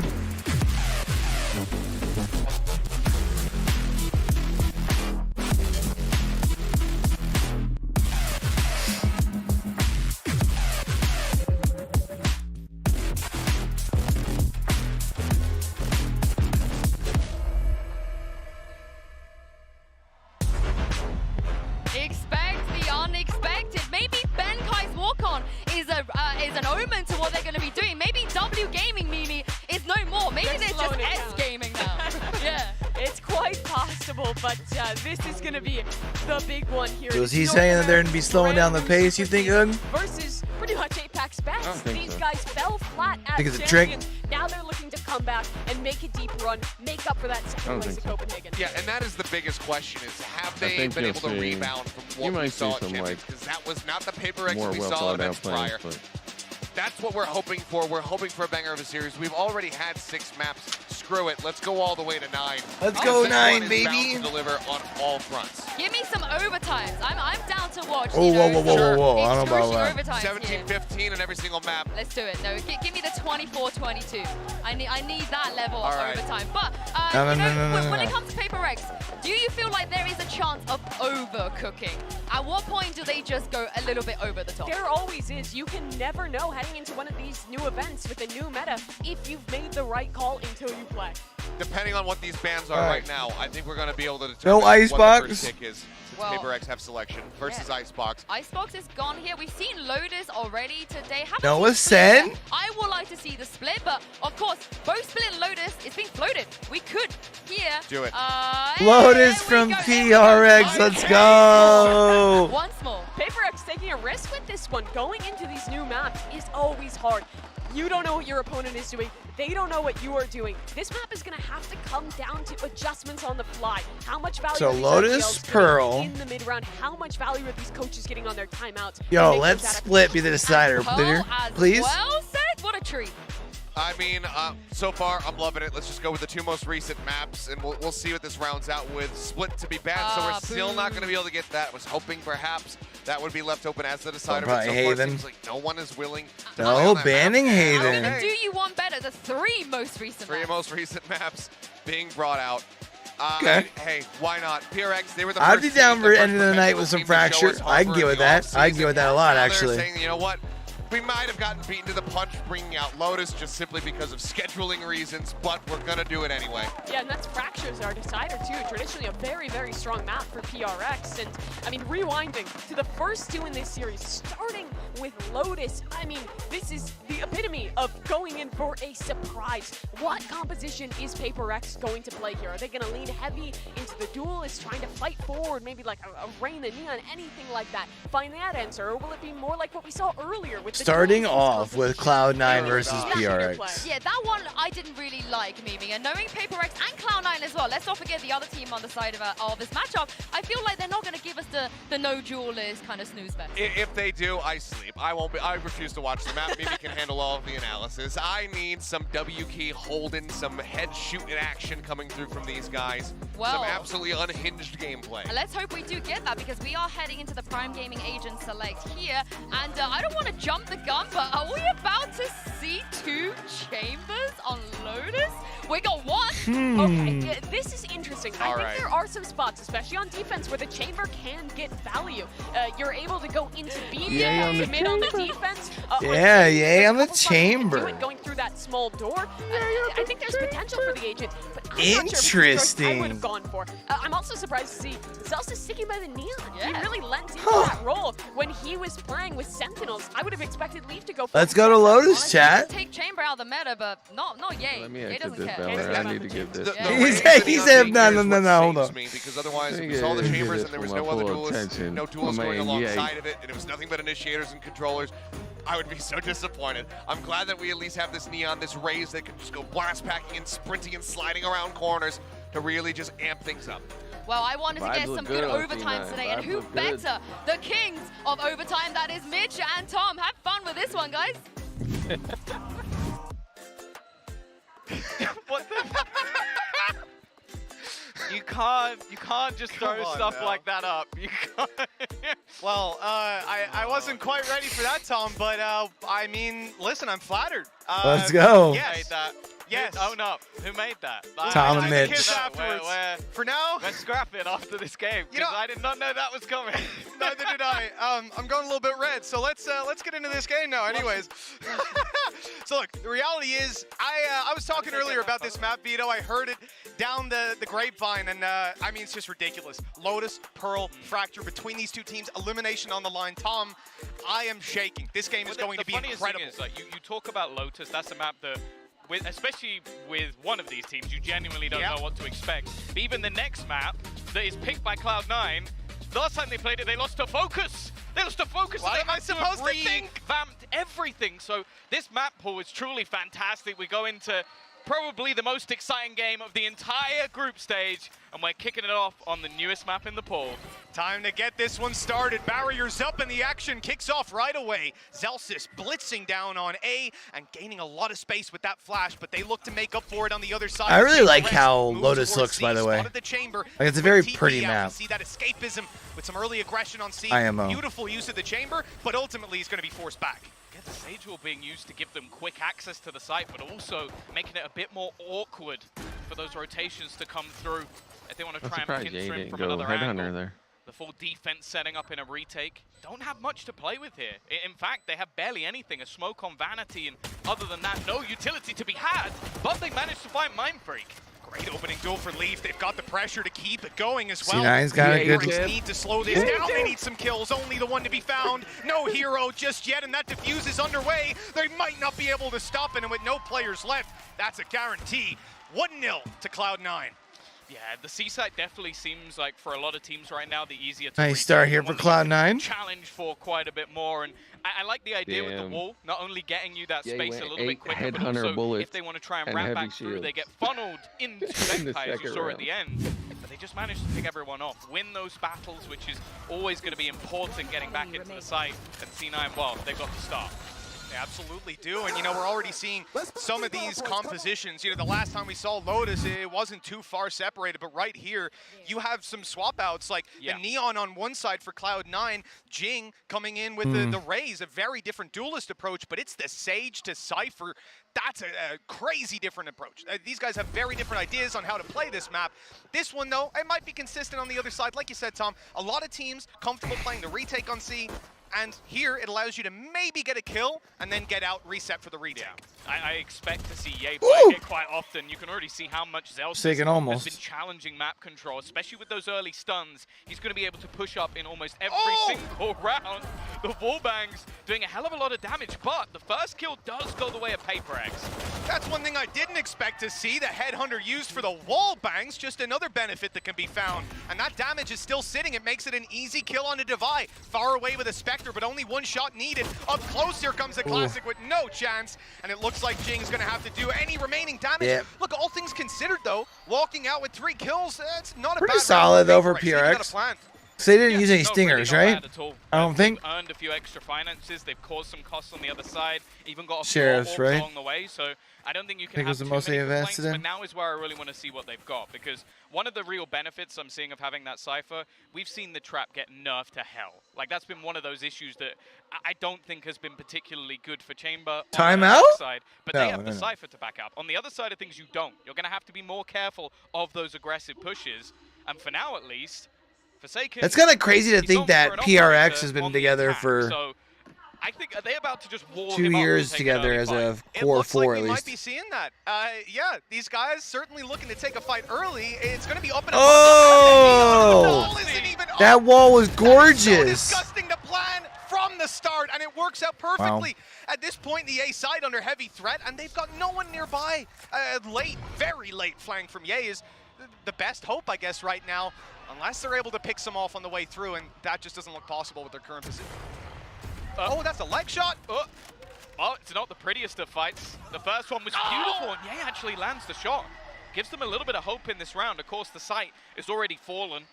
A under the control of the attackers. Vanity is going to get the information, but Ye is incredibly far away and already being picked off. It might even just be worth holding onto the gun. Yeah, look, he was low HP and sort of playing for them going to B or C late on. If they'd made that rotate, it wasn't going to happen. They knew that. So you try to grab the 1 kill with the Bulldog. It doesn't happen. Why are you going in with 30 HP, throwing a Vandal away? The problem is, PRX don't want him to keep that Vandal. They are running it down, and Mind Freak, he stopped walking at just the right time. Unfortunately, Ye popped around the corner.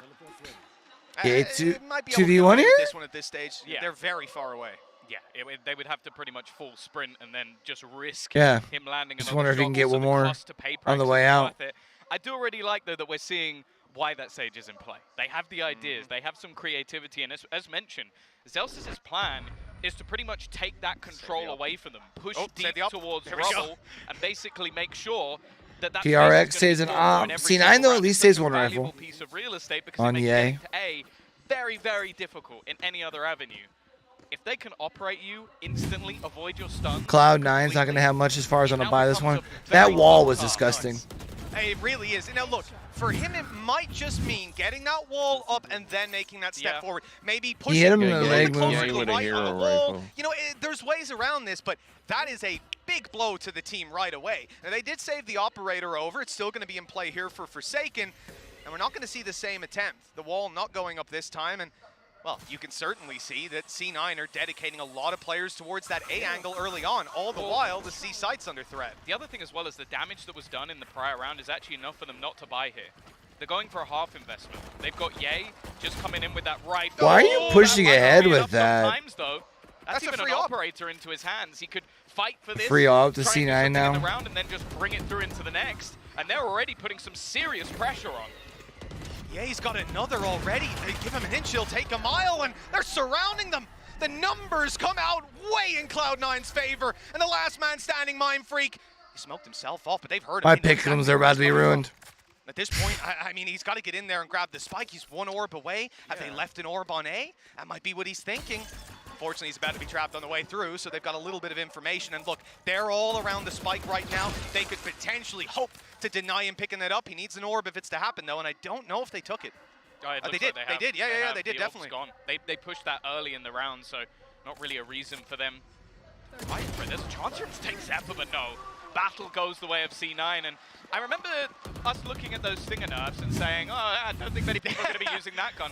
Okay, sure, Ye gets a couple of kills, but they basically win the round off the SMGs. And look, there's a world where you sit here and you criticize that push out of Forsaken. It was So the only teams that we've seen pick Lotus so far were from the what we saw Ye Pacific. attempt early on. He's going aggressive to try get a pick and TP back And out. thus Forsaken far, it wants to hasn't do the worked same out thing. for either. 9 times out of 10 in a round like that, he'll get that shot off first. He'll That get is out of the there. wrong way Just in so this one, happens though. the True, guy true, who's true, true. swinging has a rifle, and it was El Diablo. Not getting away with that one this time. Yeah, I'm not C9 writing this one off taking yet. I'm another just, round, the lead it's extending in their interesting, like in favor, and perspective, PRX you know what I mean? pistols.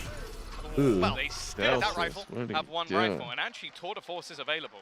They can now juggle that weapon across and bring that through if they so desire. It will be ready for the next round no matter what, so they could just opt to save it. I imagine most of it's going to come down to how far this round actually goes, and we're seeing that deep aggression again. Xeppaa instantly turning things back to an even scenario. Yeah, I take issue with maybe calling players healers sometimes, but I'm going to say it here anyways. Benkai and Divide, you've got 2 healers on PRX, right? It's not really a category of its own, but they have the ability to get those guys right back up to full HP, and that's what they were doing with Forsaken, getting them the extra little bit of health. He's gone back down, though. And now I was they hoping fight their they're way gonna back into the side at least. The rifle's made step its way there. into another player's hands. It's Mindfreak. Mindfreak's the Ooh. last man. They come in. Oh, he's actually managed Oh! to get Jing Oh, okay, Jing. Gets 2. That's absurd. He got over the trip just about, and now Mindfreak And found another. PRX about It's to. the weak buys that are playing a part in this map so far. You need to still keep 3 up here, though, if you're 1v3. PRX. He has a possibility, Mitch, but he has an awful lot to do. Oh, this is absolutely crazy. We'll talk about that if Xeppaa. We'll give him a moment. Like, every kill try and Xeppaa close gets this really out. hurts you There's here at this so many point. players all grouped up on the site looking to trade. He's walled off Just on one Jing side things, and, true, though. well, smoked off on the other. They know exactly where to look, and it's as easy as can be. PRX right back up there. I got What a beat, round chat. to I was get it right. on. A thrifty, and one where they had a rifle, and yes, it got the first pick, healed back up and traded out, but the reality was, for me, when I look at that push onto the site, Mindfreak has the rifle, the other 2 have pistols, and it's this guy in through a nade, blast packing with a bulldog to get a double. Well, it's just the thing is as well, outrageous. so they had a trap up front, which the wall blocked, and then they had a trip just behind it, which he went over with the blast pack. So You just can't, you can't do that's so that. cursed. That's so cursed for C9. The setup was decent, but Jing. And the rifle's holding the back, you know, it's just crazy. But I love it. It's a PRX round if ever I've seen one. 3-2. And round number 6, well, a different attempt here coming out of C9, but it is ultimately based around pushing up on A, getting that control early, and planting Zalsis in either an early flank or a really solid place to play the info. But that's the thing, they've now started placing that elevated one-way smoke, which will take away the value of the wall. Instead, you can see Forsaken sort of playing up above it, and they're trying to bait him in. They want to get him into that fight, but the rest of the team in the meantime have made their move in towards this B site. Showstopper is going to force them out completely. Now, Devi is gone, but the site is theirs. Yeah, and they've also lost their player, as you said, Devi on the way through to that operator, right? You know that this player's lurker. Okay, hello! He's just running it in, taking all the space in their spawn, and Zelfs is okay, good attempt, even though he's blinded, he grabs 1 kill, but that is simply not enough here. Ye has to do everything. Not this time. And we're all evened up. Round. Sure, they use a res, still walk out with 2 alive, but look how much C9 threw at that one. And now they're left with just a couple of credits. Yeah, that's the thing. In most of these rounds, we're now seeing the Cypher setup get pushed into, and each time a blast pack removes it, and it's just Jing. He's just taking so much space. He's pushing further forward, finding them extra entries, and he's currently 8-4 in the server. He is a man to be feared, one of the best duelists in the world. If he's in form, this team sometimes are unstoppable. Sometimes. We just need to see if this is one of them. This position from Ye could catch them off guard. He's avoided the flash. Mindfreak TP to Cross. That flash didn't catch Ye, but luckily he didn't land the shot. Got out just before he was picked off. Big push, though, coming up on the other side, and Ye's got that info, right? He sees multiple players coming A. The flank is this is like a star-studded lobby. He's turned at just the wrong moment.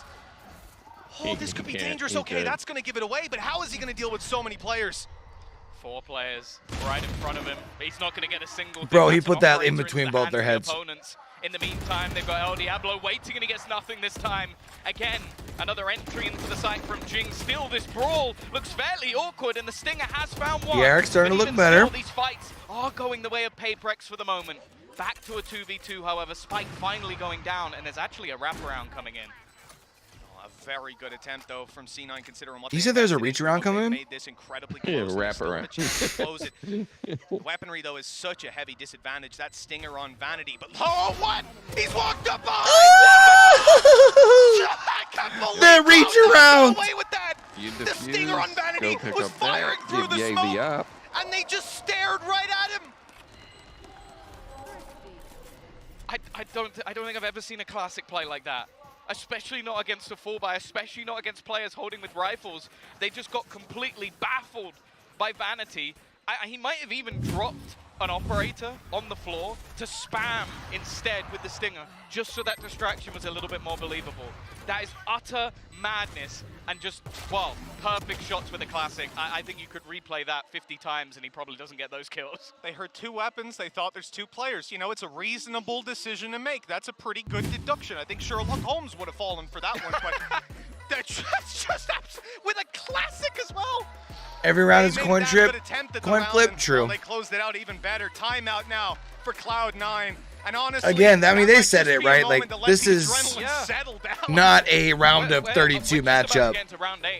It's crazy that we have this on day 2. To be fair, it is pretty warm in here. Yeah, but they also, one team lost a round to a classic, the other lost a round to a Bulldog. So I don't think we're seeing the most normal Valorant thus far, and I will say for PRX in this scenario, this is your map choice. Now, there's always a huge risk picking a brand new map going into a tournament like this. The teams you will have practiced, and believe me, C9 had this in mind might not be the teams when they knew their draw. And also, you can have a I guess. guarantee they had in mind that they might look at the 2 Lotus. teams that played earlier today. Their compositions are nothing like this. Both of them running Vipers and a second controller. No you think so? In play, whereas we've got Chamber and another duelist as well. Just because they're the type of team that throws shit in the, like... Yeah, because of how Moon was saying they're unpredictable. I'd say PRX have been slightly better just because you're looking at the pistol rounds going the other way, but ultimately, it's incredibly close. 4-3. Oh, Forsaken. He's gone out very aggressive. Of course, has that TP. And on the other side, what we've come to expect from this, Yay, tucked in the corner. Yay things. Mind Freak's gonna have to be very careful. And that's exactly why. A shot hit by Yay this time.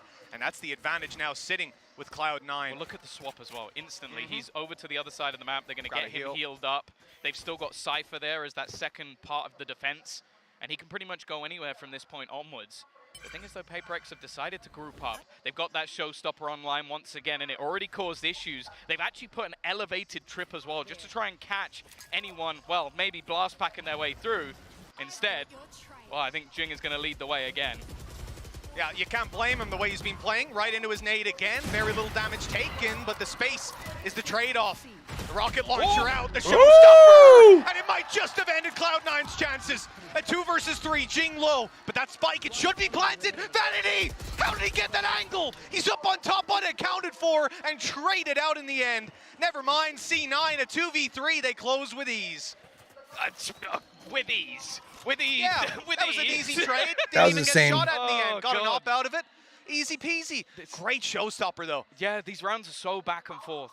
Like, the space taken from Jing is, again, fantastic. The initial battle goes their way, but it does just seem to be, in both of these rounds, there's been a man unaccounted for. Someone who's managed to slip in behind while they're fixated on somebody else, and that's what C9 are doing excellently. Morning over there. Oh, yeah, it's like earlier in the morning. Distracting. Yeah, whether it was a PC utility that just faded or just a mistake in the moment, again, not accounting for where that player is. This time it's on PRX, and okay, that stun is decent. Zelsis, I thought he was going to go back and get out of there, but he, of course, has Zeppa, so he's going to stick around, and they get the kill for their trouble. The pistols here on PRX, you know, they want to use their numbers to their advantage, but everything being thrown at them early there just left that player isolated. I want to see if they can get anything done from here on out, but I mean, you'd be lucky to walk out with a couple of kills. This is quickly turned from a very almost close 8:30 a.m. for them. Round. We're already expecting C9 to walk out with 6. Singapore. They have pistols! They have pistols, Zeppa! Okay, it's sort of stabilizing. Device so desperately low on HP definitely makes things a bit more awkward. And will eventually C9 do come out with 3 players alive. These aggressive stances almost fight them, but again, this is something I almost feel like PRX are going to have to fight for now. Letting that A control go, firstly allows stack ups on the other side of the map. You can have those rotations in far. It's all right. PRX is going to bounce out. Go time out, though. Good call. And their one sort of gimmick to get Zelsis out of there, that stopped working after the one time. And that's the thing, they've also had the backup though over on C9 where we've seen Ye play on that A side on top of the box. That's another worry if you're not seeing that Neon utility come down early, how they could even throw in a little bit of a mix and match. But then the C side, right, if you think, okay, A, they're getting the control early, maybe we don't want to challenge that anymore. Then you look at the other side of C, and the majority of the time, that's where Ye is early round with a means to escape and an operator. That means if you go there, you're probably 4v5, and we know they're comfortable retaking C. They've done a damn good job of it so far. All in all, there's a lot of problems that PRX are running into here, and I think this is the perfect time to take that timeout. 3 rounds left. It's not out of control yet. You think they tell the coaches they're not allowed to open up those fridges? I will say that this defense from, well, MC Vanity, I think it definitely is one of just a fluid defense. Yes. Consistently moving, consistently changing. So the second you are trying to counter one thing, there's I totally want to grab one. Think of, and that is something that can be incredibly hard to deal with. Don't get me wrong, I'm sure they have them getting passed out like candy, like Monster at Raleigh. And because you have players like Ye who can throw in something cheeky like, I'm just going to get in, kill you, and get out before you can even, well, click your fingers. Oh, here we go. Look at this man here tapping away on his nade to the tunes. They're ready and waiting for the same play. They've got their answer, their solution. You want to go there early? No problem. I'll send a nade to meet you. Now they've got that control for free. They're punishing with a quick flash. And look at all that space that they've just denied C9. And that's the thing. From here on out, they could still go back and go in another direction. It's more so just the information that they've denied to C9, which is so desperately important. You can see the Vanity just managed to jump spot, so they will know this coming in this direction. And already Zephyr, he's going to get one. Now they just have to try and deal with Zelsis. Oh, they've spotted him as well. Perfect as he gets stunned up. Tries to return one of his own, but it's not happening. Do they expect this many players to be on the site? Even spotting Leaf, they might now think that there's no way Vanity would be there, but Forsaken, he was wise to their tricks. Ready for the rotations to have come in. Okay, a little TP up. That I thought Leaf was going to be able to poke back out and get one, but in this corner, and he's on his way up. He's going to take him down from up top. And the op, it can't even get the shot off on time. No trade and no chance for Ye. A 1v4, it's not worth risking the op for this. And PRX will close the gap. God, I'd love to have Jason's confidence just for a moment. He's on like 23 HP and still just pushing in, getting into the back lines while the rest of his team set up for that post plant. You can see the attempt to hunt down Ye. Now, I've watched this many times before. He normally comes out with the gun. Yeah, the question is, normally doesn't center around, will Ye walk out with this off? Did you say White Omen? No. And it looks like they've decided to take fate into their own hands. 3. They're not going to hunt him down too far. I'm not going to chase him a little bit of a push out of Mind Freak, but he shook his head no. In the end, 6-4. And the economy, well, it's certainly not going to be unbuyable for C9. I mean, both teams are bringing it. I'm guessing smokes. No big ultis to play with, but some are very close. Maybe the ability to quickly rotate from C to A, I don't know. With how this map has gone so far, with some of the late takes from PRX, that could be valuable. And with the retakes as well, especially.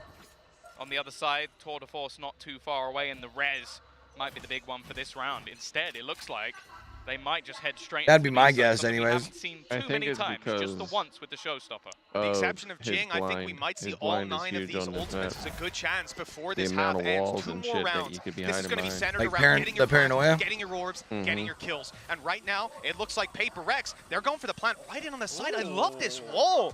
They can't be spammed from essentially any angle, can play up above it on the box, but after that, Forsaken's thinking, I don't need to stick around too much. He'll stay inside his TP and just bail out afterwards. Now they've got to deny that defuse. Well, that's the thing. It puts you in a very good position to get the plant. I don't know if it's the greatest for the post plant. They've got to try and spam already. Oh, hold it! Let's go! That's ridiculous! He just stuck it all the way through. No way. And 5v5. I can't. So many guns. What's the probability of that? Hell, he was on full HP the majority of the time. They thought, surely he's not on it. Surely he would have backed out from now, and even if he is there, he's about to die. I'm just completely flabbergasted. As well, you know what I was going to say? You literally said, I don't know if it's the best spot to stop them from defusing, and I'm thinking, Tom, it's a laneway. Look how narrow that is. You've got a big chunky Cypher sat there. He's obviously going to get taken down, but no. This is Neo from the Matrix, another early take, and this time it's Ye to lose his life. Tour de Force activated. This fight for A has been where the main brawl has happened for PRX. Their C-site pushes were successful initially. Try again. There we go. Yeah, Second smokes. time's the charm. Full rotation, and of course, C9 haven't really had to deal with too many fakes, too many double backs, too many splits in the other direction, so they can't gamble on this A site. Yeah, but just take a look at the hood. Zellsis found himself a spot inside. Oh, he knows he's there. Steps, but no one's there to punish, and he's out. Okay, he gets taken down in the end, but it gives them some hope. That hope is quickly taken out of their hands. Unless Leapwell, he's alive. And their ulti, okay, give him a shot then. That'll do it. 7-5. PRX at the half. They certainly haven't let C9 run away with this, and I'm not even sure what to make of that. I'm so excited for the next one to kick off. Yeah, that's the thing.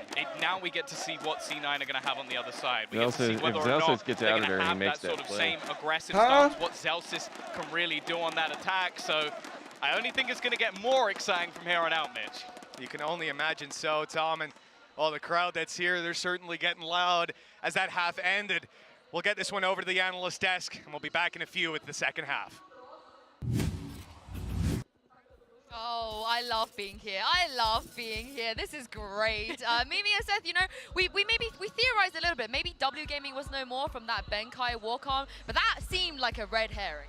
Yeah, it really did. I mean, the W Gaming out and about still. I mean, constantly taking those heavy fights for long control. This really was a brawl. Just so you know, there was no slow and steady rounds. 7-5. It's still so very tight knit between these two There was squads no for the first slow and time. steady rounds there. Debuting this map here for us, or debuting themselves on this map. It's All just them been rounds absolutely were like wild to see, and I'm looking forward to seeing how things are going to shift up when we do go ahead and have the side swap. Yeah, I mean, but PRX is slow and steady to win the race, isn't the scoreboard. Maybe even overcooked to a Thoughts? degree, but Mimi, No. everything I've seen so far has been really, really nice. Yeah, I think the game plans from this team were really good, and I mean, obviously this one, the most important part of those plans came out with a bang with the slug there. Flawless execution there from Benkai. Good to see the fans Getting the fans at home laughing too, that's always good. Doesn't matter where you are in the world, Benkai, he's there to make you smile. Yeah, but like I said, that was a red herring because that's not how they played. No, it was not. Let's talk about how they actually did play, because what they brought out with this composition was really super cool. To start things off, this Sage wall boost towards Long was awesome. I think coming into this, there was a lot of questions about how will the Sage play into this map, and this is one of those answers. You see Forsaken boosted up, gets an early kill, and this is another one, a different round here now, where you can see this split onto C. The Raze goes deep to pull the crosshair placement, and then it's a Sage wall to boost up, and you basically have a crossfire onto these site anchors that is so incredibly hard to deal with. PRX had these great game plans, but Cloud9 still made adaptations throughout that half to come out the better of it. Yeah, you want to. Am I looking too far into it to seem? It seems like we see more stretch on the Pacific teams. The head-to-head between Zelsis and Or am I Jing. tripping? Obviously, things you're a bit skewed at the moment. Jing has been having a whale of a time. He's top ranking for his squad right now, even though they are in that 2-round deficit. I'm looking forward to Zelsis, though, stepping things up as he gets ready to go on the attack. He's got this Neon. He should be able to really help break open these sites. Just need to see a little bit more from him to help Cloud9 get over the line. I think if he can level up and start having a Jing-esque performance, then this one should be Cloud9's map to take. Yeah, this first half is about Zelsis being that guy who's just a piece of the puzzle, taking control towards Long. Now this is the half where he can take control, be the tip of the spear. Yeah, and also I want to see some more of those TikTok wars. What do you guys think, Mitch and Tom?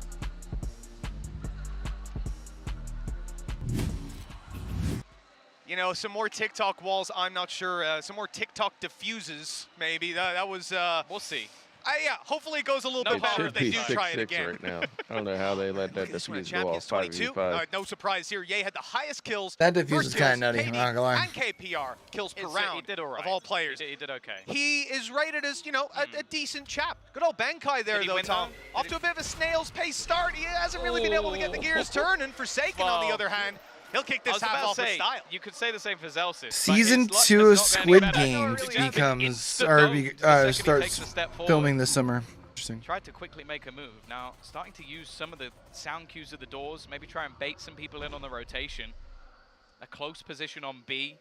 Wall still available for Benkai, almost just going to be working off sound cues in case they try and head in towards that direction, purely based on delay. And with a flash going through towards tree, the knowledge will be there at the moment that that space likely hasn't been taken. A very, very tempered start from C9. You can see this A site where they've intended to go. PRX needs this. I wouldn't say needs this. Left empty.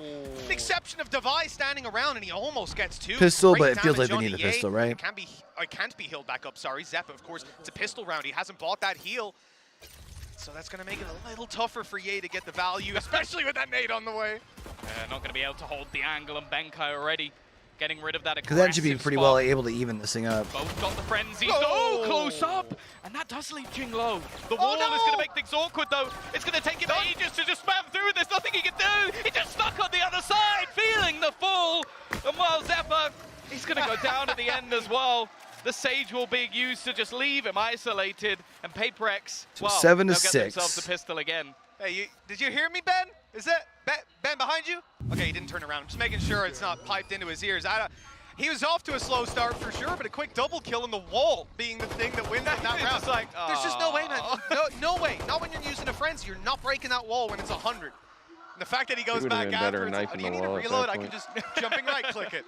7 to 6, and that's a very important pistol. The knife, do you think, breaks it faster than that? A lot of teams pretty much instantly shied away from this when the nerf came through. C9, they won't have much time to test. Okay, Forsaken. Again. Oh, exactly bro. the same in the last round. Same move, exact same position as the round starts out. Well, look, a taste of his own medicine when it comes to Ye. Oh, this could be dangerous. The nade is not going to catch him in time. The blast back and push him back, but they're already on the site. They have overtaken it, and that judge, okay, good for damage, good for kills, but we've ended up in a 3v3, and The starting stinger this round meta. out, barely any money for C9 off the back of the lost pistol. Vanity has a judge. This shouldn't end up in a 3v3. Kind of surprised you don't have the judge in With Zelsa's the hand smoke now back online, with the they neon, should be able honestly. to get this one down. I mean, it worked, obviously. Very But scared with that weapon heading into his hands. Love the take as well. Wall up, over the top, trying to find an elevated angle, and he's going to get it.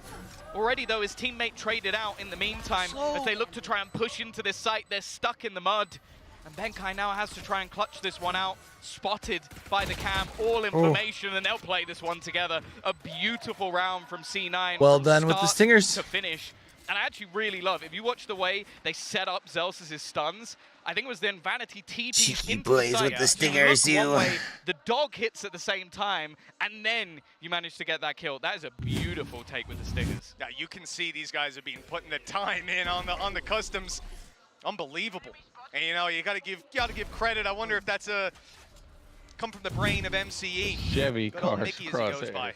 Oh, does he now? On the streets. Does he? McKee, yes. Is this like you calling Dirk a Derek? He gave me permission, you know? Not the first time. That's true. To be honest, it wasn't on purpose the first time, but from then on out, it was fine. That's just such a fantastic response. I said PRX winning the pistol, it was fantastic for them. They were 7-5, they're 2 down. And it was their chance to build back up into this half, to, you know, just really relegate the lead that Cloud9 have instead. They've ended up in a rough position themselves. Bit of damage, 1 kill, but how much more can they get with a fantastic flash like that? Maybe a lot. Oh, Forsaken's caught another one. This was barely an investment from them. Somehow they now have a man advantage. An absurdity in the last round with the Stingers. This would be just that little bit more ridiculous, but they still have Ye to deal with. This is a lesson learned for me, Tom. Any round can be won at this point, regardless of the weaponry brought in. Mind Freak, he's behind!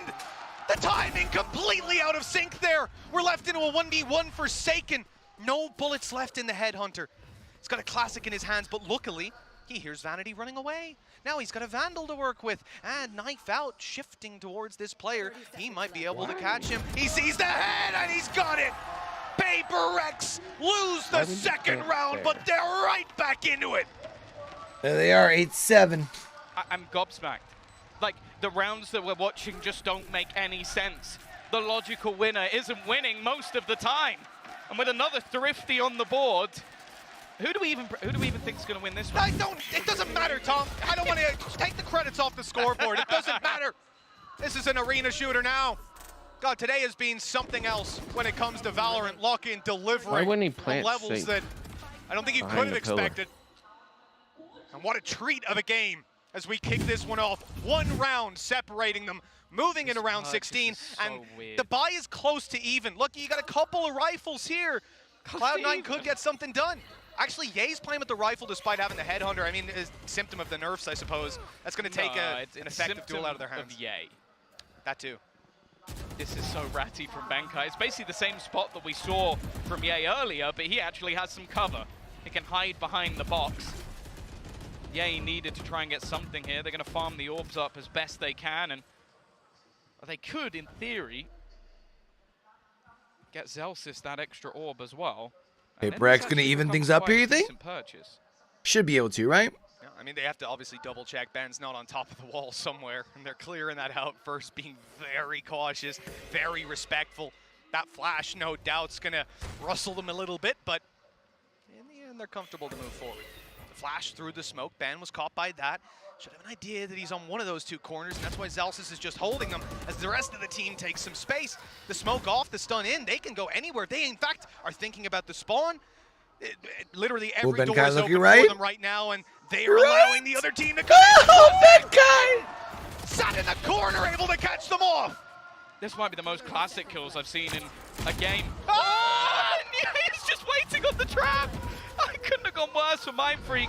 Now Forsaken, left alone. Vanity lurking within the smoke. I don't think he'll expect him to be here, just sneaking around those backlines for the entirety of these rounds. And well, who could have thunk it, you know? 7-9. The weaker purchase win the round. As I said, Tom, close to an even buy, and after the previous round, you know, they can come in with 5 classics here, and I'm going to say 1-1, economy even. They've got far more than that. Oh, they do. They certainly do. And, you know, we've had ultimates built up at this point. Forsaken, having his tour de force most likely online, or indeed online at this point. You've got your Seekers, you've got your Res. I mean, a ton of opportunities there.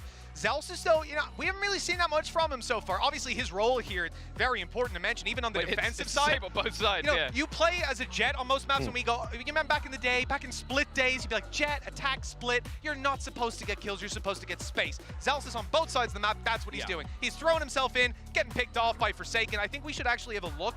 I don't know if the desk would want to pull this, but the head-to-head of Forsaken and Zellsis, I would love to see, because I feel like he has just been shut down by him consistently on those early aggressive pushes. Well, PRX taking a moment, giving a chance to Alex to talk things through. I will say with the way that the rounds have gone, he might be as bold as me by the time this ends out, because this got to be stressful. You're winning the rounds you shouldn't, losing the rounds. We have to do some more of these noodles this week, but I that think. means, if anything, the maybe not today. With here isn't bad. They've got a Res, Seekers as well, Tour de Force available. The ones that I had today were pretty solid. Yeah.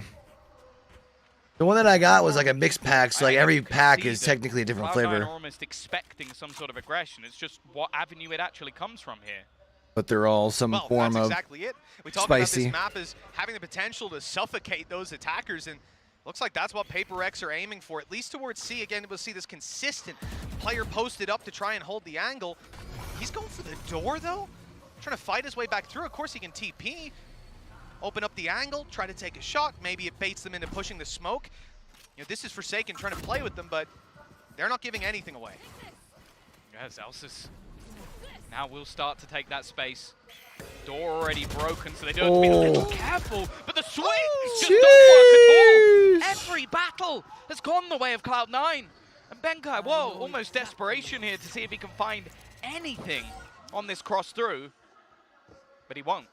I think for Ben, the best choice is exactly what he's doing, sitting back, letting Forsaken with the ulti try to take the space. But then when he goes down, I'm going to go save on the other side of the map. Right call again, but Vanity's waiting. And this is another well-thought-out round by C9. They're rewarded now with double digits. No money for them. Yeah, they ain't got shit right now. Final push to close out gonna this make it map. 11. Remember, coming into this, we've got some pretty wild maps. Pearl up next, Fracture after, but this one here was the choice of PRX. Wow. Financially, C9. Yeah, this very easily turns into 11 Moon. Score, and unfortunately for PRX, that means they're not even going to have much to play with in this round. Yeah, I mean, you ain't lying, though. The weaker eye has one of few. I don't know if you buy this round or if you win this round, though. I think that's too big of a difference in the guns. Give his team some space. They have taken full Ain't no fucking way. You can see that Cloud9 aren't going to give this up for free.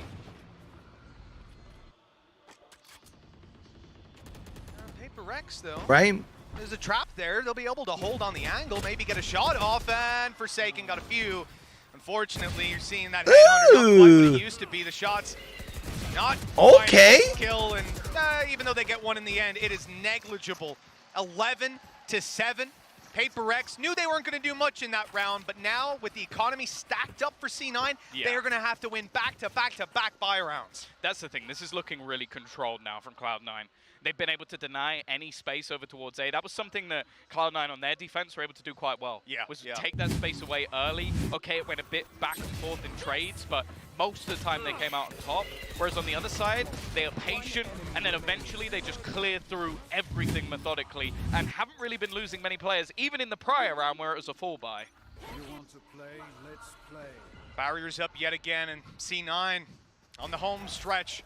2 rounds to close this map out. Take PRX's map pick with a very dominant attack and a, well, surprisingly strong defense. It was looking incredibly close, but these last 2 quarters, I suppose, have been very one-sided. Yay again delivering the opening blow. Yay, just doing Yay things. Give me them toes, girl. Too quick.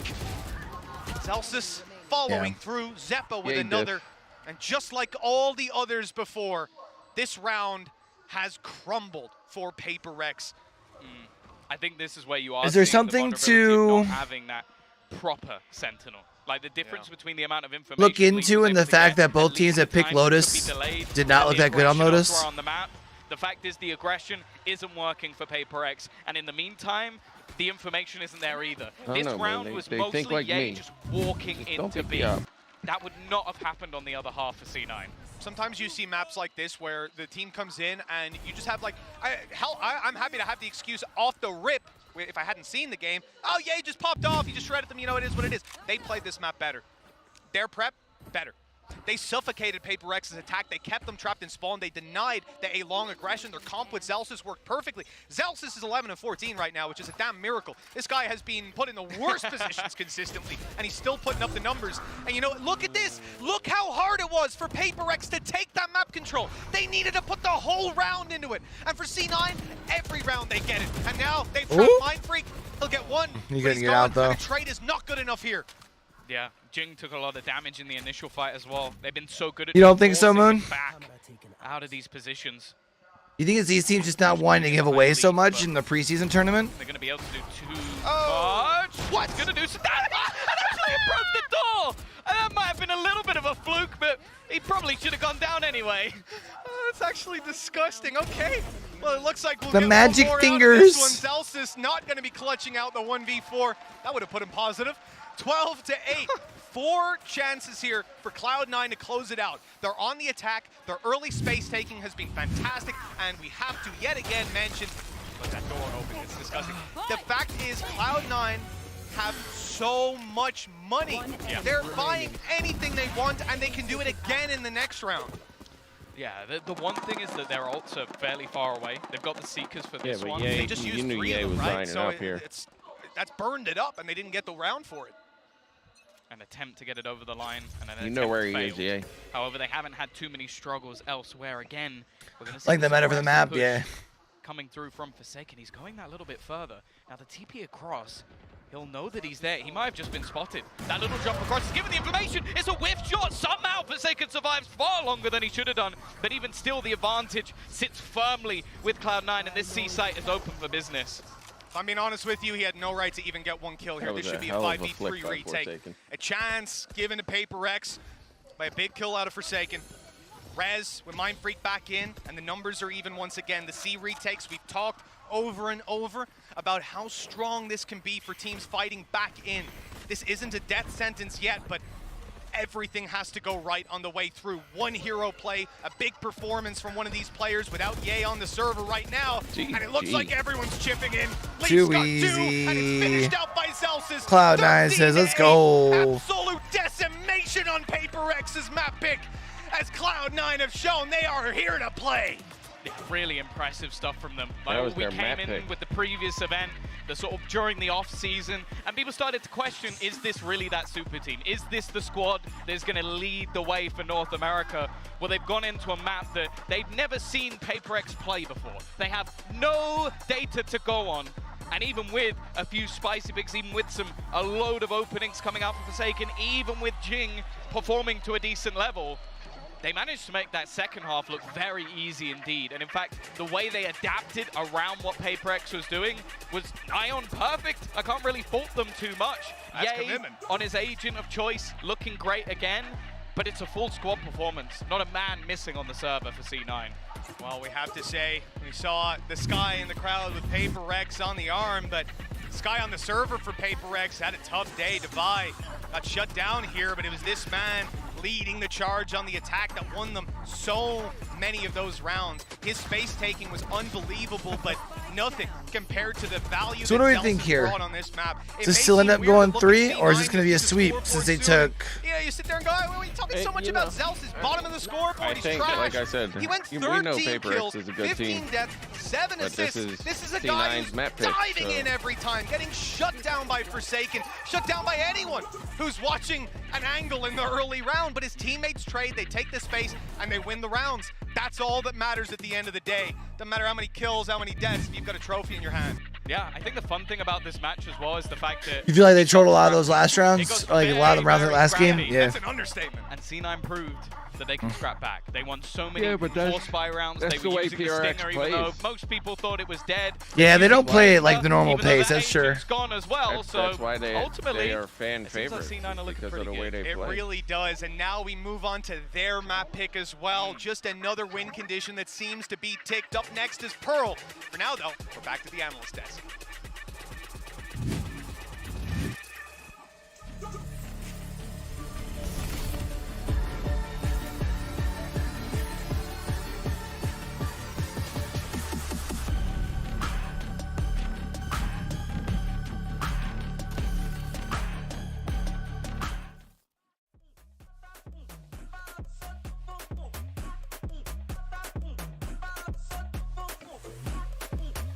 Like once you jump peek, yeah, I mean, that's fair.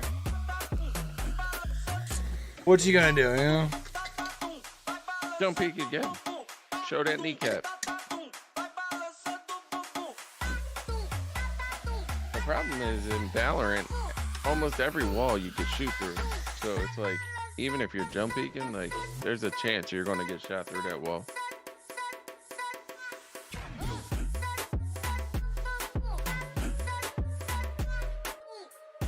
So tomorrow we got another banger long day like this.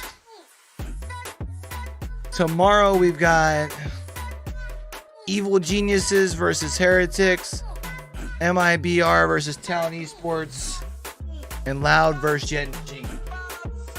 Like today, the last game being the most probably anticipated game, tomorrow being Loud versus Gen.g.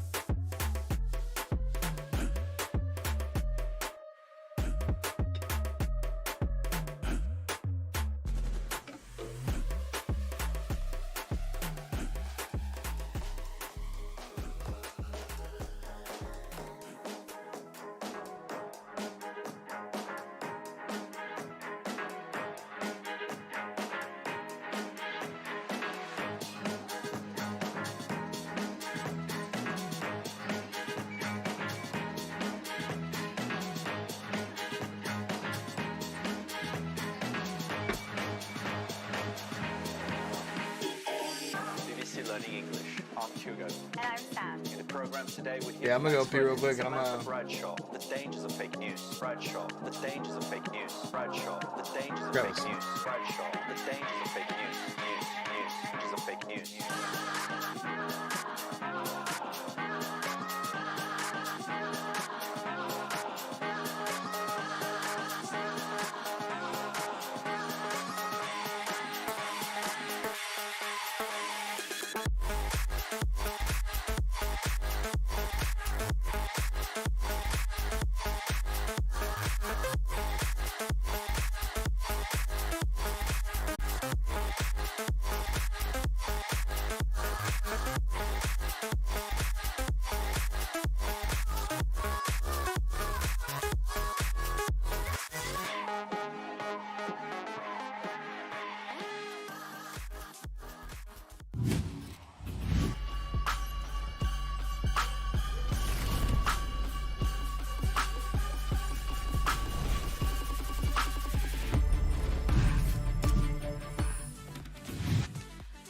they came to play. They take an early lead in this best of 3 against PRX on Lotus. I'm your host, Yingsu, and I'm joined by Achilles and Mimi once again on the desk. You know, you guys were a little bit disappointed with the Lotus we saw earlier today. What did you make of that one?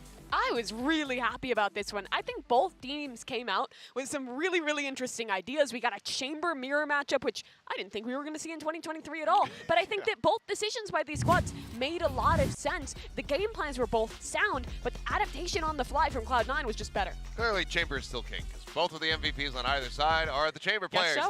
now. They both played incredibly well, at least for, the first half there for Forsaken. Things got a little bit wishy-washy, and Ye, he was just climbing the board steadily.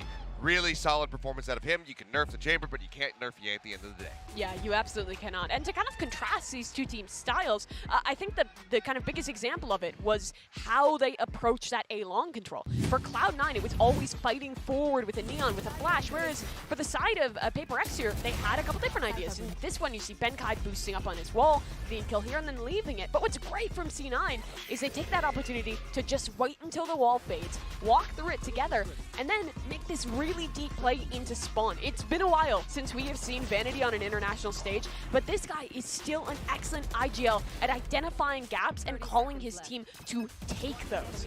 Yeah, it seemed like PRX was still trying to come up with new ideas, catch them off guard, but C9 just constantly had the correct read. That initial little tic-tac wall coming through, Benkai was trying to invent some new stuff and show off some new things, but it just seems like C9, especially at the half, had basically already downloaded the playbook from PRX, and they weren't really caught off guard at any other moment throughout. Yeah, and I love the pace that Cloud9 took in that second half. They actually played things surprisingly slowly. We're just trying to work those gaps. Like you're saying, no Sentinel, and there's a lot of opportunities for Cloud9 to get in and find that opening where PRX isn't really expecting it.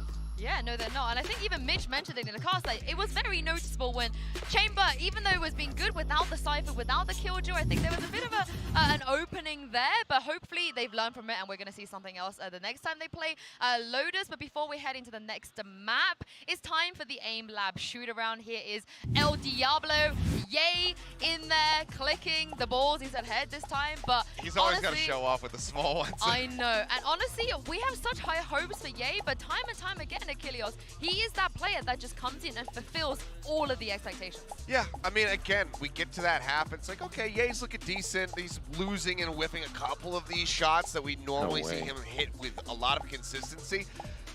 And then by the time we get to the end of this map, it's just like, okay, Ye's still on top. He is still dominant. He just needed a little bit of a warm-up there, and then he just took the reins. Yeah, and I hadn't really expected it heading into this matchup to see the Chamber, but thinking about it after watching that match, it makes so much sense. On the defensive side, there's so many places where you can still get that early peak, get that early value. And you see, I mean, Ye is just comfortable on it. Nerf or not, he still is able to kind of put together those right TPs to find his opportunity and absolutely frag out, as he always does. And also, he said in that press conference, I am just so sick of playing Chamber. Jay's like, I'm finally out of jail. I'm out of the Chamber jail, get me off it. I get to play something fun, and then right back into the Chamber here. But we're going to move on to Pearl next, of course, for map 2. All I'm going to say is my body is very, very, very much ready for the PRX Phoenix. They played this map before, and they ran the double duelist Mimi, and Forsaken looked great on that Phoenix. Both these teams were cooking some craziness on Pearl. Last time, and the only time we saw this version of C9 play, Ye was on Yoru and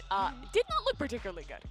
Yeah, that one, I'm all about Ye on non-chamber picks, but the Yoru, I think that we can kind of skip over that one when it comes down to it. We'll have to just wait and see what they do have cooked up for us, though. But from the side of PRX, you can expect that it's likely going to be crazy. I'm right there with you, so I'm hoping for that double duelist. Yeah, and on the side of C9, I imagine they have reinvented their composition heading into this one. And my question is, who is going to be playing that dive role? Will it be another Celsius Neon map? What will Ye play in that case? Or do we maybe get the Jet? There's a lot of questions here for C9. Well, let's have a look. We're into the Prime Gaming Agent select here, and it's a tiny bit of a spoiler over here, but by the looks of it, Ye is going to play Phoenix, huh? Celsius is going to take Phoenix. Okay, so this is an interesting one. You get Ye on the Sage. There's a lot of opportunity to op on that role, and the wall can be valuable, especially to get that plant down or for retakes on B long. The Phoenix, though, that's where my questions land. Yeah, this is not exactly what I had anticipated, but I mean, a bit of a curveball. Interesting pick. Pun's literally not intended. Coming through here as they pick up the Phoenix. I was actually very curious as to whether or not PRX was going to be running that raise again because they have that Sage. You get that boost, get that peek over into B long, but not to be. Yeah, we'll have to see if he has the hot hands. Maybe You gotta imagine that was their original plan, right? Oh, It's not like it's like a love it. last-second I love it. curveball. The comp from PRX is a little bit too normal for me, Tom and Vic. I'm a little bit worried. I don't know what to expect here. What do you guys think? Definitely a Sage up here. Oh, I'm for not sure. Tom, where are you going with this one? Certainly not the comps I was expecting rolling into today. The thing is, I don't mind the Phoenix. I feel like it's got similar feel to when you see it on Haven. Like, because of that mid control, you can sort of gather up. You got the swords. Repeating everything I tell you when I pick it in ranked, aren't you? Yeah, I think it's no. Zelsis. Except you tell me it's a silly idea every time. Do you know what the difference is? No, I don't want to hear I it. think, right? Good at the game. He's all right, okay? Can I knew C9 faked Phoenix. Myself, I've been on aim left. I know what's up. It's all good. Don't worry. I'd say his aim's probably a little bit better than me, though. So we'll expect. You're some very good at serious flashing shots people. Just the ones on your That team. is good. Yeah, it's just the wrong team that I'm hitting, unfortunately. You know, the thing is for me, I love the Phoenix here, though, seriously, because of the amount of those close corners to get those flashes around, the amount of times you're going to be able to use the utility on the way into sights, block sightlines, flash out of it, and do some serious damage. And then, add to that, you've got Zeppa, who's already, we saw in the previous map, on fire when it comes to getting them that space through smokes. Getting into B as well, you're going to have the ability to sort of flash through your own utility and take those fights. You could even do the same using the abundance of different walls you have as well with Vanity's utility. But already, underway we go, straight back in with our second map of PRX versus Cloud9. And it is an aggressive start once again for PRX. They Sweep, are or are we going 3? Full A control. You going to fracture? He needs to get out of here. Yeah, Forsaken and Jing, they spot the contact and they run right back, conceding the control, and maybe grabbing the orb on the way out of there. And they might intend to after. Look at where all of the utility is for Benkai. It's basically just trying to stop them taking that back of sight. The second the turret takes contact, they don't really have anywhere else to go. So he just wants to make sure it's easier to try and retake it from there. And the second they try and move, they're forced into the open. A kill for free, but they don't manage to win the rest of the fights. Yeah, look, a great setup, great execution on it, but the return was there immediately. The heal going back up, and well, bar 30 HP on Vanity. This is a huge They've got all sorts of control here on B. He's going to be just snuck up close on the wall, playing with his team. Now right behind's being spotted. The turret at least managing to find Divide. They know there's at least one, now spotting both. That's 2 out of 3. They'll focus a lot on taking, well, I thought maybe behind on fighting, but instead they look forward. They look to take Jing. This is going to leave them in a bit of an awkward position. But O'Leaf is alone, and he doesn't give a damn. 3 kills, damage done, Mind Freak on 30. Round should be over. Getting this defuse, near impossible. That nano not going to be in play, but just one bullet, and it was bound to find its mark. Another pistol to start off the map, going to C9. Yeah, I think Jing may have accidentally screwed himself there. He tried to basically trap them in so that they couldn't rotate back around and fight him, but not realizing that the Sage Wall on the other side had him trapped in. So he basically just had to peek straight into a headshot angle, and it made it very, very easy for them to pick him off. Then the remaining players could just all watch towards long. Those 2 of those kills were just obscene. Like, how do you even see? Yeah. Killed someone, and then a pixel. I don't even know that he could see him. Okay. I feel like it was just like a shot before he turned. Like, I don't even know if you saw him. You know, over on PRX, we saw a very close start to the map, but they really, really tapered off at the end. We can't have that happening this time around. It's their opponent's map pick. And on the defense, you know, there's a lot of complications here. I know that you're going to be playing retake a lot with the comps you're up against. That Phoenix wall in particular, I'll be taking in this. Be so valuable for just getting you into elbow, denying all of that space, and it's exactly what you see them do. Pop the wall, you're now in elbow, and when this goes down, they're actually stood there waiting. Very smart not to push the elbow up against the pistols, and they get the reward. They prevent here. the plant. 4v2. Yeah, a couple of low plays. Oh! Actually, Jing's going to get one with the right click. A nice shot, but they'll manage to retrieve most of the weaponry anyway. They had some low buys on the majority of players and just a couple of rifles to bring through. So not the end of the world for C9, but still a little bit of damage for PRX. For a second, I thought I was sort of on the same wavelength as Zelsis. He's like 20 HP, he has a flash, and I thought he's going to flash and Zepp is going to push with the Stinger, right? That kind of makes sense. They're able to lay the plan, but not. He went first, got classicked, and then the Stinger followed. They did get the trade, which is what you want at the end of the day, but he knew he was going down for the They're trouble. going all in.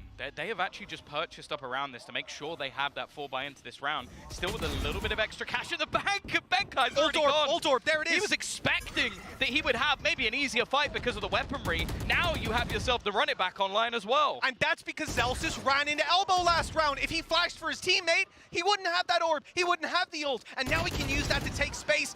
Although, they might need to take space in their own spawn looking at things. 3 players here, updraft, spots him, leave, still gets massive value.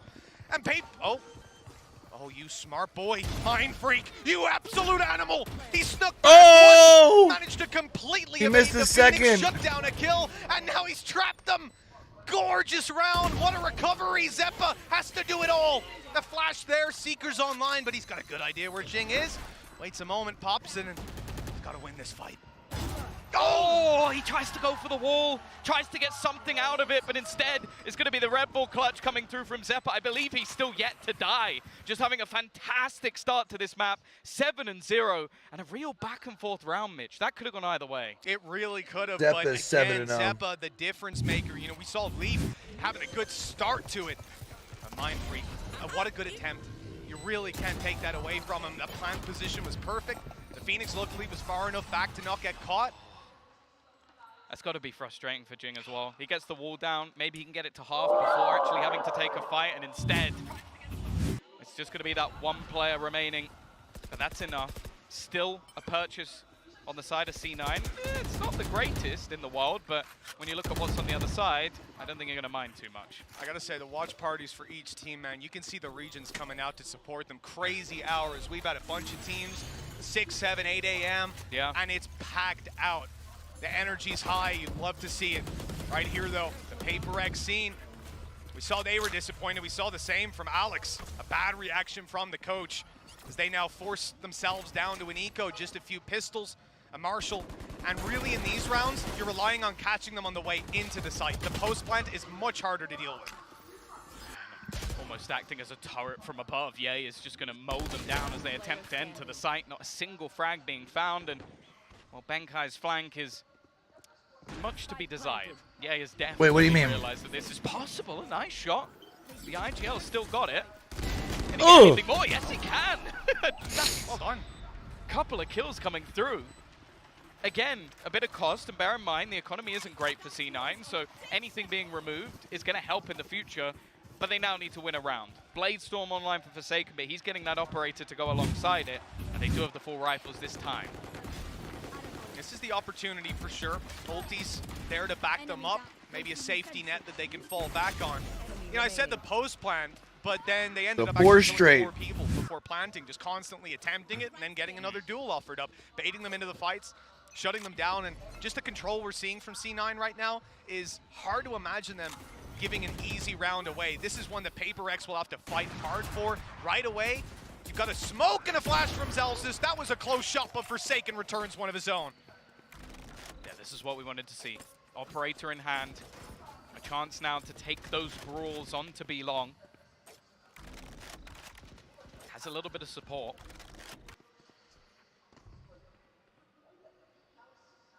In fact, look at the utilities in behind them. Maybe expecting them to try and get that little bit more aggressive. I mean, this kind of sucks from the perspective of PRX. They've played retake on B so much, and for the last 20 seconds, they've had 3 players over there with 1 on the double doors. This is the round that they're kind of relying on fighting them on the way through and punishing a little bit more, having that 5v4, but instead, the team looked to make it towards A, so as C9 moved towards A, it was maybe going to be bad with just 1 player there. The PRX now seem to be shifting yet again, playing the retake on B finally. And then C9, as if they can look across the stage at their monitors, have gone back to B. They've played this round with such patience, and PRX have almost just outthought themselves. Yeah, I don't know. The lockdown in play, it almost seems like this utility is just a plan to try and stop I guess you're to get rid of it. I don't know. They're not going to be able to do anything against it. Any attempt to push up's not going to do a single thing, and that will be held. Rez will bring back Zeppa, so they're just going to hold in that backline. And now the full force of PRX has made it into position, but there is that wraparound. However, that info will be had. Oh, He is on the way so quickly. The distraction here from Zelsis could be huge. He's just going to be popping the flash through, keeping these players on their toes. There it is, the swing, the kill. But all the while, they're just waiting for this flank to be completed. Oh, they're watching it! PRX ready for everything! Their spidey senses starting to tingle. You think they'll save that out? Probably, yeah. That util setup, I will say, from Benkai is one. I've just been staring at it the entire round. It's either an attempt to stop them going back down the stairs, but the alarm bot's at the bottom. So I can only assume it's an attempt to stop them breaking the lockdown. So the whole plan was to attempt to try and retake on B while having to stack up on the other side of the map. But even still, that is a lot of utility committed just for that one purpose. It is, and it's, you know, the first round we see on the boards is not necessarily going to be something we certainly expect to repeat itself. There you go. Those people certainly want that to be the case. It's like 7 a.m. now. It is, yeah, it's ridiculous. Like, all of those guys just ready to watch that. 9 a.m. now. They're an hour ahead of us on East Coast chat for Singapore time. Within the slow. The combination, nice to force them back, and again, that space going to be taken. Prowler will get the information that they're assuming that's where the watch party is for a Singapore team. Forsaken has just walked up, taken complete control. That's an interesting angle. He's, I don't want to call that holding, preparing to swing on out. This is, of course, waiting for a flash to come around from the sky so he could avoid being seen by it even, and then catch the kill. But eventually he'll fall back, play the long angle on B. Oh. The A side might need help. The thing is, though, trade back, turn things into a 4 versus 4. Benkai is still hiding close with the judge, but instead they're going to pressure onto Jing, waiting patiently. First one goes his way. He's going to go back for more. Maybe a bit of an overface. Gives a chance again in this round. Benkai tries something crazy. They're taking damage, but every peek just hands Leaf a kill. And well, Divide. They'll be able to rotate that now on that. There's a couple of low players, but he is nowhere near the action. Maybe a little bit of hesitation here from C9. Which direction do they go? I think Leaf is trying to fake the steps over for Device, so he hears him running and thinks, oh yeah, that's probably the straggler. That's the last guy going over to the other side of the map. When they learn to stop overheating, they'll be so good. In fact, they're waiting, baiting, and catching another round, and immediate Here comes the Sage up to what now looks to be a flash in the pan for PRX. They're going to call a timeout to try and solve these issues. And again, very good time for it, because right now it's starting to feel like second half of map 1.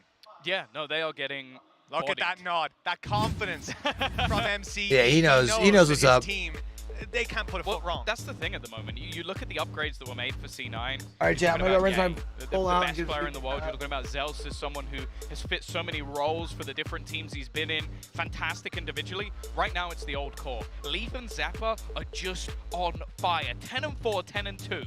Leaf has had a round where he basically just stopped every single piece of aggression. He was pushed by an initial face, a judge, and then an operator. Took all 3 heads off and then faked out the rotation to give his teammates that space. It's difficult to play against PRX because they're so off the cuff.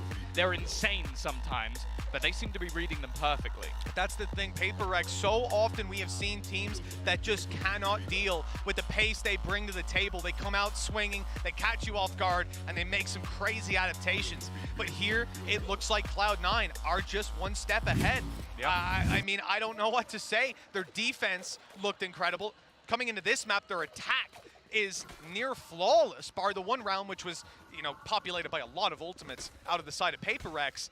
And now again, we come into this round, an important one for PRX where they're putting their economy on the line. But take a look, they're still coming in with, I mean, what's happening here for Ben and Devi? And add to that, C9 have a run it back. They also have a lockdown, and they're very close to having Seekers. Oh, this is so aggressive. This is straight push through. It's just going to be the 1-for-1 trade, and the thing is, they do have a res. The problem is, this space is not being given up. In fact, Zelsis is going to push to try and take more of it. The slow is going to stop him. The wall will do even more. He's not going to be able to get anything with the amount of time that was left. It was close, though. He almost got a bullet off. If that slow goes down, 0.2 of a second later, I reckon he gets a kill out of that. But in the end, okay, he's reset. And that early space is sort of denied. It's slowed down for sure. Problem is that kill they got was one of the rifles. Benkai and Devi are at a huge disadvantage in any fight they take.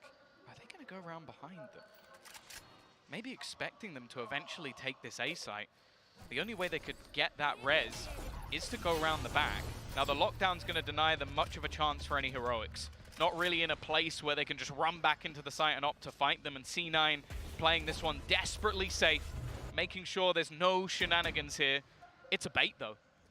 Or is it? It looked like a bait. The spike was going in the other direction. C9 have now just got that control for free and sort of realizing, okay, we could fake this out. We could try and go into the setup of Benkai, but it just isn't worth it anymore. And with the wraparound catching Mind Freak, A-Site is open for business. So many teams would have walked into that trap. They would have given Ben something, at least the information. He was solo holding the B site. You got to give props to him. He's coming into this round with a shorty so that he can just sit in a corner on B, have his utility play contact, and let his team try to work that A control.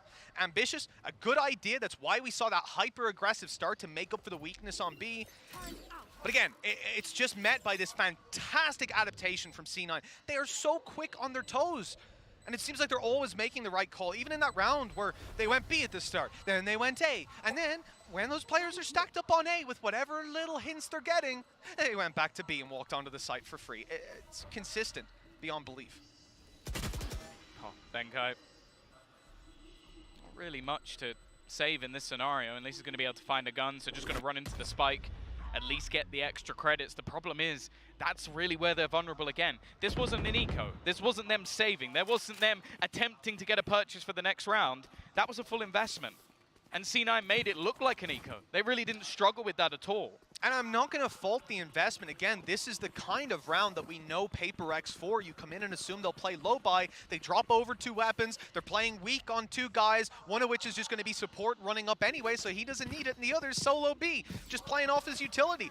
So I love the approach. The ideas are fantastic, but C9 are ready every time. And these risks not paying off. Now we're left to pistols again. Somehow this will be the round PRX end up taking. Hello!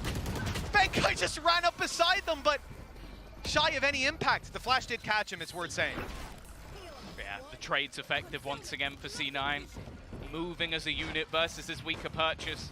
They will have spotted that on the scoreboard. Operator in play for Ye as he looks to lead the charge. I won't lie, he hasn't had the most to do so far in this game. And there's not much, well, prettier is it, chat? Oh, okay. Completely executed. I think the updraft hurt by Ye, the only angle he could possibly be in. 7-1 right now in favor of Cloud9. There needs to be a response, and it has to be right now. Not the scoreline PRX wanted to field here in Brazil, and what a way it would be to go out of this tournament, a team that we know for making deep runs. As I said in the past, both of these rosters. I mean, to be fair, this is a we saw actually matchup that is not a top 32 matchup. Like, one of these teams is going home excessively early. Because you like them, Moon. You are a fan of Paper had their you first them with your heart. of this PRX squad. They have been together 763 days, only ever swapping out one player at a time, making the best roster decisions we've seen in the scene, or at least top 5 for sure. Aggressive. Oh, the flash is perfect, but he does just about manages to dash away. Zeus has done so well to just deny any space being taken. The amount of times that he has just pushed PRX all the way back, and this composition, well, it should work for them sitting back with the amount of utility they have, but it hasn't. A missed shot for Forsaken, he's out of there. Now it's left onto Mind Freak. He has to be that anchor, and he gets absolutely nothing as well. The rotation coming through from Divide, but it's one and done. I think part of it is because, too, they're also used to being able to play aggressive and bully people around. And that's not the case at this level. Destroying one of the hopes of Pacific. The Modjing, yeah, he's got a res, but he needs a few kills before he can get anywhere near a teammate. Yeah, he's got to be picking them off. Even if there was a teammate right in front of him, you're not doing it in this 1v4, but 2v4 as it would be if the res was free. In the end, I think the call is save it, and you're walking right. Well, he's actually able to walk right past that wall, so it's not too bad. But yeah, this time's just gone way too much. Saving the weapon now seems to be the main challenge, and they know where he is. They might want to deny it, and with Ye holding the angle, he was never getting out of there. 8-1, the lead. There's one game I thought was going to be we were sat at 4-3. Hell, we went in a 3-gamer. It was this one, and looks like it should be over early. Here we are. I feel like PRX have gone missing ever since then, and there's no sign of them coming back just yet. No, it does just seem that C9 have got this on lock.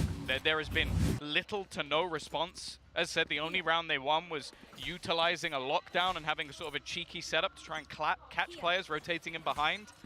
Other than that, well, every single push we've seen from them, those deep takes even with 3-4 players, most of the time has resulted in a single kill.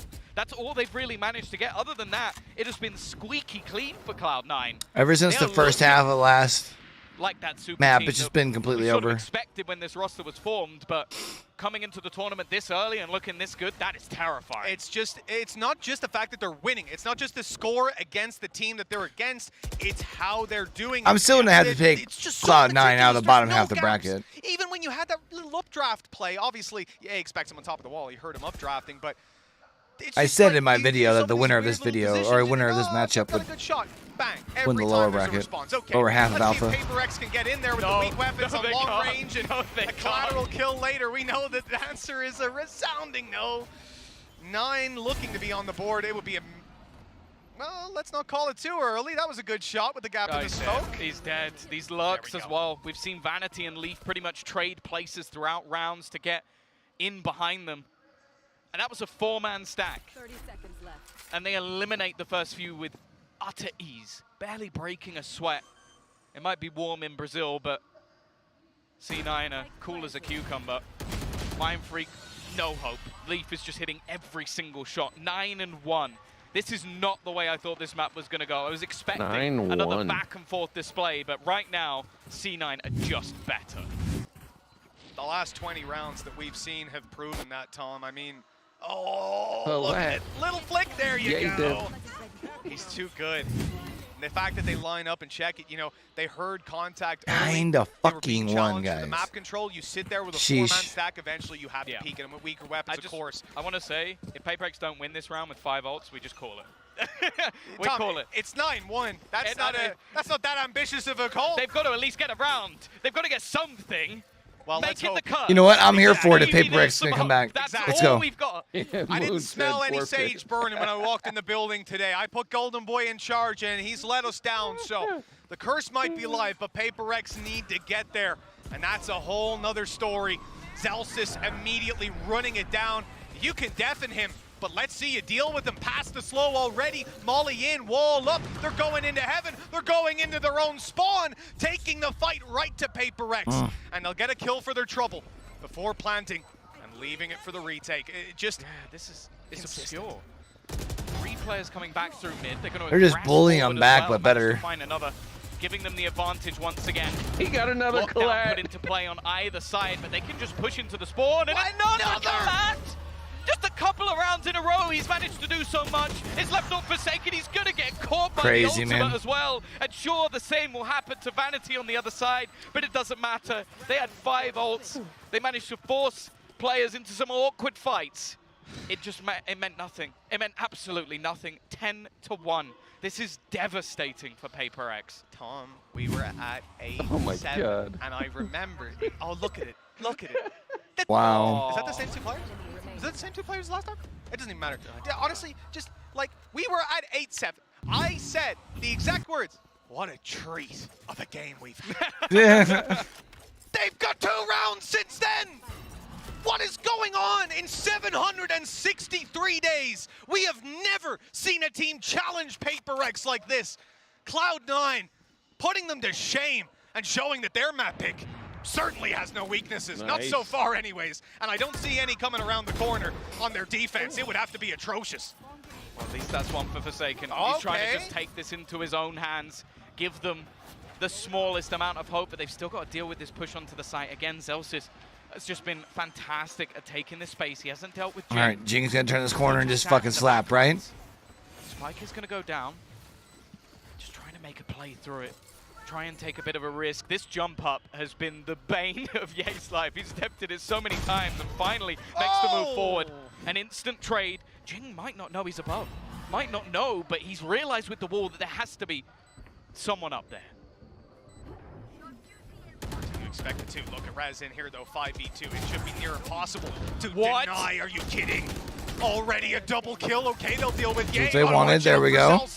Luckily, not quick enough this time. The Molly left Come on, baby. Gap. Big comeback. They had plenty of time left. Force the map 3.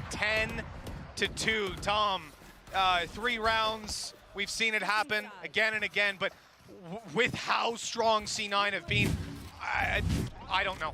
Well, short of the players swapping sides on the stage, I can't expect anything to happen differently in the second half. Yeah, maybe the wind's blowing in the wrong direction. Maybe PRX just haven't got the luck going their way. But I'm going to give it over to someone who I think actually predicted PRX to win this tournament. How are you feeling, Sue?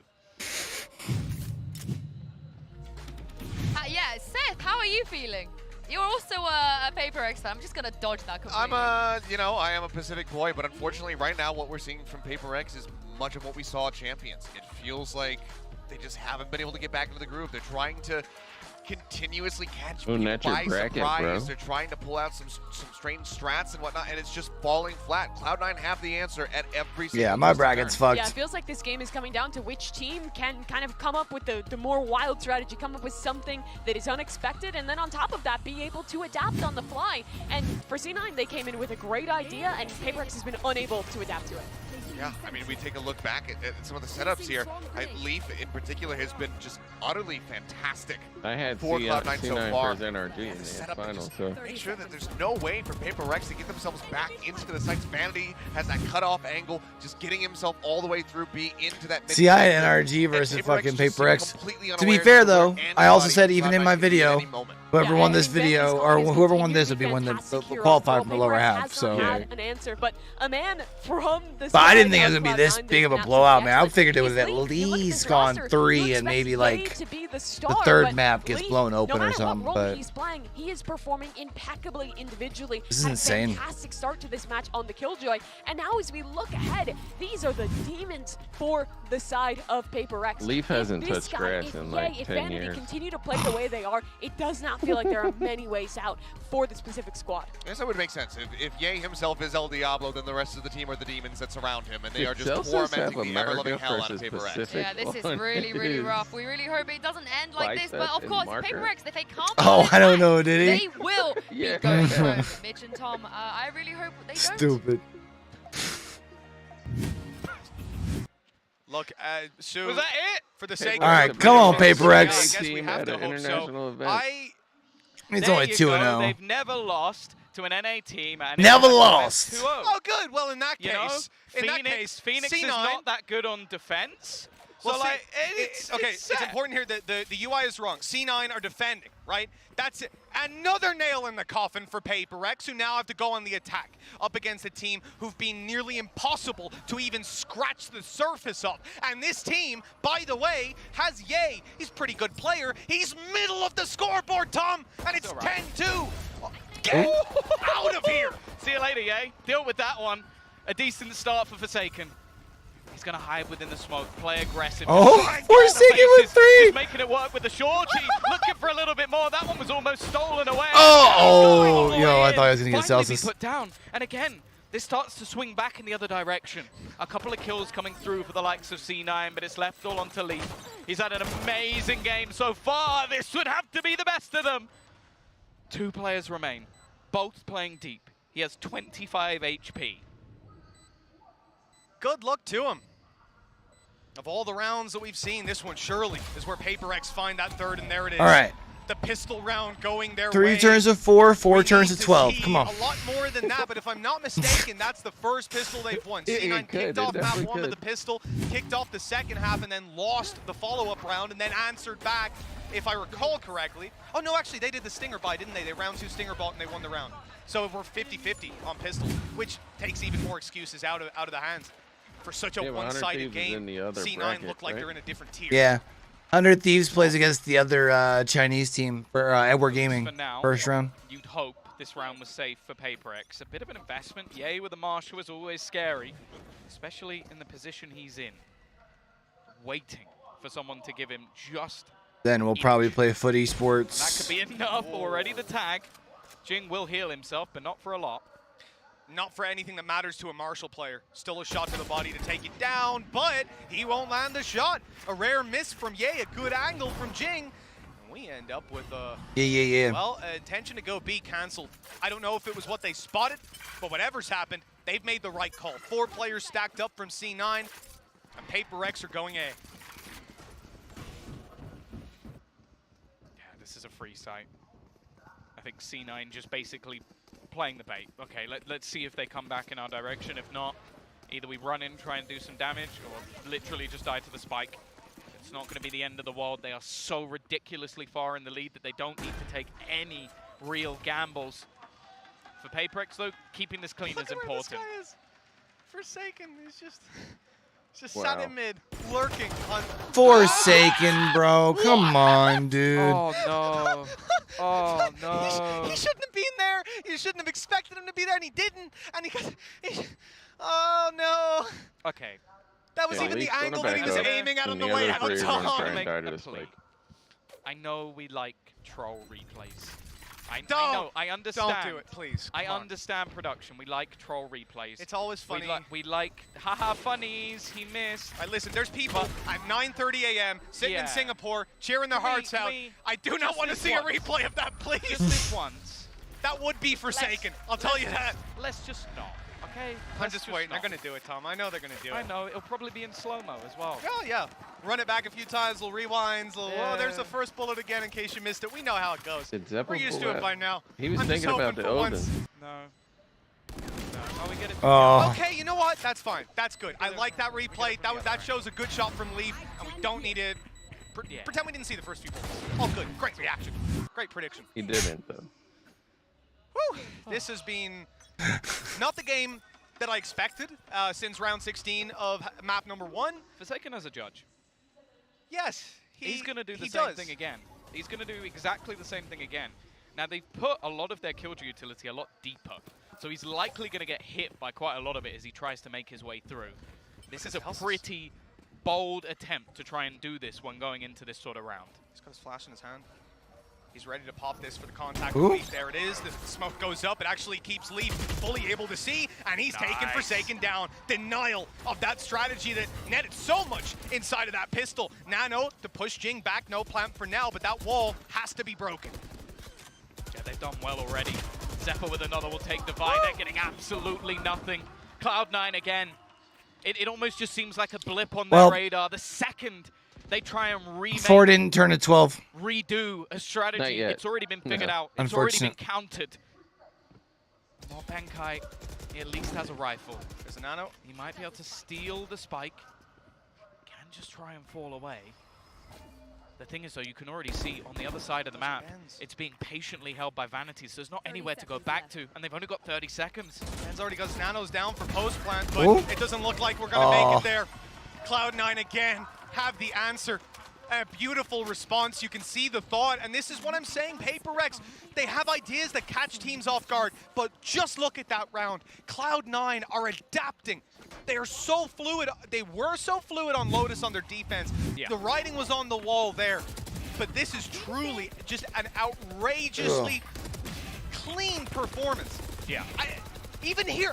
Oh, these dudes love running into shots. The last bullet that broke the wall, one more went through, and it killed the Planter. Just... And they still ain't got a buy. Well-regimented, impressive team. This hurts my soul to watch, just because, like... PRX. Now they need this orb. They need to get themselves that Blade Storm, something extra to play with. Give Forsaken away through. He's gonna line up! Okay. He has just tapped his way in. Oh, that's one way to do it, man. Just straight through the wall. Just guess. He might be here. Yep. There he is. Quick headshot. Does the business. C9. Man disadvantage to start with. Flash from Zalsis. Trying to catch them when they push up after the lockdown. The trade there, not fantastic. They keep going PRX's way. One return. Mind Freaks, Forsaken Jing on their way towards this site still with that lurk coming in. I don't... That's a great flash. The no look. He's just flexing on him. And Zephyr now has a chance. Now the wall is going to be broken. A player on the other side, Forsaken doesn't land the shot immediately. Flash 2v1. very far away from being back online, but Zephyr might give it to him. Smart. It is going to be the res instead, but he's going to go Zephyr! Oh my goodness! He's gross! Eliminates everyone! Basically sends PRX home! And But 12 on the board for C9. Wow. How on earth that was gross. does he win that? That is one of the greatest clutches that I have ever seen. That man peeked while reloading to make sure the player didn't walk back out of spawn. Swung in, knowing that the spawn player would be point of contact, and knowing that Sage was going to go for the res. That is just outrageous. He predicted exactly how they were going to play that. Ace. An ace I mean, to close it Tech with a 12 spray to 4. transfer. They have 8 chances to eliminate. That's just disgusting. Did my YouTube quit? Oh no, it's okay. PRX, the team that at international events they've been many a time. They have never lost an opening match. They've never lost in North America, rather. Period. 2-0. What are we calling timeout here for? And he almost threw it. Send him home.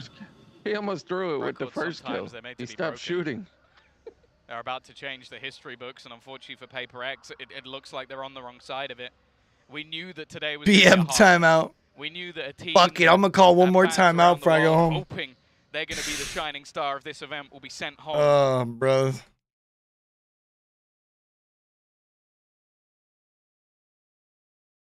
What the fuck?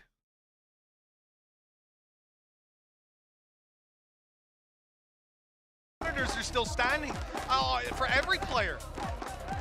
That was near weird. broke ours. 8 chances in a nearly impossible. Did it say C9 also called one? 9, they should feel relaxed. They should feel like it's in the bag, and they call the timeout for PRX on the other side of that stage. This is the biggest challenge they have ever faced, without a doubt.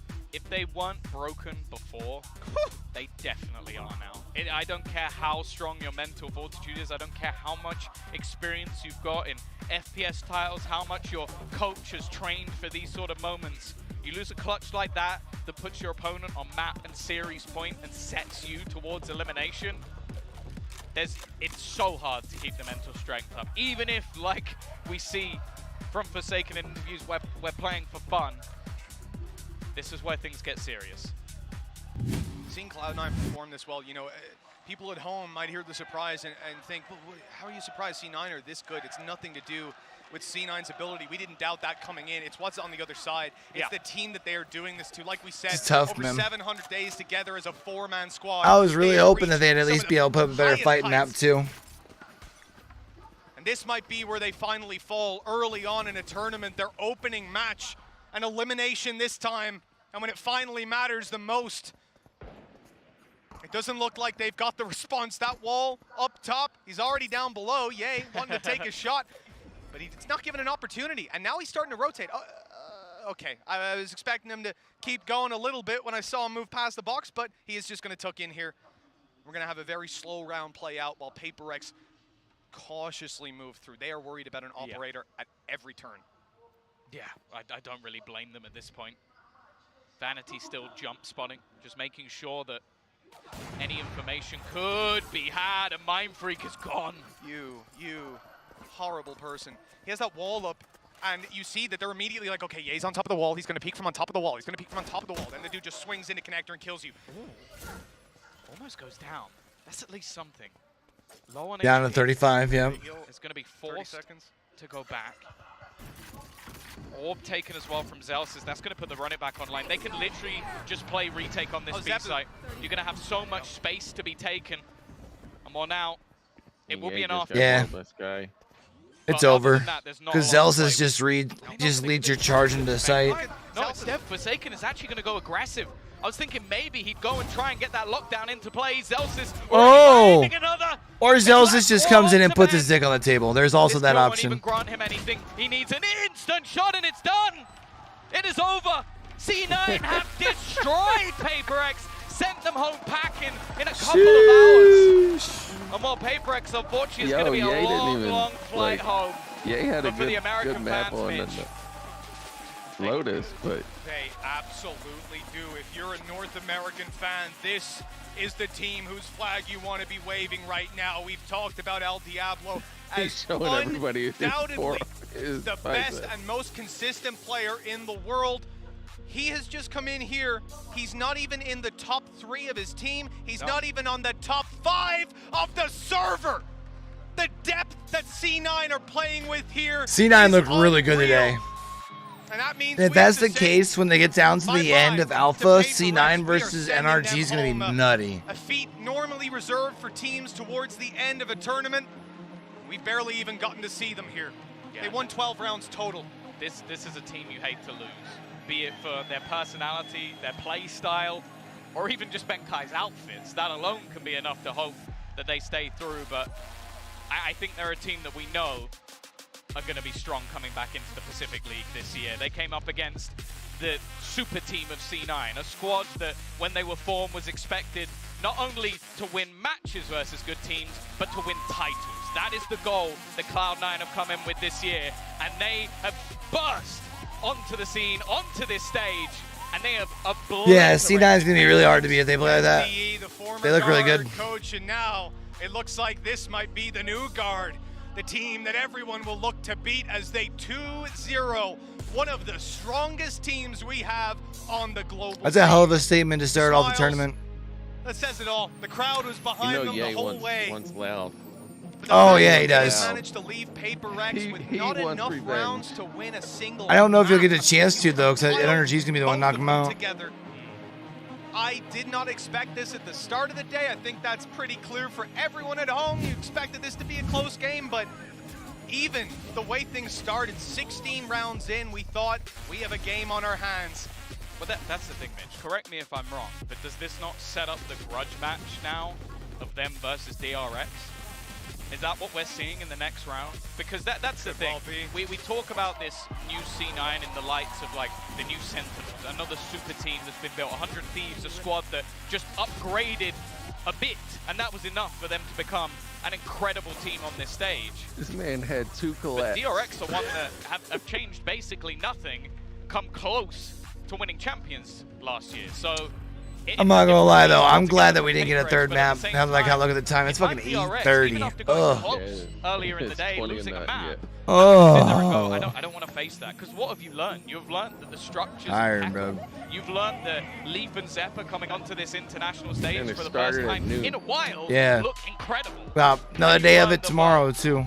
Yay, yeah, I'll be in the office, so I won't be in Discord because it doesn't let me. Ye went 11-9 in that game. That might be one of the worst games I've ever seen from him, and one of the best games I've ever seen from his team. Let's talk about the player. Gotta go back to work tomorrow, huh? Even in that game, Leaf and Zeppa tied up, but with Zeppa's clutch, back in the office. he might end up walking out with this. We've got Ye and Zeppa. It's unusual that I'll sit there and go, oh no, El Diablo shouldn't be taking it. He had a great first map, don't get me wrong, but Zeppa was just insane. Like, they didn't even necessarily need some of the crazy rounds that he took home, but he still managed to do it, and in style as well, showing that there is some incredible depth to this team. I don't really mind too much who wins this one, but I would lean Zeppa's way. If you vote for Ye, you didn't watch the game. I think that's pretty clear. Leave Zeppa, Zelsis, they absolutely annihilated Zelsis. Brought lots of value on the Phoenix in some moments, but altogether, although that could have been what drew our eye, although Ye could have been, in the end, it was a left field play. Leaf started it off well. Zeppa closed it out. An ace in there, one of the best. It looks really good, man. So much to say about that. We'll let the analyst desk do it after the break.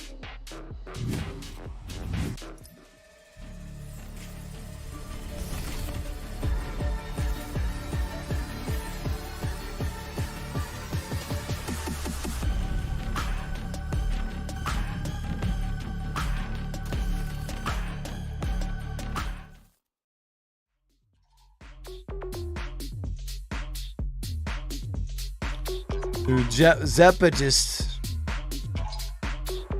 I feel like really, I feel like I feel bad for saying carry because I don't think that's fair, but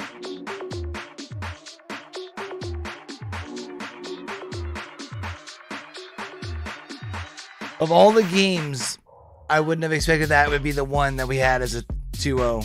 Like if you told me we had 8 maps today, I wouldn't have expected the last map to be the sweep.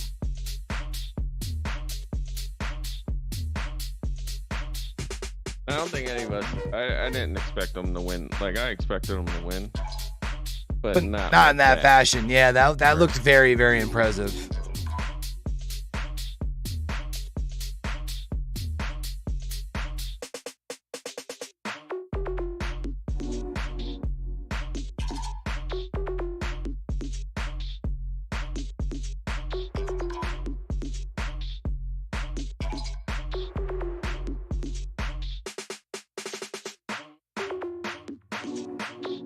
So tomorrow, we start with Evil Geniuses versus Heretics at noon. MIVR versus Talon Esports after that. And we end with Gen.G versus Loud. I picked Heretics in the first one. I think I initially picked Heretics, but that's because I thought Evil Geniuses was going to bring some depth to the roster, try and get some experience, but... Yeah, I picked Loud, I picked Heretics, and I picked MIVR. Turns out they're bringing their main squad, so I ended up going with Evil Geniuses in my video. But Evil Geniuses, MIVR, and Loud are my... Not that it matters, just for my brackets fucking shot.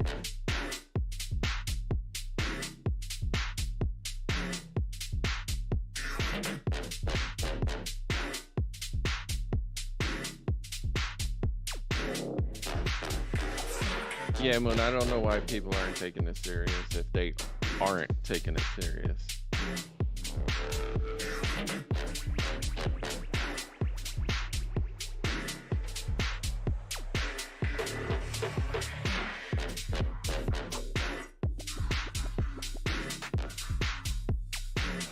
Wait, who said they weren't taking it serious? No, Moon's saying if he's in Oregon and he sees somebody, somebody on their team saying they didn't take it seriously.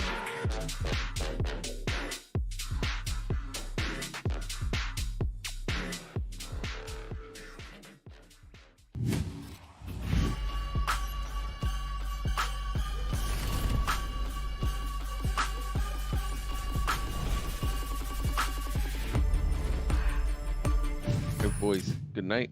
I will see you tomorrow. All right, Oogie. Good night, man. Big one here. GG's, buddy. North America's brand new super team versus pretty much Apex best. I didn't realize I had... Yeah, Chad, I think we're going to go and call it a night on my end as well, man. It's been a long night. We got to be here. We're going to be here bright and early tomorrow. Yeah. I went and did that. Was it timeout? Halftime? One of the two.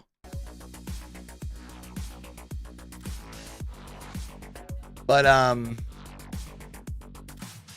yeah, chat. We're out of. Should we pop live for the pre-show tomorrow, or should we do like we've been doing and kind of like going live like 20 minutes before the match starts?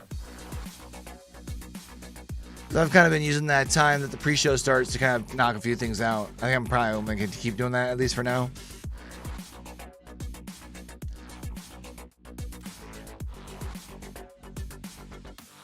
That's probably what I'm going to do.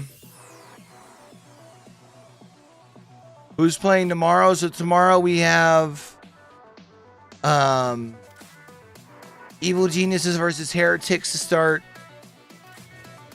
MIBR versus Talon Esports, and then we're ending with Gen.G versus Loud. So probably another 8 or 9 map day, realistically. I think.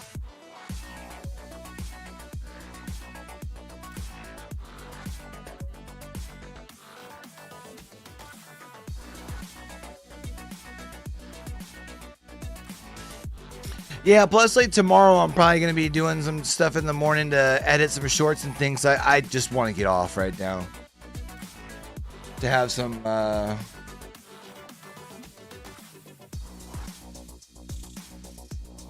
yeah, those are my 3 tomorrow. Evil Geniuses, Loud, MIBR are my 3 for tomorrow.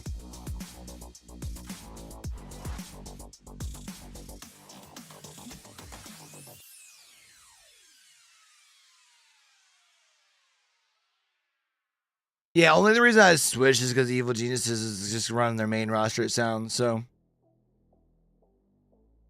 But, chat, I appreciate y'all coming through, hanging out with your boy. If we have anyone hanging in here, hanging out, wants to slap that subscribe button once we turn off because y'all want to get shout out or whatever, feel free, but we're 1 subscription away from 100. That's, like, dope as shit. The Thursday that started Apex, at the end of the day, I was happy we were getting, subscriber 69. We're at 99, not even 2 weeks later, so that's pretty dope. So appreciate y'all's love, support. Appreciate y'all hanging out. There's like literally a bunch of places y'all could be vibing to watch some lock-in action. Until we catch y'all back over here for the next one, man. Don't forget, with everything crazy going on in the world today, be true, be sincere, game hard and love hard. All right, y'all. It's your boy Q. Signing out.